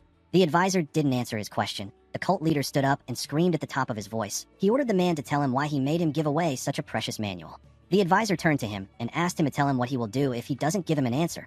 Hasso reminded him that he is the cult leader. He asked him if he is ready to die today. The man explained to him that what they are buying isn't Muguk's solution. What they bought is an opportunity. The cult leader was surprised to hear this. He asked him about what he means. His advisor explained to him that he got an opportunity to make Muguk stand on his side. He told him that he might have to pay the price multiple times in the future if he wants to form a firm alliance. Hasso asked him if he really believes that Muguk is that great. He asked him if he believes that our boy will become the heavenly demon. His advisor told him that he doesn't know. Hasso was shocked to hear this. The man told his cult leader that he cannot possibly know the future. Hasso felt like this was a stupid answer. His advisor asked him about why he is worried when he has already given Muguk the manual. Hasso told him that the manual is precious. The man didn't say anything. The cult leader realized that he needed to calm himself. He let out a sigh and asked the man about what he should do now. The man asked him to befriend Muguk and do as he says. The cult leader said that he won't do this. He told his advisor that they don't know the kind of dark ambitions our boy might be harboring. He said that he will only follow his own advice. The man screamed at him and asked him to shut up. Hasso was shocked to hear this. His advisor turned to him and called him a pathetic fool. He explained to him that he has already seized the momentum by giving out a gift and receiving a favorable reaction. He asked him about why he keeps doubting like an idiot. He said that this is how he will die with useless suspicions. He asked the cult leader if he knows the common trait that exists among those who die a meaningless death in the Murim. Hasso wanted to argue with him, but he calmed himself. He asked the man to tell him the trait. The man told him that the people who die a meaningless death fail to use their heads when they need to, and they use it when they shouldn't. When they should believe to their dying breath, they don't. When they should doubt, they foolishly trust out of nowhere. This is why those people end up dead. While listening to the man, Hasso counted the amount of curses he received. His advisor was annoyed to see that he was counting. He asked him to stop before he cuts off his fingers. He told him that he won't answer any more questions today. He asked the cult leader to keep his mouth shut unless he intends to truly kill him. The moment he said this, Hasso took the man to his favorite field. The man quickly became calm. The sky made him feel at ease. He asked his cult leader to tell him what troubles him. Hasso was shocked to see how his mood changed so quickly. In the next scene, we see Muguk in his training room. He closed his eyes and gathered an eerie energy around him. He focused on this energy. He began to sweat heavily as he pushed his body. Although it was tough for him, Muguk still continued releasing the energy. He grit his teeth to endure the pain he was feeling. His body released more sweat. After a while, the energy began to spread around the room. The world around Muguk slowly began to get distorted. He opened his eyes and stood up to see what he had done. He created the blank and empty world that the soul-absorbing supreme demon and the sky heaven cult leader use. Muguk was happy with his success. It took him 4 hours to deploy the space-time transference illusion art. He remembered that the sky heaven cult leader said that even a talented person needs to practice for several days before being able to use the art. Muguk managed to create a space in a much shorter time. He clenched his fist and told himself that he needs to keep shortening the time until he can wield it as freely as the soul-absorbing supreme demon or the sky heaven cult leader. He looked around his empty world and saw that there was nothing there. He recalled that the soul-absorbing supreme demon was able to create a cliff and Passo created a wasteland. Muguk smiled and told himself that he will also create a space of his own one day. The scene shifts and we are taken to Passo's room. We see the demonic Buddha in the room with him. Rabin was staring at the chained advisor. He carefully moved close to him. Paso noticed this. He saw Rabin wave his hand in front of his advisor. Before the demonic Buddha could touch the man, Paso called out to him. He asked him about why he is there at such a late hour. Rabin put his hand down and turned to the cult leader. He told him that he heard that he met Muguk. Paso said that he wanted to meet our boy because he might become the heavenly demon one day. With a confident smile on his face, Rabin said that the first young master will become the heavenly demon. The cult leader told him that things are not looking that way. Rabin asked him about what he means. Paso told him that our boy has risen to the seat of the Nirvana Pavilion Master. He said that anyone can tell that the heavenly demon is training Muguk to be his successor. Rabin smiled and told his friend that he has stayed in the frontier for so long that his insight has become dull. He said that he doesn't see the situation like that. He said that Muguk was granted another position since his elder brother is going to be the heavenly demon.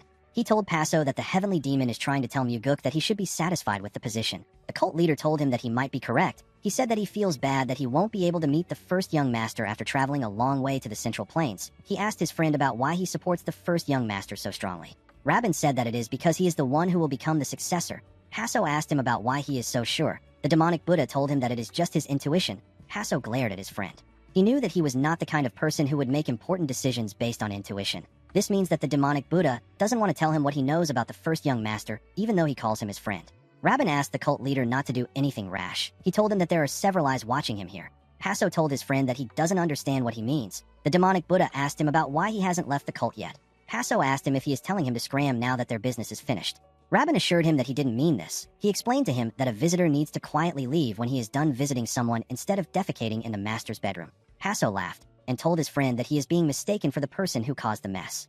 Rabin told Paso that he will advise him as a friend. He asked the cult leader to not stir up unnecessary trouble and simply return to the Sky Heaven cult. Paso did not expect to hear this. He and Rabin had always maintained courtesy and pretended to be friends. He never expected the demonic Buddha to bluntly ask him to leave. With a serious look on his face, Paso asked the demonic Buddha if he is someone who must come when called and go when dismissed. Rabin was not moved by the look on his friend's face. He asked him if this is not how their situation is. He and the cult leader looked deep into each other's eyes. It seemed like none of them wanted to back down. Rabin suddenly laughed and told Paso that he is joking. He asked him if he has to take offense to every joke. He told Paso that he has lost his sense of humor because he has stayed in the frontier for too long. With a smile on his face, Rabin asked Paso to stay and enjoy himself. He told him that they can play together for a lifetime. Paso decided to join the demonic Buddha's act. He smiled and told him that he is correct. He said that the desolate sandstorm of the frontier can make people desolate. Rabin suggested that they get a drink somewhere with a better atmosphere. Paso accepted his suggestion. After Rabin left the room, Paso asked his advisor about what he thinks. The man said that Rabin is anxious. He said that the demonic Buddha must have noticed that they plan to ally themselves with Muguk. Paso asked his advisor if their alliance with Muguk is worth such anxiety. The man told him that Rabin is quite wary of our boy. Paso asked him about what they should do. His advisor asked him to think by himself. He asked him to not always seek advice from him. Paso reminded him that this issue concerns the very survival of him and the cult. He asked him not to be so stingy. The man raised his chains to show the cult leader that he is tied down. Paso took him into his favorite world. The man was extremely happy to see this. The cult leader used his key to unlock the man's chains. He asked him about why he likes this place so much. The advisor's mood turned sour when he heard this. He asked his cult leader if he wants to try being shackled all day. He told him that they can switch roles. Paso declined the offer. The advisor told him that the demonic Buddha will do anything to drag him back. He said that Rabin will probably use the heavenly demon as leverage. Paso asked him about what he can do. He said that this is their chance to establish a foothold in the Central Plains. The man asked him to meet Muguk and to ask him about how they can stay there. He assured him that Muguk will provide a way. Paso asked him if he doesn't already know a way. The man said that this is not important. He told his cult leader that he must present a gift to Muguk before he gets the method from him. The cult leader asked him if he needs to cling to Muguk so desperately. The man asked him if there is anyone else he can cling to. Paso was surprised to hear this. He knew that his advisor was correct. The heavenly demon despises him, and the first young master is supported by the demonic Buddha and the other demon supremes. Only the Blood Heaven Sword demon openly allied with Muguk. The rest were either neutral or they supported the first young master. The advisor told Paso that he can hide in the frontier if he doesn't wish to rely on Muguk, and he can come here when summoned and leave when dismissed. He told the cult leader that he can live a life of comfort this way. Paso asked him not to provoke his pride with his words. The man explained to him that the way to win this fight is simply to choose wisely and believe until the end. He asked his cult leader if this method isn't simple. He said that it is so simple that it is hard to practice. He told Paso that losers never realize that victory depends only on following this principle. Paso was annoyed to hear this. He asked his advisor to end the lectures. The man told him that they should leave just as the demonic Buddha suggested if they cannot uphold this principle. Paso became angry when he heard this. He said that he doesn't want to give Muguk all his things. He told him that it feels like a waste. He revealed to the man that he still regrets giving Muguk the space-time transference illusion art. He said that he couldn't sleep last night. because he kept thinking about how he shouldn't have given it away. With a cold gaze in his eyes, his advisor told him that he wasn't able to sleep because he is narrow-minded and greedy. Hasso was shocked to hear this. He looked into his advisor's eyes and stopped talking. The man was frustrating him too much. Hasso wondered why he had to suffer such rebukes from his advisor. His advisor's words hurt more than Rabin's words did. Yet, Hasso felt a strange sense of relief. The cult leader had hidden his nature better than anyone else for so many years. His advisor was the only person who saw him exactly as he is. Hasso wondered if this was why he felt an odd sense of kinship from the man. He told his advisor that he can't just give all his treasures away. The man asked him to believe if he is chosen. He asked the cult leader to give it all out. Hasso was annoyed to hear this. He said that his treasures are all precious. He didn't want to give Muguk anything. The advisor asked him to return to the cult and sit in front of the divine relic, wipe the dust off, and fiddle with some paper. He told him that this is what suits him best as the cult leader. Hasso said that he will definitely establish the cult's headquarters in the Central Plains. He said that he will accomplish what his predecessors failed to achieve with his own hands. The advisor stared at him. He told Hasso that this probably won't happen. The cult leader was annoyed to hear this. He thought the man would curse him like he usually does.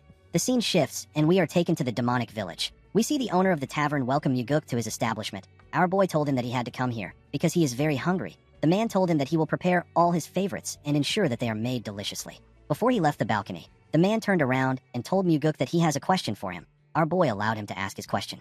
The man asked Muguk about why he always comes to their tavern when he can go to better taverns. With a serious look on his face, Muguk asked him if he still doesn't know. The owner nervously asked our boy to tell him his reason. With a serious look on his face, Muguk told the man that this place is good liquor, tasty food, pleasant atmosphere, and they always bring him what he likes even without him asking. Our boy said that the owner of the tavern is also quite handsome. He asked the man if he needs any more reasons to come to this place. The owner smiled and told him that he will make sure his food is delicious as usual. He left the balcony with a smile on his face. Muguk smiled as he watched him leave the balcony. He knew that the owner would not know how important this place is to him. The demonic village is the very foundation for the demonic path Muguk plans to establish. The current Sky Heaven cult leader, the 8 demon supremes, and the villagers are not as important as this place. Muguk knew that he will never be different from the demon supremes the moment he forgets this. Immediately he thought of this. He heard a loud sound come from the village. He quickly looked down. He saw a fat bald man with crooked teeth yelling at someone. The man asked the person if he is glaring at him. The man who he slapped told him that he wasn't glaring at him.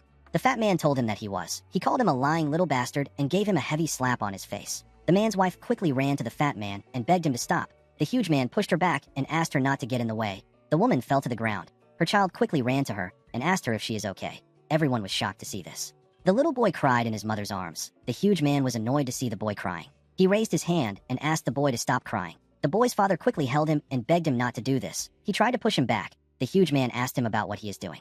The moment he asked this question, he received a powerful blow in his stomach. The punch sent him flying. He slammed his back on the ground. The father was shocked to see what happened. His wife asked him about how he was able to send the huge man flying. The man said that he doesn't know what is going on. The boy seemed to be proud of his brave father. The wife suggested that they leave the place. The man agreed with her. He walked forward with the woman and his son. The huge man pushed himself up, while screaming at the top of his voice. The man asked the people around to tell him where the man went. He said that he will find him and kill the woman and her child. He grabbed someone and asked him if he knows who the man from earlier is. The person didn't know what to say. Someone asked the huge man if there is really a need to go this far. The man raised his head up and said that he wants to know who said that. Muguk raised his hand to show himself. He asked the man if he is really doing all this just because he locked eyes with the man. He couldn't believe that the man hit the father in front of his child. The man referred to Muguk as Brat and asked him to tell him why he butt in. Muguk was the one who sent the man flying earlier. If he had pushed the man directly, then the child would have had to live with the memory of watching his father and mother get beaten. Our boy wanted the child to remember his father as a brave person. He asked the man if he really plans on killing an entire family over a single strike. He asked him if he really needs to escalate things to this point. The fat idiot referred to Muguk as bastard and asked him to come down. He told him that he will die in place of the family. Muguk stood up and said that he planned on coming down already. He jumped down from the balcony. The moment he landed on the ground, the man thrust his fist at him. The man was moving slow in Muguk's eyes. He easily moved to the side and grabbed the man's hand. He twisted his arm and broke it. The man screamed out in pain. Tears poured out of his eyes. Muguk told him that this wasn't an issue that should have gone this far. While the man was screaming in pain, Muguk told him that locking eyes with a person isn't a reason to strike them. He said that taking one hit isn't a reason to slaughter a family, and drinking too much isn't a reason to lose one's humanity. He asked the man to tell him why the situation had to get to this point. The man was annoyed to hear Muguk's question. He took out a dagger and swung it at him with his other hand. Our boy easily dodged the attack. He moved below the man and hit his stomach. The attack sent the idiot flying. The man was able to regain his balance. Before he could do anything, a large amount of blood gushed out of his mouth. Everyone was shocked to see what Muguk did. The investigators of the Nirvana Pavilion arrived to the scene when the man fell to his knees. They quickly recognized their pavilion master. They asked him about what happened. Muguk ordered them to take the man to the Nirvana Pavilion and uncover every single crime he has committed until now. The men accepted his order. They picked up the injured man and pushed him forward. After the investigators left, everyone turned to Muguk. While screaming at the top of his voice, our boy explained to them that there is no law within their cult that says that demonic martial artists may commit atrocities without consequences. He told them that if any of the cult's martial artists act in this manner, they should report them to the Nirvana Pavilion branch. The people began to cheer when they heard this. They were all excited. Muguk walked to the entrance of the tavern after giving his speech. Before he could step in, someone asked him if he means what he just said. Muguk was surprised to hear the person's voice. He quickly turned to him. The person turned out to be the Sky Heaven cult leader. Paso asked him if he really means it when he says that demonic martial artists should not be allowed to take evil deeds for granted. In the next scene, we see Muguk pour Paso a drink. They sat in the tavern together. The cult leader reminded Muguk about what he just said. He said that this isn't the kind of thing that one would expect to hear from the young master of the heavenly demon divine cult. Muguk told him that he doesn't like rigid ways. He said that young people nowadays don't like the old ways. The cult leader said that he is still old-fashioned. Muguk advised him to keep young people with open minds by his side. He told him that the Blood Heaven Sword Demon has grown younger in spirit because he does this. Paso laughed and drank his liquor. He placed his cup down and asked our boy if he has been able to deploy the space-time transference illusion art. Muguk told him that he has. Paso smiled and asked him not to worry. He told him that everyone fails at first. He asked Muguk not to let it bother him too much. Muguk placed his cup on the table and told the man that he succeeded in deploying it. Paso was shocked to hear this. Our boy told him that the space was marvelous. He said that he is going to be completely immersed in the martial art from now on. Paso asked him if he has seriously deployed it. Our boy assured him that he did. The cult leader asked him about how long it took him to deploy the martial art. Muguk revealed to him that it took him 4 hours to learn it. Paso couldn't believe what he was hearing. Our boy told him that the martial art suits his aptitude well. The cult leader told him that he wouldn't have believed this if someone else said this. He asked Muguk if he is a martial genius. He said that it will still be impossible for him to learn it in 4 hours, even if he is a martial genius. Muguk didn't say anything to the cult leader. Paso asked him if he can show it to him next time. Our boy told him that he will. Paso thanked him and poured himself some liquor. He quickly drank the wine. Muguk asked the cult leader to tell him why he came to see him today. Paso revealed to him that he has something he needs his help with. Our boy asked him to tell him. The cult leader revealed to him that the demonic Buddha is trying to send him away. Muguk asked the man to tell him why Rabin is trying to do this. The cult leader told him that it is because of him. He explained to Muguk that Rabin is wary that they might join hands together. Paso asked Muguk to give him a reason to stay. Although the cult leader explained the situation to him, our boy did not believe that this was the only reason why he came to see him. He asked Paso to tell him what he will give him if he helps him. Paso told Muguk that it is a bit stingy for him to say this between them. Muguk told the cult leader that there is no such thing as between them for now. He said that they have only had a single deal. Paso asked him about what he wants. Our boy asked the man if he can choose a relic from the divine relics he brought. The cult leader was shocked to hear this. He asked Muguk if he is insane, with a cold gaze in his eyes. Muguk told the cult leader that he is not as insane as him, who is recklessly trying to invade the Central Plains at a time when a demon supreme has just died and everything is in chaos. Paso became calm when he heard this. The scene shifts and we see Muguk follow the cult leader to his residence. He couldn't believe that Paso agreed to his proposal. He did not expect the man to actually give him a divine relic just to join hands with him. Muguk didn't understand why this man was pushing himself beyond reason to form an alliance with him. When our boy stepped into the building, he saw the advisor sitting in front of the Thunder Bell. He asked the cult leader about who he is. Paso introduced him as a subordinate that guards the Thunder Bell. Although he said this, Muguk could tell that the man was much more than a mere subordinate. Paso wasn't looking at him the same way a person would look at a subordinate or a slave. Aside from this, the advisor didn't greet the cult leader when he entered the room. If this man was truly a mere subordinate of the Sky Heaven cult leader, he would not act in this manner. Paso told Muguk that he cannot ask for the Thunder Bell and the Blood Flame if he wants to choose a relic. Our boy told him that he understands. He asked the cult leader if this is truly the famous Thunder Bell of his cult. Paso asked him about how it looks in person. Muguk smiled and said that it is incredible. He carefully looked at the carvings on the bell. He felt like an evil spirit trapped within the Thunder Bell was speaking to him. It was as if the spirit was saying you again. Muguk moved close to it and took a look at the advisor. The man also looked at our boy. Their eyes were locked on each other. Paso interrupted them by asking Muguk to choose a relic. Our boy looked at the boxes placed in front of him. He asked the cult leader to give him the smallest box there. Paso was annoyed to hear this. He squeezed his face like someone who just ate a terrible food. He quickly regained his composure. Muguk noticed this. He could tell that the cult leader wanted to refuse his request. However, the advisor used the frequency whispering technique to send a message to Paso. Muguk couldn't believe that the chain man dared to intervene in the cult leader's decision at such an important moment. With a nervous look on his face, Paso asked Muguk if he knows what he just chose. Our boy told him that he doesn't know. He said that he felt strongly drawn to it. Paso picked up the item inside the box. The item looked like an egg. He pressed a button under the item. It opened up and revealed a red elixir. The cult leader told Muguk that this is the blood god pill. He asked him if he has heard of it. The blood god pill is renowned not just in the Sky Heaven cult, but throughout the entire Outer Murim as one of the greatest elixirs. Muguk told the cult leader that he knows that it is a truly precious pill. Paso said that precious is not enough to describe it. Our boy asked him about why he hasn't consumed something this valuable. The cult leader said that he was saving it for the future. Muguk told him that the future he is referring to must have been for him. Paso was annoyed to hear this. He quickly calmed himself. Muguk noticed how fast he calmed himself. He became certain that the two men were communicating through frequency whispering techniques. He became curious about the advisor's identity. He wondered about who he was for him to have a say in such a critical decision. Paso let out a sigh and told Muguk that he will give him the elixir. Our boy thanked him for his generosity. The cult leader told him that they will do things differently this time. He asked Muguk to first tell him how he can remain in the heavenly demon divine cult.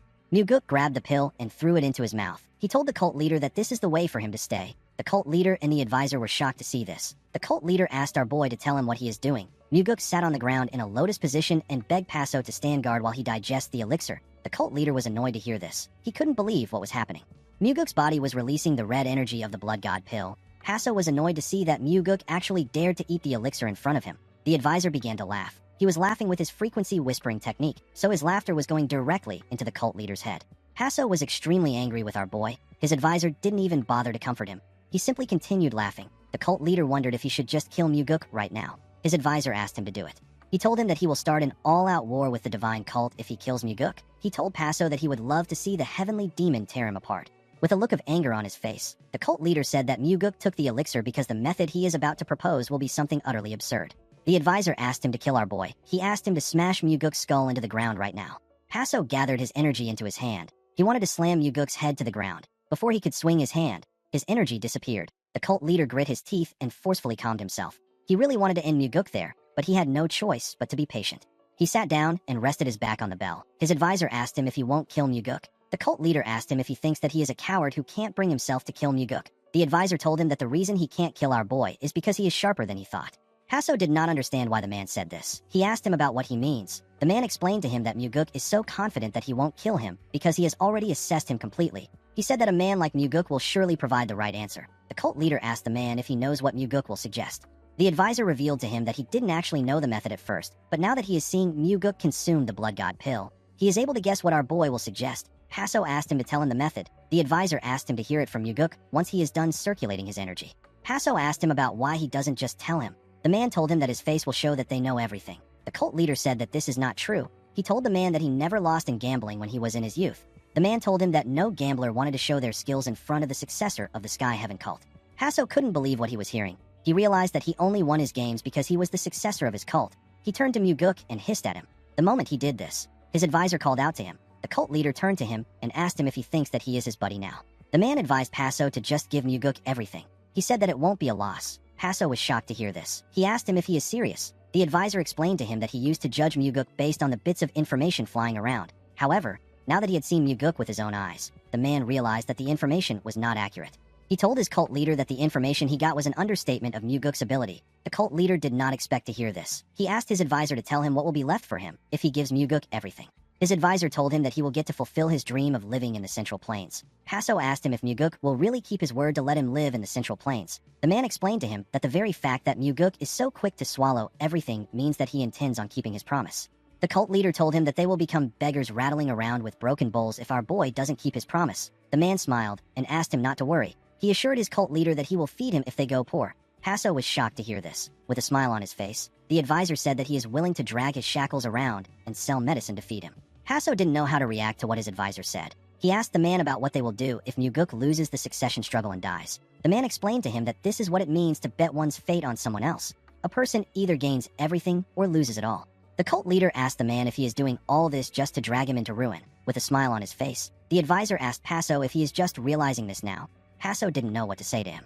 The man gently called out to his cult leader. Paso was annoyed to hear his voice. He asked him not to talk casually to him. He told him that he has already done it more than 5 times today. The man told Paso that he understands him. Paso was shocked to hear this. His advisor explained to him that a person must give up something in order to gain something. He told him that they are not the kind of people who are blessed enough to have it all without sacrifice.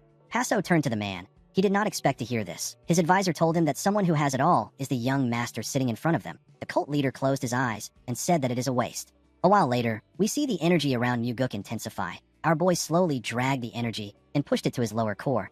Hasso was shocked to see this. He quickly stood up. Muguk released the energy which he moved to his core. A bright red light shined in the room as he did this. When he opened his eyes, we see that his pupils have turned red. They quickly returned back to their natural state.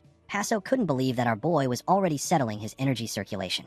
He wondered about how deep Muguk's cultivation is. He noticed that our boy didn't even bother to hide it in front of him. It was as if Muguk was showing him how strong he is and asking him to trust and follow him. Muguk stood up and thanked the cult leader. Hasso told him that he is audacious. He was still annoyed that our boy stole his elixir and dared to circulate it in front of him. Muguk told him that he didn't steal it. He said that he accepted it as payment. The cult leader asked him to tell him what he means. He told him that he hasn't heard a single method from him yet. Our boy reminded the cult leader that he told him that the method for him to stay here is for him to consume the blood god pill. Hasso was surprised to hear this. Muguk asked him to come to the Nirvana Pavilion tomorrow and file a report. He asked him to claim that his elixir was stolen.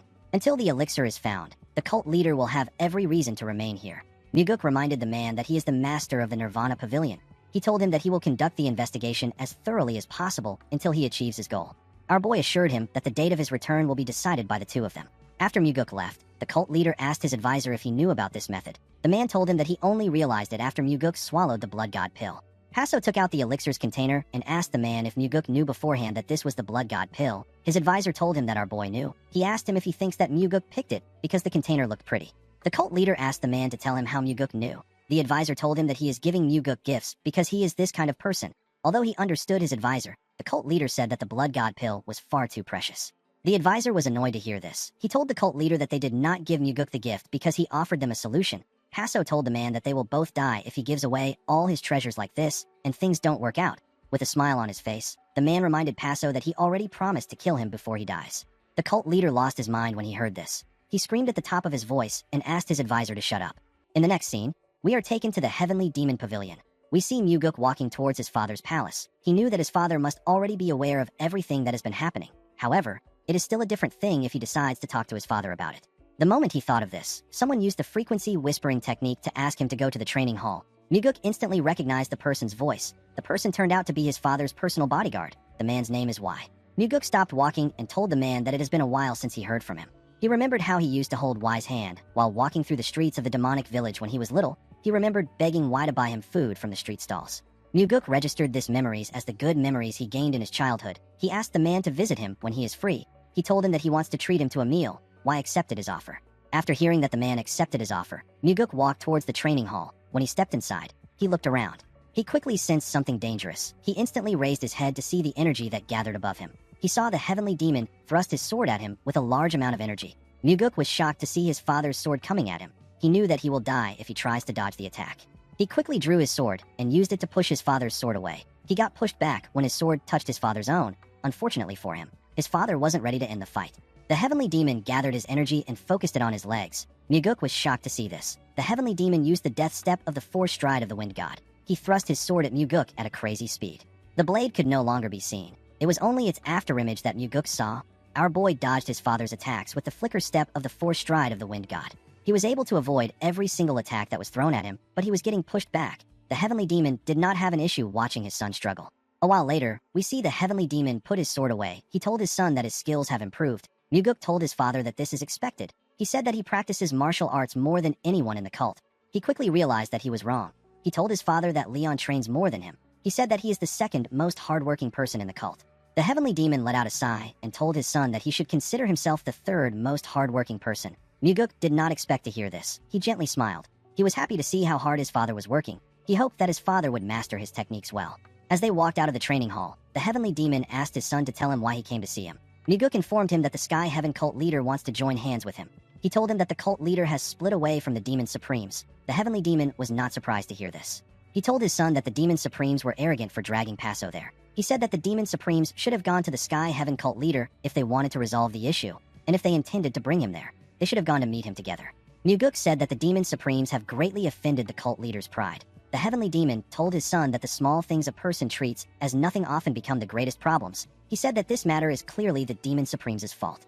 Muguk knew that his father didn't like this situation. He could understand his father's torment. He knew that his father would have set the Demon Supremes to fight the Sky Heaven cult leader for sport and wipe out the disloyal subordinates if he had his way. However, if their main forces fell, the Murim Alliance would surely intervene. Due to this, the Demon Supremes are a necessary evil to the heavenly demon.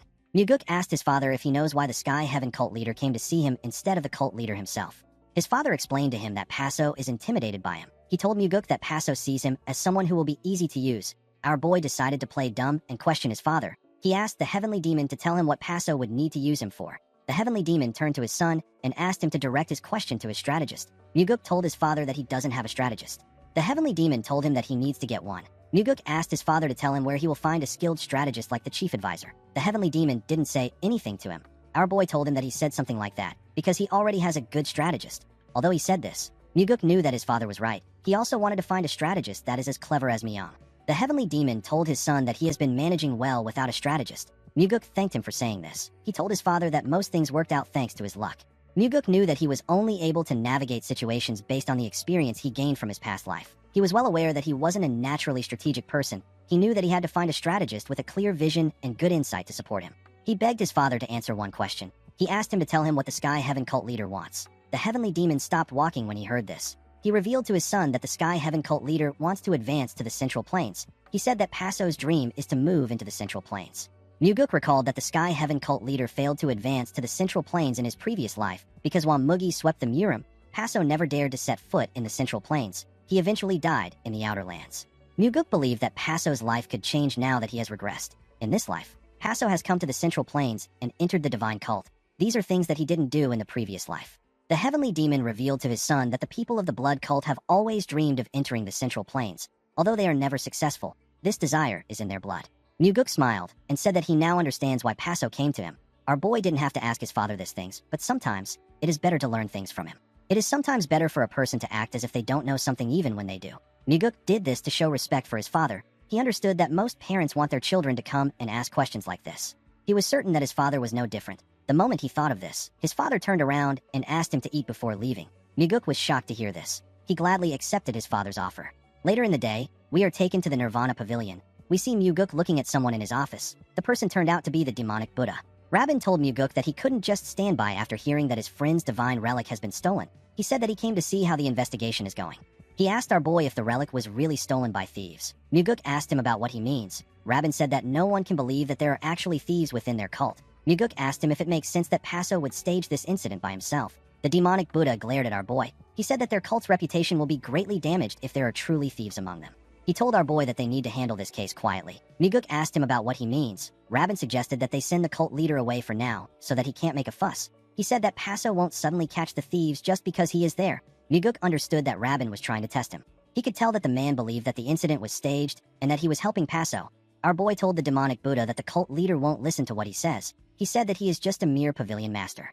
Rabin informed him that the cult leader believes that he will become the successor. Muguk told the man that the cult leader didn't show any sign of this. He asked him to tell him why he thinks that Paso believes that he will be the successor. Rabin told him that Paso is used to people paying him respect. He told him that the cult leader must have seen that he has the potential to be the successor since he came to visit him. Muguk noticed that the demonic Buddha was constantly watching his reactions to read his thoughts. Unfortunately for Rabin, this is something that even the heavenly demon can't do. With a serious look on his face, Rabin told Muguk that they need to send Paso back for the sake of their cult. Our boy told him that they can't send him back if it is for their cult. The demonic Buddha was surprised to hear this. He asked our boy about what he means. Muguk explained to him that they need to keep the cult leader there if he is going to use this incident to damage their cult's reputation. He said that Paso won't dare to speak freely while he is in the cult. He told Rabin that he will subtly ask Paso not to blab if he wants to find his relic. The demonic Buddha did not expect things to go this way. In the next scene, we see Daryong standing in front of his master. He explained to Muguk that the soul-absorbing supreme demon had 5 disciples in total. In terms of age and skill, the most likely candidates for succession are the first disciple whose name is Yongdu and the female third disciple whose name is Chongxian. Muguk asked the man about how their reputations are within the West Illusion Fort. Daryong explained to him that Yongdu is superior in experience and martial skill because of his age. However, within the West Illusion Fort, Chongxian is more popular. Muguk asked him to tell him why it is like this. According to Daryong, Chongxian is young, beautiful, and has a pleasant personality. On the other hand, Yongdu has a brutal temperament, and he has injured many skilled martial artists. Some have even lost their lives to him. Despite his terrible nature, the late soul-absorbing supreme demon favored Yongdu the most. This makes him highly likely to be the successor. Of course, the situation has now changed. Muguk ordered Daryong to investigate everything about the 2 disciples thoroughly. He asked him to check their martial arts, wealth, abilities, hobbies, and even human relationships. He asked him not to leave anything out. Daryong told him that he understands. Muguk asked the man if he knows who the Sky Heaven cult leader will choose. Daryong was shocked to hear this. He asked his lord if the cult leader will select one of them. Muguk told him that he will. He said that this is why he also sent the disciples' data to the cult leader. Daryong asked his master about why he did this. Muguk revealed to him that he intends on joining the succession battle in the West Illusion Fort. Daryong was shocked to hear this. He used the frequency whispering technique to ask his master if he plans on killing the cult leader, Yongdu, and even Chongxian. Our boy asked him if he looks like a killer who kills everyone. The investigator was relieved to hear this. Muguk noticed that everyone has been worried about who he will kill. He said that this has now become his reputation. Daryong asked his lord to tell him who else is worried about him killing someone. He asked him if it is his master. Muguk was surprised to hear this. Daryong told him that he is referring to the Blood Heaven's sword demon. He said that the old man has not yet allowed him to call him master. Muguk found it surprising that Daryong regarded himself as the Blood Heaven's sword demon's disciple. He knew that the man unconsciously called the old man his master. The scene shifts, and we are taken to Passo's chambers. We see him asking his advisor to tell him who they should support. He asked him about why he is staring at the bell. He asked him if the demon engraved on it is trying to speak to him. The man asked him about how he knew. Passo asked him about why he is so serious. The man told him that the demon sometimes talks to him. The cult leader turned to the bell and asked his advisor about what the demon says. The advisor said that the demon usually asks him about why he lives like this. Passo didn't expect to hear this. He asked the man about the answer he gave the demon. The man told him that he used to tell the demon that he lives like this because of one petty and greedy person. The cult leader asked him about the answer he gives now. The man said that he told the demon that it was not entirely because of that one person. Passo asked him to tell him what the demon said next. The advisor didn't answer him. Passo became annoyed. He asked him to give him an answer. The advisor asked him about why he keeps questioning him. He told him that the demon is just a carving. He said that a carving can't speak. He asked Passo if he has lost his mind. The cult leader became furious. He said that it would be weird if he didn't lose his mind. He said that he will soon sit in front of the demon and converse with it. He pointed at the demon and asked it to tell him why he accepts being looked down upon. He asked it to tell him the answer. Immediately, he said this. His advisor told him that they should support Chongxian. The cult leader was shocked to hear this. He thought that the voice came from the demon. He asked his advisor to give him some warning before doing something like that. He cleared his throat and asked the man to tell him why he chose Chongxian. He said that Yongdu seems like the obvious choice. The advisor asked him to pick Yongdu if he wants to. Passo was surprised to hear this. He became nervous. He moved close to the man and asked him to tell him why he chose Chongxian. His advisor asked him to follow his conscience and pick Yongdu. He told him that a cult leader isn't someone who always follows what others say. Passo became annoyed when he heard this. He cleared his throat and said that he will choose Chongxian. The man turned to him and opened his mouth. Passo wanted to hear what he had to say. Unfortunately for him, the man turned away and let out a sigh. Passo asked him about how they can make the woman his disciple. The advisor said that he doesn't know. The cult leader asked him about why he doesn't know. The man asked him if it wouldn't be strange for him to know this while he is chained up like this. Passo told him that he is correct. He carefully looked at the man. He knew that he couldn't tell the man that he would release his shackles no matter how much they talk. This was an absolute taboo for him. If he ever removed the shackles, his advisor would leave. He knew that no one would willingly stay in a place like this. He asked his advisor if he should go find Chongxian and ask her to be his disciple. He said that it might be too overbearing for him to ask her directly. He said that he will tell the woman that he will allow her to become his disciple. He asked his advisor if this is fine. The man laughed and told him that it sounds convincing. Passo asked his advisor about what he should do. The man asked him to consider it from the woman's perspective. He asked him if she will accept an offer from a strange old outsider who tells her to become his disciple. The cult leader knew that he was right. He said that she will reject this offer. The advisor told him that the others will also reject his offer. He explained to him that it can't be done casually. Passo was shocked to hear this. He asked the man if he is saying that he has to pay a price. He said that he will be Chongxian's master and he will teach her martial arts. He believed that the woman was the one who should be paying him. The man told him that the price is paid by the one who desires it more. While yelling at the top of his voice, Passo said that he is tired of this. He told the man that he shouldn't always have to be the one giving. He said that he is someone who prefers to be receiving. He said that the woman should be the one to bring sacred treasures to fill his vault, and she should be kneeling all day in the courtyard to get a chance to see him. His advisor gently smiled and told him that the price to be paid will go to Muguk. The cult leader became angrier when he heard this. The man told him that Muguk will desire one of his treasures. He told him that our boy had his eyes on certain things the last time he observed this place. Passo clenched his fist out of anger. His advisor told him that Muguk will bring a solution again. The cult leader grit his teeth out of anger. He didn't like hearing Muguk's name. The man told him that it will always be Muguk that will help them out. The next day, we see Muguk reading a book. The book contained the data gathered on Yongdu and Chongxian. Daryong revealed to him that he discovered something strange while he was investigating Chongxian. Our boy asked him to tell him what it is. The man said that Chongxian met Sa Wuzhong several times. Muguk did not expect to hear this. Daryong said that there was no obvious connection between them. He told his lord that he simply wanted him to know about it. In Muguk's past life, Wuzhong tried to kill the Flower Sword Supreme with the soul-absorbing arts, but he ended up dying instead. At that time, no one knew whose soul-absorbing art was used. Muguk realized that it was Chongxian's soul-absorbing art. He slammed his hand on his table and said that Chongxian and Wuzhong are dating. Daryong was surprised to hear this. He asked his lord about how he knew. Our boy recalled that Wu Zhang likes the flower sword supreme. He realized that the person who revealed where the corpses of the soul arts were buried and the person who stole Nung Hyu's fan to place it, there was Chang Xian. Only a disciple of the soul-absorbing supreme demon could have known or done such things. Also, she wouldn't have leaked such an important information if she wasn't dating Wu Zhang. Muguk quickly stood up and grabbed his sword. Daryong asked him about where he is going. Our boy smiled and told him that he is going to get a sacred treasure. In the next scene, we see the cult leader thank Muguk for the material he sent to him. He told him that he has reviewed it. Our boy asked him not to worry about it.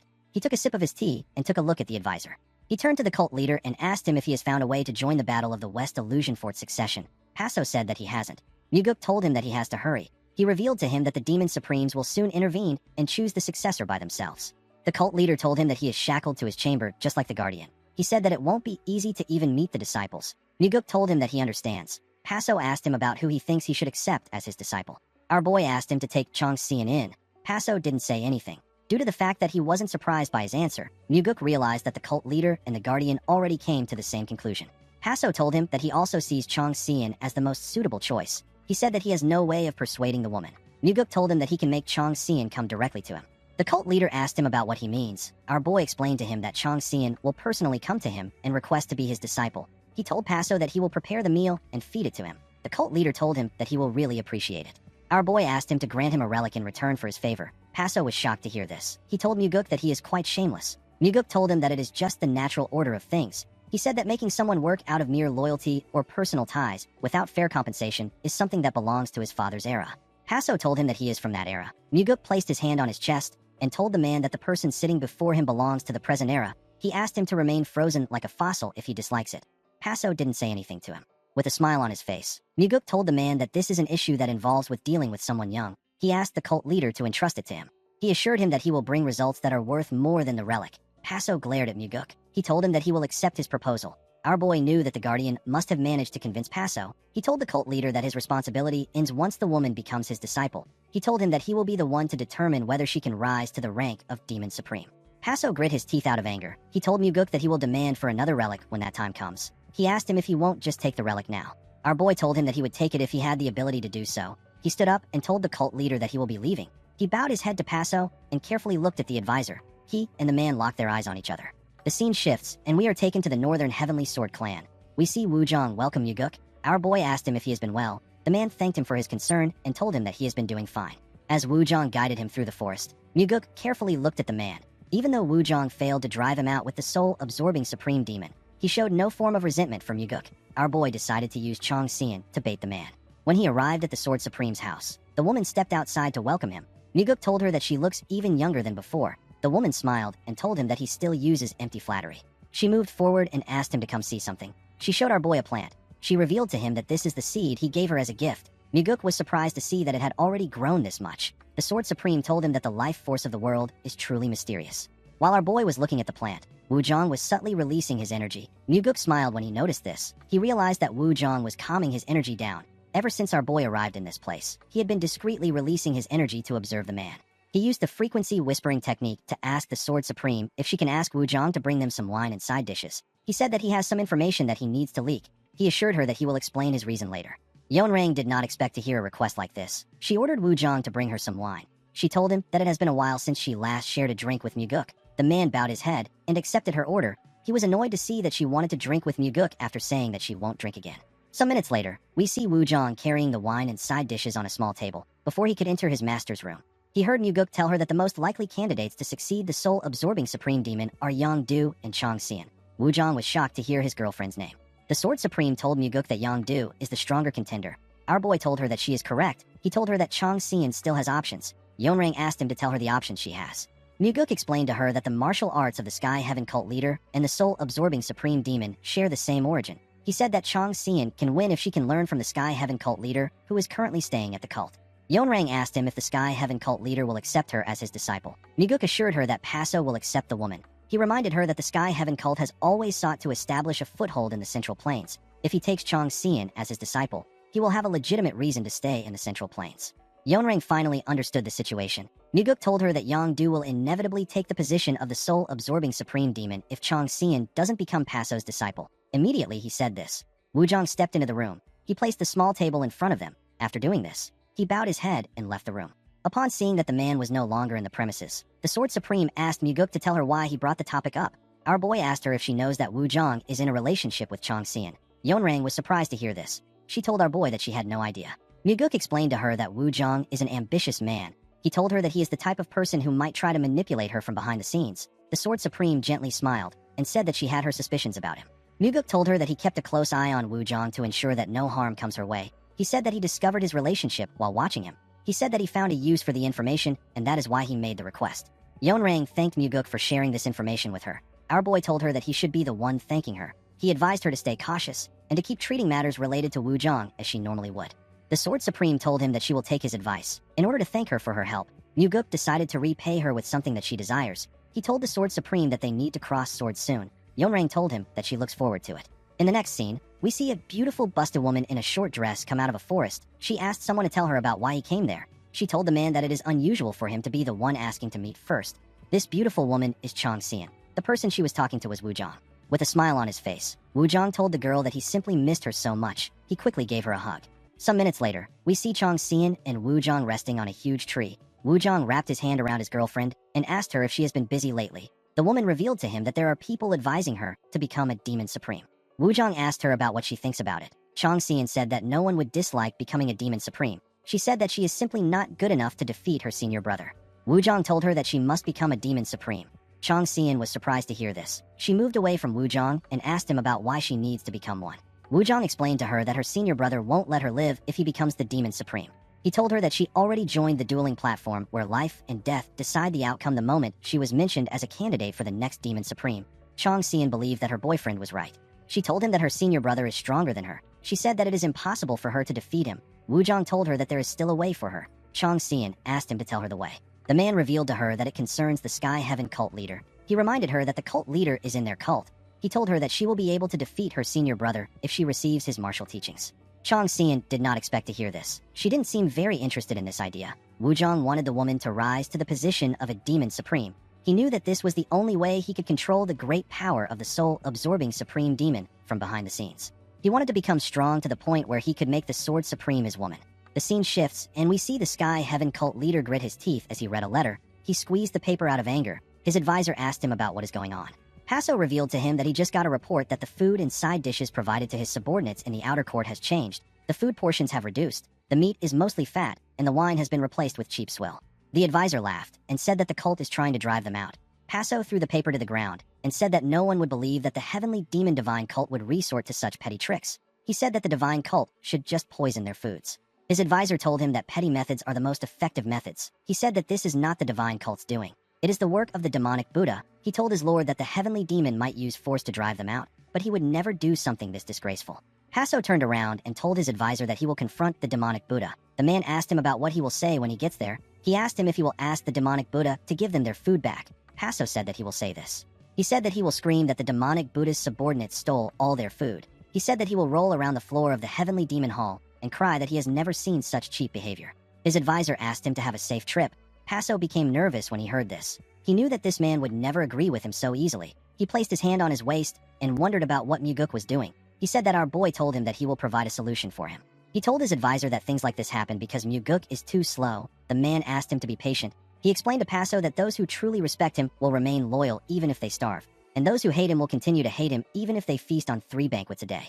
The advisor asked the cult leader not to worry. Paso told the man that the world doesn't work as neatly as he thinks. He said that those who respect him will still grumble and ask about how he could let them starve when they respect him so much, while those who despise him will sneer and say that a pathetic man got what he deserves. This will allow them to sow discord among the martial artists. The man advised his cult leader to only keep those who can endure this chaos. The cult leader grit his teeth out of anger when he heard this. Before he could say anything, someone outside called out to him. Paso cleared his throat and asked the person about what is going on. The man entered the room and bowed his head to his cult leader. He informed him that a woman named Chang Xian has come to see him. Paso was surprised to hear this. He turned to his advisor and glared at him. The man gently smiled when he heard what the attendant said. Chang Xian went into the room and bowed her head to Paso. She introduced herself to him. Paso told her that he has heard of her. He said that people say that she is the greatest necromancer in the West Illusion Fort. The woman apologized to him and told him that this is a generous description of her.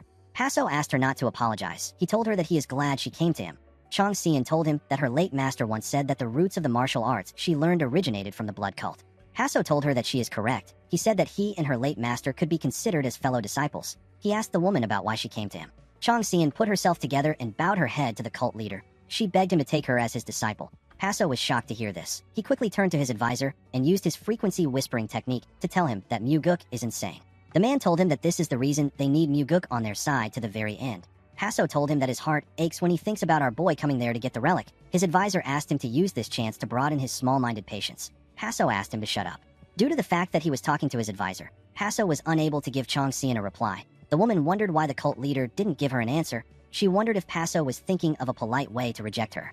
The cult leader cleared his throat and told the woman that he truly wishes to see the demonic arts of the blood cult shine brightly in the Central Plains. He told her that he is not certain if the heavenly demon will permit this bond between them.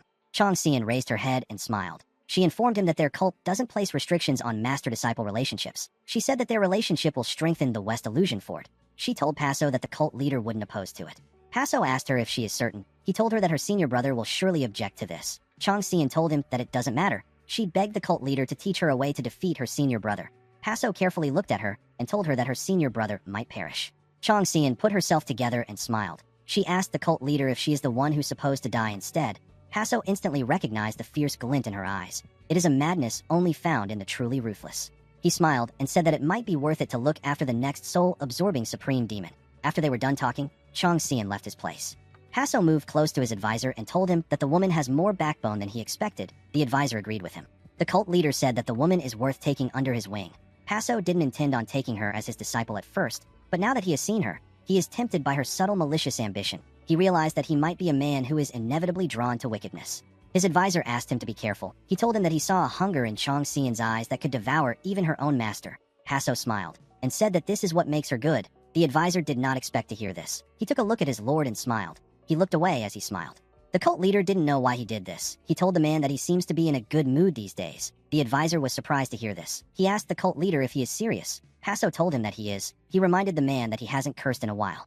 The advisor turned to him and asked him if he wants him to start cursing again to make him feel better. While screaming at the top of his voice, the cult leader told his advisor that he is fine like this. The advisor did not expect the cult leader to act like this. Hasso cleared his throat and said that the heavenly demon has been awfully quiet lately. The advisor said that the heavenly demon will stay this way.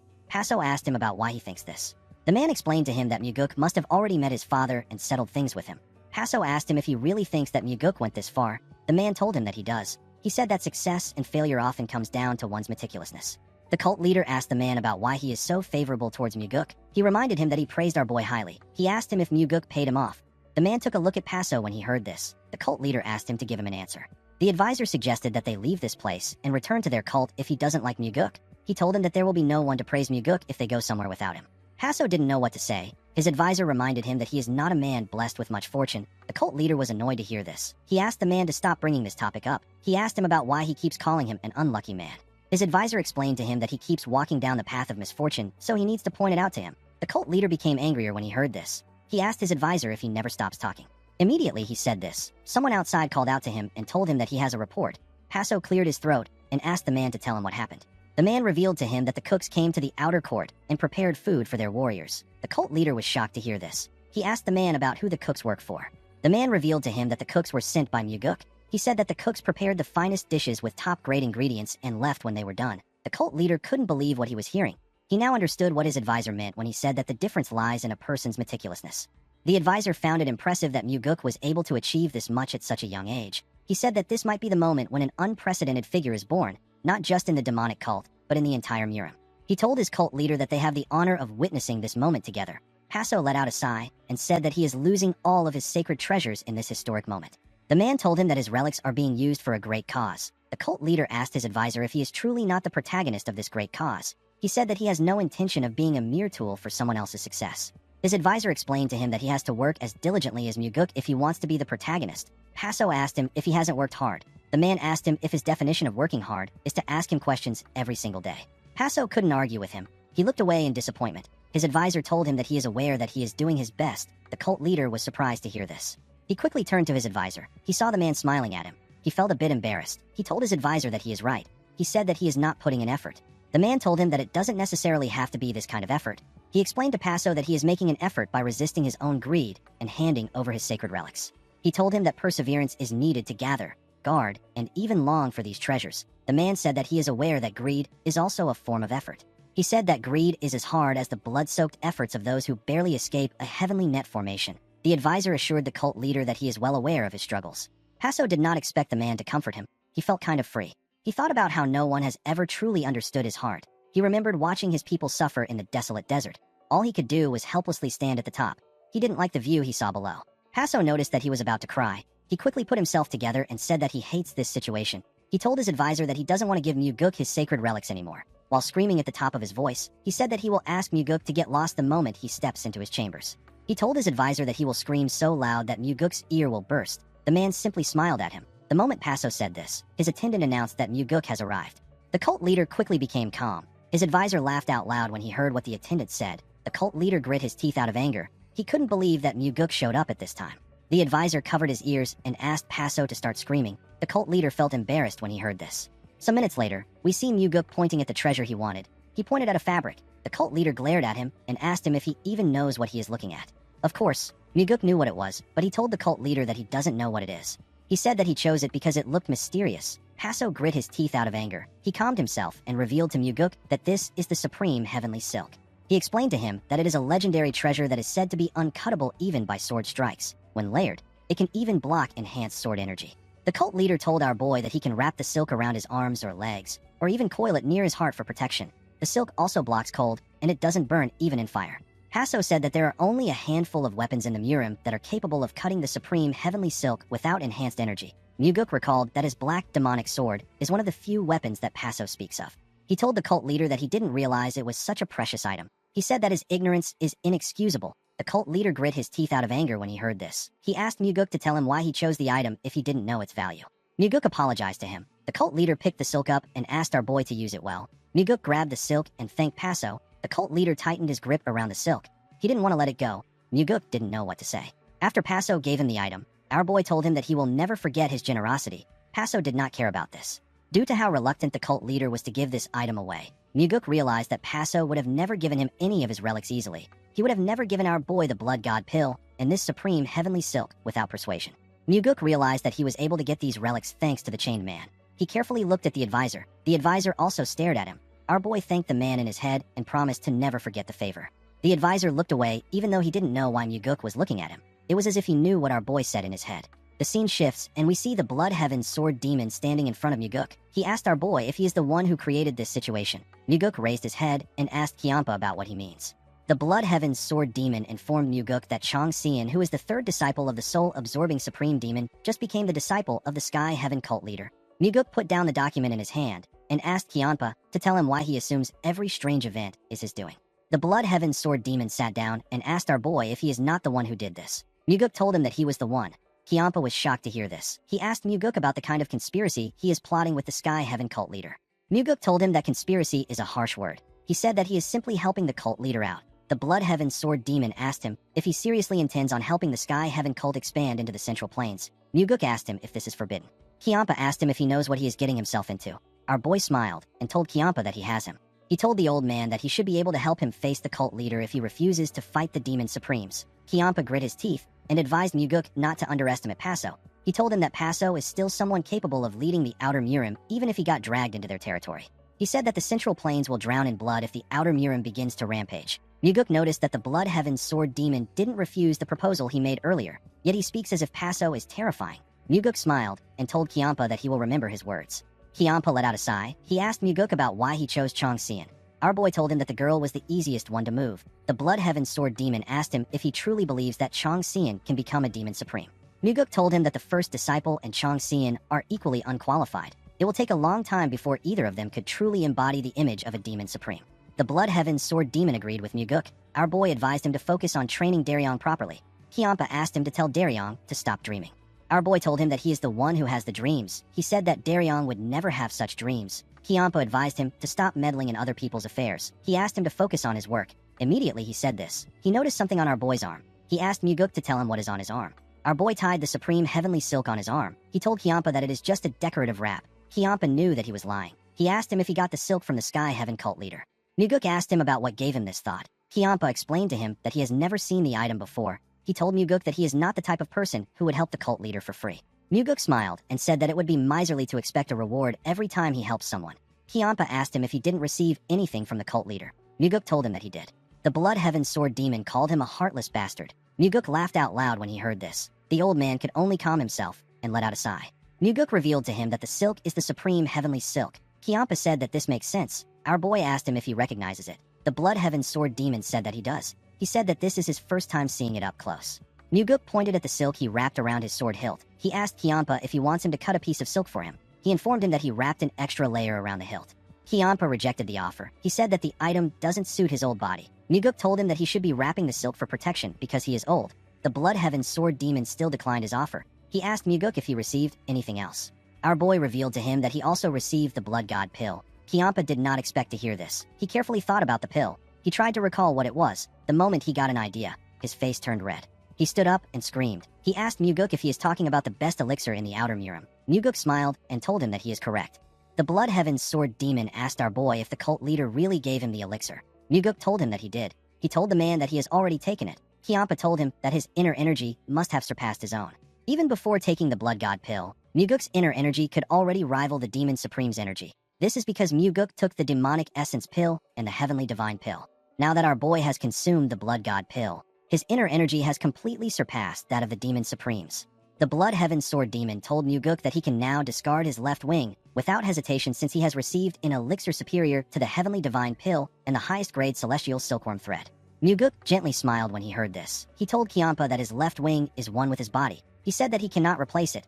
He told the old man that he will die if he tears it off. Kiampa did not expect to hear this. He sat down and put his arms together. He reminded Muguk that he once said that he will fly away to find another person if his body dies. With a smile on his face, Muguk asked the Blood Heaven Sword Demon if he is jealous of the Sky Heaven cult leader.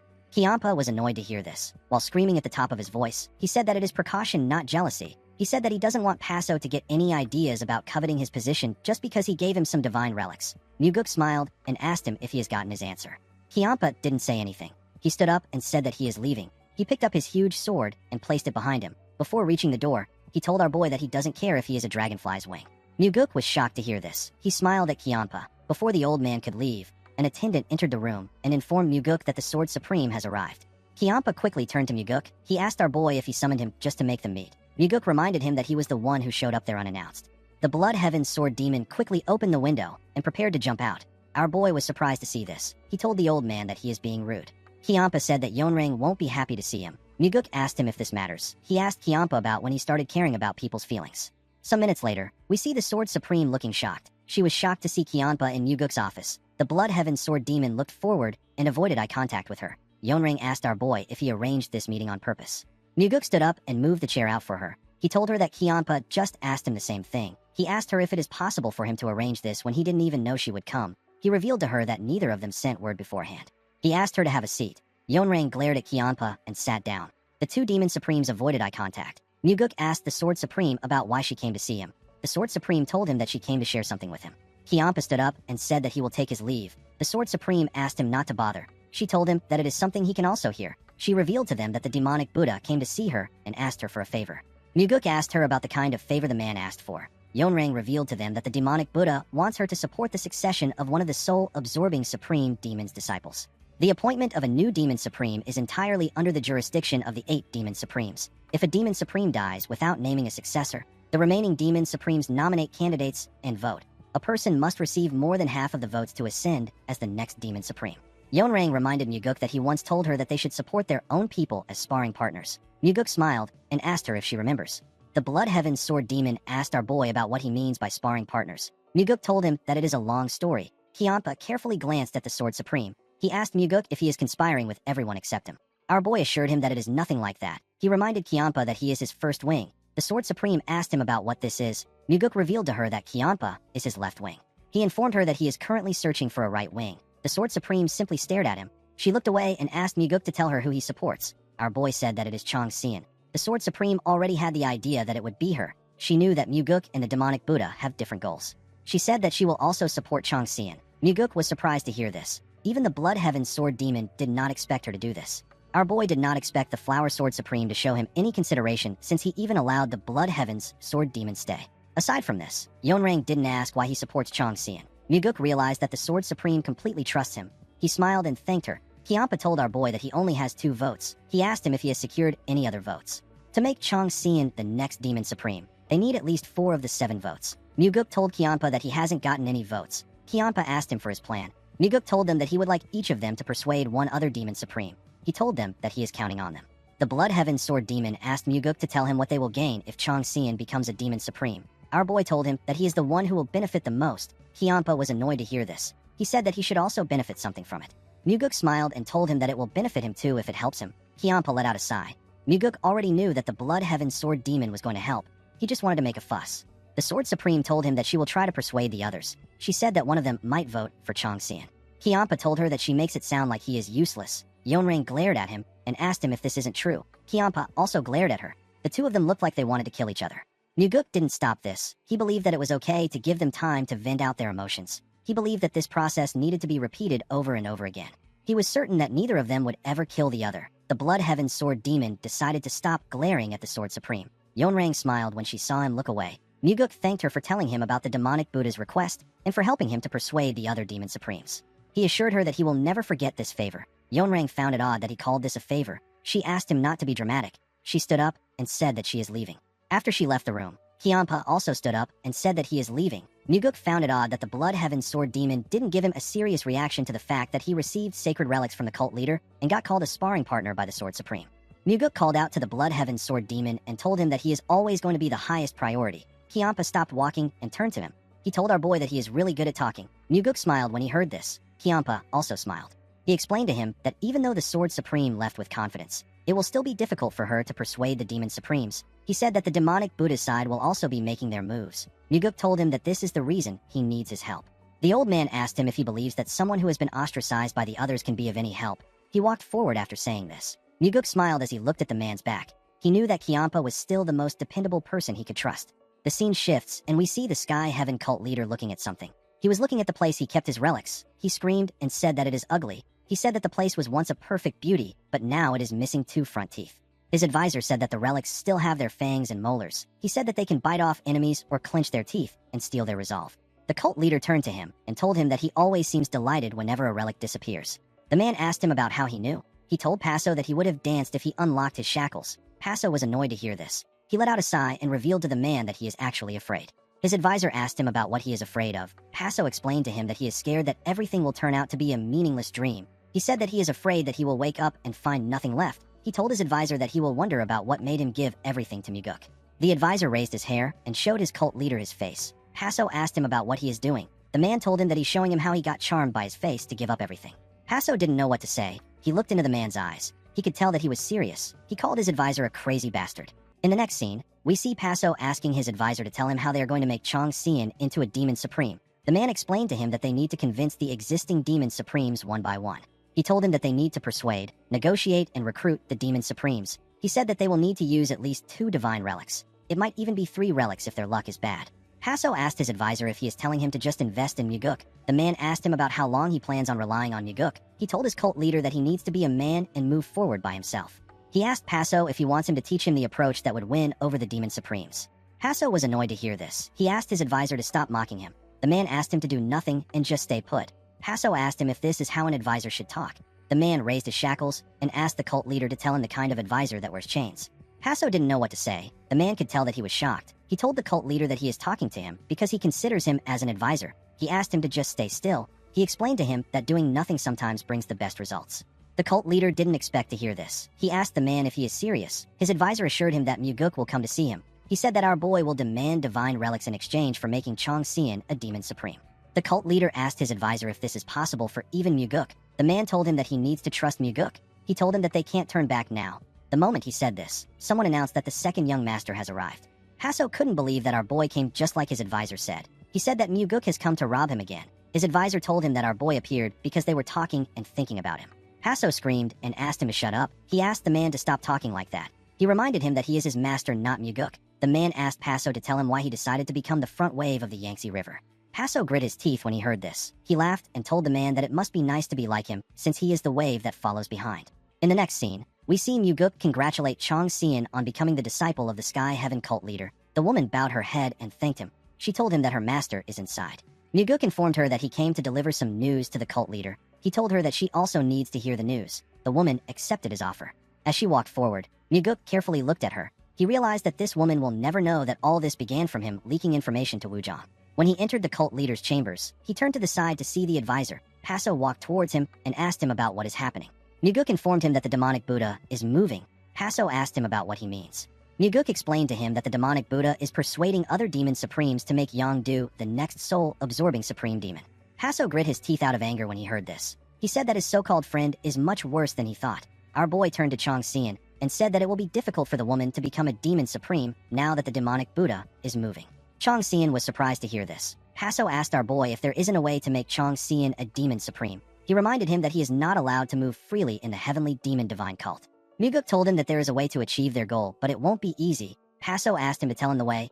Our boy explained to him that they have to move the other demon supremes themselves. He revealed to him that the Blood Heaven Sword Demon and the Flower Sword Supreme are already friendly to him.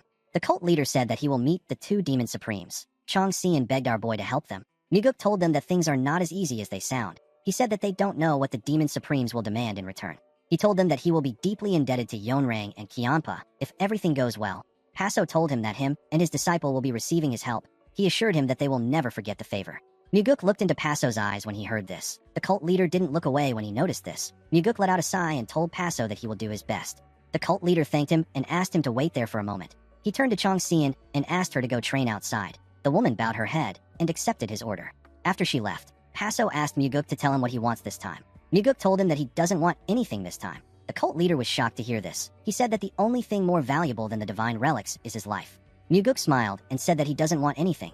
Paso couldn't believe what he was hearing. He asked him if he is serious. Our boy assured him that he is. The cult leader still wasn't convinced. He asked him if he is certain. Muguk smiled and told him that he will treat him to a drink when this whole thing is over. Paso didn't expect to hear this. Muguk reminded him that he has already given him 2 divine relics. He said that they need to share a drink whether they win or lose. He told him that he will prepare some liquor and food. He put his hands together and told Paso that he will try his best to make sure that they share a victory toast. He said that he will take his leave now. Paso didn't know what to say. He didn't understand the situation. He watched Muguk walk forward.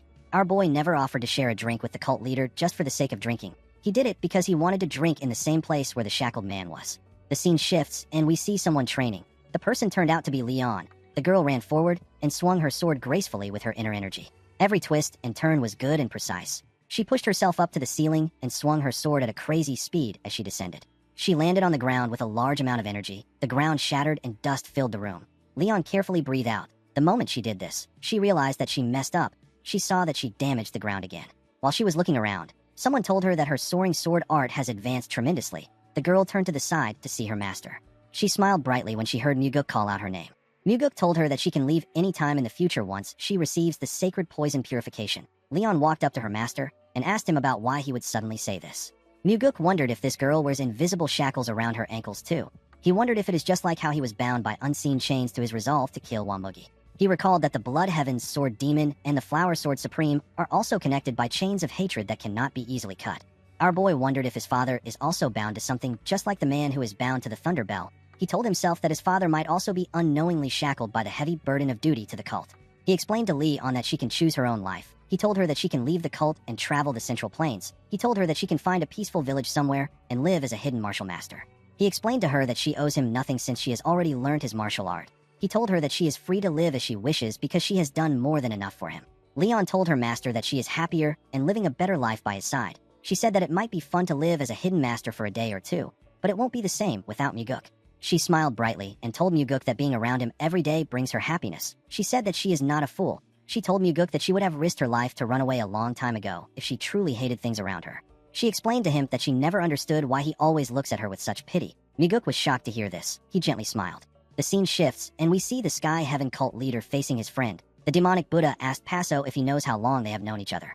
Paso said that he doesn't even remember. The demonic Buddha told him that their relationship has lasted for so long that he can hardly remember when it started. He told his friend that he didn't expect him to do this. He said that he didn't expect him to resort to such a transparent trick. Paso asked him about what he means. The demonic Buddha told him that he seduced the young disciple of the soul-absorbing supreme demon and took her in as his own disciple. He asked the cult leader to tell him the kind of scheme he is planning. Paso told his friend that he didn't seduce her. He revealed to him that Chong Xian came to him on her own. The demonic Buddha told him that he should have sent the woman back. He told him that he should have known better since he is the adult. Paso asked him to tell him why he should do this. The demonic Buddha asked him about why he is helping the woman. The cult leader reminded him that the martial arts used by demon sorcerers originated from the blood cult. The demonic Buddha asked him if he is saying that he belongs to the blood cult. Paso asked him if he is trying to twist his words. The demonic Buddha reminded his friend that he is not in his domain right now. The cult leader glared at him and asked him if he is threatening him. Rabin told him that it is not a threat. He said that it is reality. He told him that he is saying this because he has known him for a long time. He said that the other demon supremes won't feel the same way. He told Paso that he cannot predict how they will act. The cult leader was annoyed to hear this. He told his friend that he can already guess what he is thinking with his limited imagination. He said that he knows he might try to kill him. Rabin said that they will know they were still able to say their goodbyes even if things come to that. He said that the demon supremes won't foolishly attack him directly if they decide to eliminate him. He explained to Paso that the demon supremes will simply drive a wedge between him and the heavenly demon until they destroy each other. Paso glared at him when he heard this. Rabin advised him to pretend to search for his relics for a few more days and quietly leave. He asked him to expel his disciple too. He told him that he will smooth things over with the demon supremes once he is done. The cult leader asked his friend to tell him what will happen if he refuses. Rabin gently smiled. He walked out of the cult leader's chambers. Paso told his advisor that he has made up his mind. The man quickly turned to him. With a look of anger on his face, the cult leader said that he will definitely make Muguk the next heavenly demon. In the next scene, we see Muguk pour someone a drink. He told the person that he should have invited him for a drink much earlier. The man gently smiled and asked him to not think too much about it. He told Muguk that he knows he has been incredibly busy. The man turned out to be Myung. Muguk told the chief advisor that he is the busy one. He said that he is just slacking off. Myung picked up his cup and asked Muguk to tell him what the actual slackers are supposed to do if he says this. He and our boy drank their wine at the same time. Myung asked Muguk to tell him why he invited him. Our boy informed the man that he has something he wants to ask him. Myung asked him to go ahead. With a serious look on his face, Muguk asked the man to tell him what makes a person a good advisor. Myung was surprised to hear this. He told our boy that he did not expect to hear this question. He said that he used to ask himself this question countless times when he was young. He told Muguk that he eventually forgot about it. He said that a good advisor is simply someone who is smarter than the opposing advisor. He told Muguk that there is no deeper meaning to his question. It means exactly what it sounds like. Myung said that his answer is that a good advisor is one who is more intelligent than the enemy's advisor. Muguk did not expect such a simplistic answer. Myung explained to him that it doesn't matter if someone in the cult is smarter than him. It doesn't matter if someone in this tavern is smarter than him. He said that it doesn't matter if Muguk is smarter than him. He said that what is important is that he must be smarter than the advisor of the Murim Alliance, and he must also be smarter than the advisor of the Unorthodox Alliance. Muguk didn't expect to get an answer like this. Myung asked him if the answer sounds boring. Our boy picked up a bottle and poured the man some wine. He told him that the answer struck him so clearly because it is boring. Myung picked up his cup and explained to him that martial artists in the front lines can easily improvise. They can change tactics according to the situation, but an advisor cannot do this because a group could be annihilated if the advisor chooses the wrong plan even once. Myung looked at his wine and said that there is less regrets when one dies by one's own choice. However, it is unbearably unjust for one to die due to the mistake of a single person. Myung said that this is why he always tells the junior advisors to become smarter with their life on the line. After saying this, the man drank his wine. He poured Muguk a drink and told him that it is his turn to ask a question. He asked our boy to tell him why he asked his question. Muguk picked up his cup and revealed to the man that he has recently been looking for an advisor. Our boy asked the man to meet him today to discuss about this. Myung asked our boy if he is not enough. Muguk smiled and reminded him that him and his father have different ambitions. He explained to the man that he came to seek his advice. He said that he wants to know the kind of advisor he should be looking for. Myung picked up his cup and looked into the wine. Muguk noticed this. He realized that Myung was hesitating and wondering about how much he should reveal to him. He understood that the chief advisor was worried about how his words would affect him, the cult, and even the succession struggle. Myung asked our boy if he has already decided. Muguk realized that this man already knows about the man in chains. He knew that the advisor was indirectly asking him if he is considering the man from the Sky Heaven cult. Muguk told Myung that he has someone he is considering. He said that he is not still certain. This was our boy's way of asking if it is acceptable to make the man his advisor. Myung explained to Muguk that no one can ever be certain when it comes to choosing people. A person can only know the outcome after going through a long process. Myung asked our boy to just trust his intuition for now. Muguk couldn't believe that Myung asked him to trust his intuition when he already knows that he is considering the man in chains. He understood that Myung was asking him to accept the shackled man. He raised his cup and told Myung that he will trust his intuition. The chief advisor also raised his cup when he heard this. In the next scene, we are taken to Muguk's office. We see Daryong in the office with him. The man told his lord that some people are probably discussing right now. While looking at a document, Muguk told him that he is correct. At this moment, the Demon Supremes are having a meeting to choose the successor of the soul-absorbing Supreme Demon. It was impossible for Muguk to know whether the Blood Heaven Sword Demon and the Flower Sword Supreme managed to persuade the other Demon Supremes. Our boy didn't visit them to ask, and they did not come to tell him. Daryong asked his lord if he is involved in this matter. Our boy told him that he is. He asked Daryong if he finds it upsetting that he was left out of this, even though he is his right-hand man. Daryong told him that it is fine. He said that he prefers to not know these things. He told his lord that he has never felt bad about being excluded from such matters. He begged Muguk to continue hiding things like this from him. He said that it is fine if he learns that our boy has unified the Murim tomorrow. Muguk was surprised to hear this. He gently smiled and told Daryong that he didn't know that he was such a funny person. He asked him if he acted gloomy on purpose the first time they met. Daryong said that he also doesn't know. He said that he doesn't even know the kind of person he is. The moment he said this, someone ran inside the office and said that it has been decided. Muguk and Daryong turned to the person. The investigator informed them that the votes ended in a tie because one demon supreme chose to abstain. Due to this, the first and the third disciple will have a duel to decide the person who will become the next demon supreme. Daryong was surprised to hear this. Muguk didn't expect this outcome. Daryong turned to him and asked him about who he thinks will win. Our boy asked him about why he wants to know. The investigator informed him that he wants to go to the marketplace and place a bet on the duel. He said that a poor man like him needs a chance to turn his life around. Muguk smiled and asked him to bet everything on Chong Xian. Daryong asked him about why he chose the third disciple. Muguk explained to him that he is not betting on the third disciple. He told the man that he is betting on the desperation of the Sky Heaven cult leader. Immediately he heard this. Daryong turned around. Our boy asked him about where he is going. Daryong said that he is going to mortgage his house. Before leaving the room, he turned around and asked Muguk if he isn't going to stop him. Our boy told him that he isn't actually going to gamble. Daryong smiled nervously and asked him about how he knows this. Our boy explained to him that people who gamble chase instant fortune. However, he is not the kind of person who has any intention of changing his life through such means. Daryong smiled brightly and told his lord that he got him. He said that he will take his leave. After he left, Muguk told himself that he would have never made it this far without the help of the Blood Heaven Sword Demon and the Sky Heaven cult leader. He was quite grateful for their help. In the next scene, we see a large amount of martial artists gathered outside. Kiampa sat in a pavilion with other demon supremes. Yonrang also sat down with some demon supremes. The faces of the demon supremes weren't shown. The officials of the divine cult all sat in different pavilions. The pavilions were built around a stage. Even Muguk and the Sky Heaven cult leader were present at the dueling arena. The duel was between the first disciple and third disciple of the soul-absorbing supreme demon. Yangdu called Chong Xian a despicable coward. He told her that she is stupid for trying to replace their master. Chong Xian told her senior that it is blasphemous to bring up their master's name to justify himself. She asked him if he doesn't realize this. Yangdu raised his hand fan and asked his junior to shut up. He created several huge hands behind him and used them to attack Chong Xian. The woman raised her fan and released some huge, evil-looking spirits. The spirits charged at the huge hands. Yangdu and Chong Xian tried to push each other back with their attacks. Yangdu quickly noticed that he needed to use another attack to take out Chong Xian. He grit his teeth and raised his head. He manifested a ridiculously huge monster made out of hands. The martial artists watching the fight became scared when they saw the monster. They couldn't believe their eyes. Muguk nervously looked at the monster. He now understood why the Orthodox sects consider the soul-absorbing supreme demon to be the most troublesome demon supreme. Just by looking at the fight, Muguk tell that he wouldn't be able to figure out a way to counter their attacks. Yangdu's huge monster began to crush Chong Xian's spirits. When Chong Xian saw that she was about to lose, she made her evil spirit bigger and gave it a bigger head and mouth. Her evil spirit began to eat and crush the hands of the monster. The monster's body began to crumble. Muguk said that the match has been decided. Paso didn't seem surprised with the result. Immediately our boy spoke. The creations of the two disciples disappeared. Yangdu asked Chong Xian about how she used her last technique. The woman told him that her new master taught her a lethal demonic art.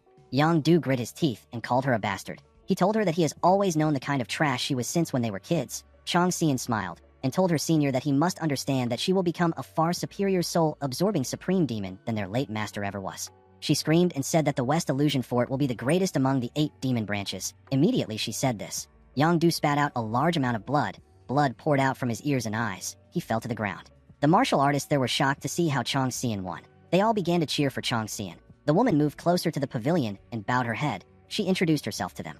The Blood Heaven's sword demon got up. He hit his sword on the ground and announced that the new master of the West Illusion Fort has been born. All the martial artists cheered harder when they heard the announcement. Chong Xian did not expect this. She turned to her new master and bowed her head to him. Paso gently smiled when he saw this. Chong Xian turned to Muguk and smiled at him.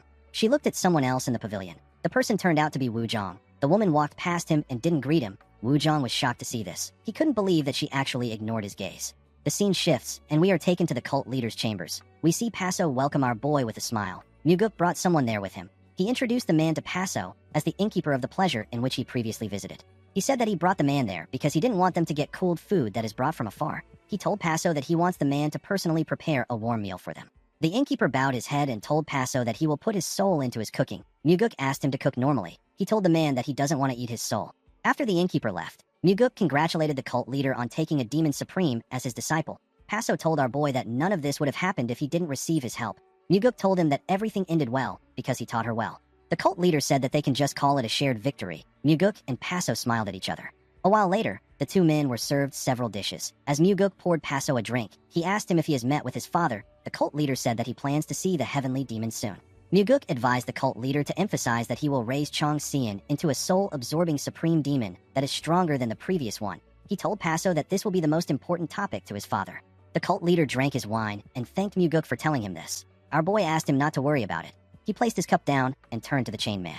He asked Paso if he can offer a drink to his subordinate. The cult leader was shocked to hear this. He quickly put himself together and asked Muguk about why he wants to do this. Our boy said that there is no particular reason. He said that he has seen the man several times whenever he comes to greet him.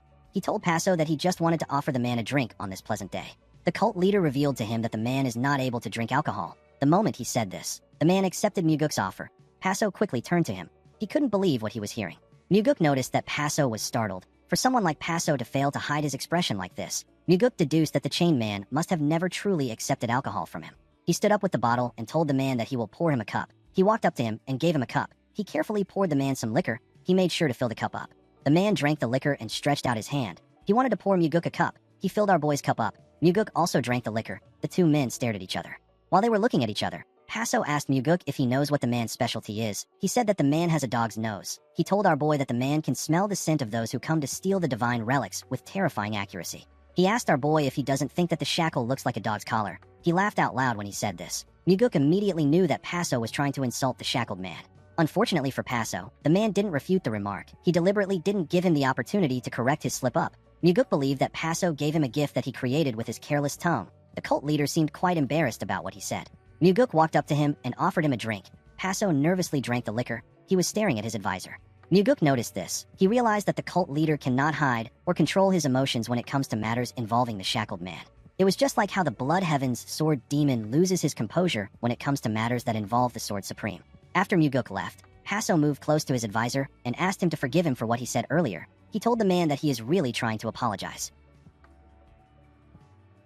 Guys, we have come to the end of our video. If you guys want more of this recap, let me know in the comment section. Don't forget to like and smash that subscribe button for more recaps. See you guys later.